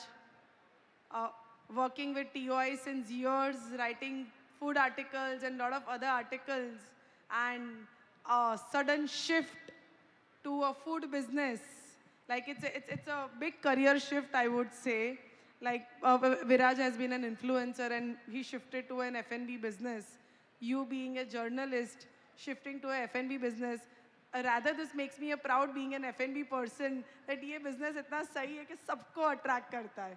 Every second person wants to come into this business. So that is the strength of our industry. No, I no, would we say. like our life was very okay. We wanted to make it very bad. Still, you are enjoying. It's the toxic relationship that we have with our business now. Yeah, but this is reality. Yeah, that's Still, true. you are enjoying that. Yeah. Yes. Yes, I mean, so for you, marketing would have a very different definition because you know media better. You know all the aspects of all the mediums of media, like may it be social media, may it be digital media, may it be print media, and may it be any other mediums of media. You know it very well. So how much helpful it is that you have so much of knowledge, and since you are the founder of your own F&B brand, so does that make any difference of having so much of knowledge and then coming to an F&B business? So हमारा point of view of marketing would be different because we are not people from this industry, and you are from this industry and coming to F&B. So how it works? So I didn't. My wife came into the business. Viraj still has co-founder title. I have none. So I'm not part of the business. But I mean, over the years, you've seen what is happening with which media gives you what kind of visibility. And being from media also helped you. Thank you. And being from media also helped you because you were in touch with some of the best brains in food business. So आप उनसे भी बात कर रहे थे कि यार अब आपको क्या लगता है कि क्या चीज़ आपको better result और visibility देती है. और उसमें जैसे word of mouth एक बहुत important चीज़ है किसी brand को बनाने के लिए. Social media में भी word of mouth is really important because example of Nubo, that brand my Which wife. is your brand, yes. My wife is a part of it. तो उसमें एक बड़े इन्फ्लुएंसर ने आके रील बनाई इसलिए ब्रांड नहीं चला. Actual genuine customers with 400, 500, 600 followers kept coming and they wanted to post about it. और वो पोस्ट करते रहे तो उससे कंटेंट डेली उनका इतना चर्न आउट हो रहा था, इतना वायरल हो गया कि उनको एक it wasn't just founder daily talking के you know I am into Yes. fitness, I have created healthy brand. People were coming and saying, oh, this is our hangout place. तो वो word of mouth social media पे भी काम करता है और एक के बोलने के बाद दूसरा आया और वो डिसअपॉइंट नहीं हुआ, ये बहुत इंपॉर्टेंट है. तो एक तो ये नोटिस करा कि एक बड़े नाम की जगह आप खुद वीडियो डालें हाउसफुल की और उसकी जगह दूसरे लोग डाल रहे हैं कि वी लव दिस प्लेस, तो that always help. That makes a difference, तो right? ये right. काफ़ी हुआ. एंड देन ऑफ कोर्स आपका कितनी ही आप मार्केटिंग कर लें, आपका प्रोडक्ट बहुत अच्छा होना चाहिए, प्रोडक्ट स्टार होना चाहिए, क्योंकि बेस्ट हम सबके जो फेवरेट ब्रांड्स होंगे उनके शायद फाउंडर्स को हम जानते भी नहीं हैं. Right, that's very उनके true. Yes. इंस्टाग्राम को भी नहीं जानते. एक चीज़ ज़रूर हमने नोटिस करी थी कि कुछ ब्रांड्स दिल्ली में जो वायरल हुए थे वो ब्रांड स्विगी और जोमेटो पे नहीं थे. अच्छा. तो वो चाहते थे, तो उसी एक वो लर्निंग थी कि आप जैसे न्यूबो एक फॉर एग्जांपल कॉन्सेप्ट है कि आप अपना बोल खुद बनाएं, अपनी स्मूदी खुद बनाएं, अपनी कॉफ़ी ऑर्डर करें, अपना चूज़ करें कि 7 फ्लेवर हैं, उसको एक को बोल एक को रैप, उसी फ्लेवर को रैप बोल या सैलड की तरह आप ले सकते हो. ओके. तो अगर वो डिलीवरी पे चले जाते तो कैसे आके लोग वो एक्सपीरियंस करते. और ऐसी एक जिलेटो शॉप थी, एक वो थी बेकरी, वो स्विगी जोमेटो पे नहीं थे, तो people had to come there and experience कि वो है क्या. तो वो बिल्ड करा. अभी तक मतलब टेम्पटेशन बहुत थी कि डिलीवरी पे जाओ, बट नहीं गए. लोग आए, लोगों ने एक्सपीरियंस करके वीडियोस डाले, सो वो marketing I think that is something I definitely want to share कि उसने बहुत हेल्प करा. So like calling influencers सामने से, but when actually a customer is talking about your product on social media, that itself becomes an influencer for a brand like us. Customer is the biggest influencer. Yes, that's true. क्योंकि एक first reel जो न्यूबो की डाली थी is this girl who came from NIFT. She had 700-800 followers and it went viral. Like how? Oh. उसके बाद न्यूबो के brand के लिए जो लोग रील डाल रहे थे उनके 600, 400, 500 फॉलोअर्स थे, मगर उनके हर पोस्ट पे 200 to 300 लाइक्स आते थे, मतलब उनका वो क्लोज ग्रुप था। राइट। वो ओपन ग्रुप नहीं था कि 1 लाख फॉलोवर थे, रील डाल दी और 250 लाइक आ रहे हैं। यहाँ पे अगर 300 फॉलोअर्स हैं तो वो 300 फ्रेंड हैं जिसमें से 250 लाइक कर रहे हैं। तो is they for us they were influential as compared to an influencer. Yes, that's actually a very correct point. Viraj, you want to add I something? just wanted to add, કેટલા લોકો અહીંયાથી ગુજરાતથી છે, અમદાવાદથી છે, majorly, you know. So, like, just want to add this, there was this film which was made 50 lakh में बना था film, लालो करके, okay, which was a 50 lakh film, which went up to make 125 crores.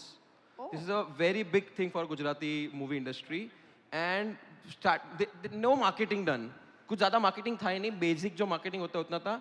And एक point था कि दिवाली के time पे the movie tanked, like there was the only one show left in Gujarat, one show left in Mumbai, I think एक जगह से तो निकल भी गया था कहीं जगह से। But the power of people's word of mouth, it's कोई भी इन्फ्लुएंसर आके कोई भी बोल दे, कुछ नहीं चल रहा था किधर, because the film was so good और people started making like genuine reviews. There were people crying after watching the movie. They felt some very divine energy that came into them. Ke, what a film! Everyone should watch the film. Then there was no going back. It picked up after like 6th, 7th week.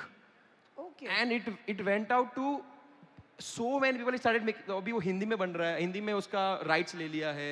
Wow. Hindi में they dubbed the film. It's on Sony Live now. It's crazy. So if the product is good, the only thing that matters is word of mouth of people know. Nothing will help you if the product is bad. Nothing. That's an amazing take. So I feel that though people talk about so much of मेरा restaurant आ रहा है, हम ऐसे restaurant को launch करेंगे, हम कितने influencers को लेके आ रहे हैं। सबसे पहला क्वेश्चन जब हम कोई सोशल मीडिया एजेंसी के साथ बैठते हैं ना, तो it is the very first question which most of the founders ask, but I feel that after this panel people's mindset is gonna change, because पहले जो होता था कि word of mouth was something, we used to focus more on our product, more on the experience what we want to curate for the customers. We used to focus more on that, और उससे फिर वो जो confidence build होता था ना कि boss मेरा प्रोडक्ट सही है, वो एक्सपीरियंस मैंने क्यूरेट कर लिया, लोग तो आएंगे। And majorly that we've learned in this 9 months of being in business is not a major thing in also, but do not go by reviews or anything. It is always what people tell you that is very important, because यहाँ पर ना in general that is what I've learned, कि लोग आते हैं और वो बोलते कि मेरे को 5 मिनट वेट कराया, 1 star review. There was this question that was asked to on a review page saying, is Jain food available? 1 star review. I said, well, then how do you judge a restaurant? Because ऐसे reviews आ रहे. So always ask someone, or just go to the place, just support the business, just go to the place. If you like it, become the regular customer. You'll understand, because there are so many different thought process goes behind a cafe or any product that you start. So just go have it by yourself, because my favorite movie, I don't know about you guys, my favorite movie is Avara Pagal Dewana, hands down one of the best movies. Everyone's, I guess. No. Best movie ever. Go to Google and check the rating. It's 6.3. It's terrible rating, but it's the best movie. And people have rated anything. Like you go to Taj Mahal, just open Taj Mahal on Google. People have rated Taj Mahal also कि ऐसा क्या बना दिया. Go to Egypt का pyramid, उसमें लिखा इतना लंबा क्यों बना दिया है. कुछ भी रेट करते लोग. So make sure that you don't go by reviews also. Eat the food and then make your own opinion. That's very good, thing what we are going to pass it on to the audience, because this is very important. And now we as a founders of F&B, we feel that we should stop giving so much of importance to the ratings, and we should not make our minds upset with that, 1 star review or 2 star reviews, rather than we always focus more on improving our business, improving our product, and we work more on curating the experiences. That focus is more important rather than, just shifting our focus and fixing out all of these Yeah, because ratings. rate करने चले गए तो मानेक चौक one of the best place on earth. True. उसका pineapple sandwich खा के देखो. It's one of the best thing. But if you start rating them, it's not a general. I don't know if you know, but bread के ऊपर इतना सारा butter डालते कि bread दिखना बंद हो जाता है. It's pineapple cheese sandwich. First thing, Sagar came the day before yesterday, and Pranav came. First thing I ordered for them was pineapple cheese sandwich over here, and I made them try. There's this Gwalior dosa जो ग्वालियर में नहीं मिल रहा है, इधर मिलता है. It's insane. Yes. So you should not go by rating. That's what I feel. That's true. Pranav, since the day I know you, I have always seen you studying. Like, you have always been a student. And जब भी मैं आपसे बात करती हूँ, मेरा ये course है, I'm going on, I'm busy for this 1 week for this course. I guess IIM के कोई course आपने बाकी नहीं छोड़े होंगे. So I just wanted to understand from you. So now since AI has taken over and people are talking that Claude आ गया है, GPT आ गया है, बहुत सारे other, lot of other tools have come, and now we just don't want any kind of a social media manager or something like that into our organizations, and we as a brand owners should learn such tools and we should start doing our marketings on our own. So what do you feel that how much important we as a brand owners to learn marketing tools personally, like study करना ज़रूरी है कि it's just comes from the experience that is more impactful, या studying genuinely makes a difference? No, बिल्कुल. I've been in this business for 25 years and 25 साल में consumers बदलते जाते हैं, right? और नए consumer को कैसे market करना, नए consumer को कैसे समझना कि वो क्या सीख रहे, Gen Z आया, Gen Alpha आया, Millennials आए, सबका communication method बहुत अलग रहता है.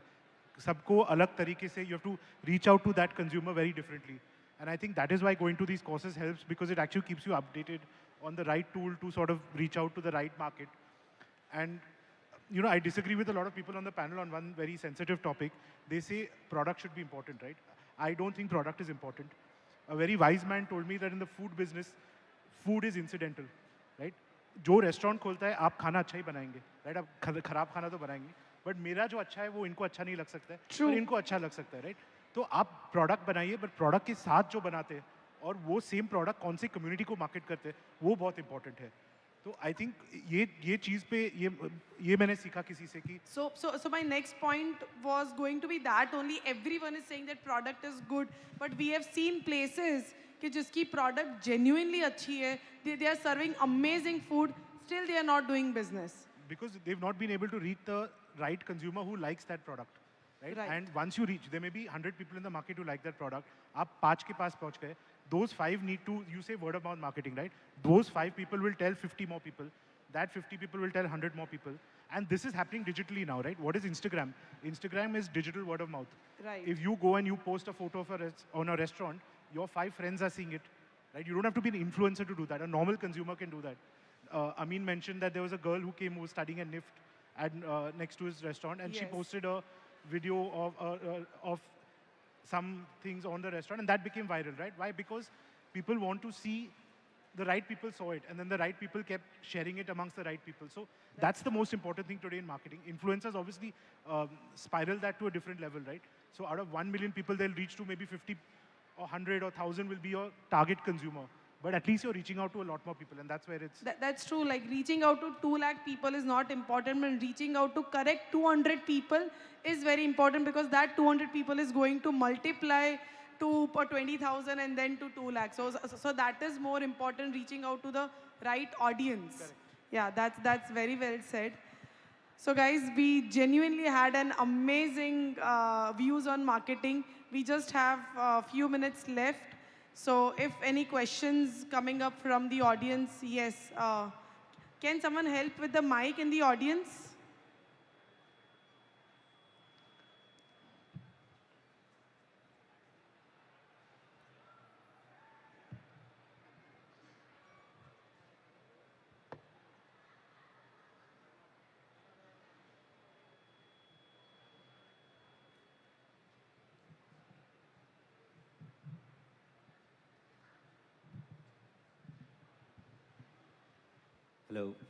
Hello. Hi, Viraj bhai. Hi, I'm Meet. I'm from Surat and I am from Jumbo Idli. मेरा एक क्वेश्चन था कि जब हम फर्स्ट हमारा आउटलेट होता है तो एक इंस्टाग्राम हैंडल होता है हमारा, उस पर हम सेल्स जनरेट के लिए रील्स बनाते हैं जैसे विराज भाई बनाते हैं. अगर हम सेकंड आउटलेट चालू कर रहे हैं अनदर सिटी में या फ्रेंचाइजी दे रहे हैं या कोई और एरिया में अगर दूसरा आउटलेट शुरू कर रहे हैं, तो उसके लिए दूसरा इंस्टाग्राम हैंडल होना ज़रूरी है या फिर एक में ही सब करना चाहिए? ये क्वेश्चन था मेरा सबसे. Who would like to take it over? Yeah, ideally, if it should be one. That's what I think, because everything should be under one thing only, and you just have to put it on your bio. saying you are in this also, because majorly you won't be changing your product majorly, right? If you are, for example, if you are opening in Ahmedabad and if you are opening in Mumbai, for example, product तो same ही रहेगा ना. If you are opening a different brand altogether, then should be the question कि दूसरा बनाना चाहिए कि नहीं. But majorly, I don't think you should make any different handle. Is what my take is. Vincent, you want to? एक और point है उसमें. अभी तो सेकंड है. अगर 20/20 आया तो 20 पेज हैंडल करने के लिए आपको टीम चाहिए, उतना बजट चाहिए, उतना रिसोर्सेज चाहिए. तो आप एक ब्रांड उसको फिर multi city, multi state, multi country भी ले जाओ, बट ब्रांड वही रखो और एक पेज रखो, so that your followers get the same information, consistent information about that brand, ना कि 10 लोग 10 बारे में 10 डिफरेंट टाइप में बोले. और फिर तो एक पर्टिकुलर आउटलेट पे सेल्स बढ़ाने के लिए कुछ करना हो तो फिर वो एक कॉमन में तो नहीं जाएगा ना. मतलब नहीं, वो कॉमन में नहीं जाता, because when you put it on Instagram, it goes to the world. It's not like only a particular region is watching that particular thing. So it's a good marketing thing that anywhere can see. And if that product, for example, your product is X, if your product is being seen in a particular area, तो वो वहाँ के लोग भी देखेंगे और वहाँ पे वो आपके प्रोडक्ट देखेगा कि यार यहाँ पे देखा तो मैंने Instagram पे, तो वीडियो देखा था मैंने, तो वहाँ पे you'll get more customers there. That's what I feel कि एक ही होना चाहिए. Because if you see Swiggy also, Swiggy India एक ही है. It's not like अलग अलग जगह पे अलग अलग स्विगी के पेजेस हैं. सिटी लेवल पे टारगेट करो, आपका आंसर है. There is one more question. Yes, Charayu. This is for the panel because very different businesses are there. So how do we see the definition of marketing evolve for next 1-2 years? Will it be digital? Will it be print? Will it be hoardings? Where should the entire focus be? What should be that for next 3 years, 4 years, or how do you calculate that for next 3 years, 4 years? Who will take it over? Yeah. So I think one space you should look out for is this whole AI. And the way people are now seeking, information about your brand or what to eat, where to eat, and it's all going on ChatGPT. And that forum is becoming critical not only for B2B but B2C brands like ours. And the way that engine works has a certain algorithm, it has a certain format and structure.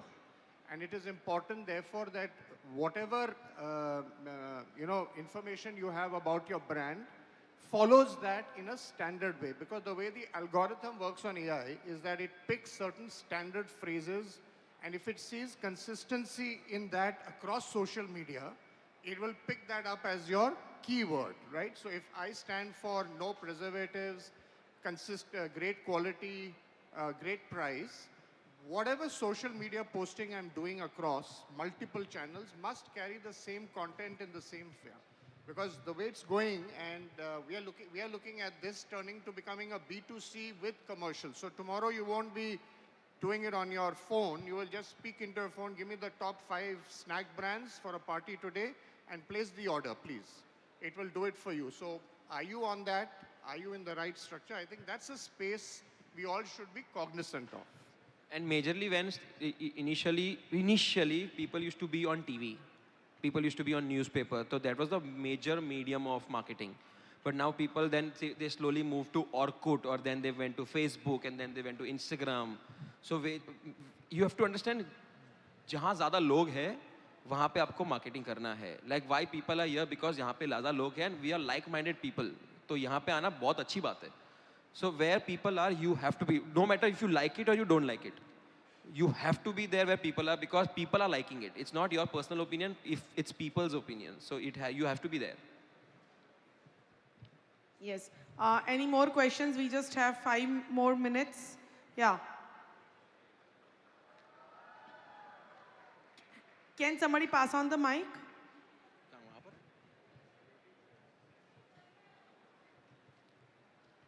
I have one question.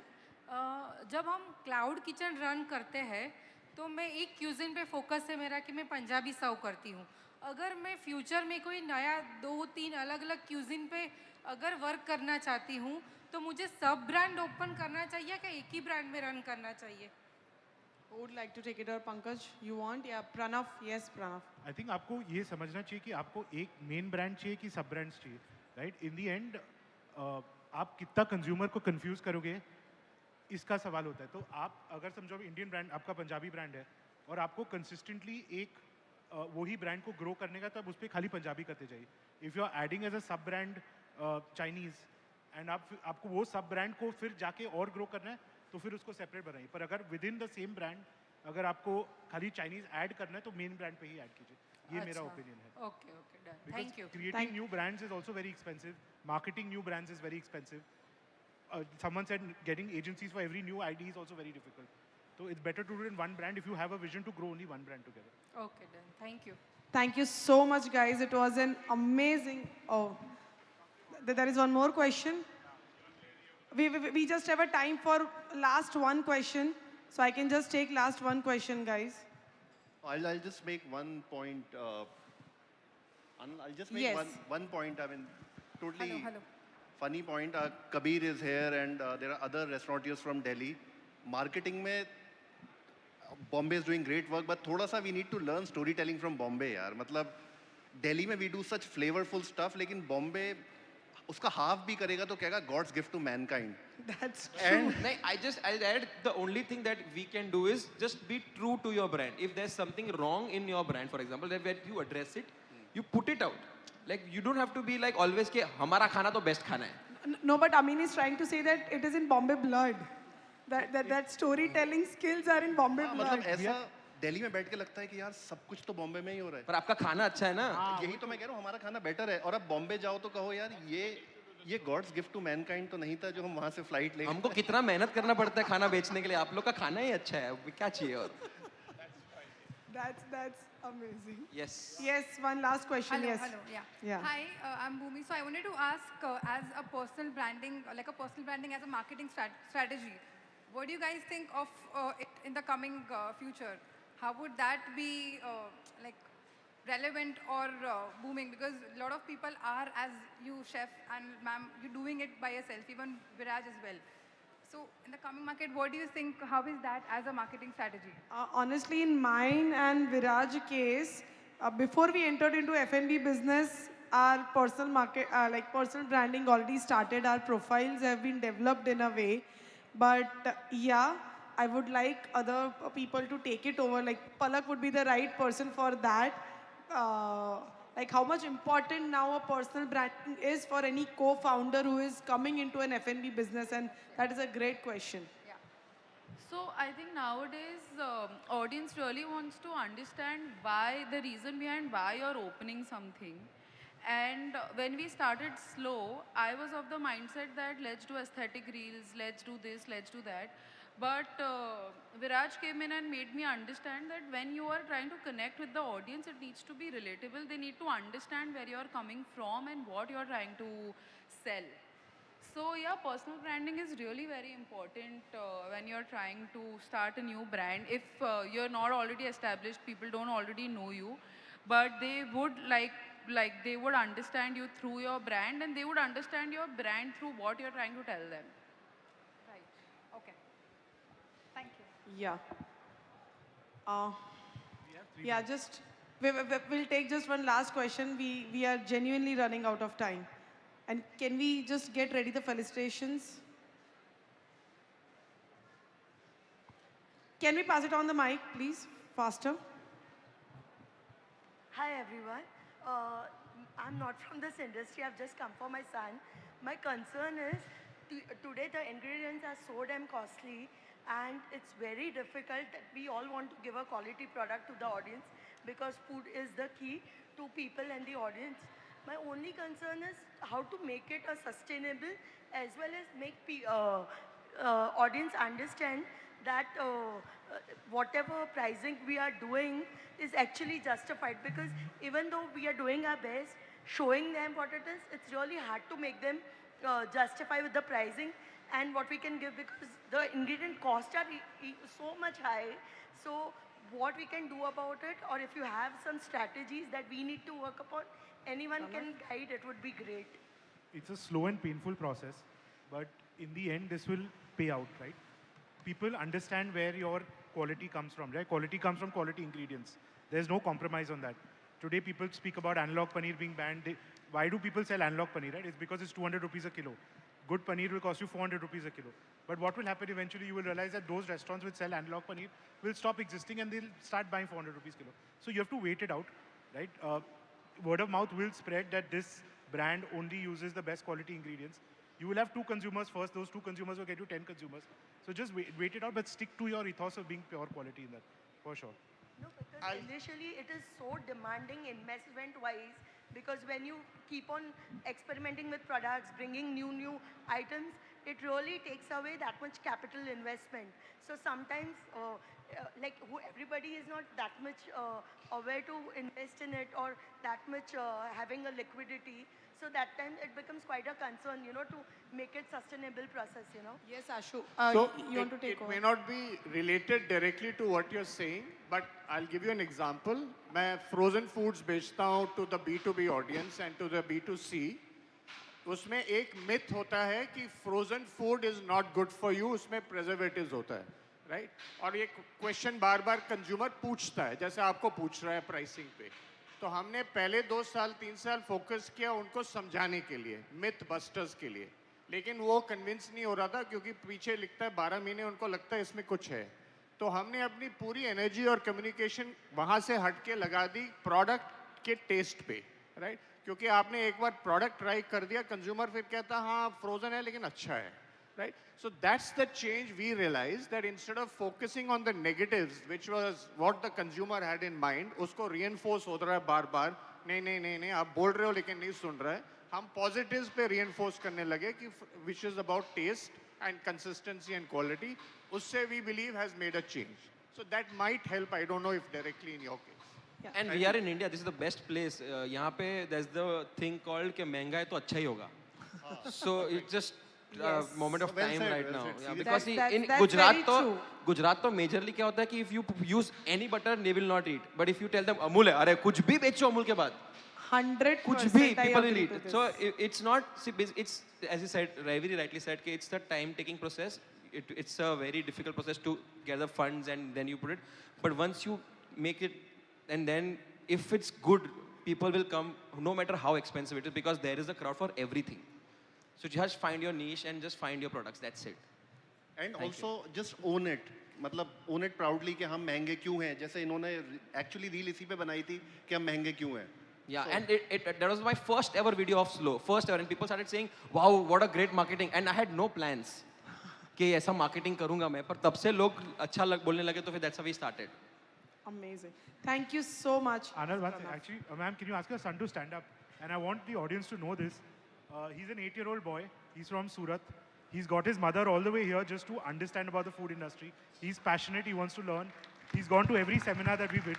And I think that's the job NRAI is supposed to do, right? We're supposed to encourage talent. And thank you for coming here, ma'am. And I also heard his products are going into like BMW K showrooms and all these things as of now. So yeah, it's a very big thing. Well done, well done. That's amazing. Okay, guys, thank you so much for the lovely insights. You people were amazing.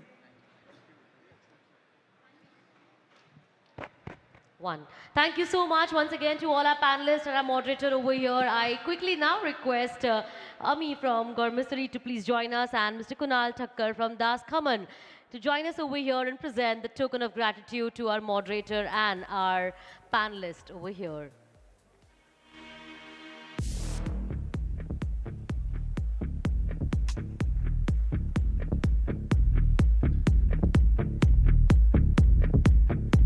Just a little bit insight on how you can build your own marketing strategies, what strengths a brand can have, and how uniquely you can try and promote your own brand. Thank you so much for sharing your knowledge and thoughts.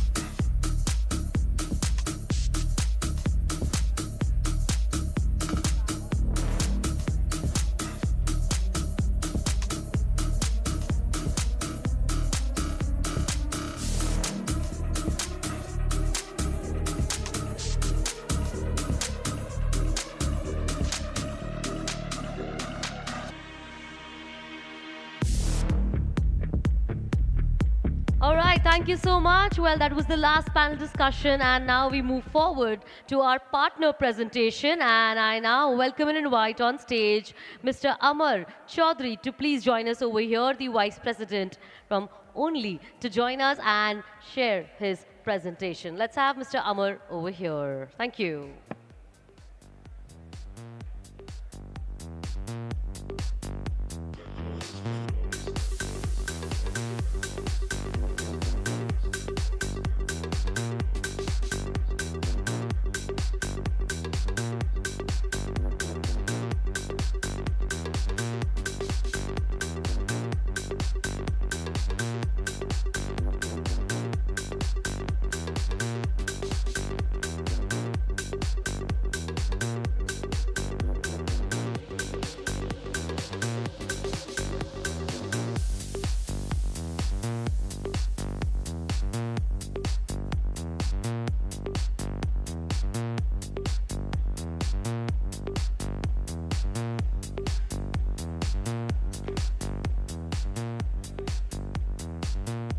Hello.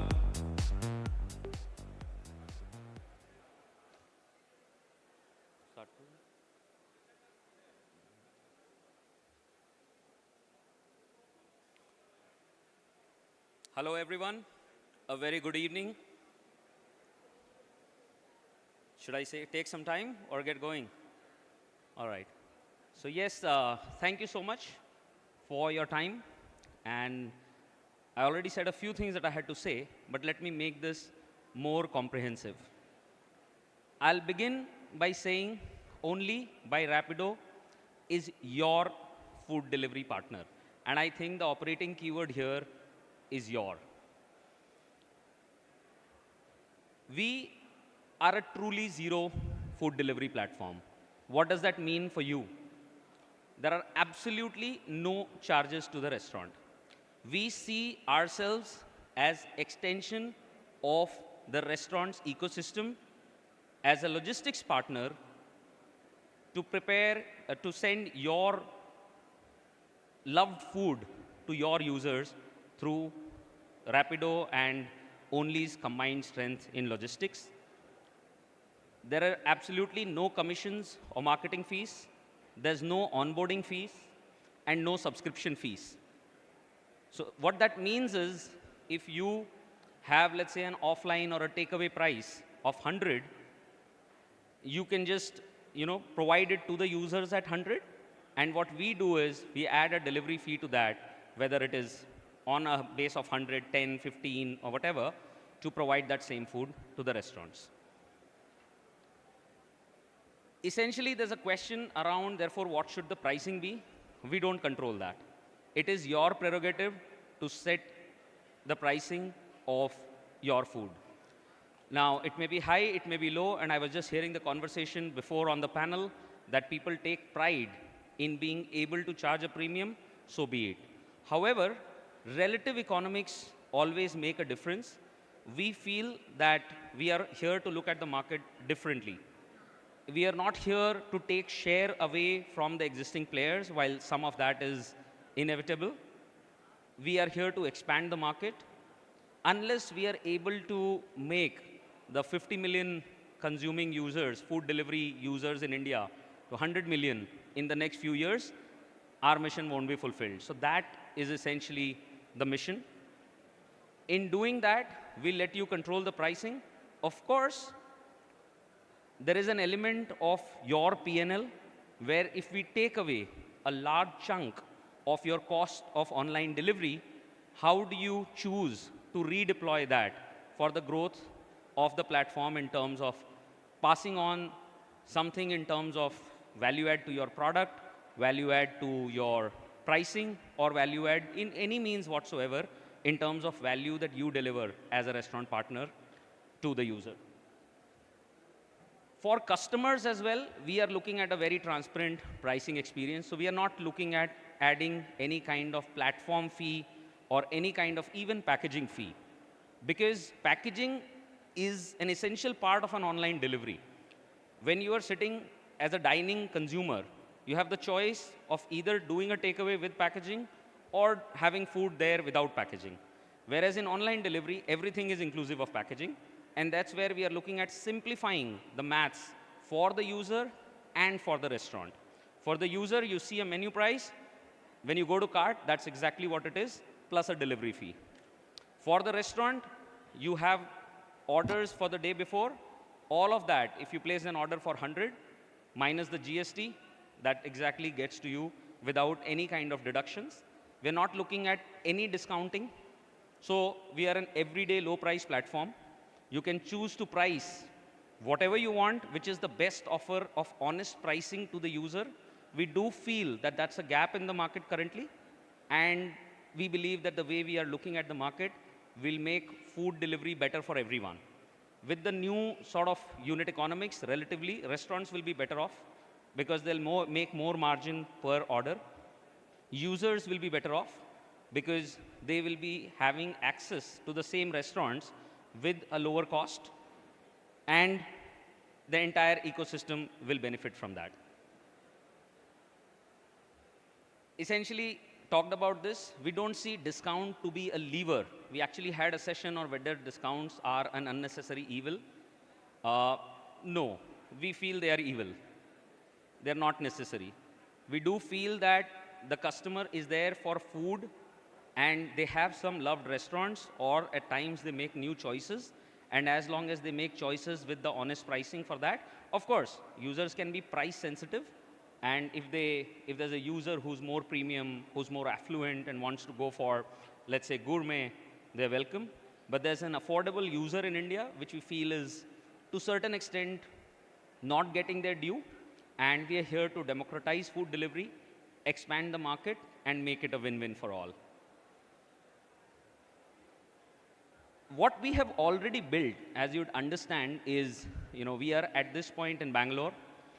We have the right kind of discovery. We have over 25,000 restaurants who are live with us in Bangalore. We have the huge strength of delivery and ability to scale that very, very fast, pan-India, across all the metro cities and beyond, tier 2 and tier 3. We have presence there. And therefore, as we build only, we are able to scale that. That is something that in the past, newer players have to a certain extent struggled with or not been able to scale, but that's something that we have already built. And if a customer service, so together we have the raw material. Now, of course, given that we are relatively early in the space and in this sort of journey, we look to your support. I'm sure there are gaps as restaurants in Bangalore would have faced in terms of tools and other services that we are able to provide at this point. I mean, Rome wasn't built in a day. And with the mission that we have undertaken and with our experience at Rapido, where we were able to challenge fairly mighty global players in the space, and today, whether it is our app or our services or our tools, we are able to meet them neck to neck. We expect that journey to happen in food delivery as well. So that's what we are looking at from you. We are soon, over the next quarter, going to launch in all the major metro cities in India and take it from there. So look forward to your cooperation, and let's make this a win-win for all. Thank you. Do we take questions?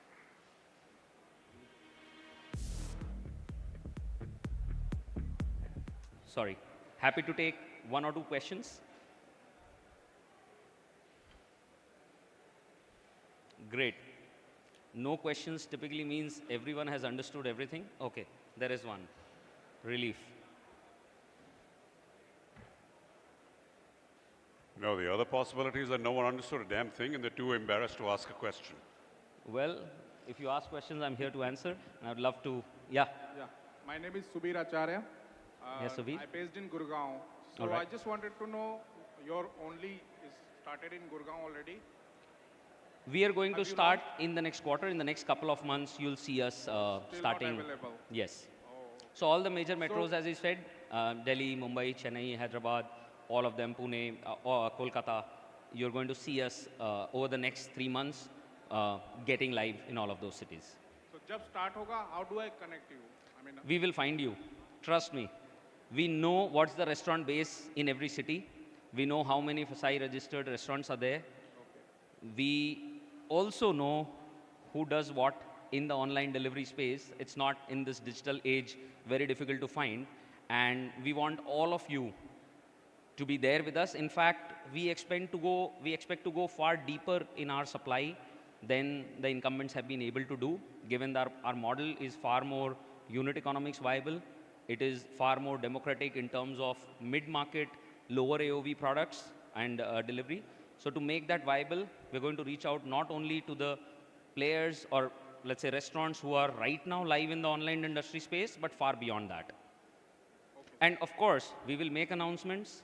NRAI themselves have been very, very supportive and graceful to, introduce us to the partners in each of these cities as we go.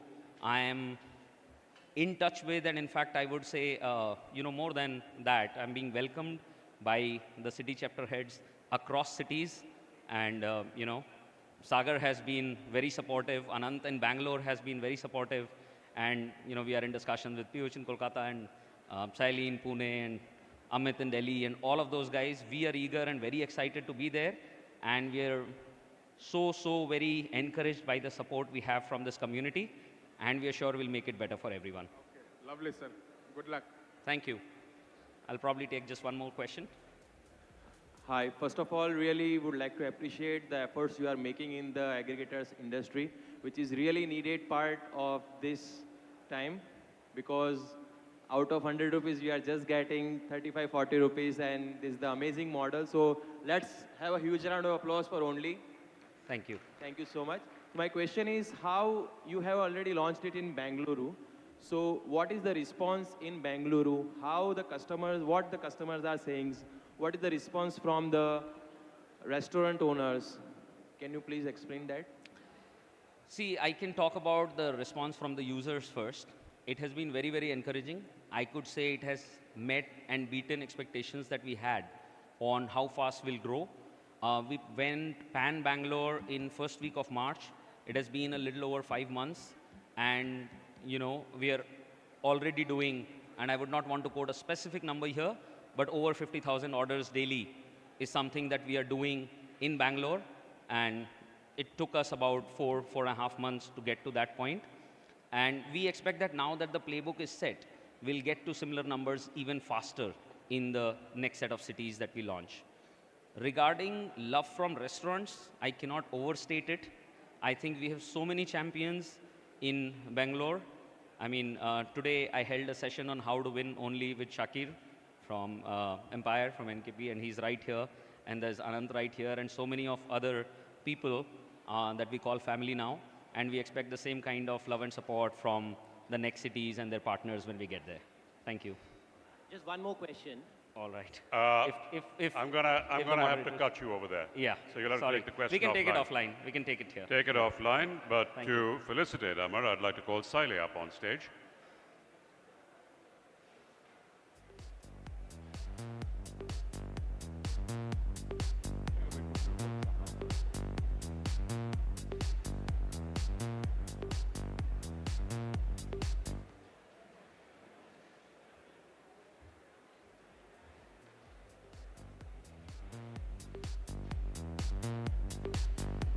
And of course, while Amar's being felicitated, we have our very last session coming up. It's something we always look forward to. It's the food fight. It's civilized, but this time, I'm afraid the topic's going to be a little controversial. Is discounting a necessary evil? We're going to hear pros, we're going to hear cons, we're going to hear everything in between. So those of you who are still outside, you might want to come in, grab a seat, because it's going to continue for a bit. If I could just call the rest of my team on the stage. Very quickly. And to introduce you, may I call upon the rest of the Only team which is here very quickly to be on stage. My team over there, I can see them. You can recognize these faces. They're going to reach out to you very soon.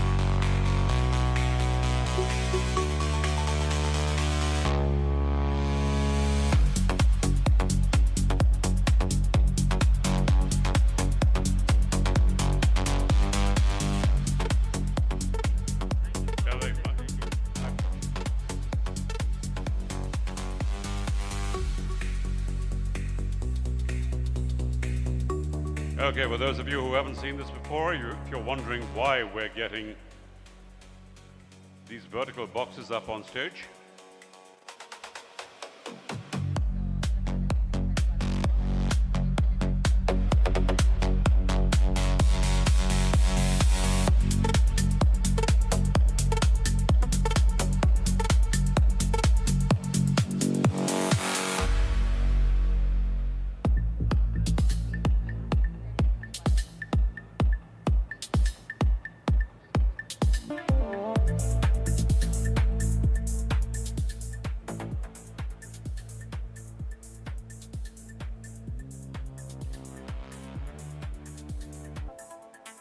yeah, this isn't some comfortable thing where you get to sit in a chair, pick up a microphone, sip water, get coffee. No, this is where you are standing, you are put to the test. It is a no-holds-barred fight. Everyone trying to prove that they're the ones who are right. As I said, the motion is discounting a necessary evil? We will have the pro, we will have the con. Are we all set? Perfect. So for starters, let me call up our moderator, Sagar Daryani, CEO of Wow Momo. Sagar.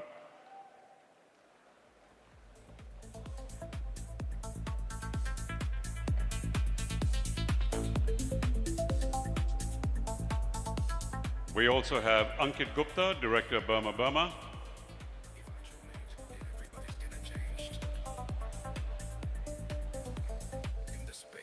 Ankit Patel, MD and CEO, Belgian Waffle.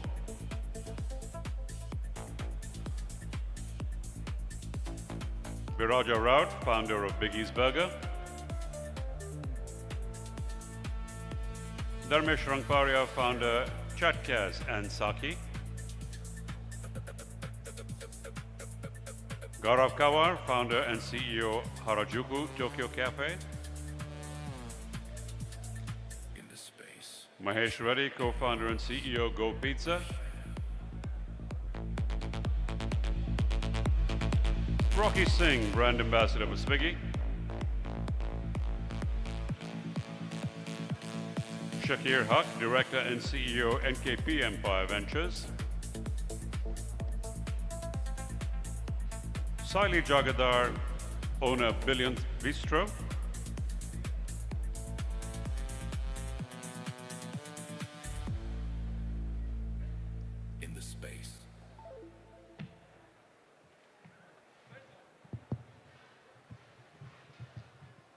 Well, good evening. We are here for the finale, the grand finale, the food fight. I don't see any boxing gloves here. Can I, since we have an extra slot over there, can I get one more person up there? Can you get one? Can I get one more person up over there? Yeah, please. So we're going to get Hari Balasubramaniam, Oh, yeah. the angel investor, up over there. Yeah. Might as well fill the spot. Most of the wrong decisions in business happen because of investors. I agree. So 9 of you against the 1 of him. But Hari sir is not a normal investor. He's an angel investor. And he's truly an angel. Okay, we are here for the food fight. The topic is discounting a necessary evil? I also got to know about the topic about half an hour back. But to be honest, I don't know about discounting being a necessary evil, but this guy in orange here, for our industry, people in orange and red, aggregators, are they the necessary evil? What's it, Rocky? Absolutely. I even look evil, so I'm happy to be here to give some excitement and spice. They have a smart strategy, huh? They are wearing saffron, gerua. They're thinking they're in Ahmedabad, so bach jayenge. We like orange here in this city and in the country, but that orange with the S. You're in Gujarat now. Better be careful what you say. Kem cho majoma. Okay. So, yeah, I think we have some good boys here who believe discounting is not good. And we have some bad boys who feel discounting is good. Any which ways, the question is not about discounting. The question is that are we able to make money in our online businesses? Since it's the food delivery summit, we'll be more focused on online and not offline discounts. You know, I'll maybe start with my good friend on the left, Ankit. Ankit, Belgium Waffle. I mean, you've hit the ball out of the park with your waffles. You know, one of the best sellers on Swiggy. Do you do discounting? Of course we do. We've been discounting ever since 2018 when Zomato started the no cooking. Are you discounting or are you fooling the customer? Very honestly, look, I feel that who doesn't like products cheap? And so I genuinely believe that today, with changing and evolving times, it's very important to play the game. But you know, And if discounting is the game, so be it. If I look at the MRP of a Belgian waffle product, I feel I have to sell my kidney to buy it. So he prices it so high and then he discounts it. Okay. 150, 160 is not pricing high in today's For time. a waffle. Of course. एक plate momo मिल जाता है 90 रुपए में. Anyways, that too, you know, chicken, protein. You don't have protein waffles? Of course we do. By the way, on Gift City, he has announced that he's opening a beery Belgium waffle. With Baileys and Kahlua. You know, he's going to tip the waffles in beer. Okay. I'll take that from Ankit, and you guys can interject, huh? What about you? I mean, you say you don't discount. I said we discount, but for a category of product. What category? So let's say low AOV What product. do you sell? Burgers. What brands do you have? Biggies, Big Guys, Original, that's all. Yeah. One product, 3 brands. How do you manage? There are different categories, there are different tiers. What categories? So let's say there are products which are competing with Burger King or McD products. At a 350 ticket size, Original competes with the top tier of the category. So basically from one kitchen you run 3 brands. In Biggie's Burger you sell the same burger for 90 rupees. In another brand the same burger for 190. Not really, not really, not really. It's an upgradation of the product. And as it upgrades, people focus on quality. They don't look at this. And the upgradation happens with price? Quality of the product, ingredient of the product. Okay. So I would say higher category What product. is your highest burger priced at? It would be at 450. बाप रे. I think kidney के साथ lung, liver सब बेचना उसको महंगा बोलते हैं. Okay. I'll come to the good boy here, Ankit again. Burma. India में बर्मीज खाना बेच रहा है ये. वो भी veg. वो भी without दारू. How do you manage, man? कोई इसकी आरती उतारो यहाँ पे. How do you manage, Ankit? No discounts, right? I mean, depends on what purpose is solving, right? For us, as everyone knows, the margins, if you're running a successful restaurant in a full-service restaurant category, is roughly only 10 to 15%. So if you give 10% discount, then you're left with 0. But I think the discount should be funded by the platforms and aggregators and not by the restaurant. What do you have to say, Rocky? That's at you. You know, first of all, discounting, I think, is a strategy. You can't discount everything for everybody all the time. That's not called a discount. That's just called giving it away. So you might as well price it lower. So I think it's a business strategy. Ankit does a wonderful job with the food that he makes. You don't need to give a discount. If I was to go to Tunde Kababi in Lucknow and be asked to pay a premium of 10%, I'd pay it because I love the food. Now, if your food is that quality, you're looking for a premium and not looking for a discount. But why do you aggregators start the discounting by yourself? I mean, restaurant doesn't want to give discount, but you put it on their page. Well, and then there's a talk about having a ban in Bangalore. Those are accusations which will continue to be unproven until they're proven. So don't listen to this man for everything that he's saying. You were telling me something about newspapers. So, you know, the point is, if you open a newspaper today, anything that's being advertised or being sold has got a sale tag next to it. But when you open a paper of the Swiggy contract, it says nothing, but they do everything. All discounts, all the haircutting is put on us. Well, the point is, it's a part of a business strategy. It can't be a uniform system. So if you're selling, let's say you want to attract more customers, you want to bring them back, the customer is going to come, get a discount, try your food, he's going to love it, like Burma, and he's going to come back for more. You know, or come back to one of his outlets and say, oh my God, this is brilliant. I don't mind paying this much for waffles. In fact, I'll pay more. So it's a good way to attract the customer. आज तक कोई customer नहीं बोला I'll pay more. एक बारी वो आ गया उसको खराब खाना खिलाया, he's not going to come back again no matter what you do. Gaurav, do you do discounting? No. You don't do discounting? Do it maybe for an entry level. I can't hear you. Mic is not working. We don't do discounting. We made with once in a rare while for an entry level funnel. You don't do discounting, but you have cashbacks. You have a loyalty program. Yes. Cashback is not discounting. मैं free में पैसा दे रहा हूँ, but discounting नहीं है. Like a very wise friend of mine. Burning the investor money. What kind of businesses are you funding, Hari sir? Like a very wise friend of mine recently said, loyalty is love and discounting is lust. Loyalty is love and fresh air is free. The last I heard of it. I don't know, boss. If you're paying for love, it's love and lust. I don't know. यहाँ पे, so you're saying that loyalty is Lucifer, sorry, is angel, but discounting is Lucifer. I'm not saying discounting is Lucifer either. I mean, discounting, if used rightly with the right... What's rightly? With the right customer, with the right exit plan. How do you and decide not who's the right perpetual customer? discounting over every product, then it is a strategy. Otherwise, They it's give you just data, desperation. Swiggy gives you data to decide who's the right customer. Yes, there is LLL, there is I don't upper see any love in it. I see a lot of lower lust in it, market, boss. If they're giving you data and not giving us data, प्यार तो नहीं है. तो problem है boss. The data is... सागर और मुझे data नहीं मिल रहा है इतने scale के साथ. हाँ, कुछ तो problem है. No, ask and you should say, we'd love to share more data. I think you have to realize, I'm sort of being singled out over here to be the villain. I'm quite happy to do that.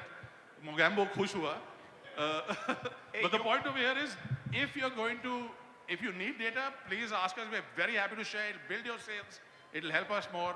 We'll advise discounting, not discounting. It's up to you to decide then. One second.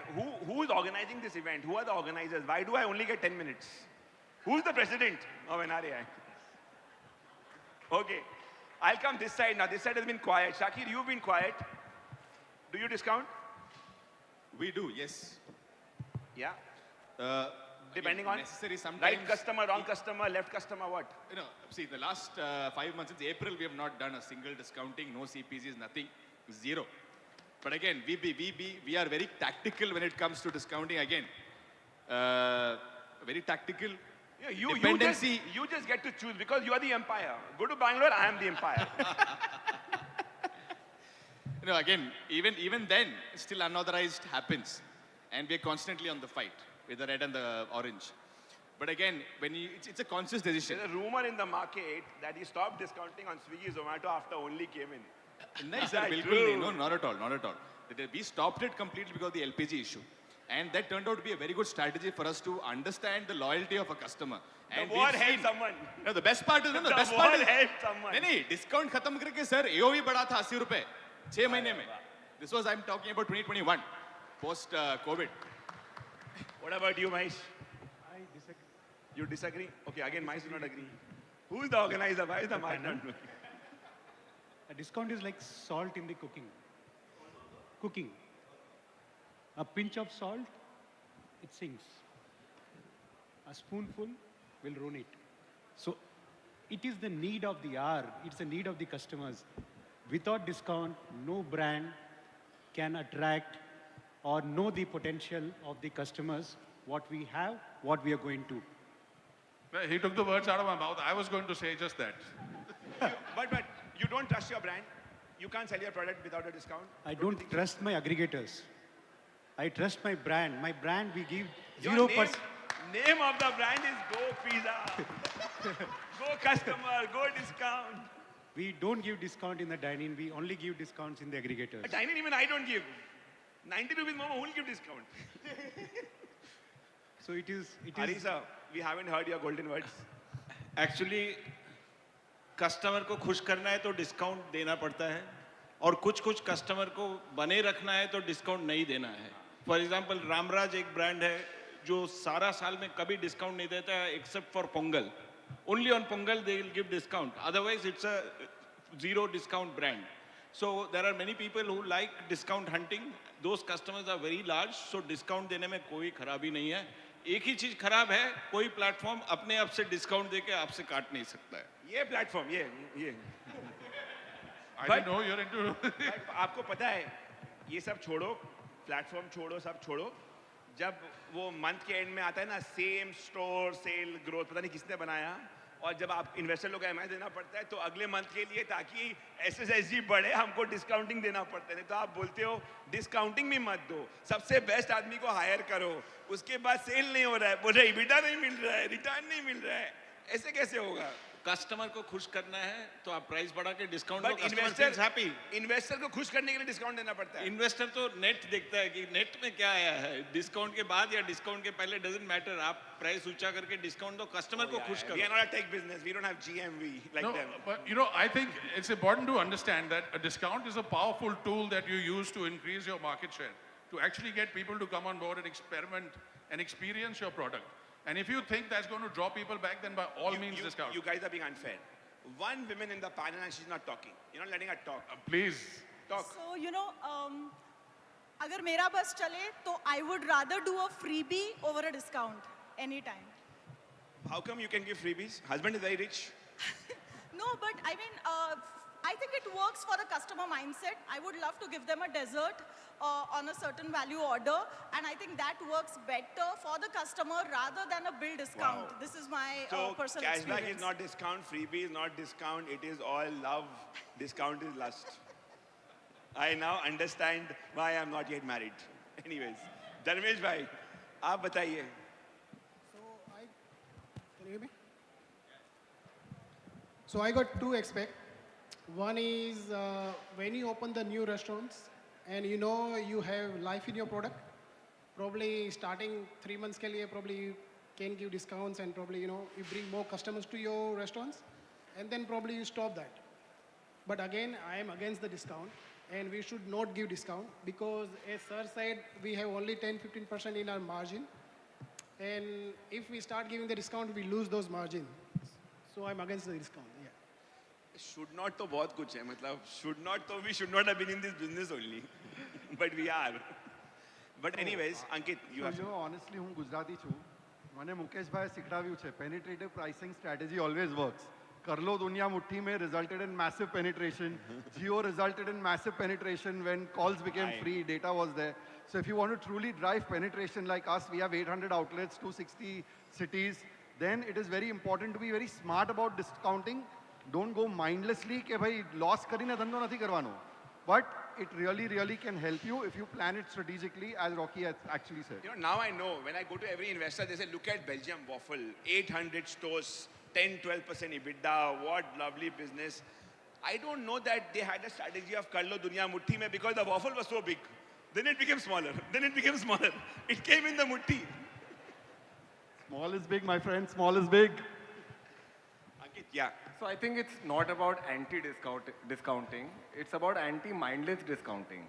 If your discounting has a purpose, Mindless, has a guest, I agree, mindless. has a duration and has a measure of success, and if your discount is not answering these 4 questions, then why are you discounting?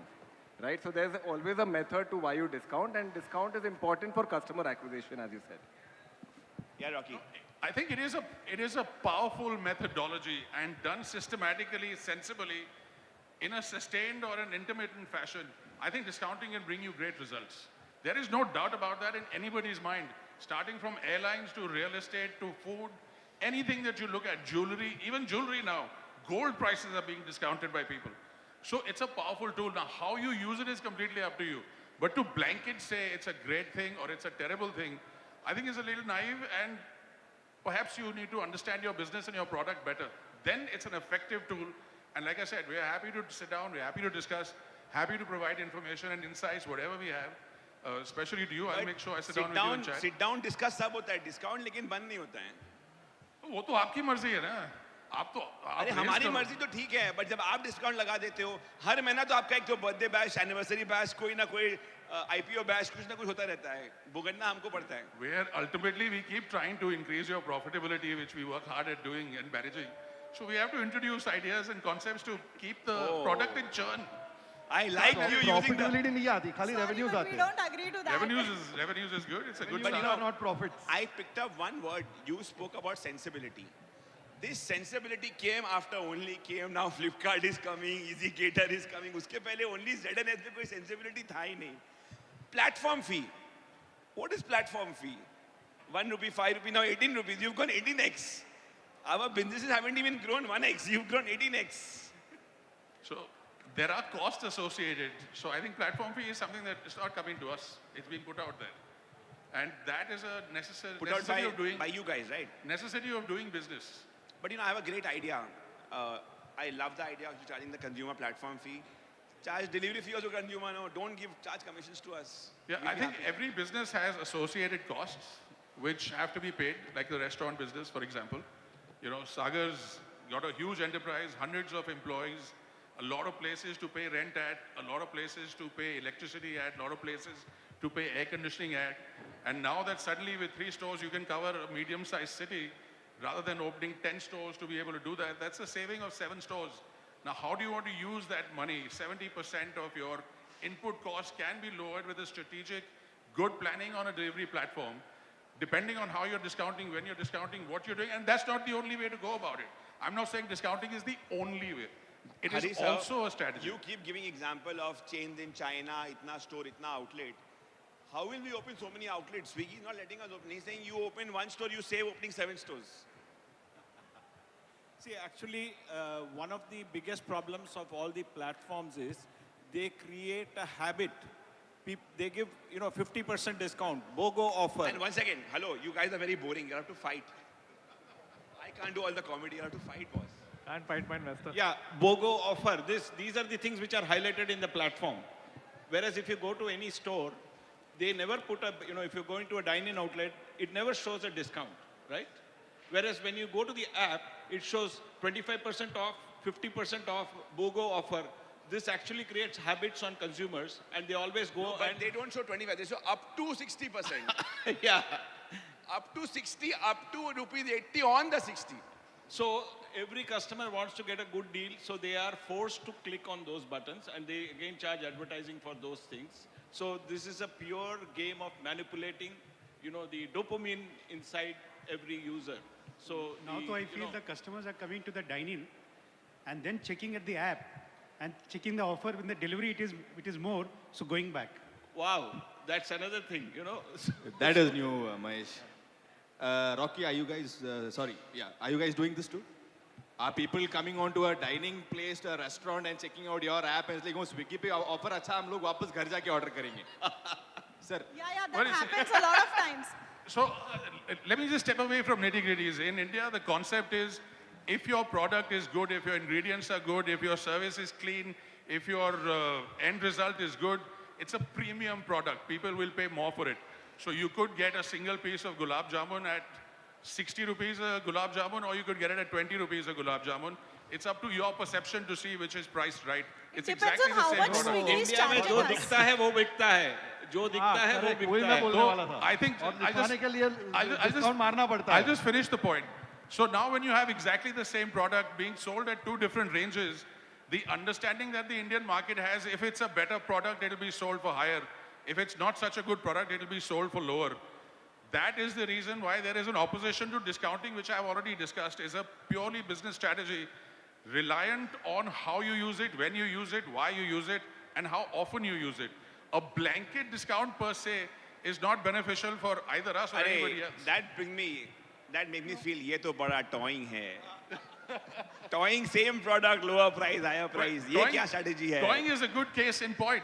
Great value for money, very low charges, and you're getting out there to reach a huge audience. Now, so when you look at discounting and saying, ये माल बहुत अच्छा है, इसको discount में हम खरीदेंगे, it's a great buy-in.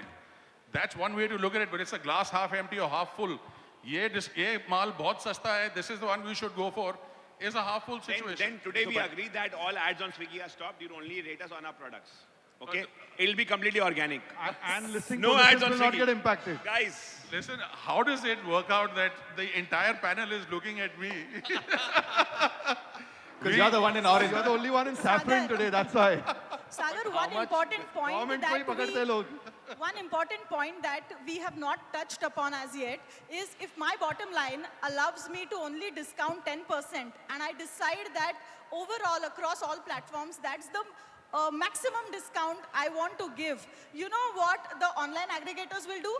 अपने तरफ से 10% और add कर देंगे. So essentially my customer is now getting 20%, okay, and they're putting in their money for that, and in turn that is diluting my brand value, and I think that is really an evil. And this is not really spoken about much, but it is a problem. It affects the brand positioning as well. Bindu point. I agree. But Gaurav, मेरे को अभी समझ में नहीं आया. How is cashback not a discount?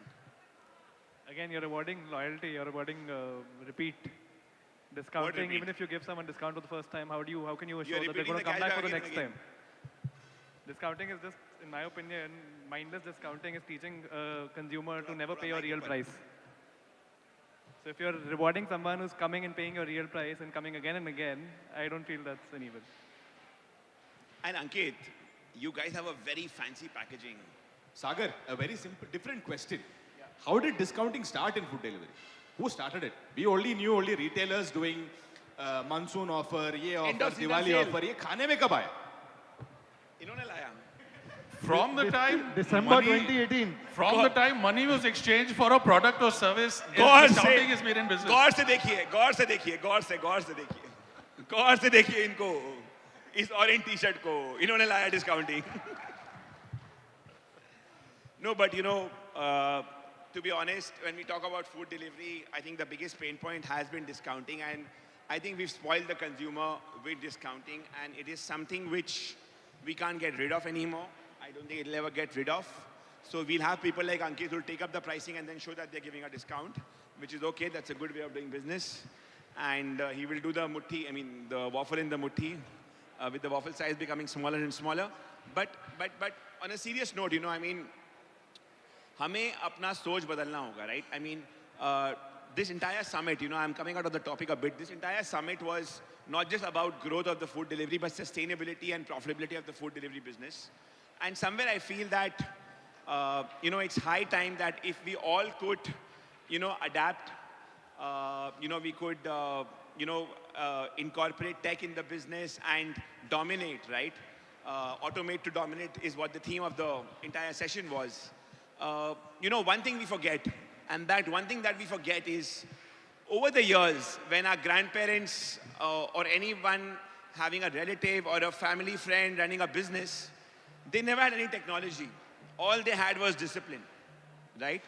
And somewhere, no matter how much technology we talk about, if we don't have discipline in food quality, discipline in consumer experience, you will have to look at these low-hanging fruits of discounting to keep the customer. But if you maintain discipline, like, all the heritage restaurants used to without giving discounts, you are bound to sell well. So somewhere, discipline becomes very important, okay? The other thing is, I think our democracy, we've been very united as a fraternity. By we being in a fraternity, 9 out of 10 except for him, we've been united against him and against the aggregators. So I think our unity has always been our strength, and that's what we need to maintain. So somewhere, no matter how much evolved we get with tech, we need to keep maintaining that discipline. And if we maintain that discipline, I think whether you do discounting as a strategy, you don't do the strategy, we are talking about, democracy. I think it's not a consumer's birthright to get a discount, but at the same time, it's your birthright to give discount if you want to as a restaurant, right? So I think ideal discount at the right time maybe makes sense, but having the entire platform run only on discounts and visibility, I think it's unfair, where I would honestly say Swiggy has a better, flow where 70% is organic and 30% unorganic. But if you look at Zomato, I think it's all ads, right? So if you reduce ad spend in Zomato, your sales will come down. So that is where I think we have an issue with. But I don't think there is an issue with discounting. With this, I'll open it up to the house. Can I have a couple of mics to the house? Starting off, I see a hand going up there. Yes, sir, I'll start with you. But before you, I want to come to Anurag Katriyar ji, because without him making some bold statement, this panel is getting very boring. I'm sorry.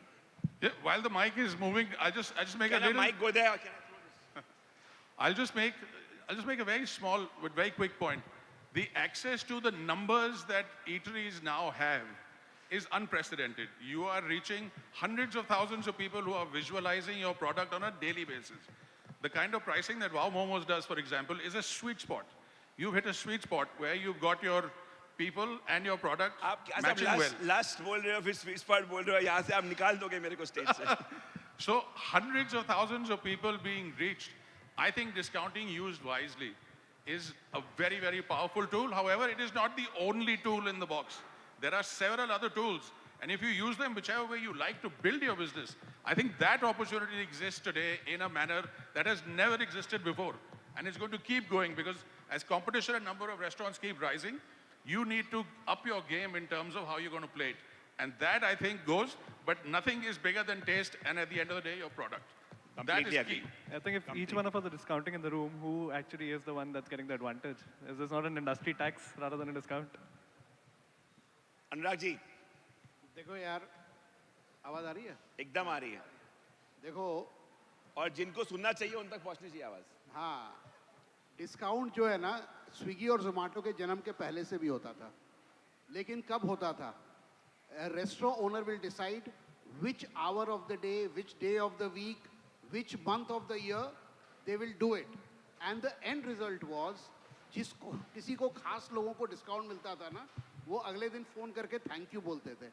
फिर आप लोग आए, जोमेटो स्विगी, आपने discount को बना दिया मंदिर का प्रसाद. सबको बांटो, सबको बांटो. अब वो जो चीज़ खास थी आपने उसको बना दिया आम. अब वो उसकी कीमत रह नहीं गई है. अब आपने डिस्काउंट को ना एक अफीम की तरह बना दिया है. एक बार चटा दिया, उसके बिना अब कोई चल नहीं सकता है. So let me tell you one thing, discount is not the only thing that can work. आपने बोला ना, लेकिन एक प्लेटफॉर्म के लिए discount is like a Sanjeevani बोटी. हर रोग का एक इलाज. You want new customer, discount. You want to engage with customer, discount. You want to retain customer, discount. You want to, do a special thing, discount. I am sorry, that's a wrong approach. Where you should have concentrated on your strength, that I bring comfort, convenience, choice. You chose to go on discount. And that has, actually speaking, and I'm making this statement in all seriousness, that has ruined the entire ecosystem of food delivery market. Well said, well said. So there is a... I think there's a disconnect over here between what you're saying and what my understanding is. We are a food delivery platform. We're not a discounting platform. If you use it as a discounting platform because you get results, that discounting is at the end of the day completely up to you. Nobody is arm twisting or forcing a discount. No, buddy, what you are talking and what your POCs do, बहुत फर्क है. Audio video में बहुत फर्क है भाई. Oh, okay. मतलब what you're saying is that the discounting is up to Swiggy as a platform and not up to the restaurant or the eatery. Largely, yes, because what happens is that if you don't give discount and you're a new restaurant, you're a new player in the system, you will not be visible. Because 70% is organic on consumer repeat. Okay, can I add something there, please? See, what happens is normally there is always the platform coming back and saying, since we've not been doing it since April, platform is like, sir, महीने का इतना burden हो रहा है भाई, अपनी platform है, आपकी जगह है, everything is yours, तो burn कहाँ से हो रहा है? My question is that. So the platform is saying, since you guys are not doing discounting, we are spending for you. We never asked you to spend. Guys, why imagine there one is thing. so much focus on discounts? There are alternate ways, and I think where all the restaurants are leading when it comes to delivery, right? Why aren't we looking at really elevating the packaging, right? I still order from some of the great brands, and the packaging in which it comes, it really doesn't reflect the experience, right? True. So I think Your packaging is amazing. the brand should segue into great packaging, where they can save on discounting, and the brand building. I think eventually these both will win over discounts. आपका ये idea हम ले जाएंगे hyper pure तक और बोलेंगे अभी hyper packaging शुरू करो. नहीं करो, because there are restaurants now working really well that are spending up to 5% of your entire billing just for packaging, and they're charging you separately. But 5% on packaging and 30% on commission, what do we do? So that is a large number. Now clearly it works for some people.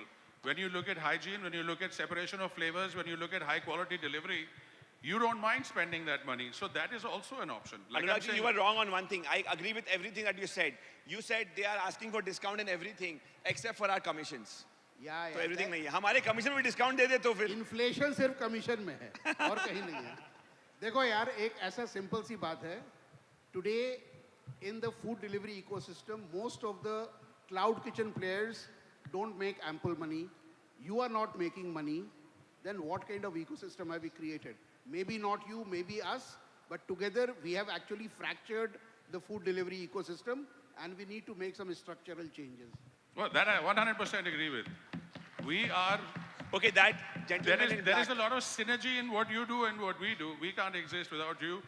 It is a choice that you're making to say, how can this tool be best used? Like I said, it is a platform, it is a tool that you can use. How you're going to use it is completely up to you, contrary to what I'm sort of hearing over here, because like I said, since I'm alone, I am an easier target, but I will say this, at the end of the day, your products, your delivery, your quality, and your strategies is really what makes an eatery, and there are more than enough examples of that.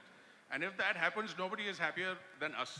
We would be the happiest people in the world. And if you quadruple your sales tomorrow night, nobody will be happier. I guarantee you that. And Rocky, you are not being made that, you're not being the target, you have been made to be the target.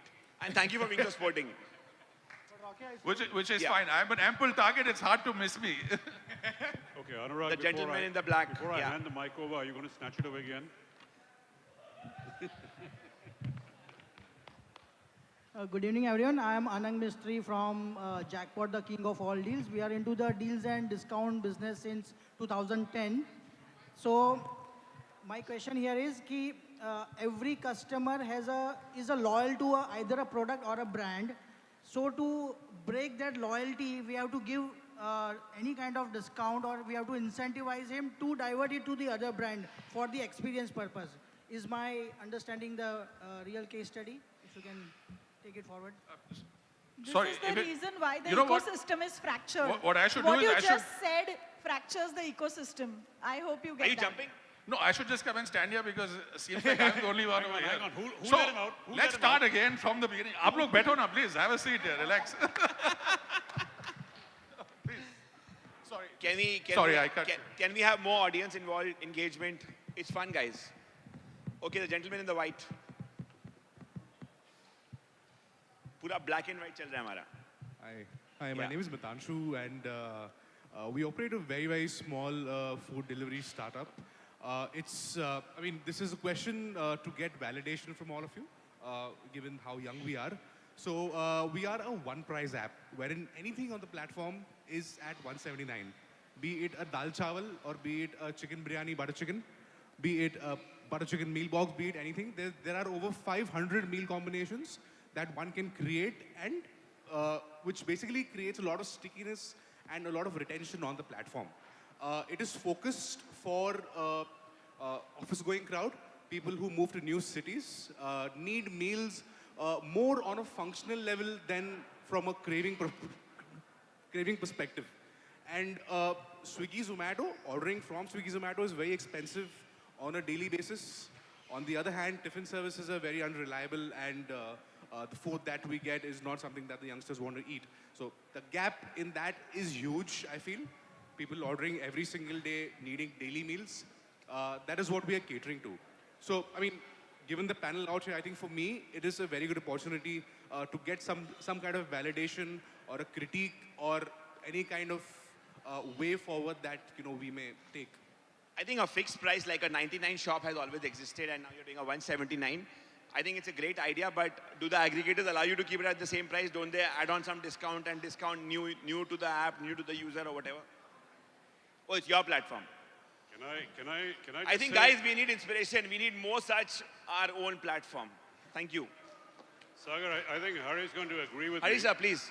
As a former investment banker, I have only one thing to say to you. You are going to die poor. Guaranteed. Hari, what do you say? Actually, I think the current marketplace, the way discounting is done, it is misused. So there is a great opportunity for entrepreneurs to break this, and that's what Auli has taken. So I think you will see more and more share coming to Auli because it's a zero discount place. So the food that I'll get in Auli is going to be cheaper than what I'm going to get in Swiggy and Zomato. So I think market forces is what is going to correct this problem.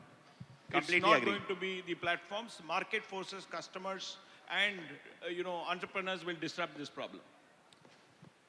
I think in a growing market, the rate at which food and food delivery across India is growing, in such an evolving, expanding market, nobody can deny that. 100% growth year on year, somewhere around that range. It's a wonderful market which is exploding at all levels. Now, how relevant is a particular strategy? That remains to be seen. Currently, there are certain strategies in play. I think once we go from, let's say, a 15 crore market access to a 30 crore access, we're actually doubling the number of people who are going to be ordering online. How can a standalone restaurant make the most of it?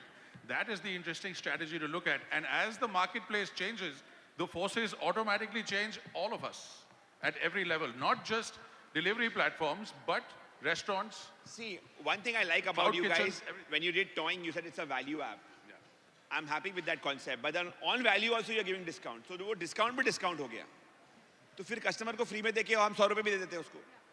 Like completely. So the idea of giving a value on top of an already valued product is to attract more business. That is the hope. Now, at the end of the day, if you're discounting, let's say, for a month or 2 months, and you're not seeing any results from it, back off from that application.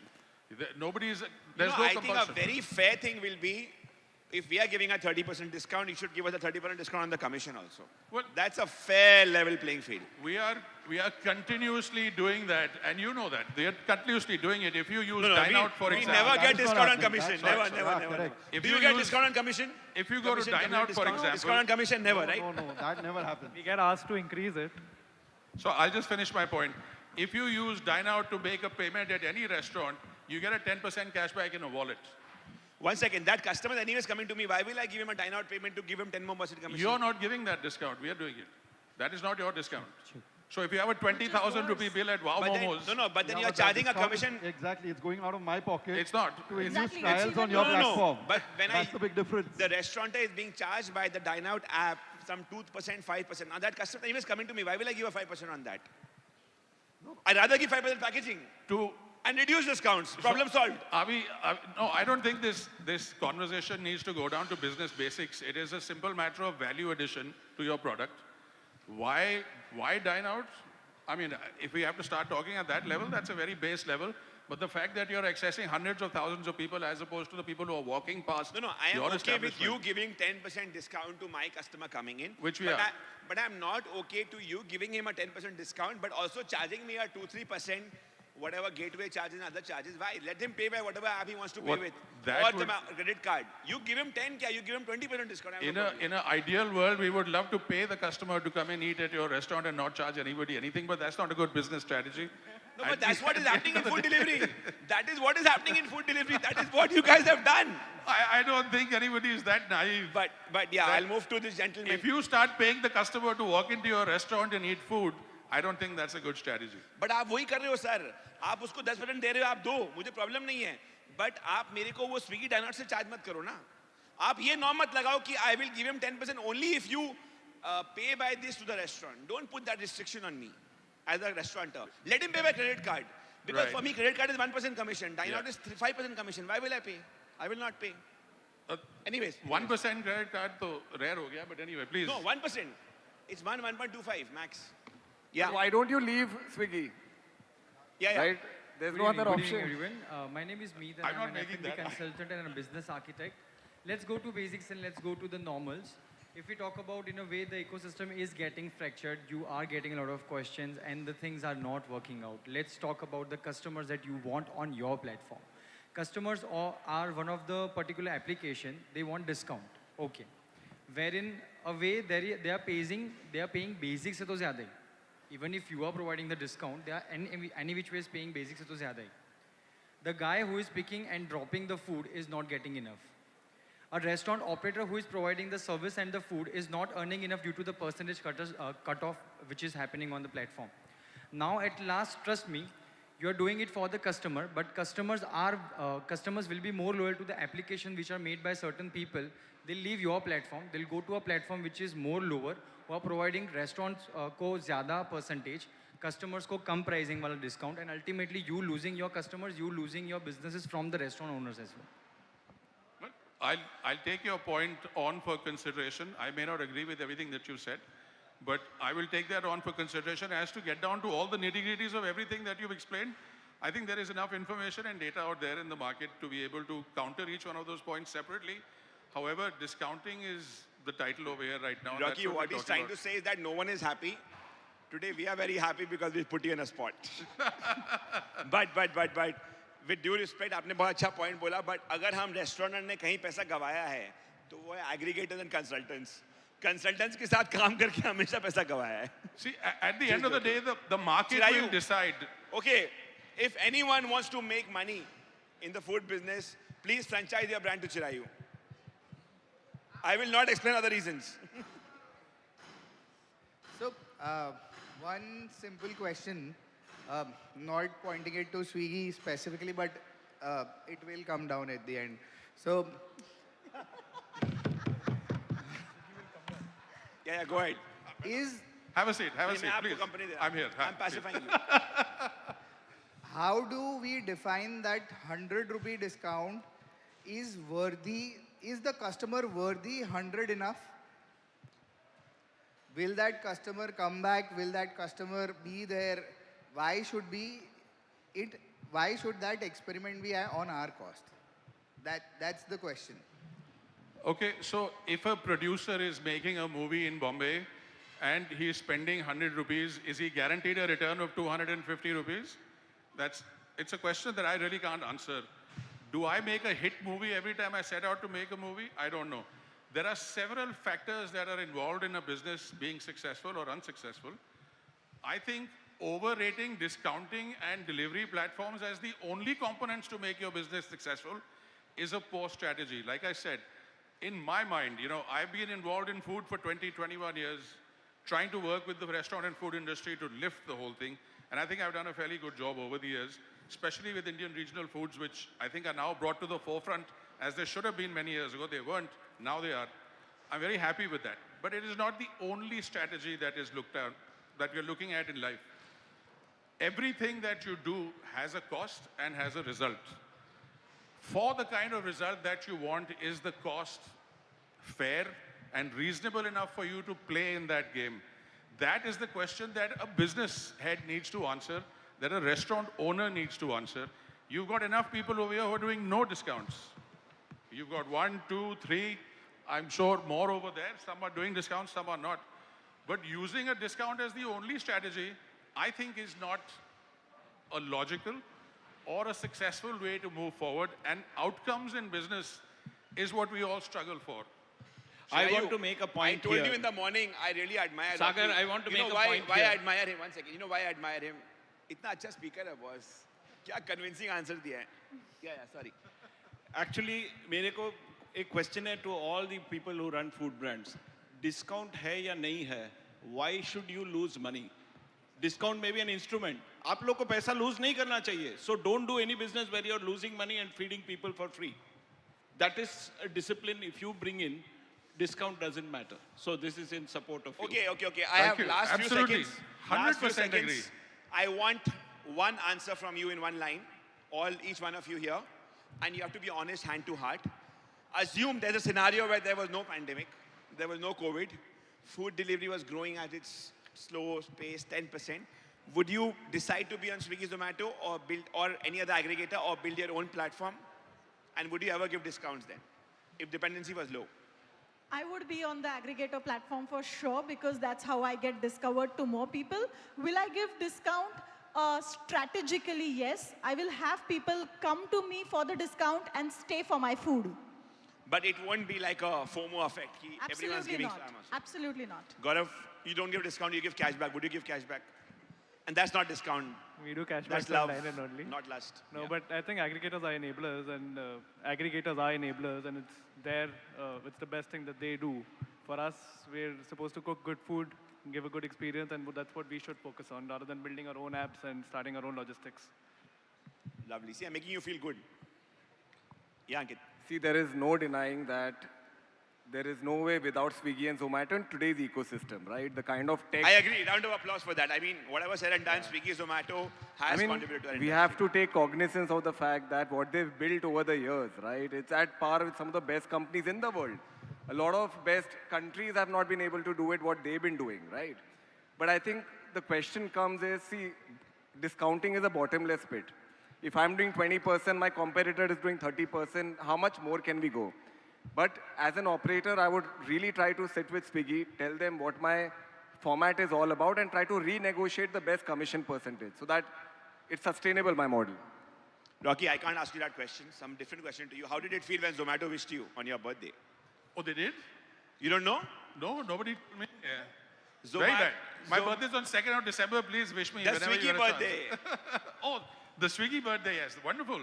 I don't see that animosity that most people see. I think we're two great companies doing a great job. But coming back to this No point, animosity. Mayur went there, Rocky came here. No animosity. I think Mayur and I just want world domination, so we are splitting it out.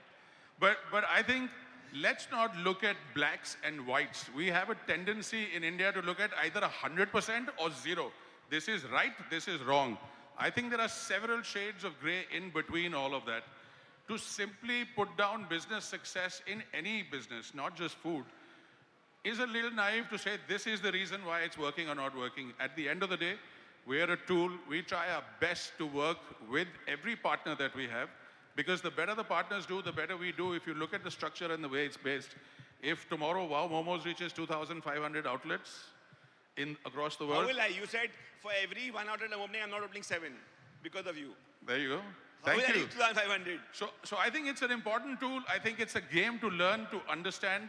I think discounting is one aspect. There are 100 other aspects. If I was to start talking about the restaurant industry and say, hygiene standard is poor, there are 2 cockroaches in your kitchen, I don't think that's a fair example.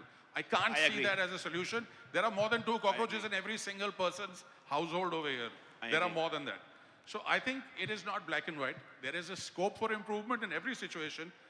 But like I said, in an evolving scenario where now restaurants that had 1 or 2 outlets have hundreds of outlets, I think that scenario is the one that we have to look at as growth, as potential, as positivity. And discounting, I think, is here to stay. It's always been relevant. You know, you just hit a weak point for us with the whole Maharashtra thing and tried to win us over. Oh, Good no, job. I didn't realize that.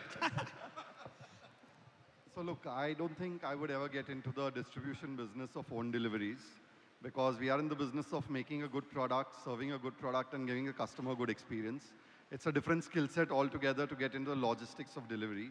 I have always felt that Swiggy and Zomato have been great enablers to the business, but we are now living in times where you have to be extremely data-driven, extremely analytical to actually figure out how you can use these platforms to the best of your abilities. But at the same time, like Hari sir said, you know, the idea is not to just blindly chase the top line. Eventually, we are in the business of chasing the bottom line, because that is where value accretion comes. ज़्यादा मेहनत करके कम पैसा कमाना है तो ज़्यादा मेहनत करने की ज़रूरत क्या है? So you have to be extremely analytical, data-driven to actually think कि ये सब platforms को आप कैसे use करोगे to make it an enabler for your business, such that you can give a great product experience, great experience, expand the market for your product, but at the same time ensure that it's not coming at the cost of your bottom line. So that's how I would look at it. कर लो waffle मुट्ठी में. Lovely. Absolutely. Viraja, you've been quiet. You've been so quiet.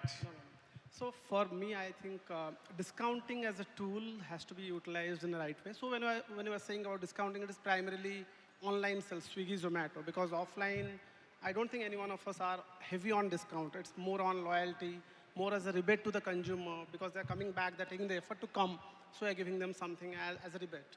So the only thing that makes me afraid in the future to build a large category in the brand is arm twisting through discounting and killing the creativity part of the brand. So we cannot be fighting with Burger King, McD, with the muscle that they do have, with the deep pockets that they do have when we are building as a bootstrapped company, and we cannot be fighting with them at the discount scale. So it's a humble request to the aggregator ecosystem. If discounting can, I think customer acquisition has happened. Every individual in the country knows how to order in Swiggy, Zomato. Pranav, for your tenure, I have a new thing to add on to. You should regulate discounting. Yeah, regulation of discounting is something that is much more required at this point of time, or else creativity of the country is going bad, credibility factor is being killed. People like us who are bootstrapped and building a brand are being hammered every single second because of discounting. Poor thing, Viraja lost all his hair with McDonald's coming. Yeah, Mahesh. I feel discount is not evil. Dependency is. And the brand, if their P&L, if the bottom line is working on the discount, it will not survive for long. And that's what is happening to all the cloud kitchens across over there. So I feel the offline presence more, retail experiences more, can reduce the discount in the online point of it. And online is going to increase, because as if you say 90% at Singapore don't cook at home, and that's going to come to India also.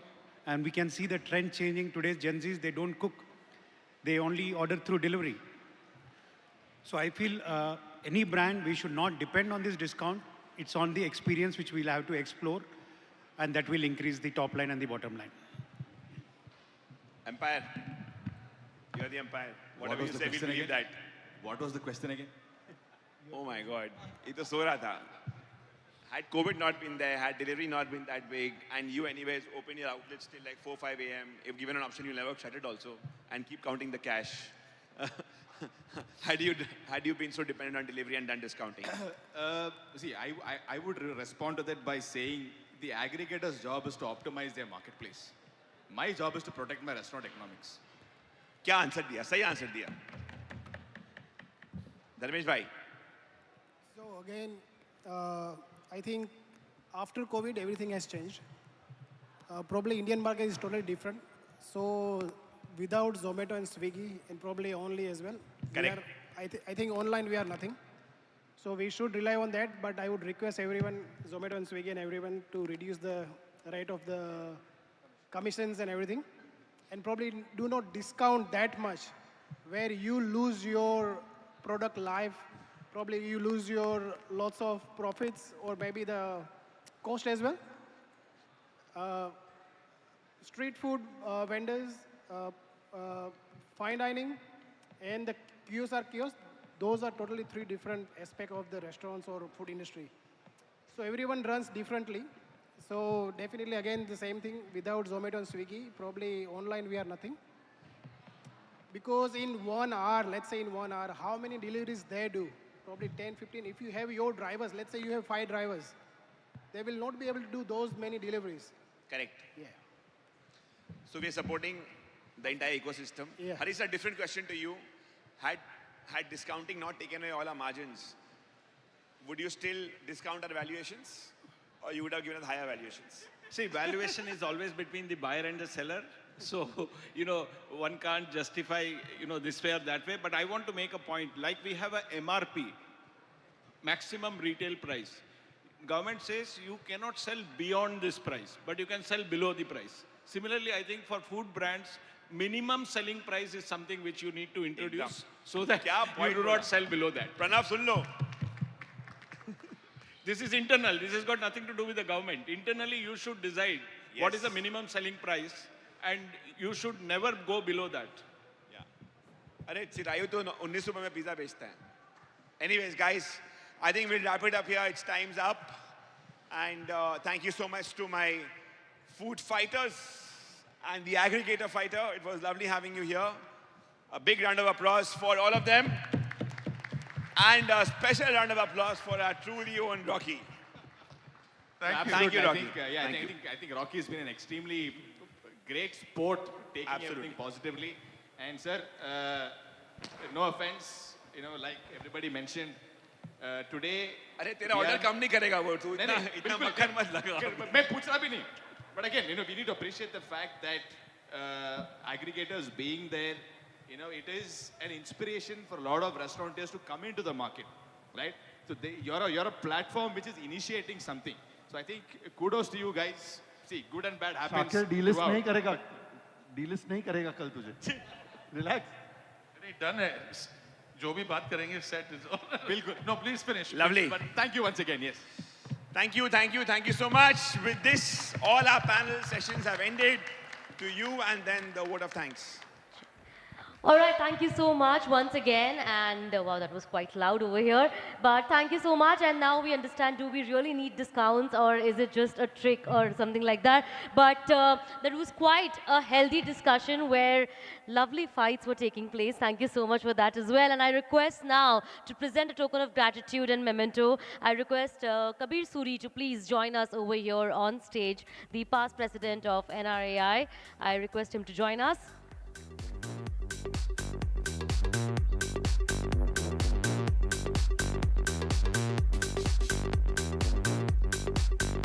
Those were some of the sharpest voices of the industries on stage over here.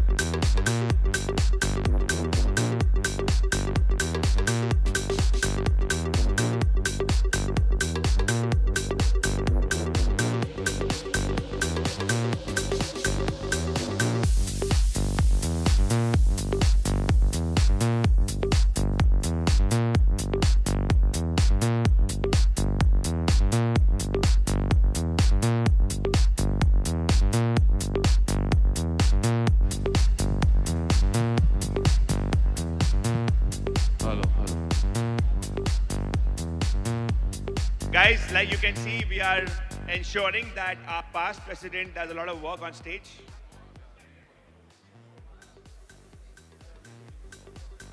Kabir, well done.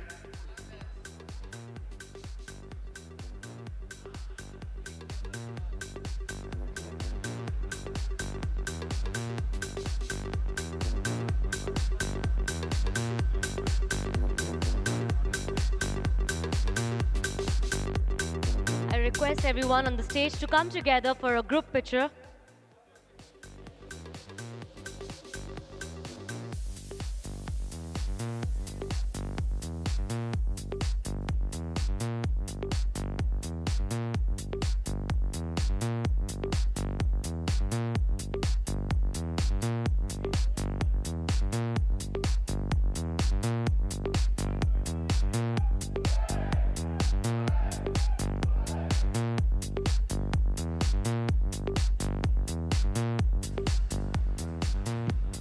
Okay. You know, I think Rocky spoke about the crisis in Maharashtra, and what that crisis has done is just made NRAI more stronger. I think, Shelly, if you can come forward. Shelly, if you can come forward and help us to introduce the rest of Maharashtra chapter. I think they are here, the office bearers. We need more unity, more strength. Can we call them on stage?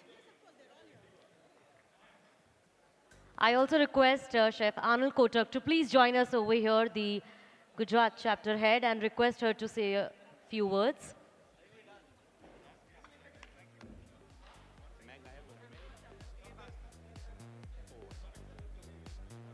One more picture.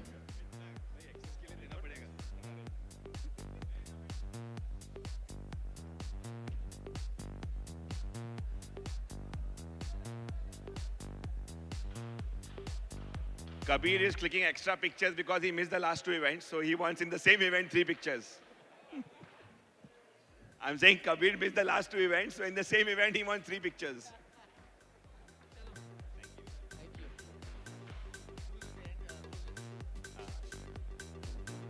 Guys, can we have the rest of Maharashtra chapter co-committee here on stage quickly, and can we have a round of applause for you guys? Thank you so much.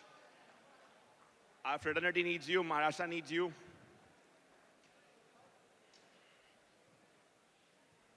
Quickly, quickly.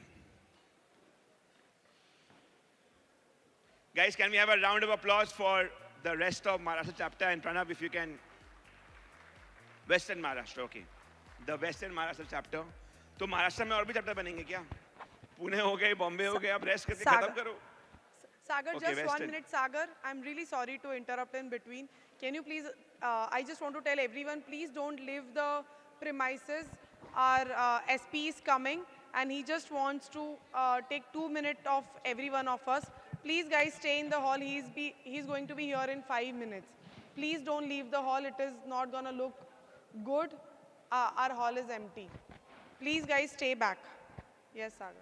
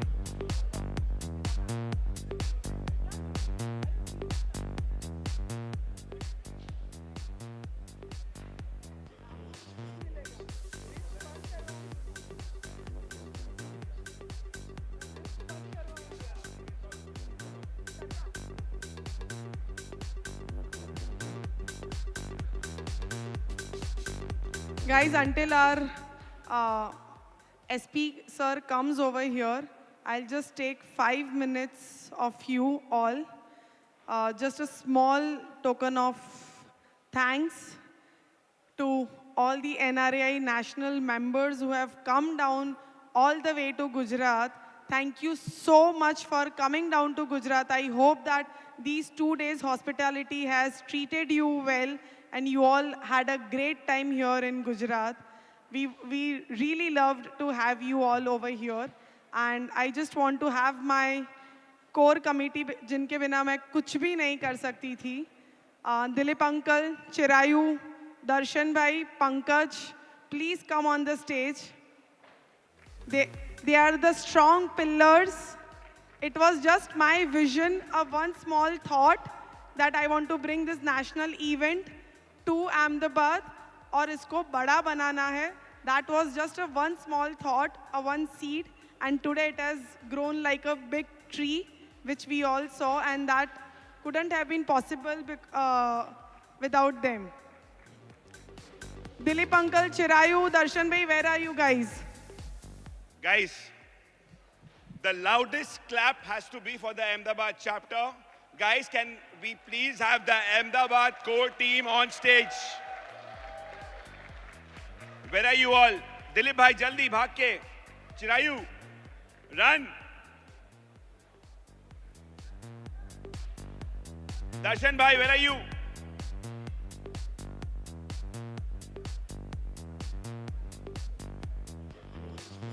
Yash. Pratik bhai. Pankaj ji. Pankaj ji, oh, mere piche hi hai. You know, guys, this is the 5th edition of the Food Delivery Summit, but by far the best food delivery summit that we've ever seen. And kudos to the Ahmedabad chapter, to the leadership, to Chef Anal, to Chirayu, to Dilip ji, to Pankaj, to Yash, Darshan bhai.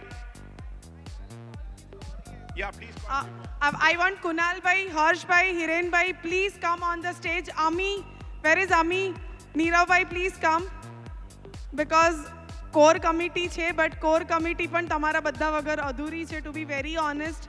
The support what you people have given, guys, I just want to tell one thing from past 15 days.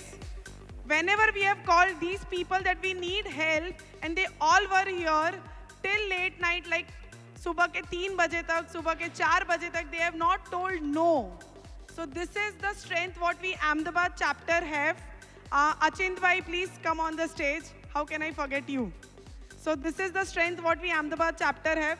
Thank you so much, guys, for all the support.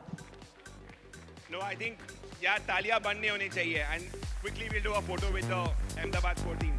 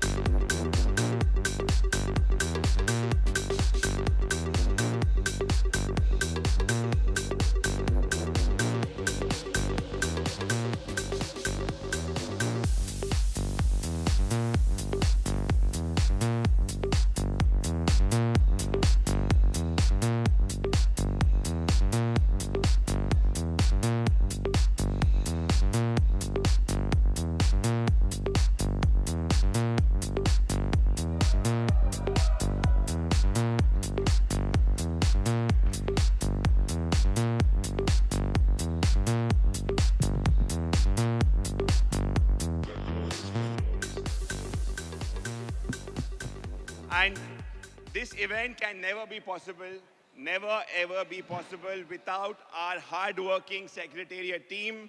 May I request the entire secretariat team from across the country, led by Prakulji, to please come on stage. Each one of you, can you please come on stage quickly? Fast. Neha, Sapna, Poonam, Grace,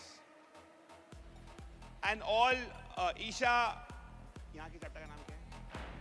Snehlata, Supriya, JP, everyone fast, fast.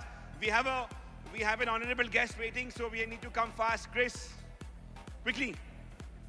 Come in the center. Prakul ji, बीच में. बीच में.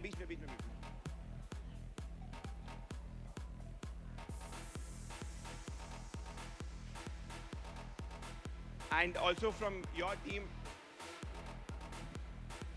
I just want to mention one thing, guys. Airport में आप लोग को सबको जो एक छोटा सा क्यूट सा फरेरो रोशर का बुके जिसने बनाया था, that was Shirayu's mom.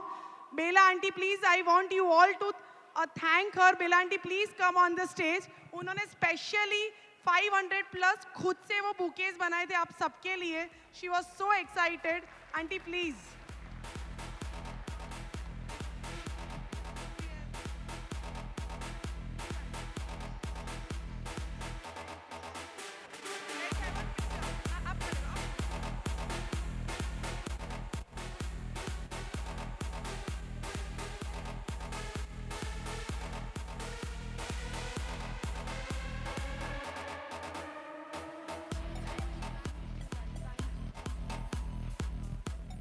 And quickly, Pranav, quickly on stage. One photo with Pranav. Anurag ji, Rahul. Quickly.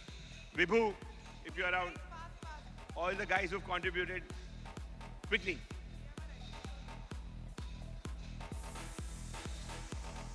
Raja, quickly.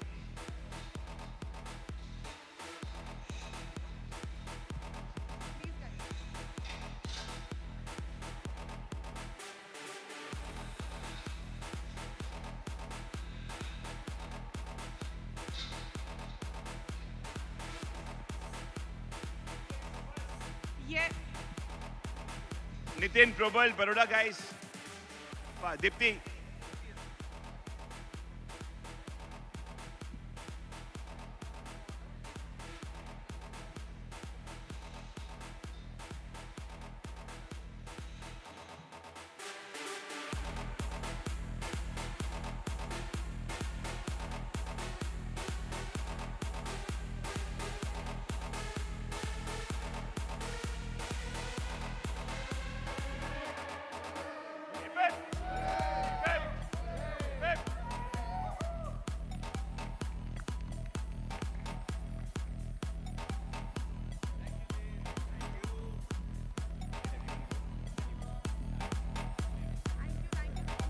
And a very special thanks to Xeon team, Rajesh bhai, Pratik bhai.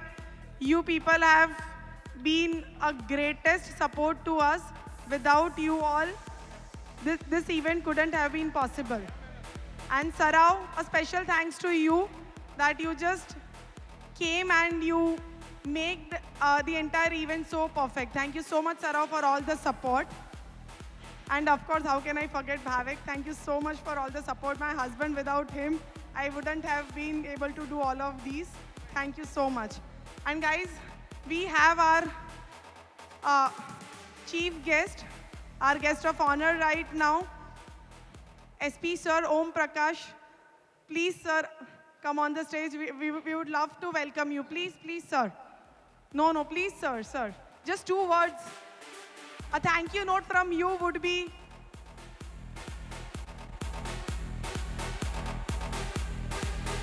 So, his entire team ensured that the entire function goes in a very smooth way. They have been of a great. Please, a huge round of applause for them.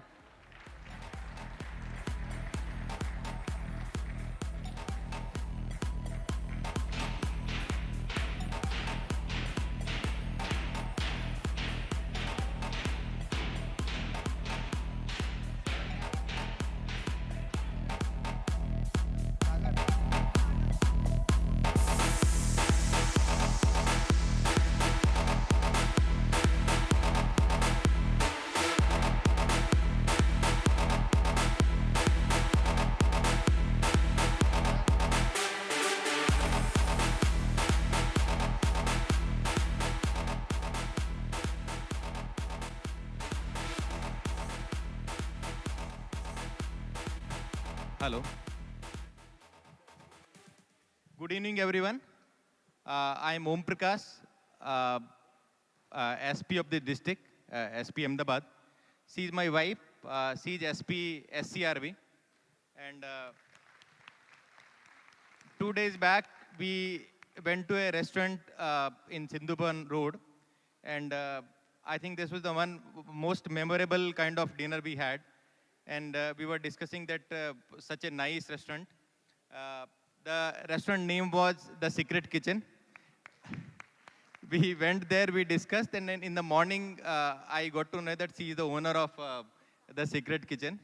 So it was, it's only the one restaurant, and I think there are thousands of people who are representing different restaurants. And food is something which is very close to heart of everyone.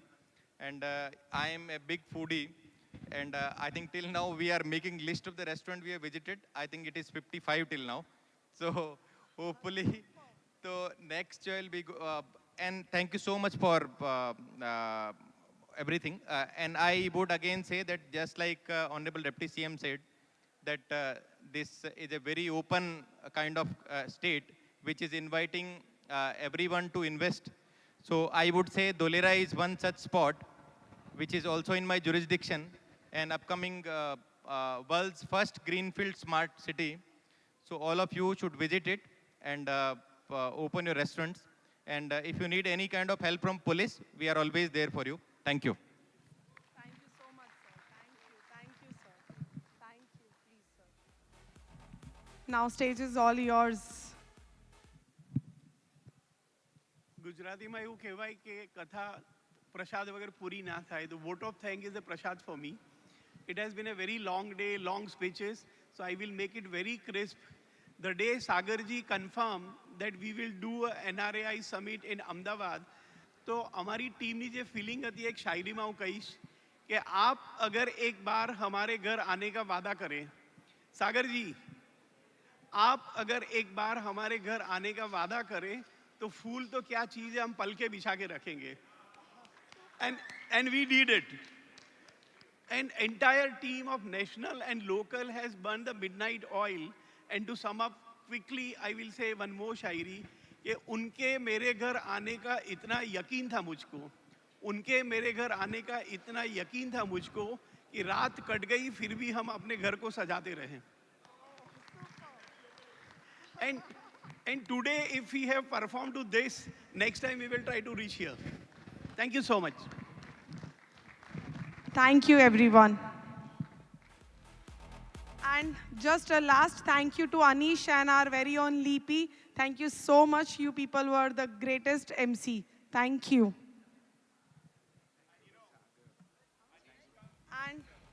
And Sagar, आपको thank you बोलूं, क्या बोलूं? Yes, you have all the right to trouble me, but I'm really overwhelmed the kind of support you have given, Sagar, and the trust you have shown in us. Thank you so much. And special thanks to my very own Neha. Neha, thank you so much for everything. Anish comes every year, twice a year, thrice a year, whenever we call him. And what a voice. Thank you so much, Anish. Thank you so much. Last words from you. Always a pleasure. I have to say, I don't actually come. I just get a phone call that says, we booked your tickets, we expect you to be there. But listen, you guys are friends, so it's always a pleasure being here. And you look after me really, really well. So I can't complain.